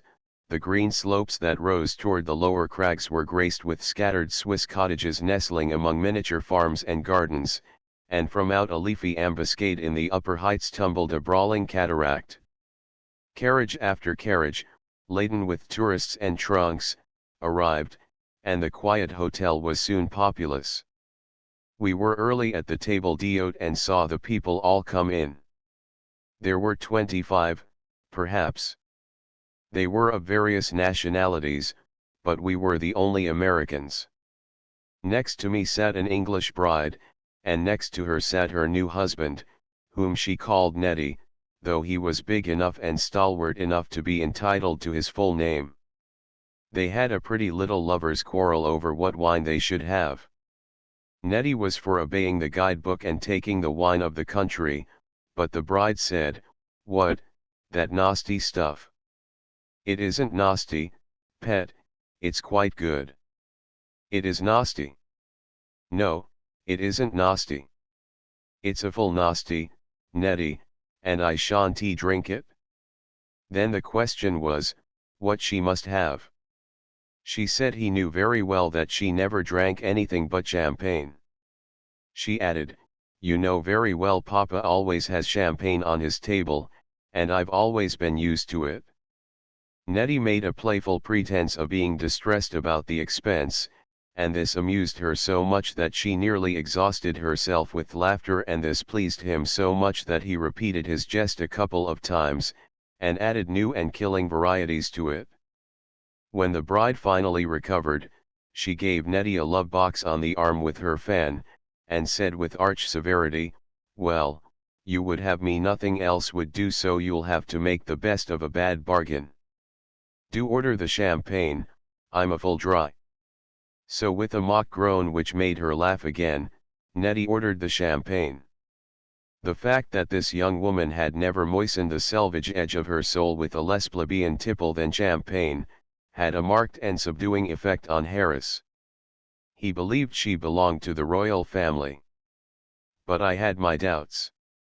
We heard 2 or 3 different languages spoken by people at the table and guessed out the nationalities of most of the guests to our satisfaction, but we failed with an elderly gentleman and his wife and a young girl who sat opposite us, and with a gentleman of about 35 who sat 3 seats beyond Harris. We did not hear any of these speak. But finally the last named gentleman left while we were not noticing, but we looked up as he reached the far end of the table.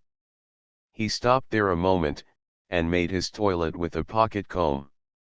So he was a German, or else he had lived in German hotels long enough to catch the fashion. When the elderly couple and the young girl rose to leave, they bowed respectfully to us. So they were Germans, too. This national custom is worth 6 of the other one, for export. After dinner we talked with several Englishmen, and they inflamed our desire to a hotter degree than ever, to see the sights of Meiringen from the heights of the Brunig Pass. They said the view was marvelous, and that one who had seen it once could never forget it. They also spoke of the romantic nature of the road over the pass, and how in one place it had been cut through a flank of the solid rock, in such a way that the mountain overhung the tourist as he passed by, and they furthermore said that the sharp turns in the road and the abruptness of the descent would afford us a thrilling experience, for we should go down in a flying gallop and seem to be spinning around the rings of a whirlwind, like a drop of whiskey descending the spirals of a corkscrew. I got all the information out of these gentlemen that we could need, and then, to make everything complete, I asked them if a body could get hold of a little fruit and milk here and there, in case of necessity. They threw up their hands in speechless intimation that the road was simply paved with refreshment peddlers. We were impatient to get away now, and the rest of our 2-hour stop rather dragged. But finally the set time arrived and we began the ascent. Indeed it was a wonderful road. It was smooth, and compact, and clean, and the side next the precipices was guarded all along by dressed stone posts about 3 feet high, placed at short distances apart. The road could not have been better built if Napoleon I had built it. He seems to have been the introducer of the sort of roads which Europe now uses. All literature which describes life as it existed in England, France, and Germany up to the close of the last century, is filled with pictures of coaches and carriages wallowing through these 3 countries in mud and slush half-wheel deep, but after Napoleon had floundered through a conquered kingdom he generally arranged things so that the rest of the world could follow dry-shod. We went on climbing, higher and higher, and curving hither and thither, in the shade of noble woods, and with a rich variety and profusion of wild flowers all about us, and glimpses of rounded grassy backbones below us occupied by trim chalets and nibbling sheep, and other glimpses of far lower altitudes, where distance diminished the chalets to toys and obliterated the sheep altogether, and every now and then some ermined monarch of the Alps swung magnificently into view for a moment, then drifted past an intervening spur and disappeared again. It was an intoxicating trip altogether. The exceeding sense of satisfaction that follows a good dinner added largely to the enjoyment, the having something especial to look forward to and muse about, like the approaching grandeurs of Meiringen, sharpened the zest. Smoking was never so good before, solid comfort was never solider, we lay back against the thick cushions silent, meditative, steeped in felicity. Asterisk asterisk asterisk asterisk asterisk asterisk asterisk asterisk I rubbed my eyes, opened them, and started. I had been dreaming I was at sea, and it was a thrilling surprise to wake up and find land all around me. It took me a couple seconds to come to, as you may say, then I took in the situation. The horses were drinking at a trough in the edge of a town, the driver was taking beer, Harris was snoring at my side, the courier, with folded arms and bowed head, was sleeping on the box, 24 barefooted and bareheaded children were gathered about the carriage, with their hands crossed behind, gazing up with serious and innocent admiration at the dozing tourists baking there in the sun. Several small girls held night-capped babies nearly as big as themselves in their arms, and even these fat babies seemed to take a sort of sluggish interest in us. We had slept an hour and a half and missed all the scenery. I did not need anybody to tell me that. If I had been a girl, I could have cursed for vexation. As it was, I woke up the agent and gave him a piece of my mind. Instead of being humiliated, he only upbraided me for being so wanting in vigilance. He said he had expected to improve his mind by coming to Europe, but a man might travel to the ends of the earth with me and never see anything, for I was manifestly endowed with the very genius of ill luck. He even tried to get up some emotion about that poor courier, who never got a chance to see anything, on account of my heedlessness. But when I thought I had borne about enough of this kind of talk, I threatened to make Harris tramp back to the summit and make a report on that scenery, and this suggestion spiked his battery. We drove sullenly through Brienz, dead to the seductions of its bewildering array of Swiss carvings and the clamorous hoo-hooing of its cuckoo clocks, and had not entirely recovered our spirits when we rattled across a bridge over the rushing Blue River and entered the pretty town of Interlaken. It was just about sunset, and we had made the trip from Lucerne in 10 hours. Chapter XXXII The Jungfrau, the bride, and the piano. We located ourselves at the Jungfrau Hotel, one of those huge establishments which the needs of modern travel have created in every attractive spot on the continent. There was a great gathering at dinner, and, as usual, one heard all sorts of languages. The table d'hôte was served by waitresses dressed in the quaint and comely costume of the Swiss peasants. This consists of a simple gros de laine, trimmed with ashes of roses, with overskirt of scare blue ventre Saint Gris, cut bias on the offside, with facings of petit polonaise and narrow insertions of pate de foie gras backstitched to the mise en scène in the form of a jeu d'esprit. It gives to the wearer a singularly piquant and alluring aspect. One of these waitresses, a woman of 40, had side whiskers reaching halfway down her jaws. They were 2 fingers broad, dark in color, pretty thick, and the hairs were an inch long. One sees many women on the continent with quite conspicuous mustaches, but this was the only woman I saw who had reached the dignity of whiskers.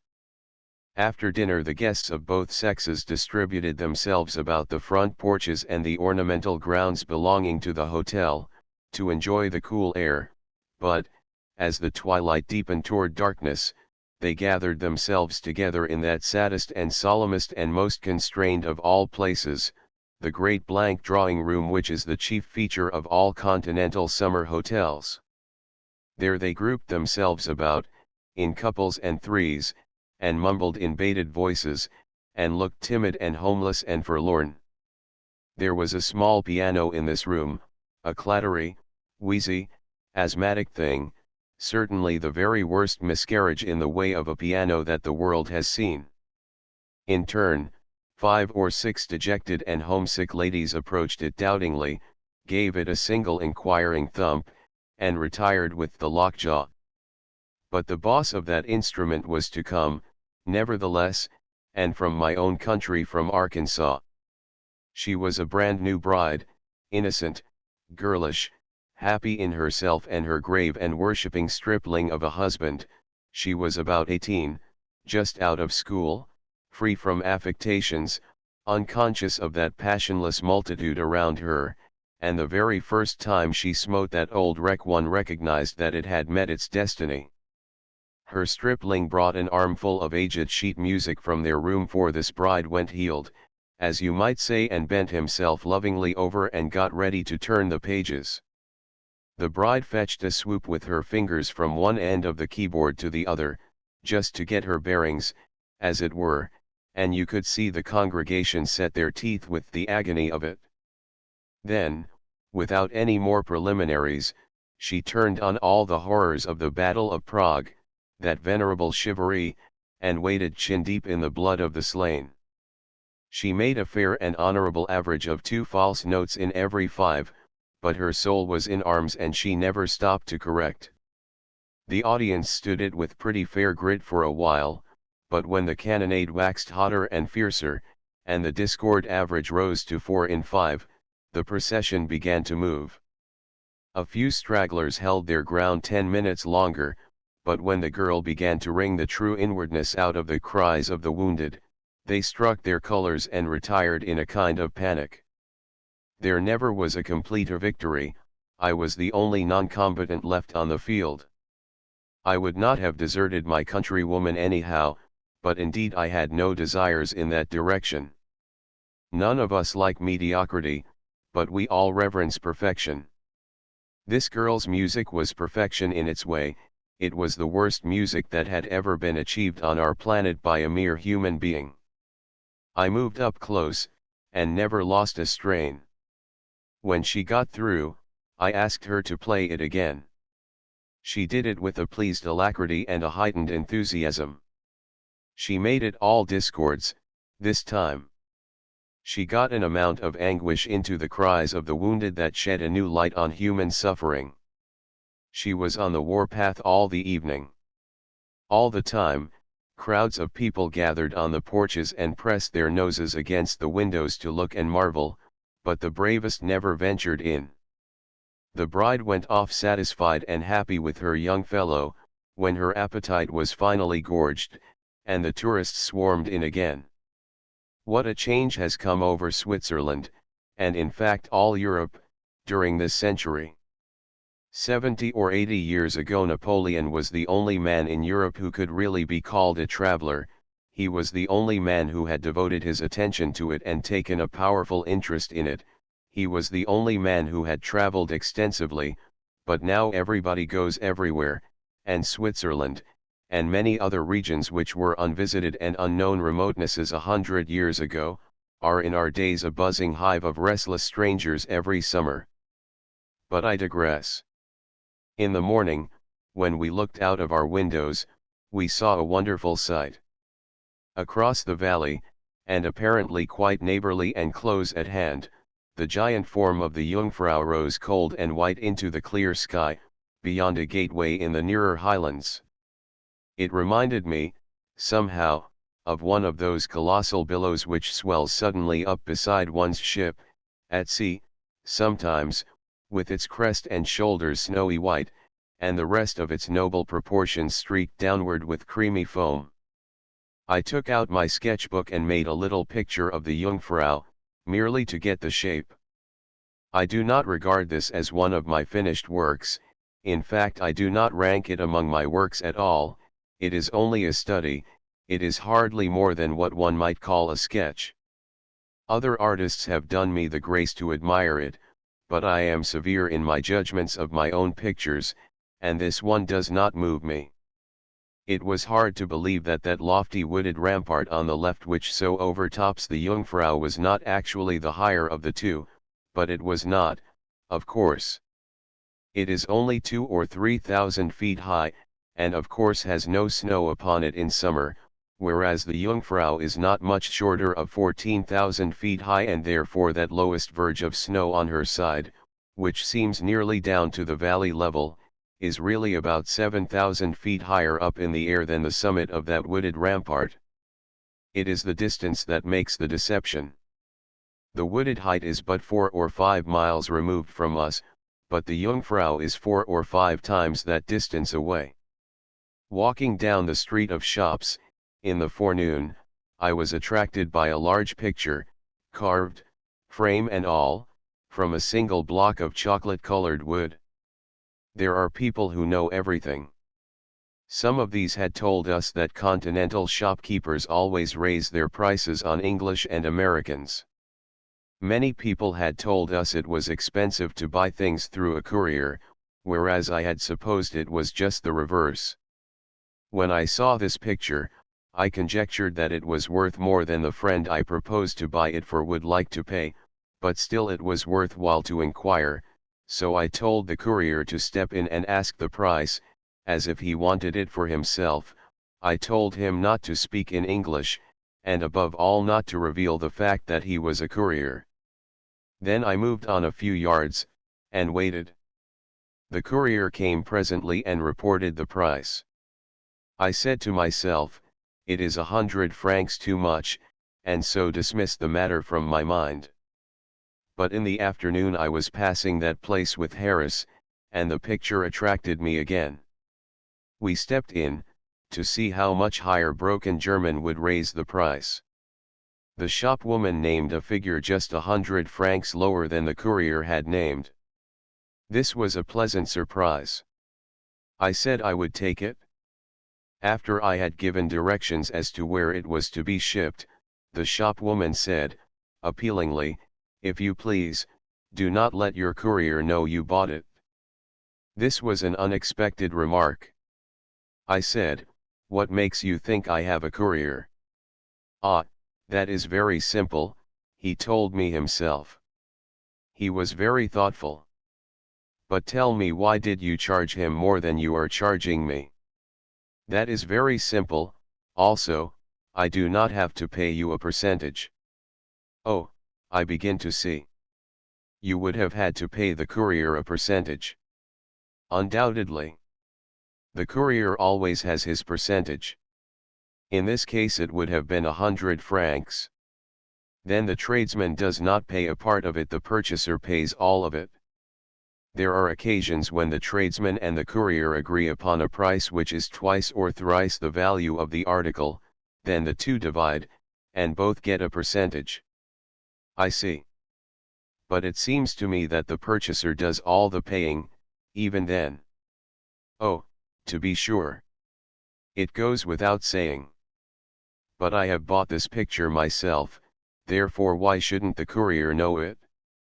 The woman exclaimed, in distress, "Ah, indeed it would take all my little profit. He would come and demand his 100 francs, and I should have to pay. He has not done the buying." "You could refuse." "I could not dare to refuse. He would never bring travelers here again. More than that, he would denounce me to the other couriers, they would divert custom from me, and my business would be injured." I went away in a thoughtful frame of mind. I began to see why a courier could afford to work for $55 a month and his fares. A month or two later I was able to understand why a courier did not have to pay any board and lodging, and why my hotel bills were always larger when I had him with me than when I left him behind, somewhere, for a few days. Another thing was also explained, now, apparently. In one town I had taken the courier to the bank to do the translating when I drew some money. I had sat in the reading room till the transaction was finished. Then a clerk had brought the money to me in person, and had been exceedingly polite, even going so far as to precede me to the door and holding it open for me and bow me out as if I had been a distinguished personage. It was a new experience. Exchange had been in my favor ever since I had been in Europe, but just that one time. I got simply the face of my draft, and no extra francs, whereas I had expected to get quite a number of them. This was the first time I had ever used the courier at the bank. I had suspected something then, and as long as he remained with me afterward I managed bank matters by myself. Still, if I felt that I could afford the tax, I would never travel without a courier, for a good courier is a convenience whose value cannot be estimated in dollars and cents. Without him, travel is a bitter harassment, a purgatory of little exasperating annoyances, a ceaseless and pitiless punishment, I mean, to an irascible man who has no business capacity and is confused by details.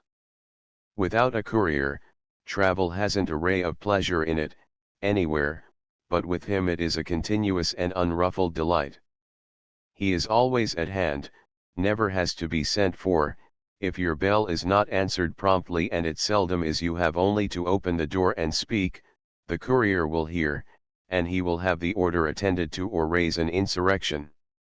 You tell him what day you will start, and whither you are going, leave all the rest to him.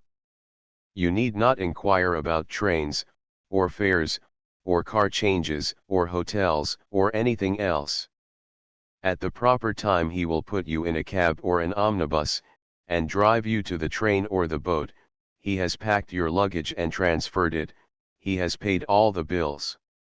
Other people have preceded you half an hour to scramble for impossible places and lose their tempers, but you can take your time. The courier has secured your seats for you, and you can occupy them at your leisure. At the station, the crowd mash one another to pulp in the effort to get the waiter's attention to their trunks. They dispute hotly with these tyrants, who are cool and indifferent. They get their baggage billets, at last, and then have another squeeze and another rage over the disheartening business of trying to get them recorded and paid for, and still another over the equally disheartening business of trying to get near enough to the ticket office to buy a ticket, and now, with their tempers gone to the dogs, they must stand penned up and packed together, laden with wraps and satchels and shawl straps, with the weary wife and babies, in the waiting room, till the doors are thrown open, and then all hands make a grand final rush to the train, find it full, and have to stand on the platform and fret until some more cars are put on. They are in a condition to kill somebody by this time. Meantime, you have been sitting in your car, smoking, and observing all this misery in the extremest comfort. On the journey the guard is polite and watchful, won't allow anybody to get into your compartment, tells them you are just recovering from the smallpox and do not like to be disturbed. For the courier has made everything right with the guard. At way stations the courier comes to your compartment to see if you want a glass of water, or a newspaper, or anything. At eating stations he sends luncheon out to you, while the other people scramble and worry in the dining rooms. If anything breaks about the car you are in, and a station master proposes to pack you and your agent into a compartment with strangers, the courier reveals to him confidentially that you are a French duke born deaf and dumb, and the official comes and makes affable signs that he has ordered a choice car to be added to the train for you. At custom houses the multitude file tediously through, hot and irritated, and look on while the officers burrow into the trunks and make a mess of everything, but you hand your keys to the courier and sit still. Perhaps you arrive at your destination in a rainstorm at 10 at night, you generally do. The multitude spend half an hour verifying their baggage and getting it transferred to the omnibuses, but the courier puts you into a vehicle without a moment's loss of time, and when you reach your hotel you find your rooms have been secured 2 or 3 days in advance, everything is ready, you can go at once to bed. Some of those other people will have to drift around to 2 or 3 hotels, in the rain, before they find accommodations. I have not set down half of the virtues that are vested in a good courier, but I think I have set down a sufficiency of them to show that an irritable man who can afford one and does not employ him is not a wise economist. My courier was the worst one in Europe, yet he was a good deal better than none at all.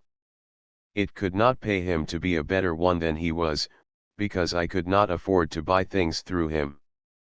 He was a good enough courier for the small amount he got out of his service. Yes, to travel with a courier is bliss, to travel without one is the reverse. I have had dealings with some very bad couriers, but I have also had dealings with one who might fairly be called perfection. He was a young Polander, named Joseph N. Viry. He spoke 8 languages, and seemed to be equally at home in all of them. He was shrewd, prompt, posted, and punctual. He was fertile in resources, and singularly gifted in the matter of overcoming difficulties. He not only knew how to do everything in his line, but he knew the best ways and the quickest. He was handy with children and invalids. All his employer needed to do was to take life easy and leave everything to the courier. His address is, care of Messrs. Gay and Son, Strand, London. He was formerly a conductor of Gay's tourist parties. Excellent couriers are somewhat rare. If the reader is about to travel, he will find it to his advantage to make a note of this one.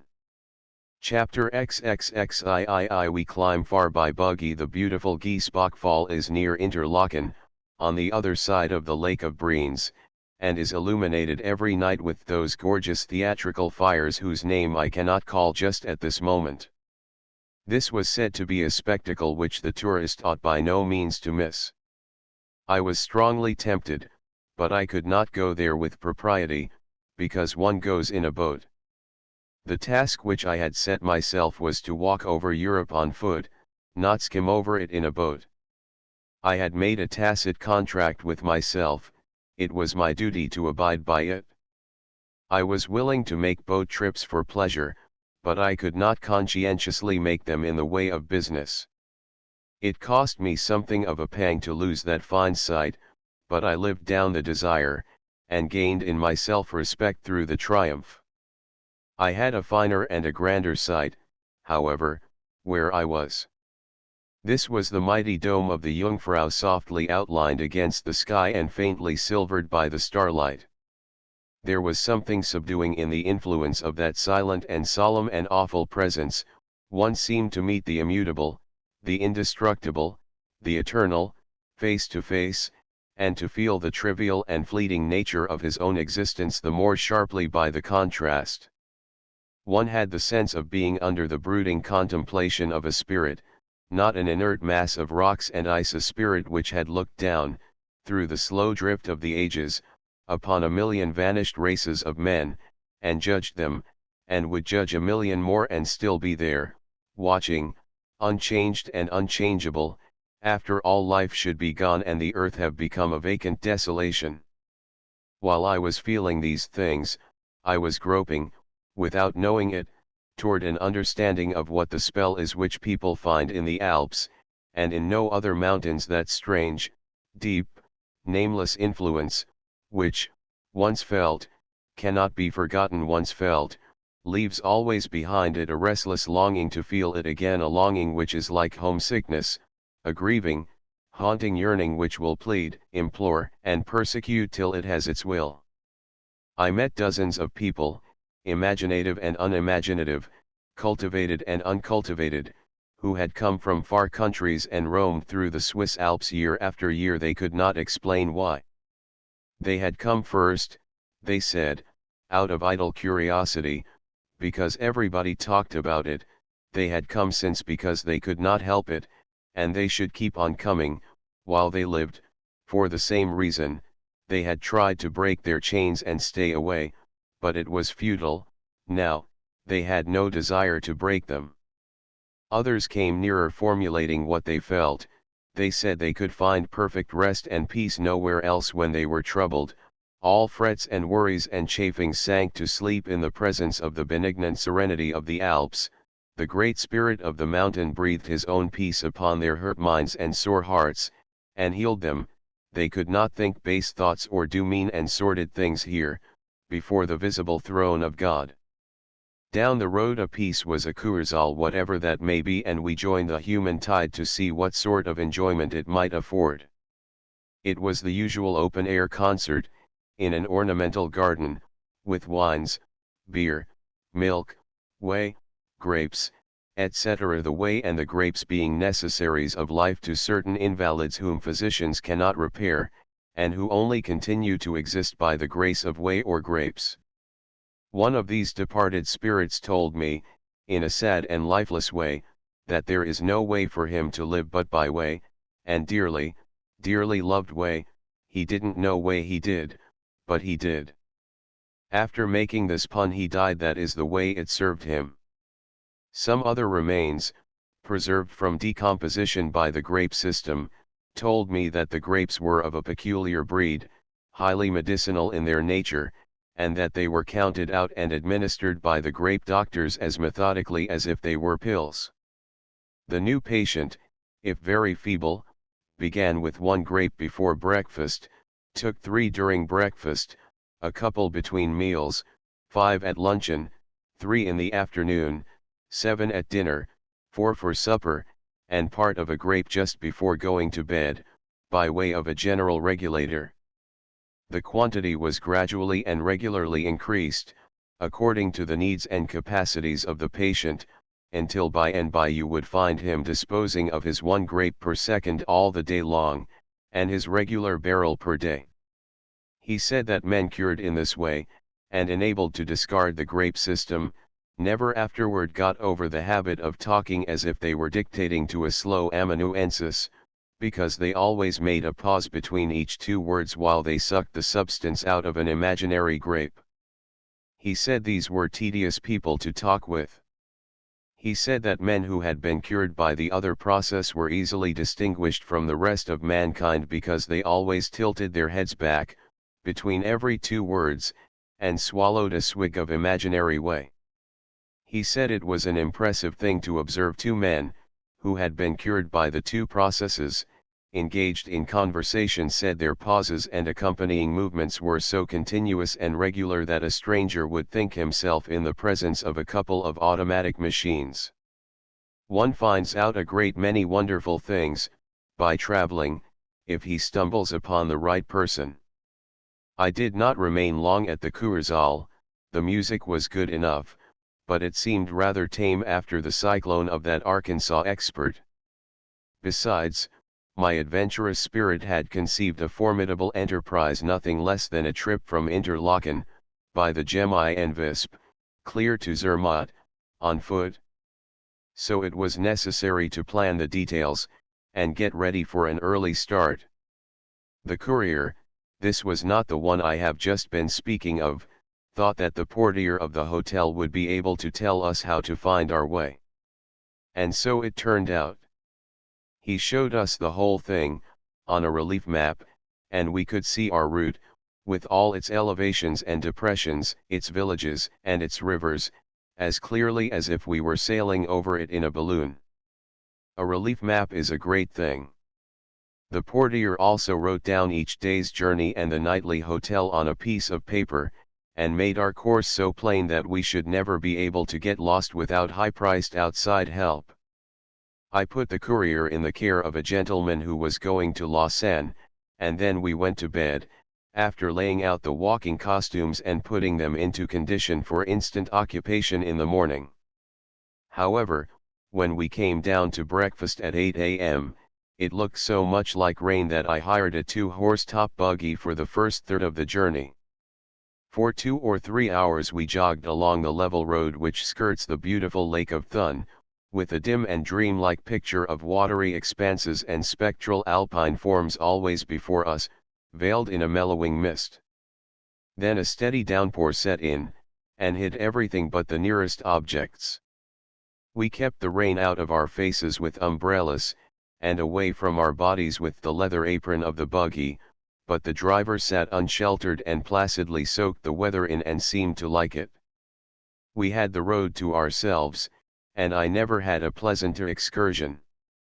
The weather began to clear while we were driving up a valley called the Kienthal, and presently a vast black cloud bank in front of us dissolved away and uncurtained the grand proportions and the soaring loftiness of the Blumys Alp.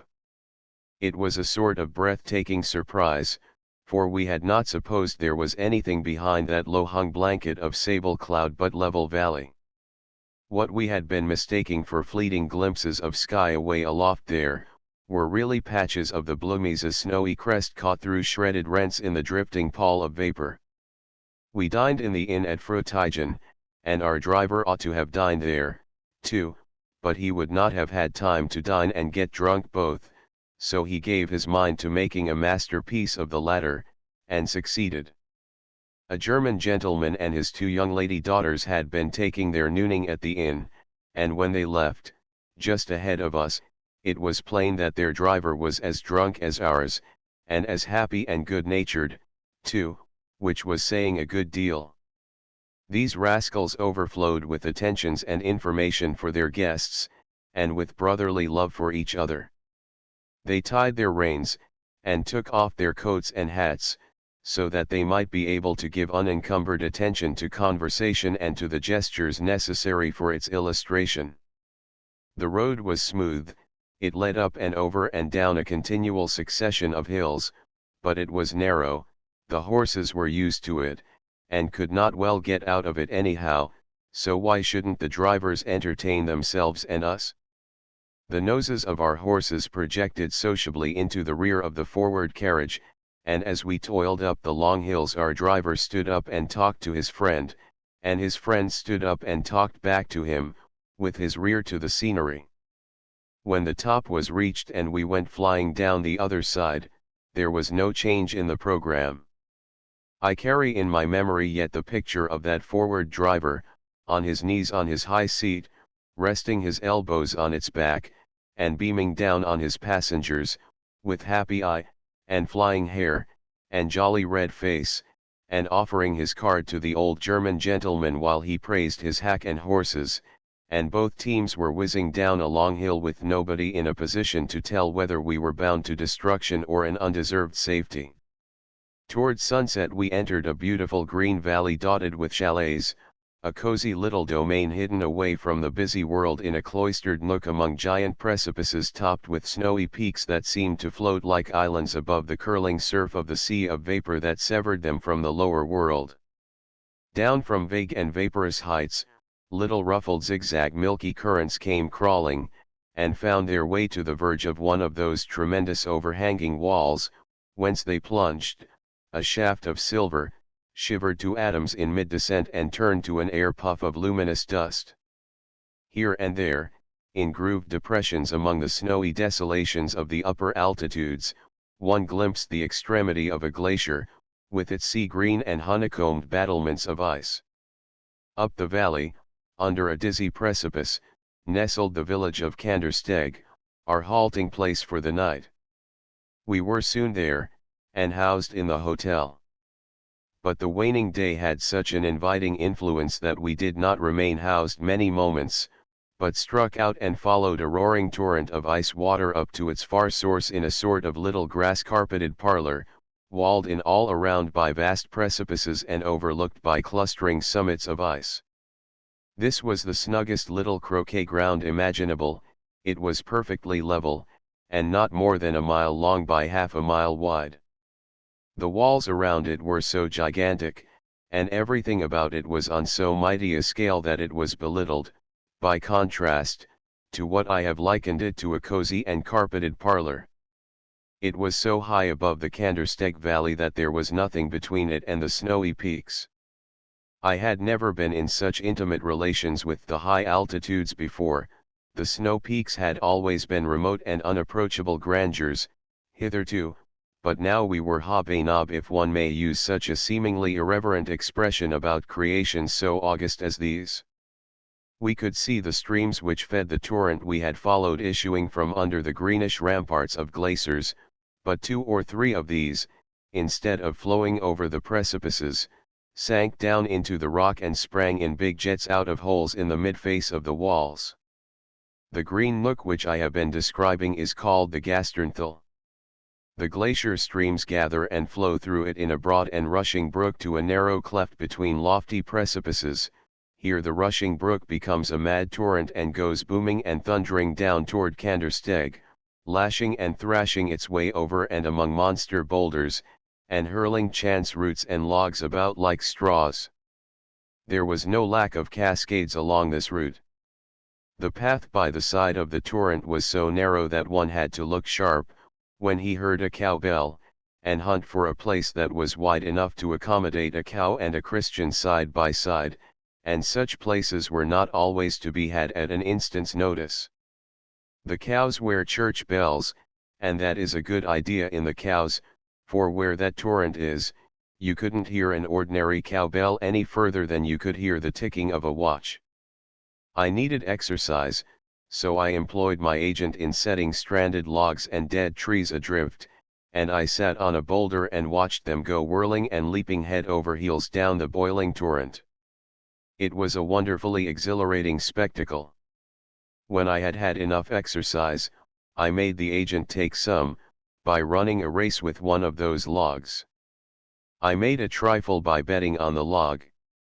After dinner we had a walk up and down the Candlestick Valley, in the soft gloaming, with the spectacle of the dying lights of day playing about the crests and pinnacles of the still and solemn upper realm for contrast, and text for talk.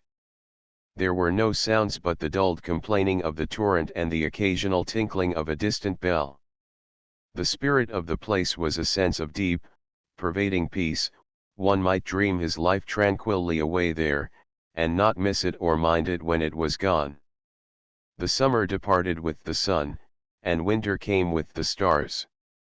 It grew to be a bitter night in that little hotel, backed up against a precipice that had no visible top to it, but we kept warm, and woke in time in the morning to find that everybody else had left for Gemmi 3 hours before, so our little plan of helping that German family, principally the old man, over the pass, was a blocked generosity.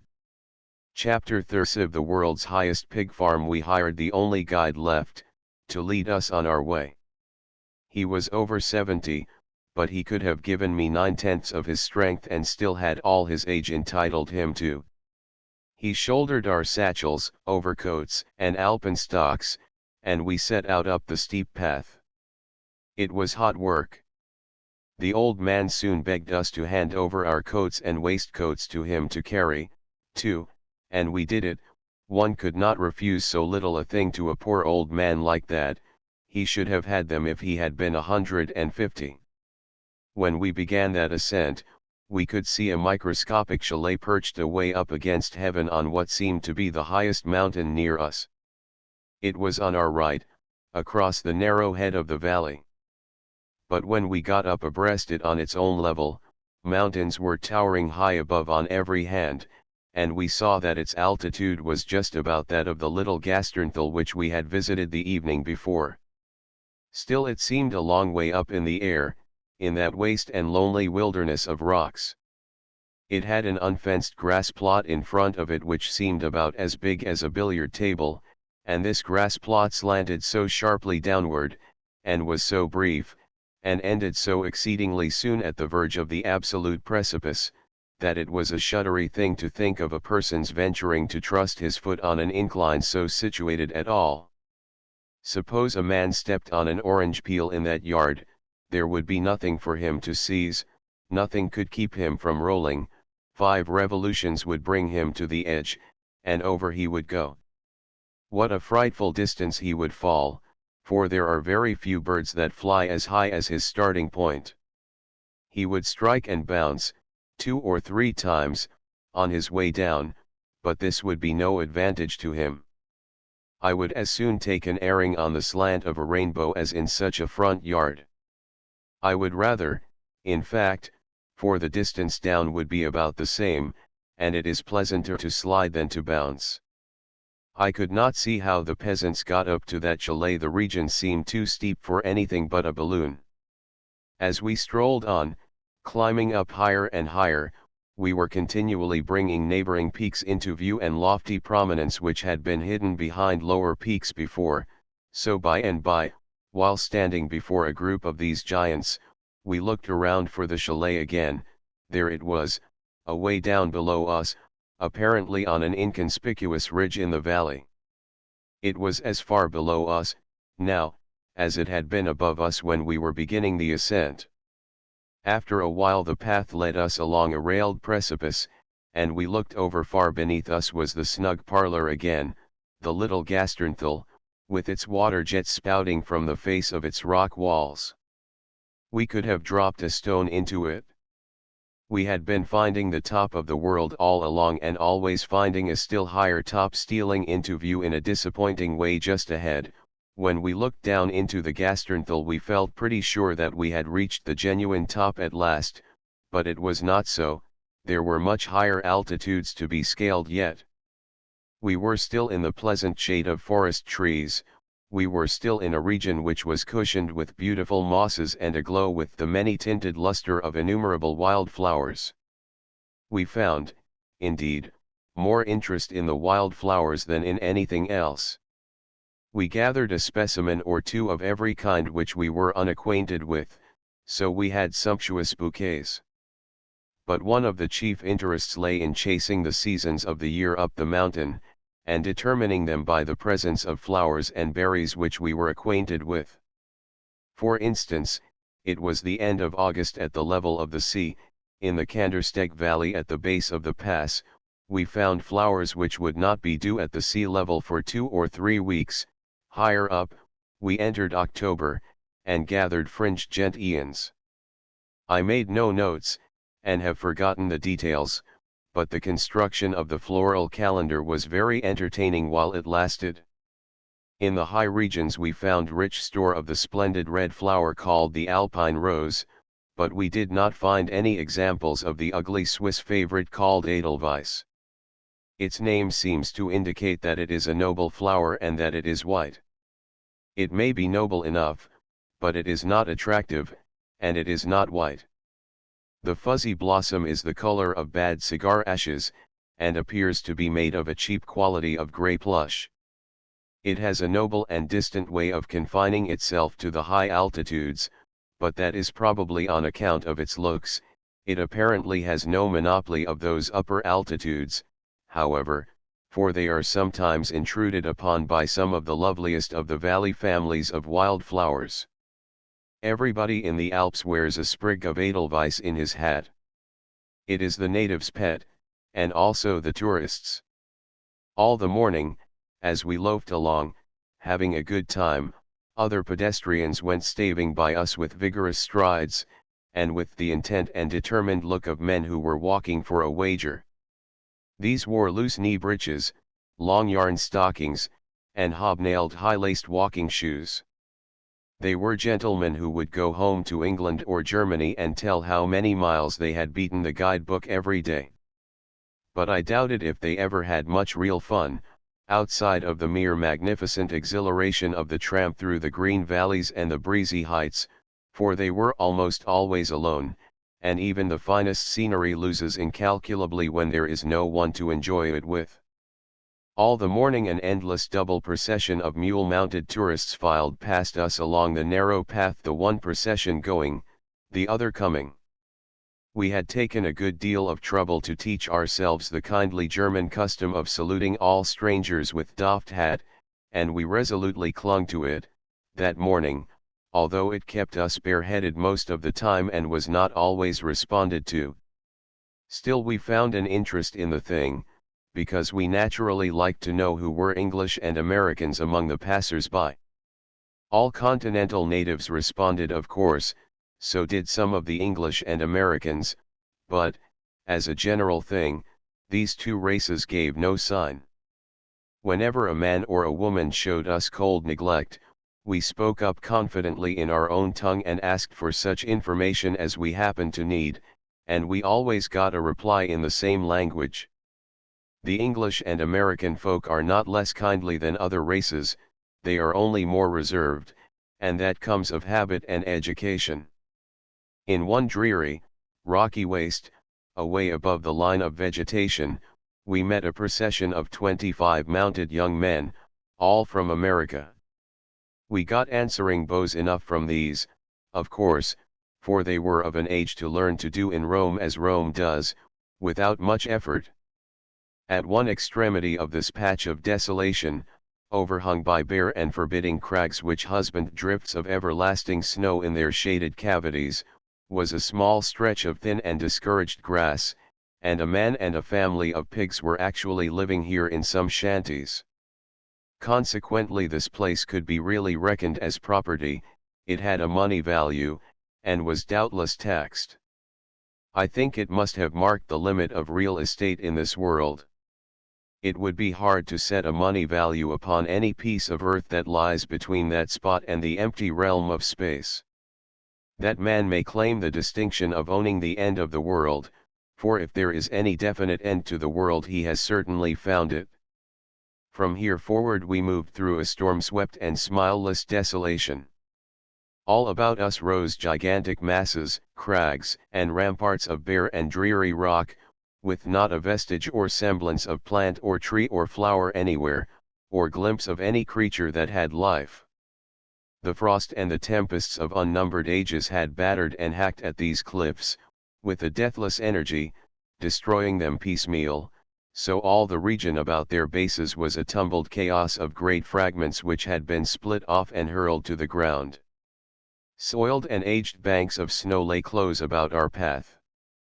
The ghastly desolation of the place was as tremendously complete as if Dory had furnished the working plans for it.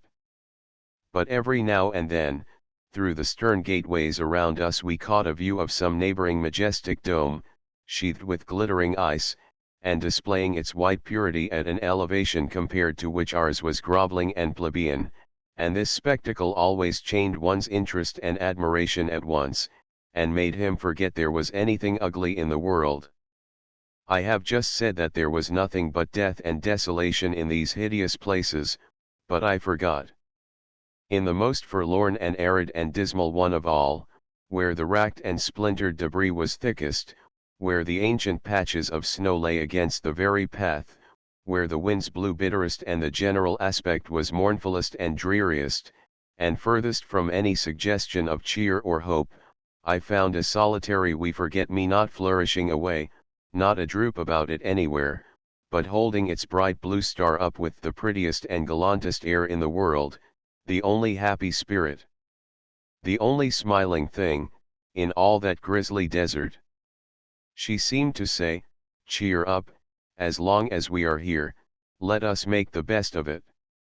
I judged she had earned a right to a more hospitable place, so I plucked her up and sent her to America to a friend who would respect her for the fight she had made, all by her small self, to make a whole vast despondent alpine desolation stop breaking its heart over the unalterable, and hold up its head and look at the bright side of things for once. We stopped for a nooning at a strongly built little inn called the Schwerenbuch. It sits in a lonely spot among the peaks, where it is swept by the trailing fringes of the cloud rack, and is rained on, and snowed on, and pelted and persecuted by the storms, nearly every day of its life. It was the only habitation in the whole Gemmi Pass. Close at hand, now, was a chance for a blood-curdling alpine adventure.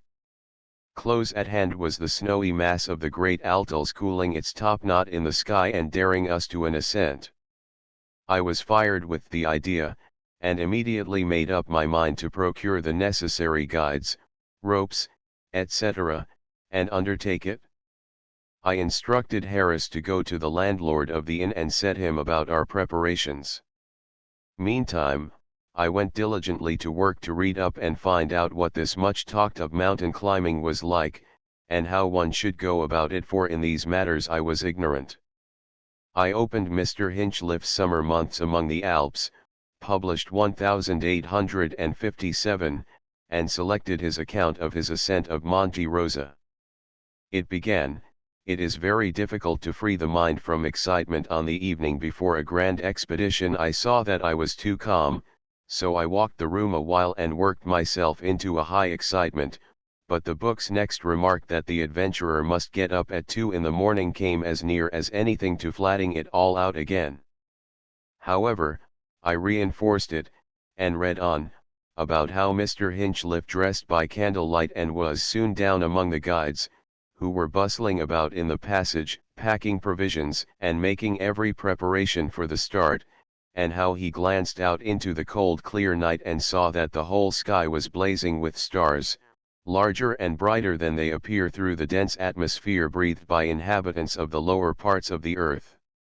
They seemed actually suspended from the dark vault of heaven, and their gentle light shed a fairy-like gleam over the snow fields around the foot of the Matterhorn, which raised its stupendous pinnacle on high, penetrating to the heart of the Great Bear, and crowning itself with a diadem of his magnificent stars.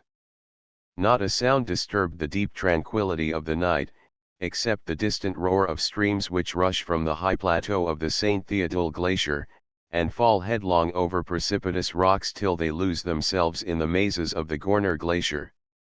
He took his hot toast and coffee, and then about 3:30 his caravan of 10 men filed away from the Riffel Hotel, and began the steep climb. At 5:30 he happened to turn around, and beheld the glorious spectacle of the Matterhorn, just touched by the rosy-fingered morning, and looking like a huge pyramid of fire rising out of the barren ocean of ice and rock around it. Then the Braithorn and the Dent Blanche caught the radiant glow, but the intervening mass of Monte Rosa made it necessary for us to climb many long hours before we could hope to see the sun himself, yet the whole air soon grew warmer after the splendid birth of the day. He gazed at the lofty crown of Monte Rosa and the wastes of snow that guarded its steep approaches, and the chief guide delivered the opinion that no man could conquer their awful heights and put his foot upon that summit. But the adventurers moved steadily on, nevertheless. They toiled up, and still up, they passed the grand plateau, then toiled up a steep shoulder of the mountain, clinging like flies to its rugged face, and now they were confronted by a tremendous wall from which great blocks of ice and snow were evidently in the habit of falling. They turned aside to skirt this wall, and gradually ascended until their way was barred by a maze of gigantic snow crevices, so they turned aside again, and began a long climb of sufficient steepness to make a zigzag course necessary. Fatigue compelled them to halt frequently, for a moment or two. At one of these halts somebody called out, "Look at Mont Blanc," and we were at once made aware of the very great height we had attained by actually seeing the monarch of the Alps and his attendant satellites right over the top of the Braithorn, itself at least 14,000 feet high. These people moved in single file, and were all tied to a strong rope, at regular distances apart, so that if one of them slipped on those giddy heights, the others could brace themselves on their alpenstocks and save him from darting into the valley, thousands of feet below. By and by they came to an ice-coated ridge which was tilted up at a sharp angle, and had a precipice on one side of it.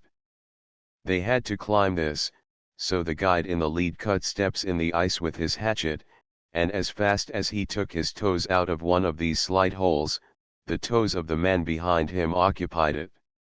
Slowly and steadily we kept on our way over this dangerous part of the ascent, and I dare say it was fortunate for some of us that attention was distracted from the head by the paramount necessity of looking after the feet, for, while on the left the incline of ice was so steep that it would be impossible for any man to save himself in case of a slip, unless the others could hold him up, on the right we might drop a pebble from the hand over precipices of unknown extent down upon the tremendous glacier below.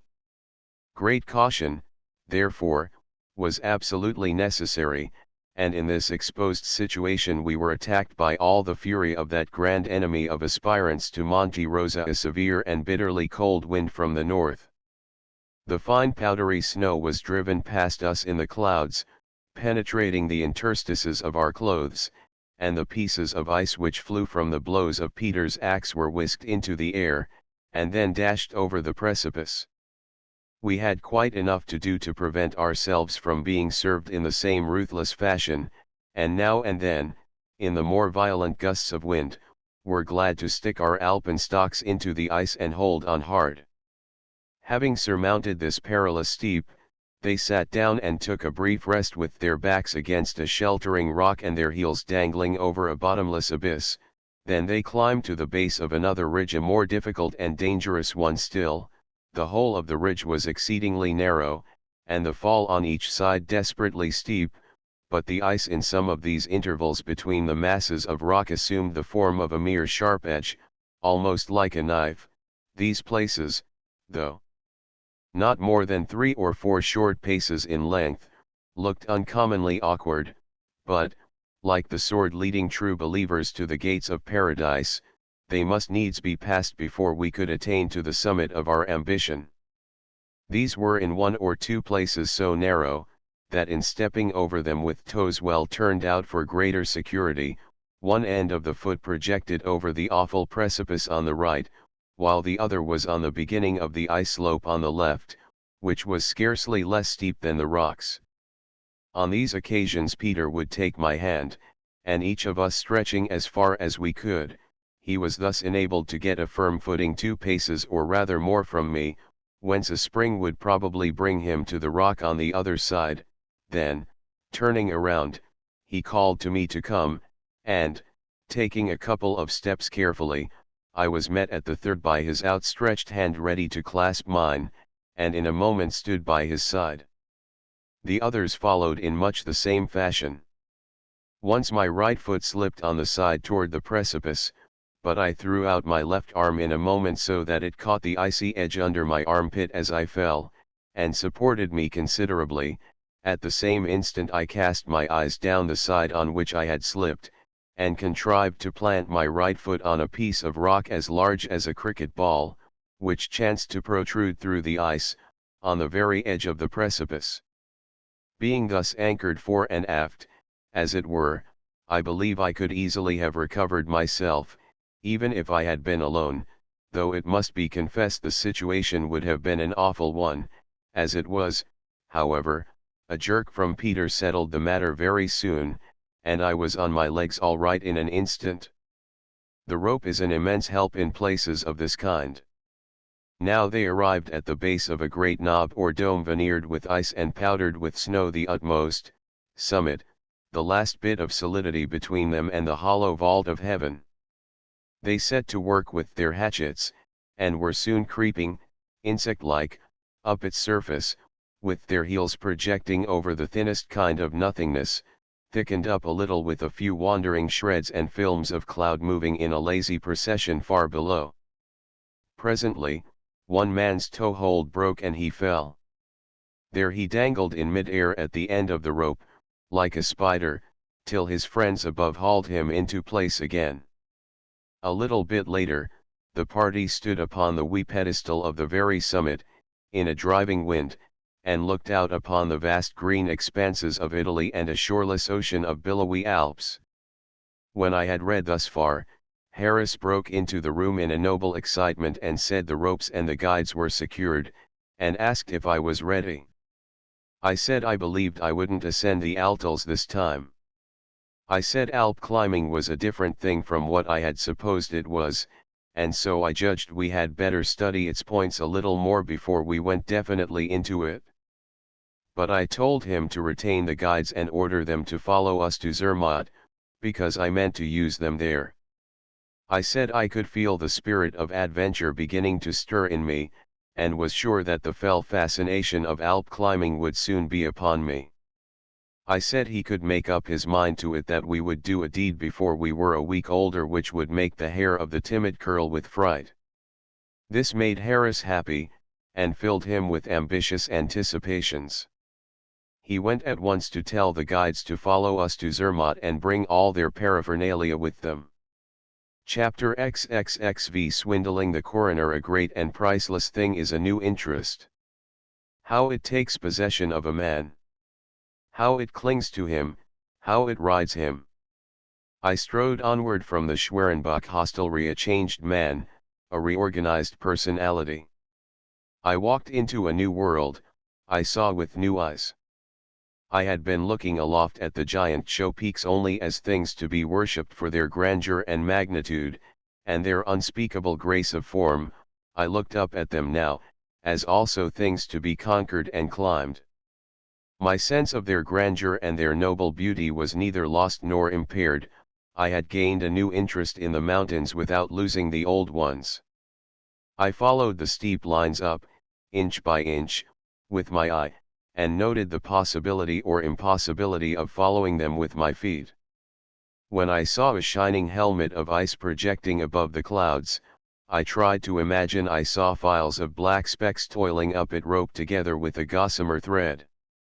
We skirted the lonely little lake called the Daubensee, and presently passed close by a glacier on the right, a thing like a great river frozen solid in its flow and broken square off like a wall at its mouth. I had never been so near a glacier before. Here we came upon a new board shanty, and found some men engaged in building a stone house, so the Schwerenbach was soon to have a rival. We bought a bottle or so of beer here. At any rate they called it beer, but I knew by the price that it was dissolved jewelry, and I perceived by the taste that dissolved jewelry is not good stuff to drink. We were surrounded by a hideous desolation. We stepped forward to a sort of jumping-off place, and were confronted by a startling contrast. We seemed to look down into fairyland. 2 or 3,000 feet below us was a bright green level, with a pretty town in its midst, and a silvery stream winding among the meadows. The charming spot was walled in on all sides by gigantic precipices clothed with pines, and over the pines, out of the softened distances, rose the snowy domes and peaks of the Monte Rosa region. How exquisitely green and beautiful that little valley down there was! The distance was not great enough to obliterate details, it only made them little and mellow and dainty, like landscapes and towns seen through the wrong end of a spyglass. Right under us a narrow ledge rose up out of the valley, with a green, slanting, bench-shaped top, and grouped about upon this green baize bench were a lot of black and white sheep which looked merely like oversized worms. The bench seemed lifted well up into our neighborhood, but that was a deception, it was a long way down to it. We began our descent, now, by the most remarkable road I have ever seen. It wound its corkscrew curves down the face of the colossal precipice a narrow way, with always the solid rock wall at one elbow, and perpendicular nothingness at the other. We met an everlasting procession of guides, porters, mules, litters, and tourists climbing up this steep and muddy path, and there was no room to spare when you had to pass a tolerably fat mule. I always took the inside, when I heard or saw the mule coming, and flattened myself against the wall. I preferred the inside, of course, but I should have had to take it anyhow, because the mule prefers the outside. A mule's preference on a precipice is a thing to be respected. Well, his choice is always the outside. His life is mostly devoted to carrying bulky panniers and packages which rest against his body, therefore he is habituated to taking the outside edge of mountain paths, to keep his bundles from rubbing against rocks or banks on the other. When he goes into the passenger business he absurdly clings to his old habit, and keeps one leg of his passenger always dangling over the great deeps of the lower world while that passenger's heart is in the highlands, so to speak. More than once I saw a mule's hind foot cave over the outer edge and send earth and rubbish into the bottom abyss, and I noticed that upon these occasions the rider, whether male or female, looked tolerably unwell. There was one place where an 18-inch breadth of light masonry had been added to the verge of the path, and as there was a very sharp turn here, a panel of fencing had been set up there at some time, as a protection. This panel was old and grey and feeble, and the light masonry had been loosened by recent rains. A young American girl came along on a mule, and in making the turn the mule's hind foot caved all the loose masonry and one of the fence posts overboard. The mule gave a violent lurch inboard to save himself, and succeeded in the effort, but that girl turned as white as the snows of Mont Blanc for a moment. The path was simply a groove cut into the face of the precipice. There was a 4-foot breadth of solid rock under the traveler, and 4-foot breadth of solid rock just above his head, like the roof of a narrow porch. He could look out from this gallery and see a sheer summitless and bottomless wall of rock before him, across a gorge or crack a biscuit's toss in width, but he could not see the bottom of his own precipice unless he lay down and projected his nose over the edge. I did not do this, because I did not wish to soil my clothes. Every few hundred yards, at particularly bad places, one came across a panel or so of plank fencing, but they were always old and weak, and they generally leaned out over the chasm and did not make any rash promises to hold up people who might need support. There was one of these panels which had only its upper board left. A pedestrianizing English youth came tearing down the path, was seized with an impulse to look over the precipice, and without an instant's thought he threw his weight upon that crazy board. It bent outward a foot. I never made a gasp before that came so near suffocating me. The English youth's face simply showed a lively surprise, but nothing more. He went swinging along Valley Ward again, as if he did not know he had just swindled a coroner by the closest kind of a shave. The alpine litter is sometimes like a cushioned box made fast between the middles of two long poles, and sometimes it is a chair with a back to it and a support for the feet. It is carried by relays of strong porters. The motion is easier than that of any other conveyance. We met a few men and a great many ladies in litters. It seemed to me that most of the ladies looked pale and nauseated. Their general aspect gave me the idea that they were patiently enduring a horrible suffering. As a rule, they looked at their laps, and left the scenery to take care of itself. But the most frightened creature I saw, was a led horse that overtook us. Poor fellow, he had been born and reared in the grassy levels of the Kandersteg Valley and had never seen anything like this hideous place before. Every few steps he would stop short, glance wildly out from the dizzy height, and then spread his red nostrils wide and pant as violently as if he had been running a race, and all the while he quaked from head to heel as with a palsy. He was a handsome fellow, and he made a fine statuesque picture of terror, but it was pitiful to see him suffer so. This dreadful path has had its tragedy. Baedeker, with his customary over-terseness, begins and ends the tale thus: the descent on horseback should be avoided. In 1861 a Comtesse de Herlincourt fell from her saddle over the precipice and was killed on the spot. We looked over the precipice there, and saw the monument which commemorates the event. It stands in the bottom of the gorge, in a place which has been hollowed out of the rock to protect it from the torrent and the storms. Our old guide never spoke but when spoken to, and then limited himself to a syllable or two, but when we asked him about this tragedy he showed a strong interest in the matter. He said the Countess was very pretty, and very young, hardly out of her girlhood, in fact. She was newly married, and was on her bridal tour. The young husband was riding a little in advance, one guide was leading the husband's horse, another was leading the bride's. The old man continued, the guide that was leading the husband's horse happened to glance back, and there was that poor young thing sitting up staring out over the precipice, and her face began to bend downward a little, and she put up her two hands slowly and met it so and put them flat against her eyes so, and then she sank out of the saddle, with a sharp shriek, and one caught only the flash of a dress, and it was all over. Then after a pause, ah, yes, that guide saw these things, yes, he saw them all. He saw them all, just as I have told you. After another pause, ah, yes, he saw them all. My God, that was me. I was that guide. This had been the one event of the old man's life, so one may be sure he had forgotten no detail connected with it. We listened to all he had to say about what was done and what happened and what was said after the sorrowful occurrence, and a painful story it was. When we had wound down toward the valley until we were about on the last spiral of the corkscrew, Harris's hat blew over the last remaining bit of precipice, a small cliff 100 or 150 feet high, and sailed down toward a steep slant composed of rough chips and fragments which the weather had flaked away from the precipices. We went leisurely down there, expecting to find it without any trouble, but we had made a mistake, as to that.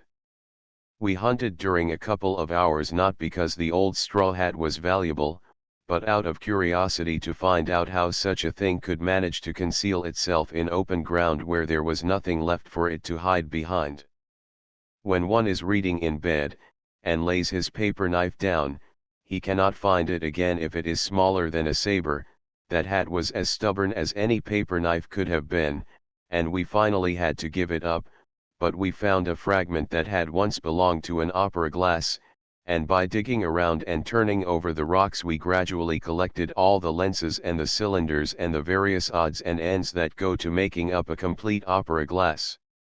We afterward had the thing reconstructed, and the owner can have his adventurous lost property by submitting proofs and paying costs of rehabilitation. We had hopes of finding the owner there, distributed around amongst the rocks, for it would have made an elegant paragraph, but we were disappointed. Still, we were far from being disheartened, for there was a considerable area which we had not thoroughly searched. We were satisfied he was there, somewhere, so we resolved to wait over a day at Luke and come back and get him. Then we sat down to polish off the perspiration and arrange about what we would do with him when we got him. Harris was for contributing him to the British Museum, but I was for mailing him to his widow. That is the difference between Harris and me. Harris is all for display, I am all for the simple right, even though I lose money by it. Harris argued in favor of his proposition against mine, I argued in favor of mine and against his. The discussion warmed into a dispute, the dispute warmed into a quarrel. I finally said, very decidedly, my mind is made up.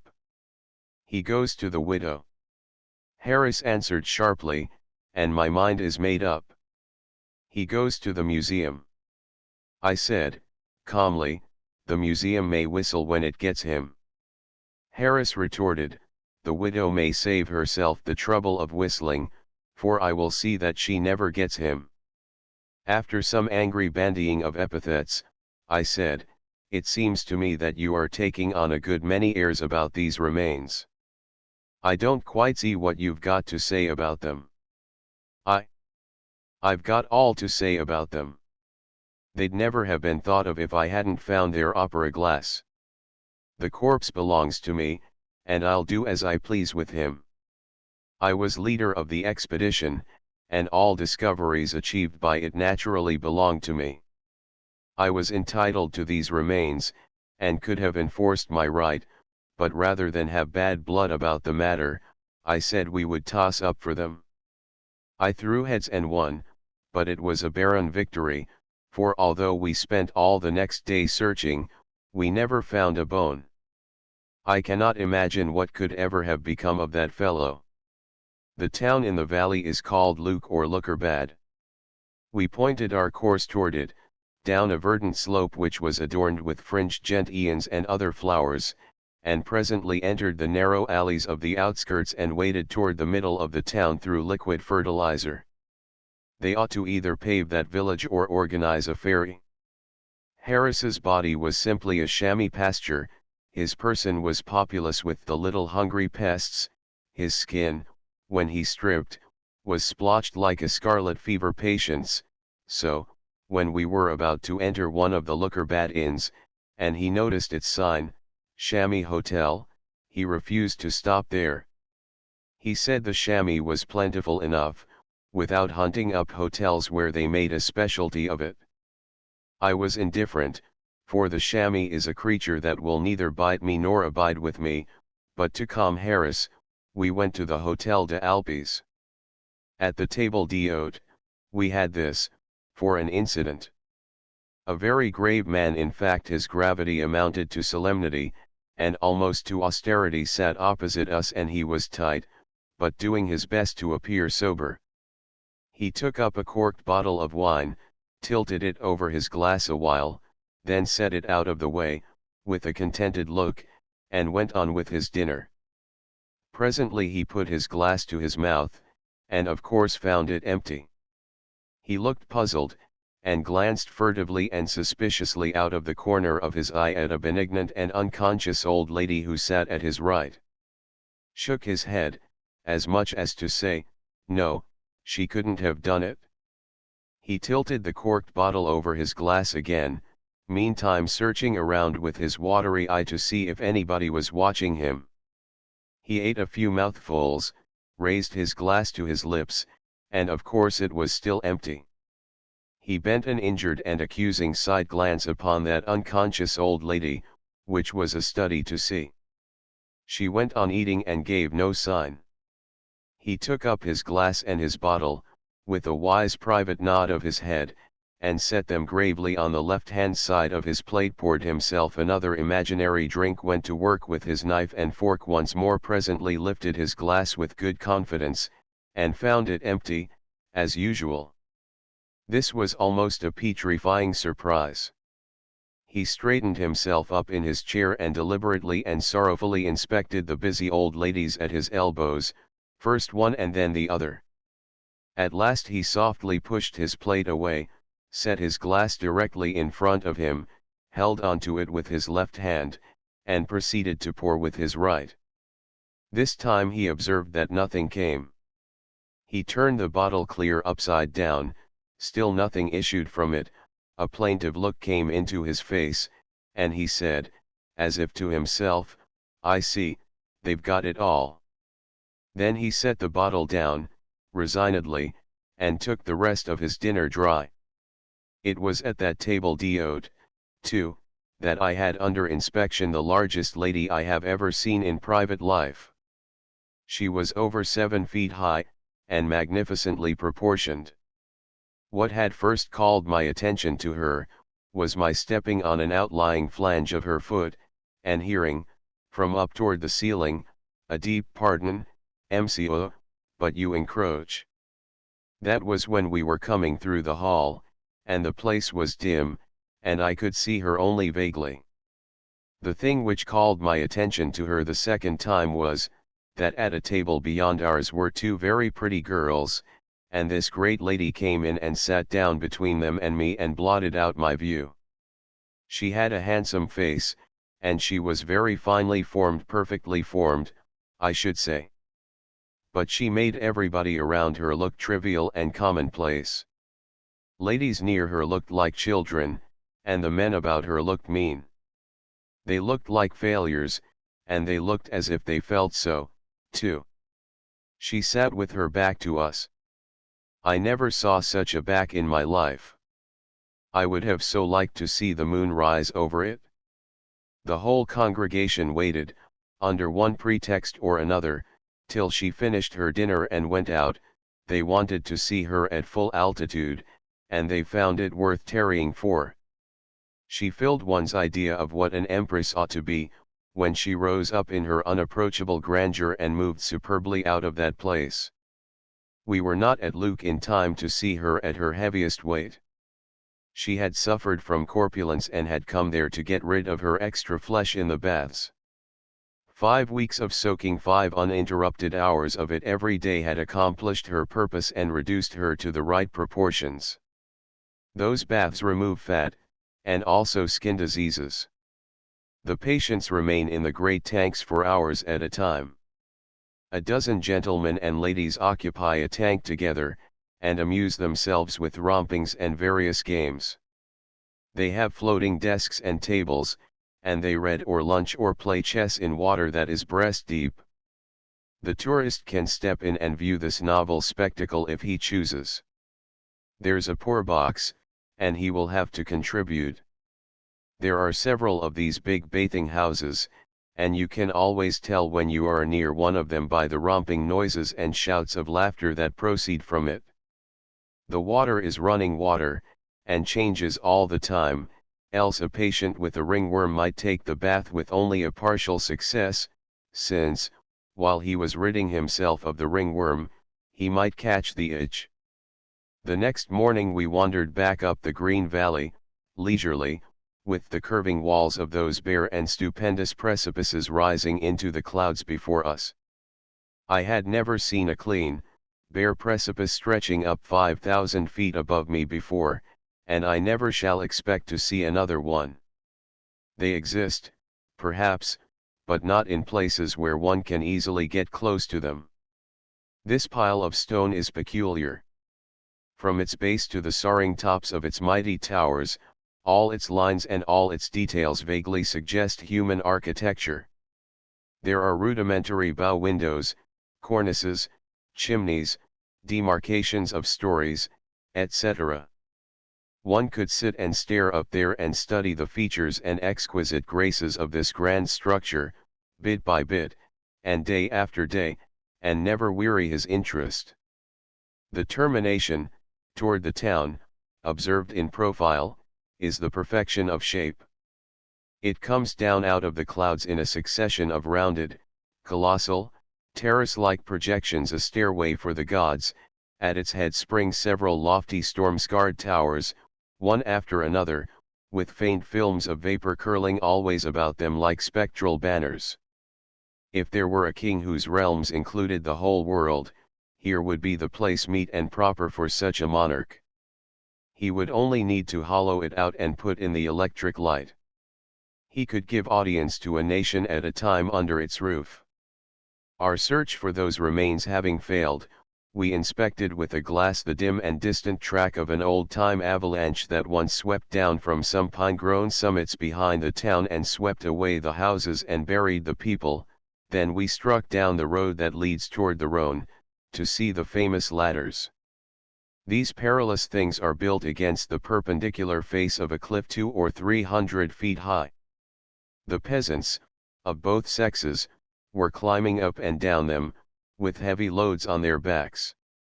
I ordered Harris to make the ascent, so I could put the thrill and horror of it in my book, and he accomplished the feat successfully, through a subagent, for 3 francs, which I paid. It makes me shudder yet when I think of what I felt when I was clinging there between heaven and earth in the person of that proxy. At times the world swam around me, and I could hardly keep from letting go, so dizzying was the appalling danger. Many a person would have given up and descended, but I stuck to my task, and would not yield until I had accomplished it.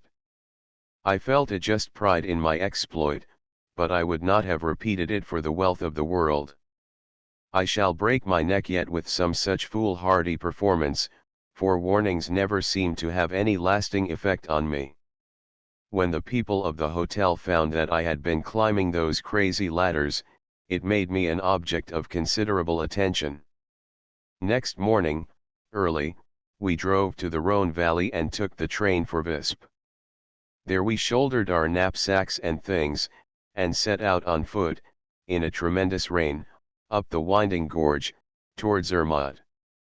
Hour after hour we slopped along, by the roaring torrent, and under noble lesser Alps which were clothed in rich velvety green all the way up and had little atomy Swiss homes perched upon grassy benches along their mist-dimmed heights. The rain continued to pour and the torrent to boom, and we continued to enjoy both. At the one spot where this torrent tossed its white mane highest, and thundered loudest, and lashed the big boulders fiercest, the canton had done itself the honor to build the flimsiest wooden bridge that exists in the world. While we were walking over it, along with a party of horsemen, I noticed that even the larger raindrops made it shake. I called Harris's attention to it, and he noticed it, too. It seemed to me that if I owned an elephant that was a keepsake, and I thought a good deal of him, I would think twice before I would ride him over that bridge. We climbed up to the village of St. Nicholas, about 4:30 in the afternoon, waded ankle-deep through the fertilizer juice, and stopped at a new and nice hotel close by the little church. We stripped and went to bed, and sent our clothes down to be baked. And the horde of soaked tourists did the same. That chaos of clothing got mixed in the kitchen, and there were consequences. I did not get back the same drawers I sent down. When our things came up at 6:15, I got a pair on a new plan. They were merely a pair of white ruffle-cuffed absurdities, hitched together at the top with a narrow band, and they did not come quite down to my knees. They were pretty enough, but they made me feel like two people, and disconnected at that. The man must have been an idiot that got himself up like that, to rough it in the Swiss mountains. The shirt they brought me was shorter than the drawers, and hadn't any sleeves to it, at least it hadn't anything more than what Mr. Darwin would call rudimentary sleeves. These had edging around them, but the bosom was ridiculously plain. The knit silk undershirt they brought me was on a new plan, and was really a sensible thing. It opened behind, and had pockets in it to put your shoulder blades in, but they did not seem to fit mine, and so I found it a sort of uncomfortable garment. They gave my bobtail coat to somebody else, and sent me an ulster suitable for a giraffe. I had to tie my collar on, because there was no button behind on that foolish little shirt which I described a while ago. When I was dressed for dinner at 6:30, I was too loose in some places and too tight in others, and altogether I felt slovenly and ill-conditioned. However, the people at the table d'hôte were no better off than I was. They had everybody's clothes but their own on. A long stranger recognized his ulster as soon as he saw the tail of it following me in, but nobody claimed my shirt or my drawers, though I described them as well as I was able. I gave them to the chambermaid that night when I went to bed, and she probably found the owner, for my own things were on a chair outside my door in the morning. There was a lovable English clergyman who did not get to the table d'hôte at all. His breeches had turned up missing, and without any equivalent. He said he was not more particular than other people, but he had noticed that a clergyman at dinner without any breeches was almost sure to excite remark. Chapter 30 The fiendish fun of Alp climbing. We did not oversleep at St. Nicholas. The church bell began to ring at 4:30 in the morning, and from the length of time it continued to ring I judged that it takes the Swiss sinner a good while to get the invitation through his head. Most church bells in the world are of poor quality, and have a harsh and rasping sound which upsets the temper and produces much sin, but this St. Nicholas bell is a good deal the worst one that has been contrived yet, and is peculiarly maddening in its operation. Still, it may have its right and its excuse to exist, for the community is poor and not every citizen can afford a clock, perhaps, but there cannot be any excuse for our church bells at home, for there is no family in America without a clock, and consequently there is no fair pretext for the usual Sunday medley of dreadful sounds that issues from our steeples. There is much more profanity in America on Sunday than in all in the other 6 days of the week put together, and it is of a more bitter and malignant character than the weekday profanity, too. It is produced by the cracked pot clangor of the cheap church bells. We build our churches almost without regard to cost.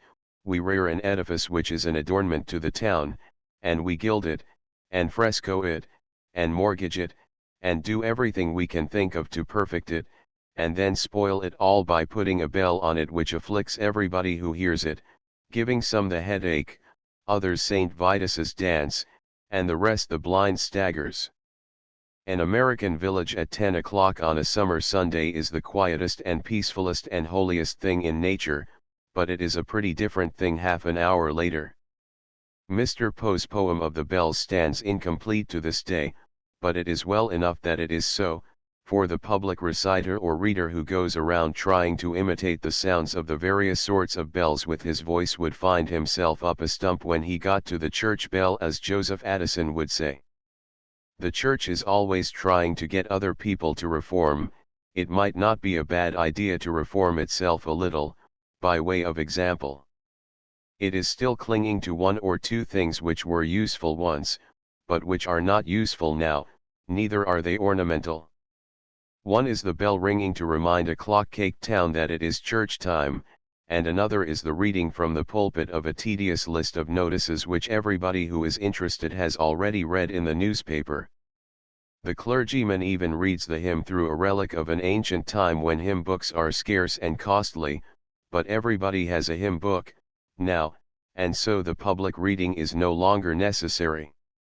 It is not merely unnecessary, it is generally painful, for the average clergyman could not fire into his congregation with a shotgun and hit a worse reader than himself, unless the weapon scattered shamefully.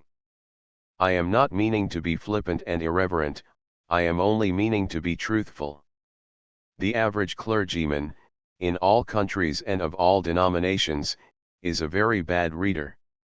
One would think he would at least learn how to read the Lord's Prayer, by and by, but it is not so. He races through it as if he thought the quicker he got it in, the sooner it would be answered. A person who does not appreciate the exceeding value of pauses, and does not know how to measure their duration judiciously, cannot render the grand simplicity and dignity of a composition like that effectively. We took a tolerably early breakfast, and tramped off toward Zermatt through the reeking lanes of the village, glad to get away from that bell. By and by we had a fine spectacle on our right. It was the wall-like butt end of a huge glacier, which looked down on us from an alpine height which was well up in the blue sky. It was an astonishing amount of ice to be compacted together in one mass. We ciphered upon it and decided that it was not less than several hundred feet from the base of the wall of solid ice to the top of it. Harris believed it was really twice that. We judged that if St. Paul's, St. Peter's, the Great Pyramid, the Strasbourg Cathedral and the Capitol in Washington were clustered against that wall, a man sitting on its upper edge could not hang his hat on the top of any one of them without reaching down 300 or 400 feet, a thing which, of course, no man could do. To me, that mighty glacier was very beautiful. I did not imagine that anybody could find fault with it, but I was mistaken. Harris had been snarling for several days. He was a rabid Protestant, and he was always saying, in the Protestant cantons you never see such poverty and dirt and squalor as you do in this Catholic one, you never see the lanes and alleys flowing with foulness, you never see such wretched little sties of houses, you never see an inverted tin turnip on top of a church for a dome, and as for a church bell, why, you never hear a church bell at all. All this morning he had been finding fault, straight along. First it was with the mud. He said, it ain't muddy in a Protestant canton when it rains. Then it was with the dogs, they don't have those lop-eared dogs in a Protestant canton. Then it was with the roads, they don't leave the roads to make themselves in a Protestant canton, the people make them and they make a road that is a road, too. Next it was the goats, you never see a goat shedding tears in a Protestant canton. A goat, there, is one of the cheerfulest objects in nature. Next it was the chamois, you never see a Protestant chamois act like one of these. They take a bite or two and go, but these fellows camp with you and stay. Then it was the guide boards, in a Protestant canton you couldn't get lost if you wanted to, but you never see a guide board in a Catholic canton. Next, you never see any flower boxes in the windows, here never anything but now and then a cat, a torpid one, but you take a Protestant canton, windows perfectly lovely with flowers, and as for cats, there's just acres of them. These folks in this canton leave a road to make itself, and then fine you 3 francs if you trot over it, as if a horse could trot over such a sarcasm of a road. Next about the goiter, they talk about goiter, I haven't seen a goiter in this whole canton that I couldn't put in a hat. He had growled at everything, but I judged it would puzzle him to find anything the matter with this majestic glacier. I intimated as much, but he was ready, and said with surly discontent, you ought to see them in the Protestant cantons. This irritated me. But I concealed the feeling, and asked, what is the matter with this one? Matter? Why, it ain't in any kind of condition. They never take any care of a glacier here. The moraine has been spilling gravel around it, and got it all dirty. Why, man, they can't help that. They? You're right. That is, they won't. They could if they wanted to. You never see a speck of dirt on a Protestant glacier. Look at the Rhone Glacier. It is 15 miles long, and 700 feet thick. If this was a Protestant glacier you wouldn't see it looking like this, I can tell you. That is nonsense. What would they do with it? They would whitewash it. They always do. I did not believe a word of this, but rather than have trouble I let it go, for it is a waste of breath to argue with a bigot. I even doubted if the Rhone Glacier was in a Protestant canton, but I did not know, so I could not make anything by contradicting a man who would probably put me down at once with manufactured evidence. About 9 miles from St. Nicholas we crossed a bridge over the raging torrent of the Visp, and came to a log strip of flimsy fencing which was pretending to secure people from tumbling over a perpendicular wall 40 feet high and into the river. 3 children were approaching. One of them, a little girl, about 8 years old, was running. When pretty close to us she stumbled and fell, and her feet shot under the rail of the fence and for a moment projected over the stream. It gave us a sharp shock, for we thought she was gone, sure, for the ground slanted steeply, and to save herself seemed a sheer impossibility, but she managed to scramble up, and ran by us laughing. We went forward and examined the place and saw the long tracks which her feet had made in the dirt when they darted over the verge. If she had finished her trip she would have struck some big rocks in the edge of the water, and then the torrent would have snatched her downstream among the half-covered boulders and she would have been pounded to pulp in 2 minutes. We had come exceedingly near witnessing her death. And now Harris's contrary nature and inborn selfishness were strikingly manifested. He has no spirit of self-denial. He began straight off, and continued for an hour, to express his gratitude that the child was not destroyed. I never saw such a man. That was the kind of person he was, just so he was gratified, he never cared anything about anybody else. I had noticed that trait in him, over and over again. Often, of course, it was mere heedlessness, mere want of reflection. Doubtless this may have been the case in most instances, but it was not the less hard to bar on that account, and after all, its bottom, its groundwork, was selfishness. There is no avoiding that conclusion. In the instance under consideration, I did think the indecency of running on in that way might occur to him, but no, the child was saved and he was glad, that was sufficient. He cared not a straw for my feelings, or my loss of such a literary plum, snatched from my very mouth at the instant it was ready to drop into it. His selfishness was sufficient to place his own gratification in being spared suffering clear before all concern for me, his friend. Apparently, he did not once reflect upon the valuable details which would have fallen like a windfall to me, fishing the child out, witnessing the surprise of the family and the stir the thing would have made among the peasants, then a Swiss funeral, then the roadside monument, to be paid for by us and have our names mentioned in it. And we should have gone into Baedeker and been immortal. I was silent. I was too much hurt to complain. If he could act so, and be so heedless and so frivolous at such a time, and actually seem to glory in it, after all I had done for him, I would have cut my hand off before I would let him see that I was wounded. We were approaching Zermatt, consequently, we were approaching the renowned Matterhorn. A month before, this mountain had been only a name to us, but latterly we had been moving through a steadily thickening double row of pictures of it, done in oil, water, chromo, wood, steel, copper, crayon, and photography, and so it had at length become a shape to us, and a very distinct, decided, and familiar one, too. We were expecting to recognize that mountain whenever or wherever we should run across it.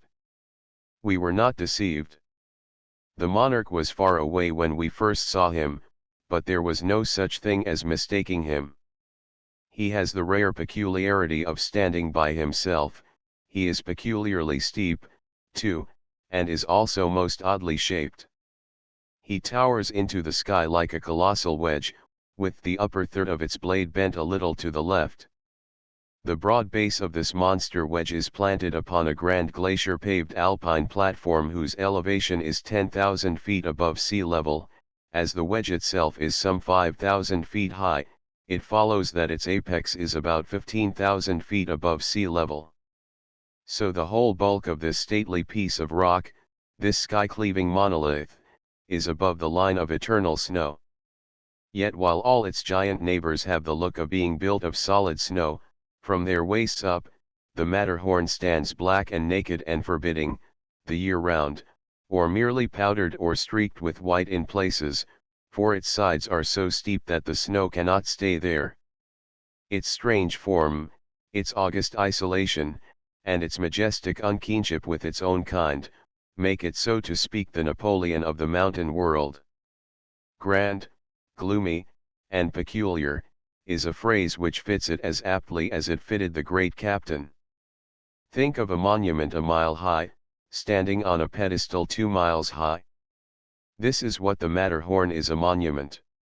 Its office, henceforth, for all time, will be to keep watch and ward over the secret resting place of the young Lord Douglas, who, in 1865, was precipitated from the summit over a precipice 4,000 feet high, and never seen again. No man ever had such a monument as this before. The most imposing of the world's other monuments are but atoms compared to it, and they will perish, and their places will pass from memory, but this will remain.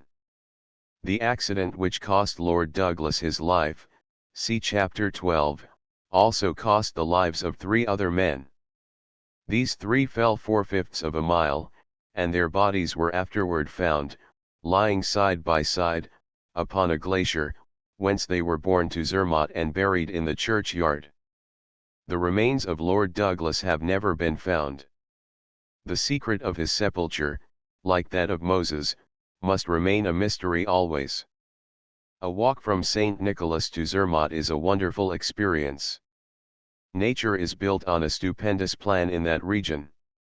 One marches continually between walls that are piled into the skies, with their upper heights broken into a confusion of sublime shapes that gleam white and cold against the background of blue, and here and there one sees a big glacier displaying its grandeurs on the top of a precipice, or a graceful cascade leaping and flashing down the green declivities. There is nothing tame, or cheap, or trivial, it is all magnificent. That short valley is a picture gallery of a notable kind, for it contains no mediocrities. From end to end the Creator has hung it with his masterpieces. We made Zermatt at 3 in the afternoon, 9 hours out from St. Nicholas. Distance, by guidebook, 12 miles, by pedometer 72. We were in the heart and home of the mountain climbers, now, as all visible things testified. The snow peaks did not hold themselves aloof, in aristocratic reserve, they nestled close around, in a friendly, sociable way, guides, with the ropes and axes and other implements of their fearful calling slung about their persons, roosted in a long line upon a stone wall in front of the hotel, and waited for customers, sunburnt climbers, in mountaineering costume, and followed by their guides and porters, arrived from time to time, from breakneck expeditions among the peaks and glaciers of the high Alps, male and female tourists, on mules, filed by, in a continuous procession, hotelward bound from wild adventures which would grow in grandeur every time they were described at the English or American fireside, and at last outgrow the possible itself. We were not dreaming, this was not a make-believe home of the Alp climber, created by our heated imaginations, no, for here was Mr. Girdlestone himself, the famous Englishman who hunts his way to the most formidable alpine summits without a guide.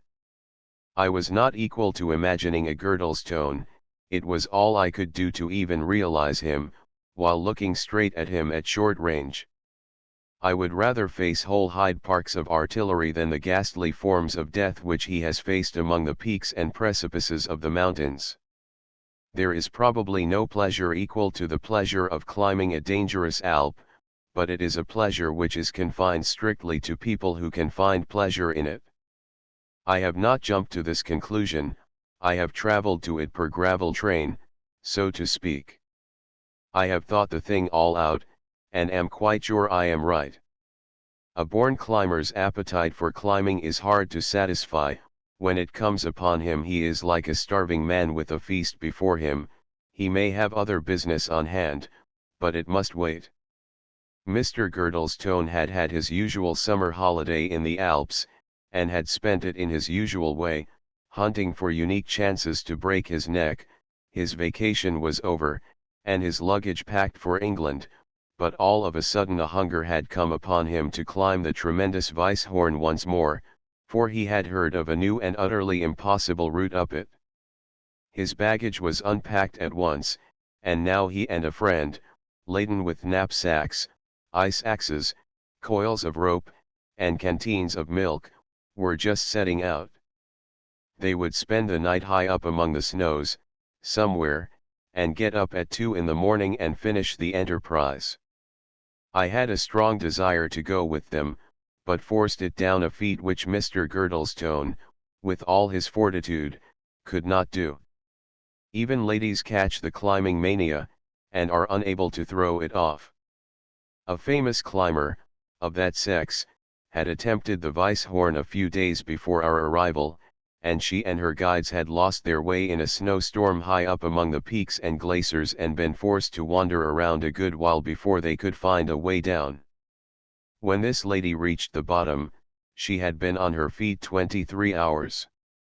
Our guides, hired on the Gemmi, were already at Zermatt when we reached there. So there was nothing to interfere with our getting up an adventure whenever we should choose the time and the object. I resolved to devote my first evening in Zermatt to studying up the subject of alpine climbing, by way of preparation.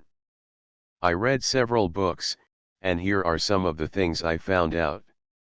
One's shoes must be strong and heavy, and have pointed hobnails in them. The alpenstock must be of the best wood, for if it should break, loss of life might be the result. One should carry an axe, to cut steps in the ice with, on the great heights. There must be a ladder, for there are steep bits of rock which can be surmounted with this instrument or this utensil but could not be surmounted without it. Such an obstruction has compelled the tourist to waste hours hunting another route, when a ladder would have saved him all trouble. One must have from 150 to 500 feet of strong rope, to be used in lowering the party down steep declivities which are too steep and smooth to be traversed in any other way. One must have a steel hook, on another rope, a very useful thing, for when one is ascending and comes to a low bluff which is yet too high for the ladder, he swings this rope aloft like a lasso, the hook catches at the top of the bluff, and then the tourist climbs the rope, hand over hand, being always particular to try and forget that if the hook gives way he will never stop falling till he arrives in some part of Switzerland where they are not expecting him. Another important thing, there must be a rope to tie the whole party together with, so that if one falls from a mountain or down a bottomless chasm in a glacier, the others may brace back on the rope and save him. One must have a silk veil, to protect his face from snow, sleet, hail, and gale, and colored goggles to protect his eyes from that dangerous enemy, snow blindness. Finally, there must be some porters, to carry provisions, wine, and scientific instruments, and also blanket bags for the party to sleep in. I closed my readings with a fearful adventure which Mr. Whymper once had on the Matterhorn when he was prowling around alone, 5,000 feet above the town of Briel.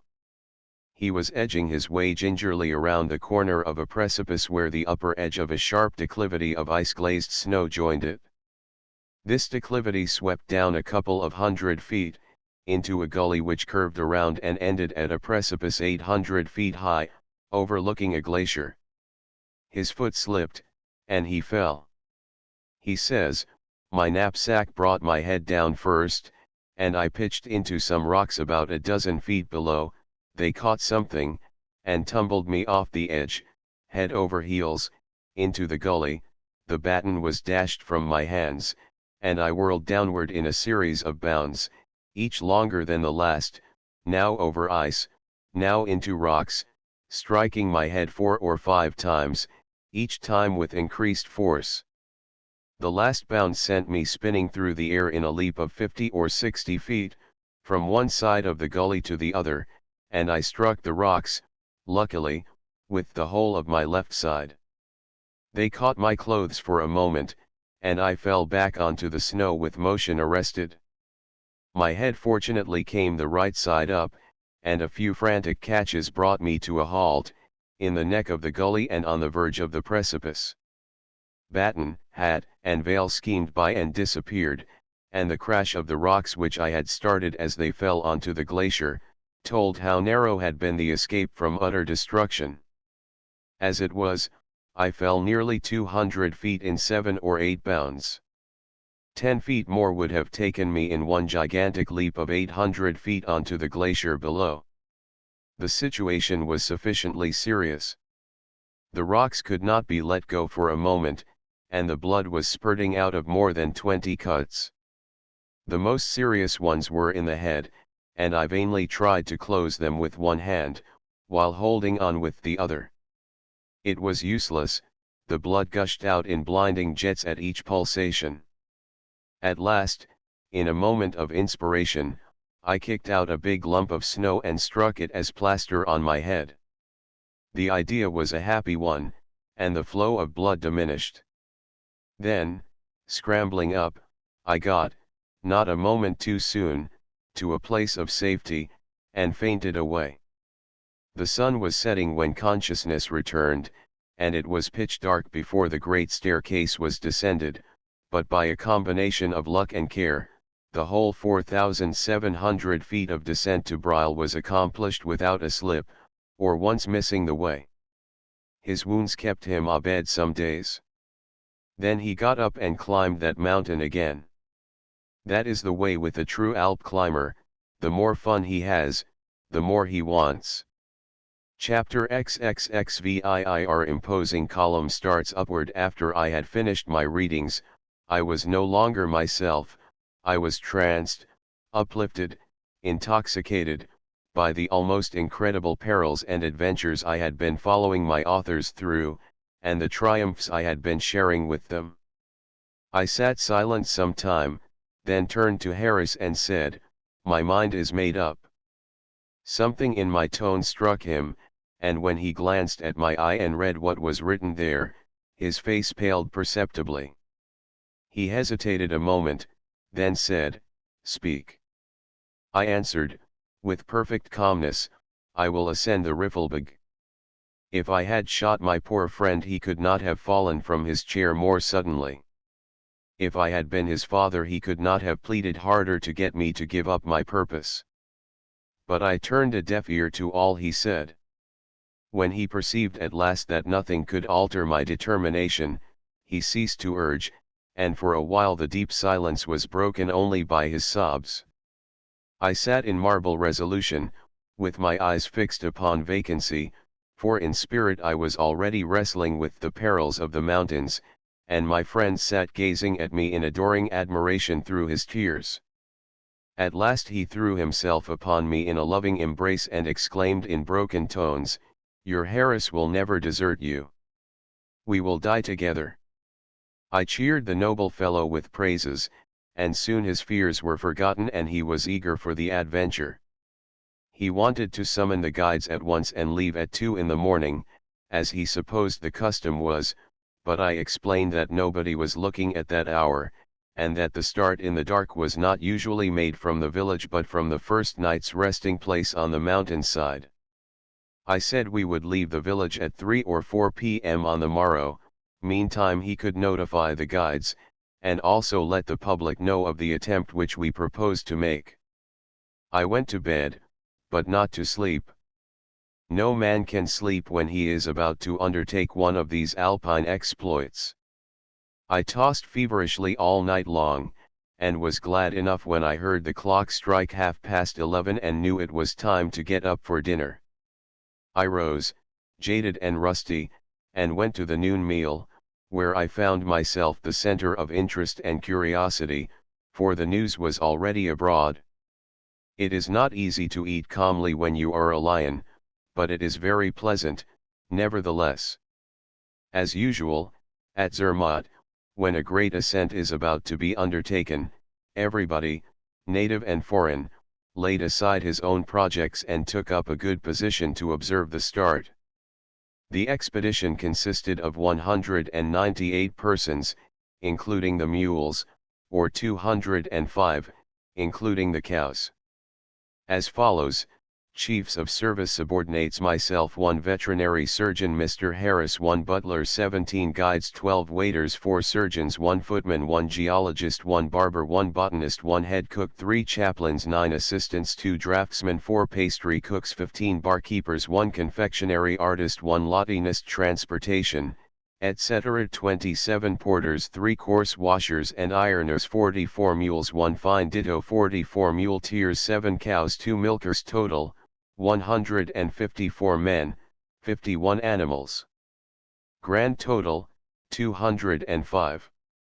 Rations, etc. Apparatus 16 cases hams 25 spring mattresses 2 barrels flour 2 hair ditto 22 barrels whiskey bedding for same 1 barrel sugar 2 mosquito nets 1 keg lemons 29 tents 2000 cigars scientific instruments 1 barrel pies 97 ice axes 1 ton of pemmican 5 cases dynamite 143 pair crutches 7 cans nitroglycerin 2 barrels arnica 22 40-foot ladders 1 bale of lint 2 miles of rope 27 kegs paregoric 154 umbrellas. It was full 4 o'clock in the afternoon before my cavalcade was entirely ready. At that hour it began to move. In point of numbers and spectacular effect, it was the most imposing expedition that had ever marched from Zermatt. I commanded the chief guide to arrange the men and animals in single file, 12 feet apart, and lash them all together on a strong rope. He objected that the first 2 miles was a dead level, with plenty of room, and that the rope was never used except in very dangerous places. But I would not listen to that. My reading had taught me that many serious accidents had happened in the Alps simply from not having the people tied up soon enough. I was not going to add one to the list. The guide then obeyed my order. When the procession stood at ease, roped together, and ready to move, I never saw a finer sight. It was 3,122 feet long, over half a mile. Every man and me was on foot, and had on his green veil and his blue goggles, and his white rag around his hat, and his coil of rope over one shoulder and under the other, and his ice axe in his belt, and carried his alpenstock in his left hand, his umbrella, closed, in his right, and his crutches slung at his back. The burdens of the pack mules and the horns of the cows were decked with the edelweiss and the alpine rose. I and my agent were the only persons mounted. We were in the post of danger in the extreme rear, and tied securely to 5 guides apiece. Our armor-bearers carried our ice axes, alpenstocks, and other implements for us. We were mounted upon very small donkeys. As a measure of safety, in time of peril we could straighten our legs and stand up, and let the donkey walk from under. Still, I cannot recommend this sort of animal, at least for excursions of mere pleasure, because his ears interrupt the view. I and my agent possessed the regulation mountaineering costumes, but concluded to leave them behind. Out of respect for the great numbers of tourists of both sexes who would be assembled in front of the hotels to see us pass, and also out of respect for the many tourists whom we expected to encounter on our expedition, we decided to make the ascent in evening dress. We watered the caravan at the cold stream which rushes down a trough near the end of the village, and soon afterward left the haunts of civilization behind us. About 5:30 we arrived at a bridge which spans the Visp, and after throwing over a detachment to see if it was safe, the caravan crossed without accident. The way now led, by a gentle ascent, carpeted with fresh green grass, to the church at Winkelmatten. Without stopping to examine this edifice, I executed a flank movement to the right and crossed the bridge over the Findellenbach, after first testing its strength. Here I deployed to the right again, and presently entered an inviting stretch of meadowland which was unoccupied save by a couple of deserted huts toward the furthest extremity. These meadows offered an excellent camping place. We pitched our tents, supped, established a proper grade, recorded the events of the day, and then went to bed. We rose at 2 in the morning and dressed by candlelight. It was a dismal and chilly business. A few stars were shining, but the general heavens were overcast, and the great shaft of the Matterhorn was draped in a cable pall of clouds. The chief guide advised a delay. He said he feared it was going to rain. We waited until 9 o'clock, and then got away in tolerably clear weather. Our course led up some terrific steeps, densely wooded with larches and cedars, and traversed by paths which the rains had guttered and which were obstructed by loose stones. To add to the danger and inconvenience, we were constantly meeting returning tourists on foot and horseback, and as constantly being crowded and battered by ascending tourists who were in a hurry and wanted to get by. Our troubles thickened. About the middle of the afternoon the 17 guides called a halt and held a consultation. After consulting an hour they said their first suspicion remained intact, that is to say, they believed they were lost. I asked if they did not know it. No, they said, they couldn't absolutely know whether they were lost or not, because none of them had ever been in that part of the country before. They had a strong instinct that they were lost, but they had no proofs except that they did not know where they were. They had met no tourists for some time, and they considered that a suspicious sign. Plainly we were in an ugly fix. The guides were naturally unwilling to go alone and seek a way out of the difficulty, so we all went together. For better security we moved slow and cautiously, for the forest was very dense. We did not move up the mountain, but around it, hoping to strike across the old trail. Toward nightfall, when we were about tired out, we came up against a rock as big as a cottage. This barrier took all the remaining spirit out of the men, and a panic of fear and despair ensued. They moaned and wept, and said they should never see their homes and their dear ones again. Then they began to upbraid me for bringing them upon this fatal expedition. Some even muttered threats against me. Clearly it was no time to show weakness. So I made a speech in which I said that other Alp climbers had been in as perilous a position as this, and yet by courage and perseverance had escaped. I promised to stand by them, I promised to rescue them. I closed by saying we had plenty of provisions to maintain us for quite a siege, and did they suppose Zermatt would allow half a mile of men and mules to mysteriously disappear during any considerable time, right above their noses, and make no inquiries? No, Zermatt would send out searching expeditions and we should be saved.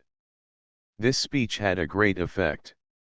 The men pitched the tents with some little show of cheerfulness, and we were snugly under cover when the night shut down. I now reap the reward of my wisdom in providing one article which is not mentioned in any book of Alpine adventure but this. I refer to the paregoric. But for that beneficent drug, would have not one of those men slept a moment during that fearful night. But for that gentle persuader they must have tossed, unsoothed, the night through, for the whiskey was for me. Yes, they would have risen in the morning unfit for their heavy task. As it was, everybody slept but my agent and me, only we and the barkeepers.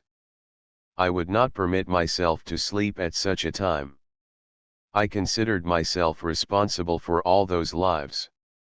I meant to be on hand and ready, in case of avalanches up there, but I did not know it then.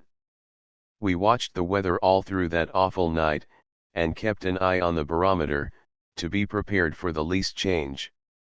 There was not the slightest change recorded by the instrument, during the whole time. Words cannot describe the comfort that that friendly, hopeful, steadfast thing was to me in that season of trouble.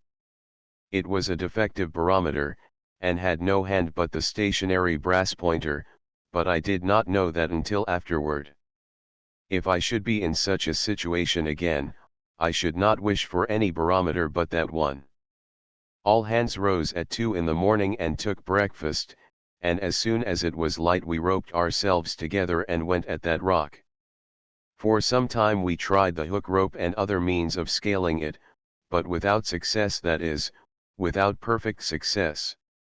The hook caught once, and Harris started up it hand over hand, but the hold broke, and if there had not happened to be a chaplain sitting underneath at the time, Harris would certainly have been crippled. As it was the chaplain. He took to his crutches, and I ordered the hook rope to be laid aside.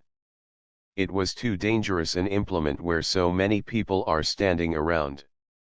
We were puzzled for a while, then somebody thought of the ladders. One of these was leaned against the rock, and the men went up it tied together in couples.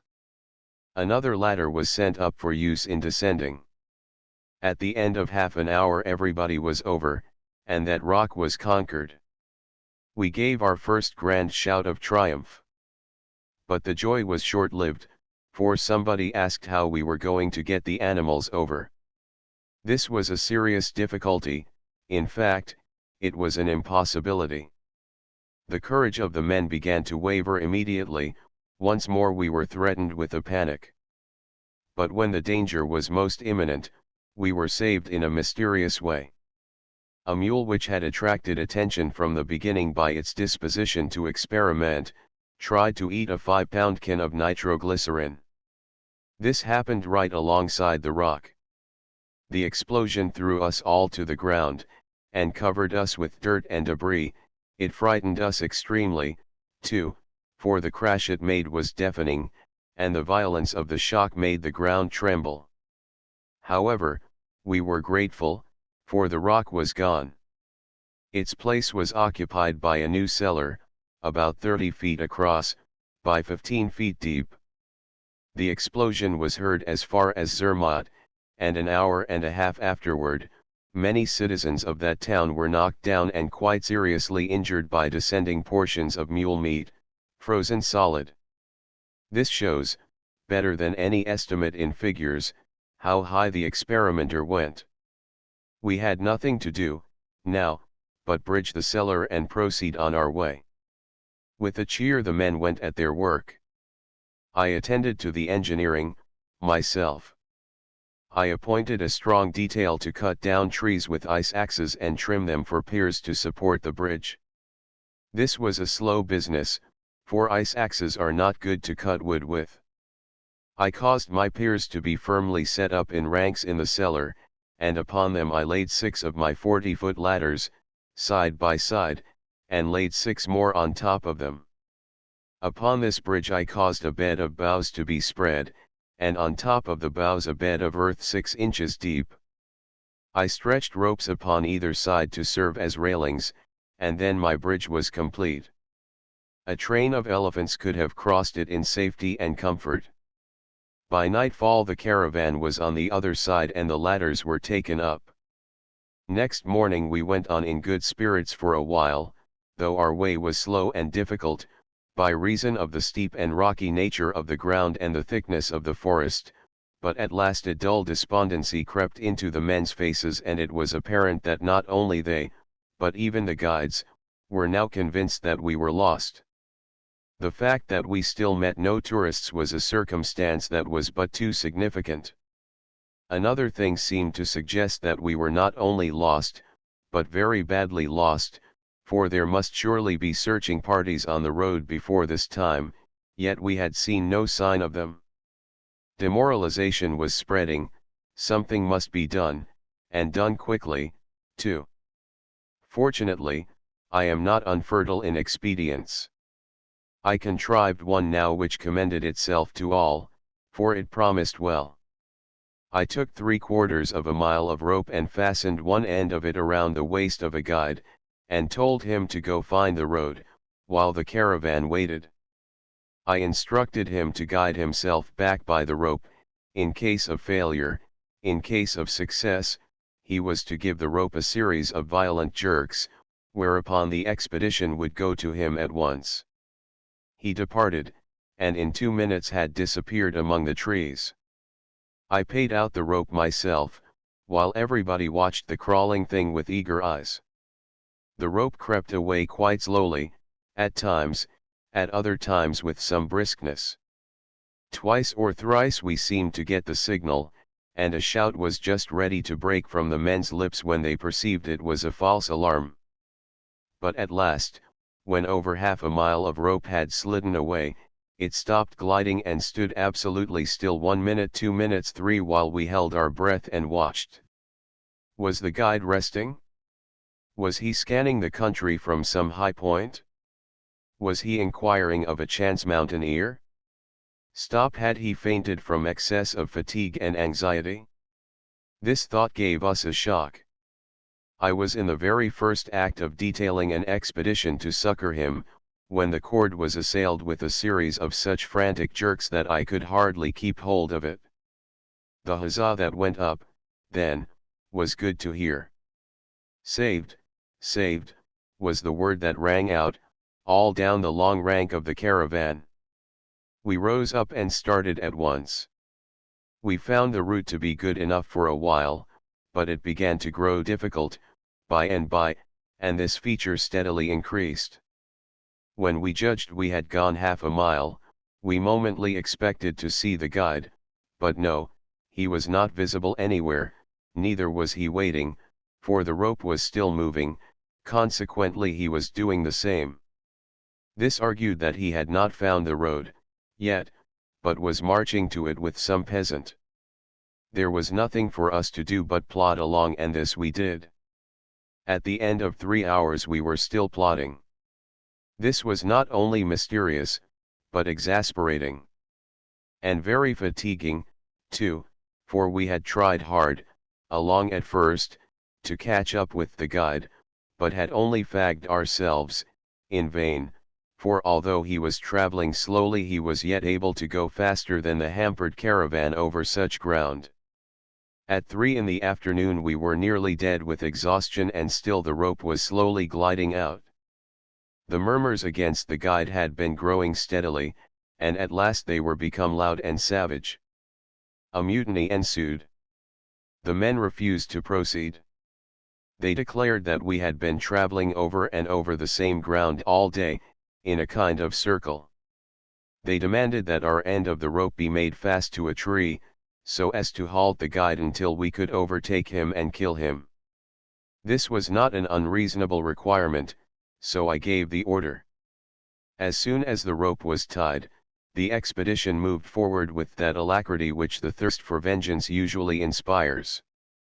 But after a tiresome march of almost half a mile, we came to a hill covered thick with a crumbly rubbish of stones, and so steep that no man of us all was now in a condition to climb it. Every attempt failed, and ended in crippling somebody. Within 20 minutes I had 5 men on crutches. Whenever a climber tried to assist himself by the rope, it yielded and let him tumble backward. The frequency of this result suggested an idea to me. I ordered the caravan to bout face and form in marching order. I then made the tow rope fast to the rear mule, and gave the command, "Mark time by the right flank, forward march." The procession began to move, to the impressive strains of a battle chant, and I said to myself, "Now, if the rope don't break, I judge this will fetch that guide into the camp." I watched the rope gliding down the hill, and presently, when I was all fixed for triumph, I was confronted by a bitter disappointment. There was no guide tied to the rope, it was only a very indignant old black ram. The fury of the baffled expedition exceeded all bounds. They even wanted to wreak their unreasoning vengeance on this innocent dumb brute. But I stood between them and their prey, menaced by a bristling wall of ice axes and alpenstocks, and proclaimed that there was but one road to this murder, and it was directly over my corpse. Even as I spoke I saw that my doom was sealed, except a miracle supervened to divert these madmen from their fell purpose. I see the sickening wall of weapons now, I see that advancing host as I saw it then, I see the hate in those cruel eyes, I remember how I drooped my head upon my breast, I feel again the sudden earthquake shock in my rear, administered by the very ram I was sacrificing myself to save. I hear once more the typhoon of laughter that burst from the assaulting column as I clove it from van to rear like a sepoy shot from a Rodman gun. I was saved. Yes, I was saved, and by the merciful instinct of ingratitude which nature had planted in the breast of that treacherous beast. The grace which eloquence had failed to work in those men's hearts, had been wrought by a laugh. The ram was set free and my life was spared. We lived to find out that that guide had deserted us as soon as he had placed a half-mile between himself and us. To avert suspicion, he had judged it best that the line should continue to move, so he caught that ram, and at the time that he was sitting on it making the rope fast to it, we were imagining that he was lying in a swoon, overcome by fatigue and distress. When he allowed the ram to get up, it fell to plunging around, trying to rid itself of the rope, and this was the signal which we had risen up with glad shouts to obey. We had followed this ram round and round in a circle all day, a thing which was proven by the discovery that we had watered the expedition 7 times at one and same spring in 7 hours. As expert a woodman as I am, I had somehow failed to notice this until my attention was called to it by a hog. This hog was always wallowing there, and as he was the only hog we saw, his frequent repetition, together with his unvarying similarity to himself, finally caused me to reflect that he must be the same hog, and this led me to the deduction that this must be the same spring, also, which indeed it was. I made a note of this curious thing, as showing in a striking manner the relative difference between glacial action and the action of the hog. It is now a well-established fact that glaciers move. I consider that my observations go to show, with equal conclusiveness, that a hog in a spring does not move. I shall be glad to receive the opinions of other observers upon this point. To return, for an explanatory moment, to that guide, and then I shall be done with him. After leaving the ram tied to the rope, he had wandered at large a while, and then happened to run across a cow. Judging that a cow would naturally know more than a guide, he took her by the tail, and the result justified his judgment. She nibbled her leisurely way downhill till it was near milking time, then she struck for home and towed him into Zermatt. Chapter 38. I conquer the Gorner Grat. We went into camp on that wild spot to which that ram had brought us. The men were greatly fatigued.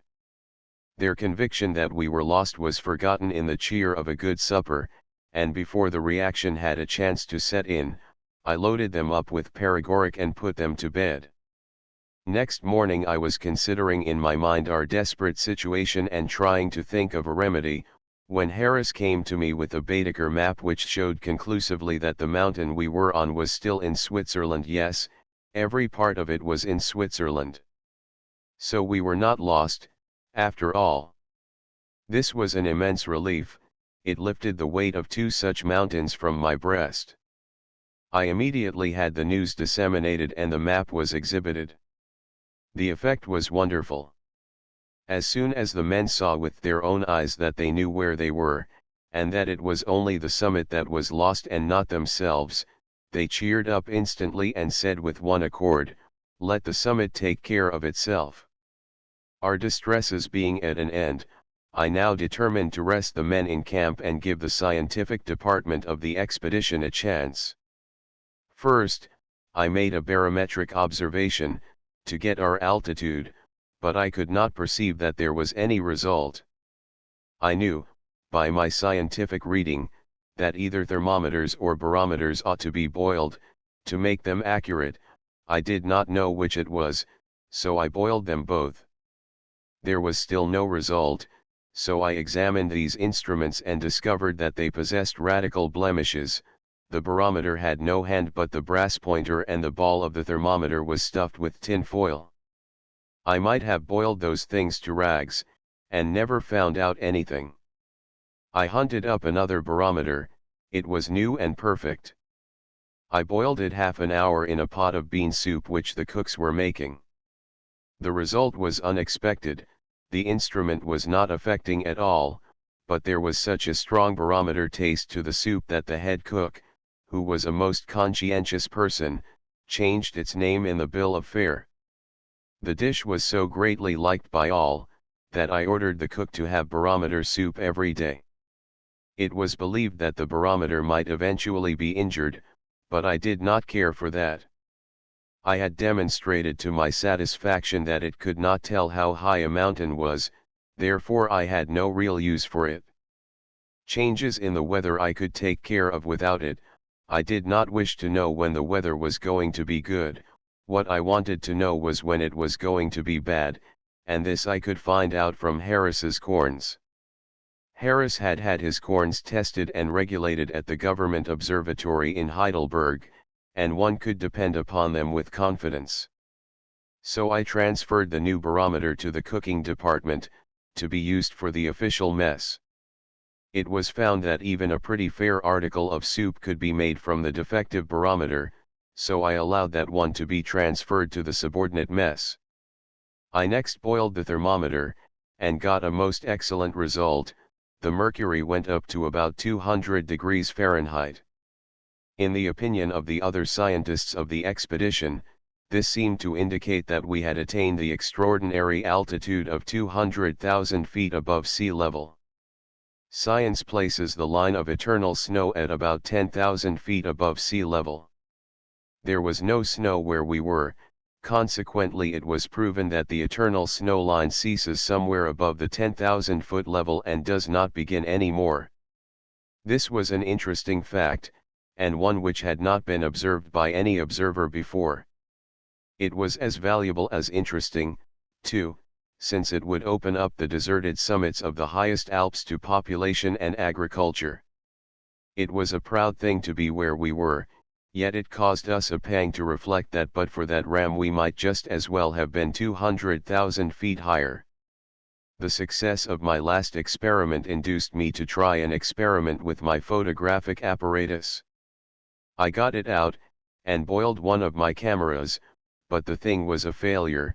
It made the wood swell up and burst, and I could not see that the lenses were any better than they were before. I now concluded to boil a guide. It might improve him, it could not impair his usefulness. But I was not allowed to proceed. Guides have no feeling for science, and this one would not consent to be made uncomfortable in its interest.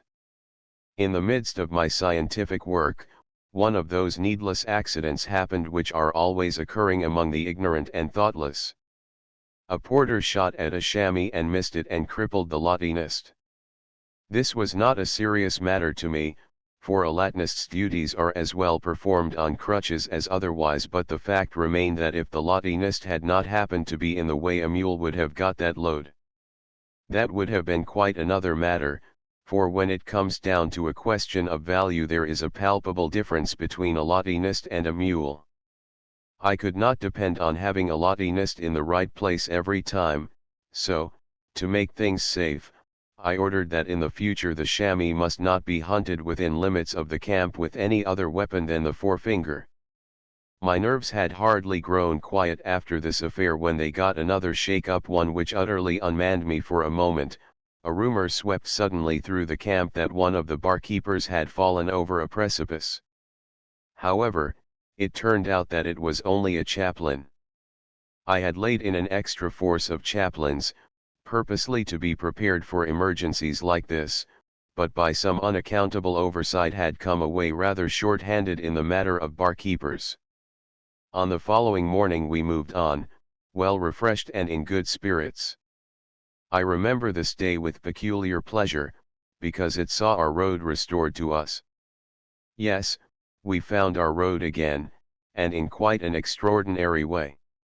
We had plodded along some 2 hours and a half, when we came up against a solid mass of rock about 20 feet high. I did not need to be instructed by a mule this time. I was already beginning to know more than any mule in the expedition. I at once put in a blast of dynamite, and lifted that rock out of the way. But to my surprise and mortification, I found that there had been a chalet on top of it. I picked up such members of the family as fell in my vicinity, and subordinates of my corps collected the rest. None of these poor people were injured, happily, but they were much annoyed. I explained to the head charioteer just how the thing happened, and that I was only searching for the road, and would certainly have given him timely notice if I had known he was up there. I said I had meant no harm, and hoped I had not lowered myself in his estimation by raising him a few rods in the air. I said many other judicious things, and finally when I offered to rebuild his chalet, and pay for the breakages, and throw in the cellar, he was mollified and satisfied.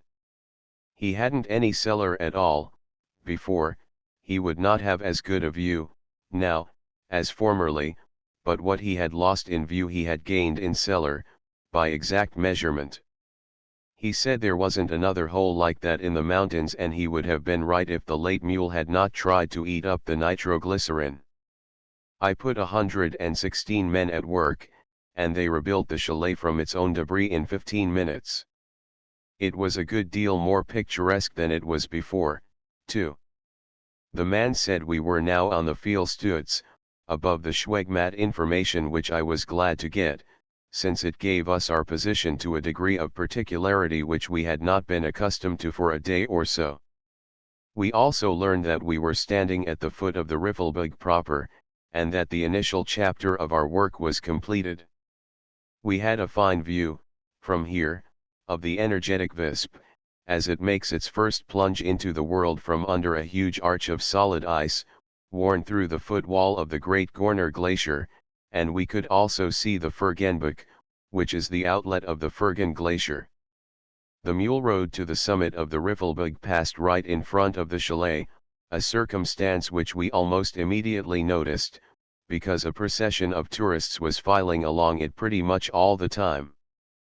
Pretty much may not be elegant English, but it is high time it was. There is no elegant word or phrase which means just what it means. M.T. The chaletier's business consisted in furnishing refreshments to tourists.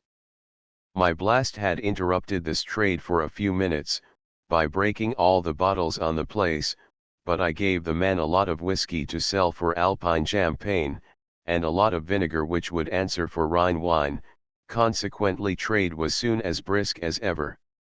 Leaving the expedition outside to rest, I quartered myself in the chalet, with Harris, proposing to correct my journals and scientific observations before continuing the ascent.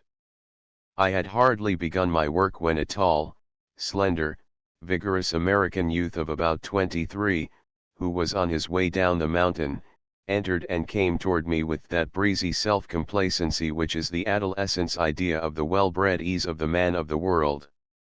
His hair was short and parted accurately in the middle, and he had all the look of an American person who would be likely to begin his signature with an initial, and spell his middle name out.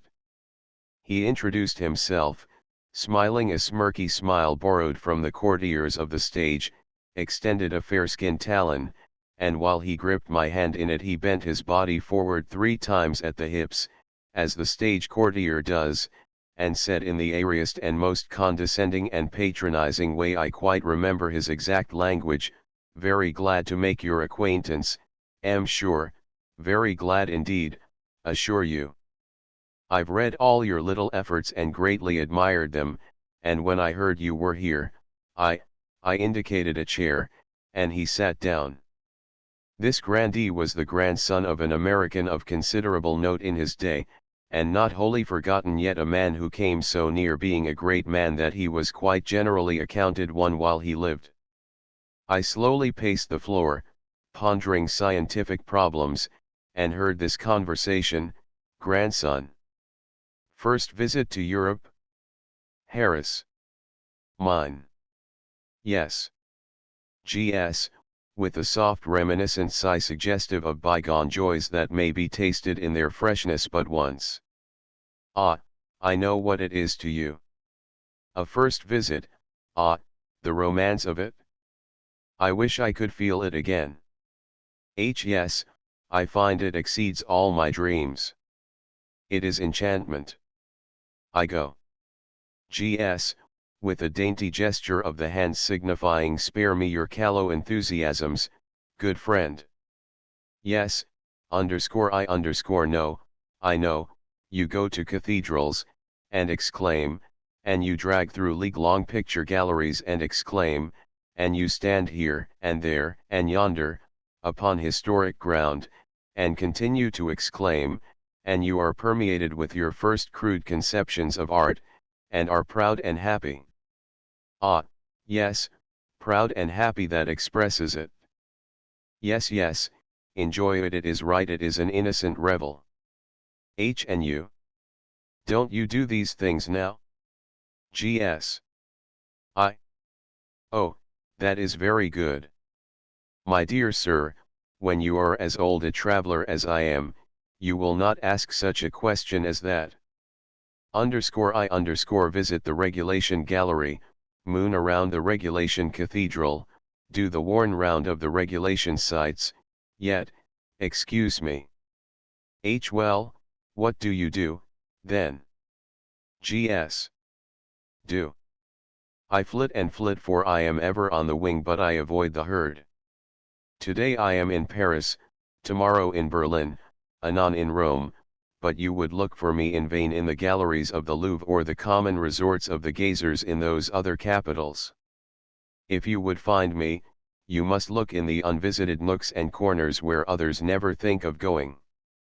One day you will find me making myself at home in some obscure peasant's cabin, another day you will find me in some forgotten castle worshipping some little gem or art which the careless eye has overlooked and which the unexperienced would despise. Again you will find me as guest in the inner sanctuaries of palaces, while the herd is content to get a hurried glimpse of the unused chambers by feeing a servant. You are a guest in such places? Gs. And a welcoming one. It is surprising. How does it come? Gs. My grandfather's name is a passport to all the courts in Europe. I have only to utter that name and every door is open to me. I flit from court to court at my own free will and pleasure, and am always welcome. I am as much at home in the palaces of Europe as you are among your relatives. I know every titled person in Europe, I think. I have my pockets full of invitations all the time. I am under promise to go to Italy, where I am to be the guest of a succession of the noblest houses in the land. In Berlin my life is a continued round of gaiety in the Imperial Palace. It is the same, wherever I go. It must be very pleasant. But it must make Boston seem a little slow when you are at home. Gs. Yes, of course it does. But I don't go home much. There's no life there, little to feed a man's higher nature. Boston's very narrow, you know. She doesn't know it, and you couldn't convince her of it, so I say nothing when I'm there. Where's the use? Yes, Boston is very narrow, but she has such a good opinion of herself that she can't see it. A man who has traveled as much as I have, and seen as much of the world, sees it plain enough, but he can't cure it, you know, so the best is to leave it and seek a sphere which is more in harmony with his tastes and culture. I run across there, once a year, perhaps, when I have nothing important on hand, but I'm very soon back again. I spend my time in Europe. I see. You map out your plans and... Gs. No, excuse me. I don't map out any plans. I simply follow the inclination of the day. I am limited by no ties, no requirements, I am not bound in any way. I am too old a traveler to hamper myself with deliberate purposes. I am simply a traveler, an inveterate traveler, a man of the world. In a word, I can call myself by no other name. I do not say, I am going here, or I am going there. I say nothing at all, I only act. For instance, next week you may find me the guest of a grandee of Spain, or you may find me off for Venice, or flitting toward Dresden. I shall probably go to Egypt presently. Friends will say to friends, he is at the Nile cataracts, and at that very moment they will be surprised to learn that I'm away off yonder in India somewhere. I am a constant surprise to people. They are always saying, yes, he was in Jerusalem when we heard of him last, but goodness knows where he is now. Presently the grandson rose to leave, discovered he had an appointment with some emperor, perhaps. He did his graces over again, gripped me with one talon, at arm's length, pressed his hat against his stomach with the other, bent his body in the middle 3 times, murmuring, "Pleasure, am sure, great pleasure, am sure. Wish you much success." Then he removed his gracious presence. It is a great and solemn thing to have a grandfather. I have not purposed to misrepresent this boy in any way, for what little indignation he excited in me soon passed and left nothing behind it but compassion. One cannot keep up a grudge against a vacuum. I have tried to repeat this lad's very words. If I have failed anywhere, I have at least not failed to reproduce the marrow and meaning of what he said. He and the innocent chatterbox whom I met on the Swiss lake are the most unique and interesting specimens of young America I came across during my foreign tramping. I have made honest portraits of them, not caricatures. The grandson of 23 referred to himself 5 or 6 times as an old traveler, and as many as 3 times, with a serene complacency which was maddening, as a man of the world. There was something very delicious about his leaving Boston to her narrowness, unreproved and uninstructed. I formed the caravan in marching order, presently, and after riding down the line to see that it was properly roped together, gave the command to proceed. In a little while the road carried us to open, grassy land.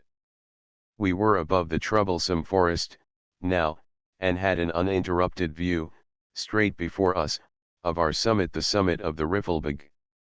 We followed the mule road, a zigzag course, now to the right, now to the left, but always up, and always crowded and incommoded by going and coming files of reckless tourists who were never, in a single instance, tied together.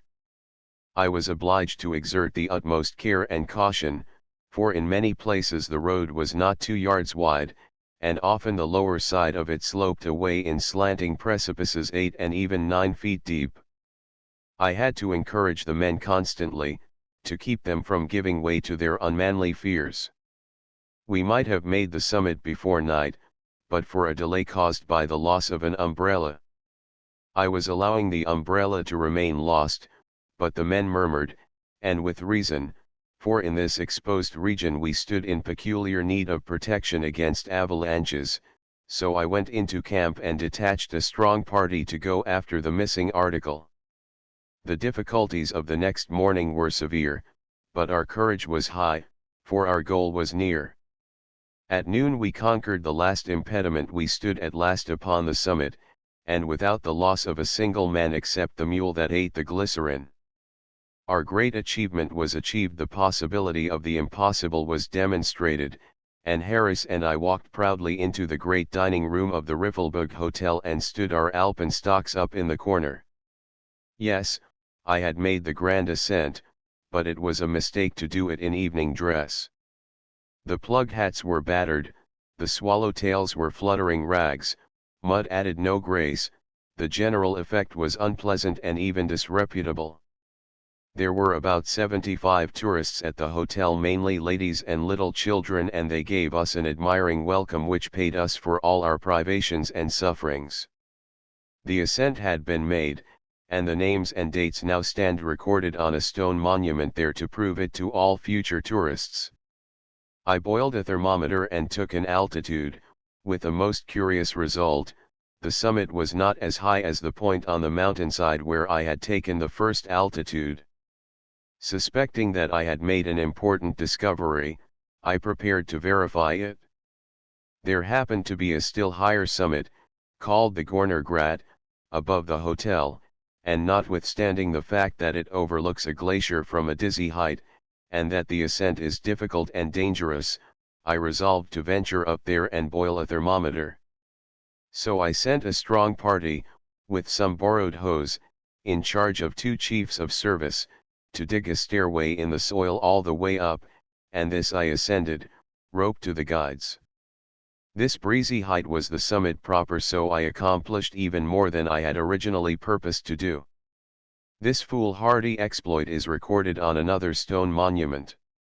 I boiled my thermometer, and sure enough, this spot, which purported to be 2,000 feet higher than the locality of the hotel, turned out to be 9,000 feet lower. Thus the fact was clearly demonstrated that, above a certain point, the higher a point seems to be, the lower it actually is. Our ascent itself was a great achievement, but this contribution to science was an inconceivably greater matter. Cavillers object that water boils at a lower and lower temperature the higher and higher you go, and hence the apparent anomaly. I answer that I do not base my theory upon what the boiling water does, but upon what a boiled thermometer says. You can't go behind the thermometer. I had a magnificent view of Monte Rosa, and apparently all the rest of the alpine world, from that high place. All the circling horizon was piled high with a mighty tumult of snowy crests. One might have imagined he saw before him the tented camps of a beleaguering host of Brobdingnagians. Note I had the very unusual luck to catch one little momentary glimpse of the Matterhorn wholly unencumbered by clouds. I leveled my photographic apparatus at it without the loss of an instant, and should have got an elegant picture if my donkey had not interfered. It was my purpose to draw this photograph all by myself for my book, but was obliged to put the mountain part of it into the hands of the professional artist because I found I could not do landscape well. But lonely, conspicuous, and superb, rose that wonderful upright wedge, the Matterhorn. Its precipitous sides were powdered over with snow, and the upper half hidden in thick clouds which now and then dissolved to cobweb films and gave brief glimpses of the imposing tower as through a veil. A little later the Matterhorn took to himself the semblance of a volcano. He was stripped naked to his apex. Around this circled vast wreaths of white cloud which strung slowly out and streamed away slantwise toward the sun, a 20-mile stretch of rolling and tumbling vapor, and looking just as if it were pouring out of a crater. Later again, one of the mountain's sides was clean and clear, and another side densely clothed from base to summit in thick smoke-like cloud which feathered off and flew around the shaft's sharp edge like the smoke around the corners of a burning building. The Matterhorn is always experimenting, and always gets up fine effects, too. In the sunset, when all the lower world is palled in gloom, it points toward heaven out of the pervading blackness like a finger of fire. In the sunrise, well, they say it is very fine in the sunrise. Authorities agree that there is no such tremendous layout of snowy alpine magnitude, grandeur, and sublimity to be seen from any other accessible point as the tourist may see from the summit of the Riffelberg. Therefore, let the tourist rope himself up and go there, for I have shown that with nerve, caution, and judgment, the thing can be done. I wish to add one remark, here in parentheses, so to speak suggested by the word snowy, which I have just used. We have all seen hills and mountains and levels with snow on them, and so we think we know all the aspects and effects produced by snow. But indeed we do not until we have seen the Alps. Possibly mass and distance add something. At any rate, something is added. Among other noticeable things, there is a dazzling, intense whiteness about the distant alpine snow, when the sun is on it, which one recognizes as peculiar, and not familiar to the eye. The snow which one is accustomed to has a tint to it. Painters usually give it a bluish cast, but there is no perceptible tint to the distant alpine snow when it is trying to look its whitest. As to the unimaginable splendor of it when the sun is blazing down on it, well, it simply is unimaginable. Chapter 36 We Travel by Glacier. A guidebook is a queer thing. The reader has just seen what a man who undertakes the great ascent from Zermatt to the Riffelberg Hotel must experience. Yet Baedeker makes these strange statements concerning this matter: 1 distance 3 hours. 2 the road cannot be mistaken. 3 guide unnecessary. 4 distance from Riffelberg Hotel to the Gornergrad, 1 hour and a half. 5 ascent simple and easy. Guide unnecessary. 6. Elevation of Zermatt above sea level, 5,315 feet. 7. Elevation of Riffelberg Hotel above sea level, 8,429 feet. 8. Elevation of the Gorner Grat above sea level, 10,289 feet. I have pretty effectually throttled these errors by sending him the following demonstrated facts. 1. Distance from Zermatt to Riffelberg Hotel, 7 days. 2. The road can be mistaken. If I am the first that did it, I want the credit of it, too. 3. Guides are necessary, for none but a native can read those fingerboards. 4. The estimate of the elevation of the several localities above sea level is pretty correct for Baedeker. He only misses it about 180 or 90,000 feet. I found my arnica invaluable. My men were suffering excruciatingly, from the friction of sitting down so much. During 2 or 3 days, not one of them was able to do more than lie down or walk about, yet so effective was the arnica, that on the 4th all were able to sit up. I consider that, more than to anything else, I owe the success of our great undertaking to arnica and paregoric. My men are being restored to health and strength. My main perplexity, now, was how to get them down the mountain again. I was not willing to expose the brave fellows to the perils, fatigues, and hardships of that fearful route again if it could be helped. First I thought of balloons, but, of course, I had to give that idea up, for balloons were not procurable. I thought of several other expedients, but upon consideration discarded them, for cause. But at last I hit it. I was aware that the movement of glaciers is an established fact, for I had read it in Baedeker, so I resolved to take passage for Zermatt on the Great Gorner Glacier. Very good. The next thing was, how to get down the glacier comfortably, for the mule road to it was long, and winding, and wearisome. I set my mind at work, and soon thought out a plan. One looks straight down upon the vast frozen river called the Gorner Glacier, from the Gorner Grat, a sheer precipice 1,200 feet high. We had 154 umbrellas, and what is an umbrella but a parachute? I mentioned this noble idea to Harris, with enthusiasm, and was about to order the expedition to form on the Gorner Grat, with their umbrellas, and prepare for flight by platoons, each platoon in command of a guide, when Harris stopped me and urged me not to be too hasty. He asked me if this method of descending the Alps had ever been tried before. I said no, I had not heard of an instance. Then, in his opinion, it was a matter of considerable gravity. In his opinion it would not be well to send the whole command over the cliff at once. A better way would be to send down a single individual, first, and see how he fared. I saw the wisdom in this idea instantly. I said as much, and thanked my agent cordially, and told him to take his umbrella and try the thing right away, and wave his hat when he got down, if he struck in a soft place, and then I would ship the rest right along. Harris was greatly touched with this mark of confidence, and said so, in a voice that had a perceptible tremble in it, but at the same time he said he did not feel himself worthy of so conspicuous a favor, that it might cause jealousy in the command, for there were plenty who would not hesitate to say he had used underhanded means to get the appointment, whereas his conscience would bear him witness that he had not sought it at all, nor even, in his secret heart, desired it. I said these words did him extreme credit, but that he must not throw away the imperishable distinction of being the first man to descend an Alp per parachute, simply to save the feelings of some envious underlings. No, I said, he must accept the appointment. It was no longer an invitation, it was a command. He thanked me with effusion, and said that putting the thing in this form removed every objection. He retired, and soon returned with his umbrella, his eye flaming with gratitude and his cheeks pallid with joy. Just then the head guide passed along.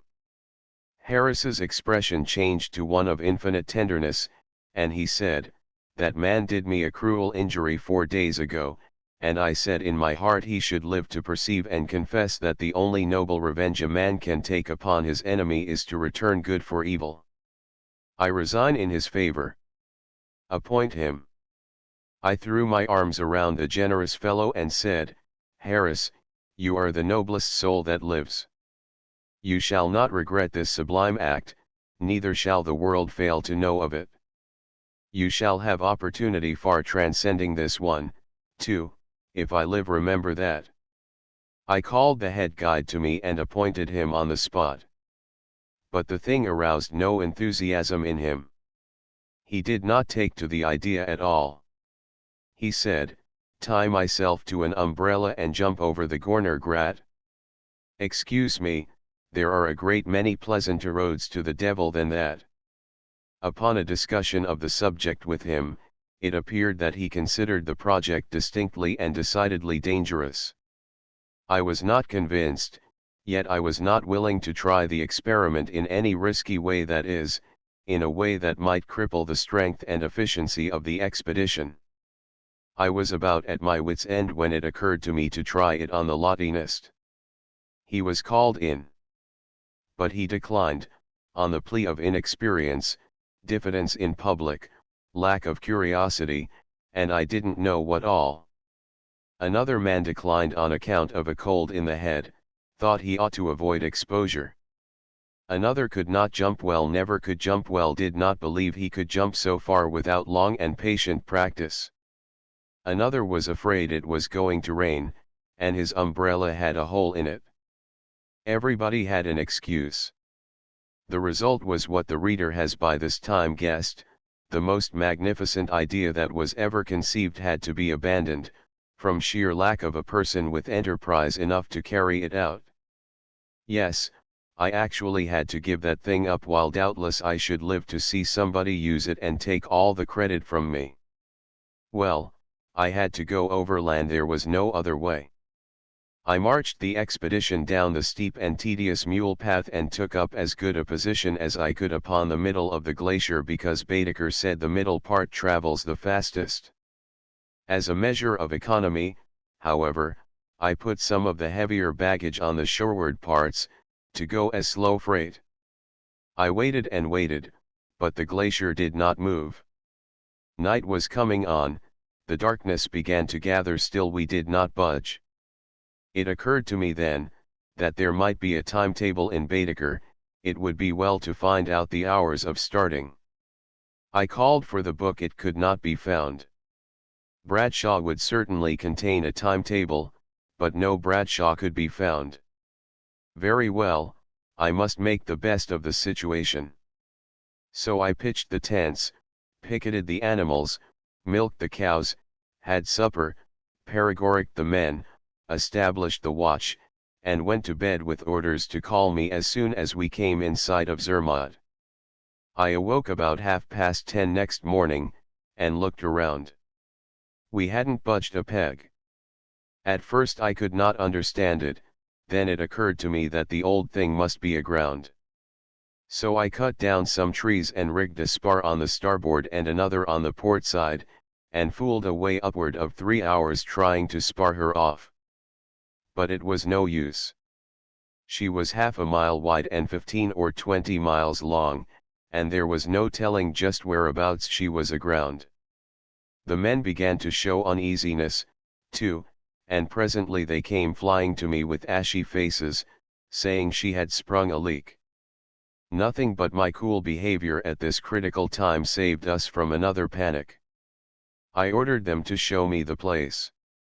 They led me to a spot where a huge boulder lay in a deep pool of clear and brilliant water. It did look like a pretty bad leak, but I kept that to myself.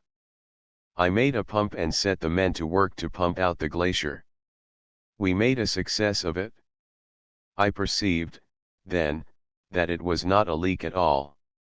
This boulder had descended from a precipice and stopped on the ice in the middle of the glacier, and the sun had warmed it up, every day, and consequently it had melted its way deeper and deeper into the ice, until at last it reposed, as we had found it, in a deep pool of the clearest and coldest water. Presently Baedeker was found again, and I hunted eagerly for the timetable. There was none. The book simply said the glacier was moving all the time. This was satisfactory, so I shut up the book and chose a good position to view the scenery as we passed along. I stood there some time enjoying the trip, but at last it occurred to me that we did not seem to be gaining any on the scenery. I said to myself, this confounded old thing's aground again, sure, and opened Baedeker to see if I could run across any remedy for these annoying interruptions. I soon found a sentence which threw a dazzling light upon the matter. It said, the Gorner Glacier travels at an average rate of a little less than an inch a day. I have seldom felt so outraged. I have seldom had my confidence so wantonly betrayed. I made a small calculation, 1 inch a day, say 30 feet a year, estimated distance to Zermatt, 3 1/18 miles. Time required to go by glacier, a little over 500 years. I said to myself, I can walk it quicker, and before I will patronize such a fraud as this, I will do it. When I revealed to Harris the fact that the passenger part of this glacier, the central part, the Lightning Express part, so to speak, was not due in Zermatt till the summer of 2378, and that the baggage, coming along the slow edge, would not arrive until some generations later, he burst out with, that is European management, all over. An inch a day, think of that. 500 years to go a trifle over 3 miles. But I am not a bit surprised. It's a Catholic glacier. You can tell by the look of it. And the management. I said, no, I believed nothing but the extreme end of it was in a Catholic canton. Well, then, it's a government glacier, said Harris. It's all the same. Over here the government runs everything, so everything's slow, and ill-managed. But with us, everything's done by private enterprise, and then there ain't much lolling around, you can depend on it. I wish Tom Scott could get his hands on this torpid old slab once, you'd see it take a different gait from this. I said I was sure he would increase the speed, if there was trade enough to justify it. He'd make trade, said Harris. That's the difference between governments and individuals. Governments don't care, individuals do. Tom Scott would take all the trade, in 2 years Gorner's stock would go to 200, and inside of 2 more you would see all the other glaciers under the hammer for taxes. After a reflective pause, Harris added, a little less than an inch a day, a little less than an inch, mind you. Well, I'm losing my reverence for glaciers. I was feeling much the same way myself. I have traveled by canal boat, ox wagon, raft, and by the Ephesus and Smyrna railway, but when it comes down to good solid honest slow motion, I bet my money on the glacier. As a means of passenger transportation, I consider the glacier a failure, but as a vehicle of slow freight, I think she fills the bill.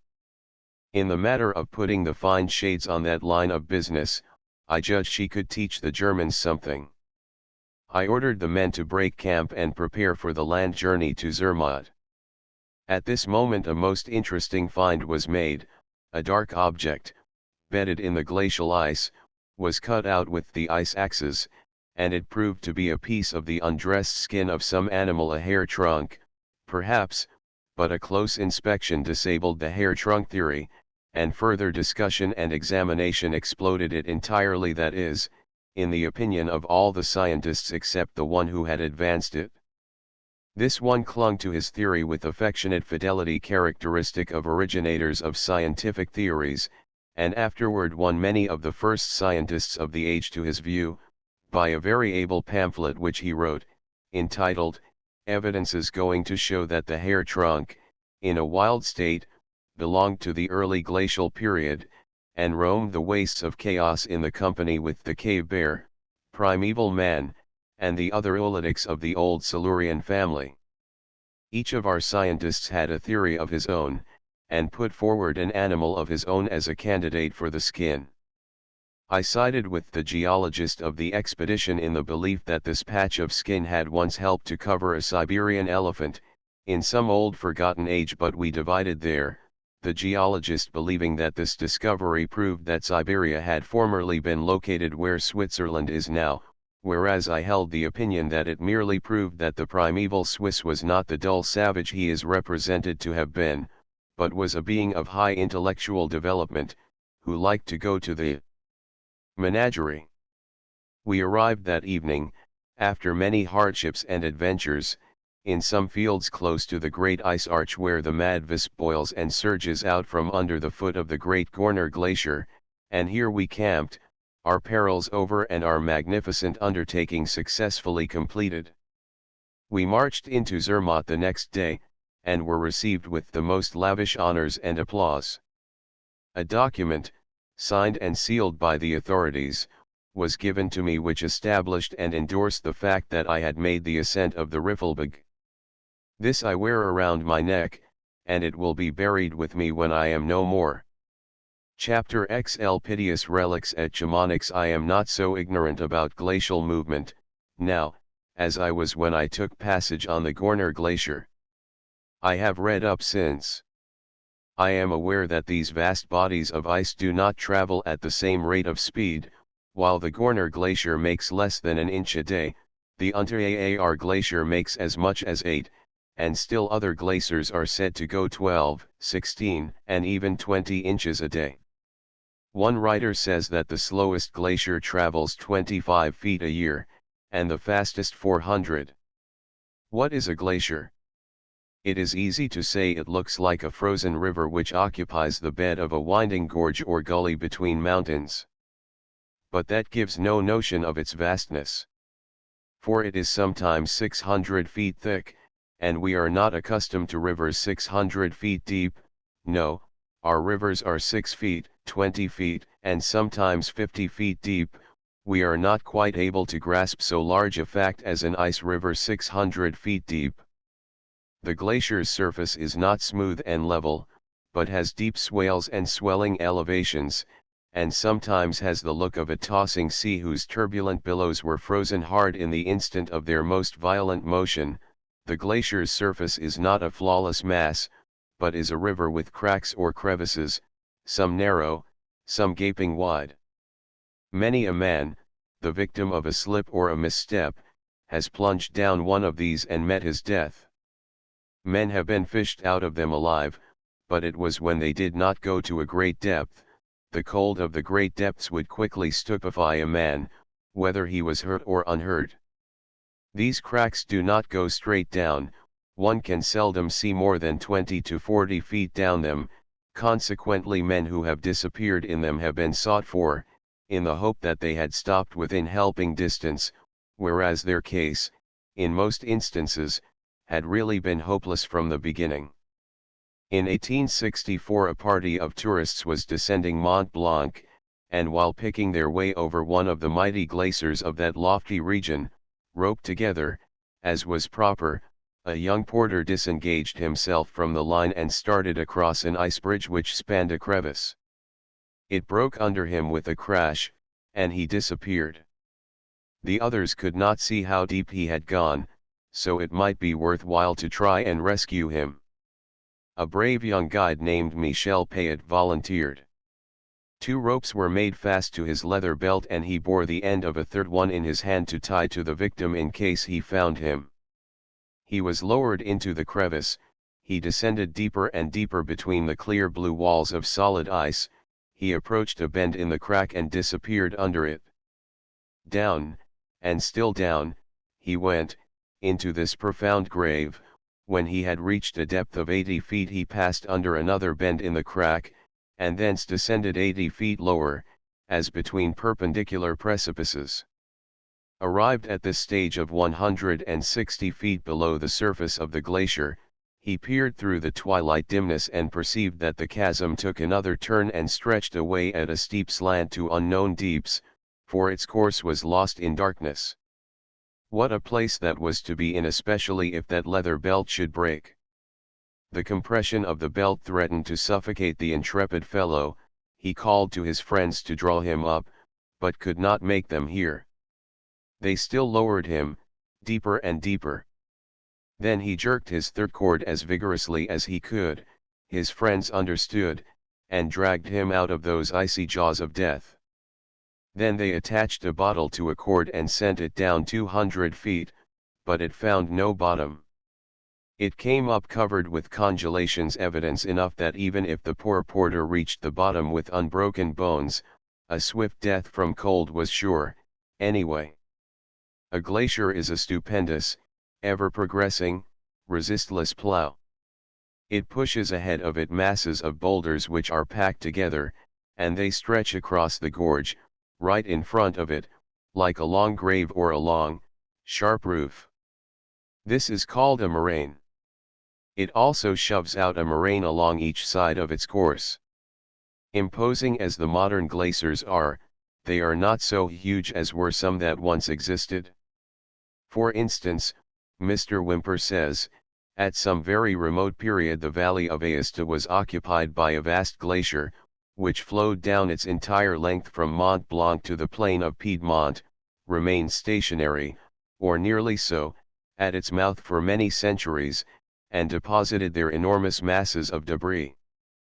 The length of this glacier exceeded 80 miles, and it drained a basin 25 to 35 miles across, bounded by the highest mountains in the Alps. The great peaks rose several thousand feet above the glaciers, and then, as now, shattered by sun and frost, poured down their showers of rocks and stones, in witness of which there are the immense piles of angular fragments that constitute the moraines of Iberia. The moraines around Iberia are of extraordinary dimensions. That which was on the left bank of the glacier is about 13 miles long, and in some places rises to a height of 2,130 feet above the floor of the valley.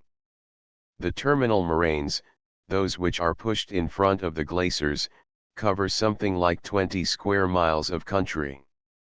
At the mouth of the valley of Aosta, the thickness of the glacier must have been at least 2,000 feet, and its width, at that part, 5 miles and a quarter. It is not easy to get at a comprehension of a mass of ice like that.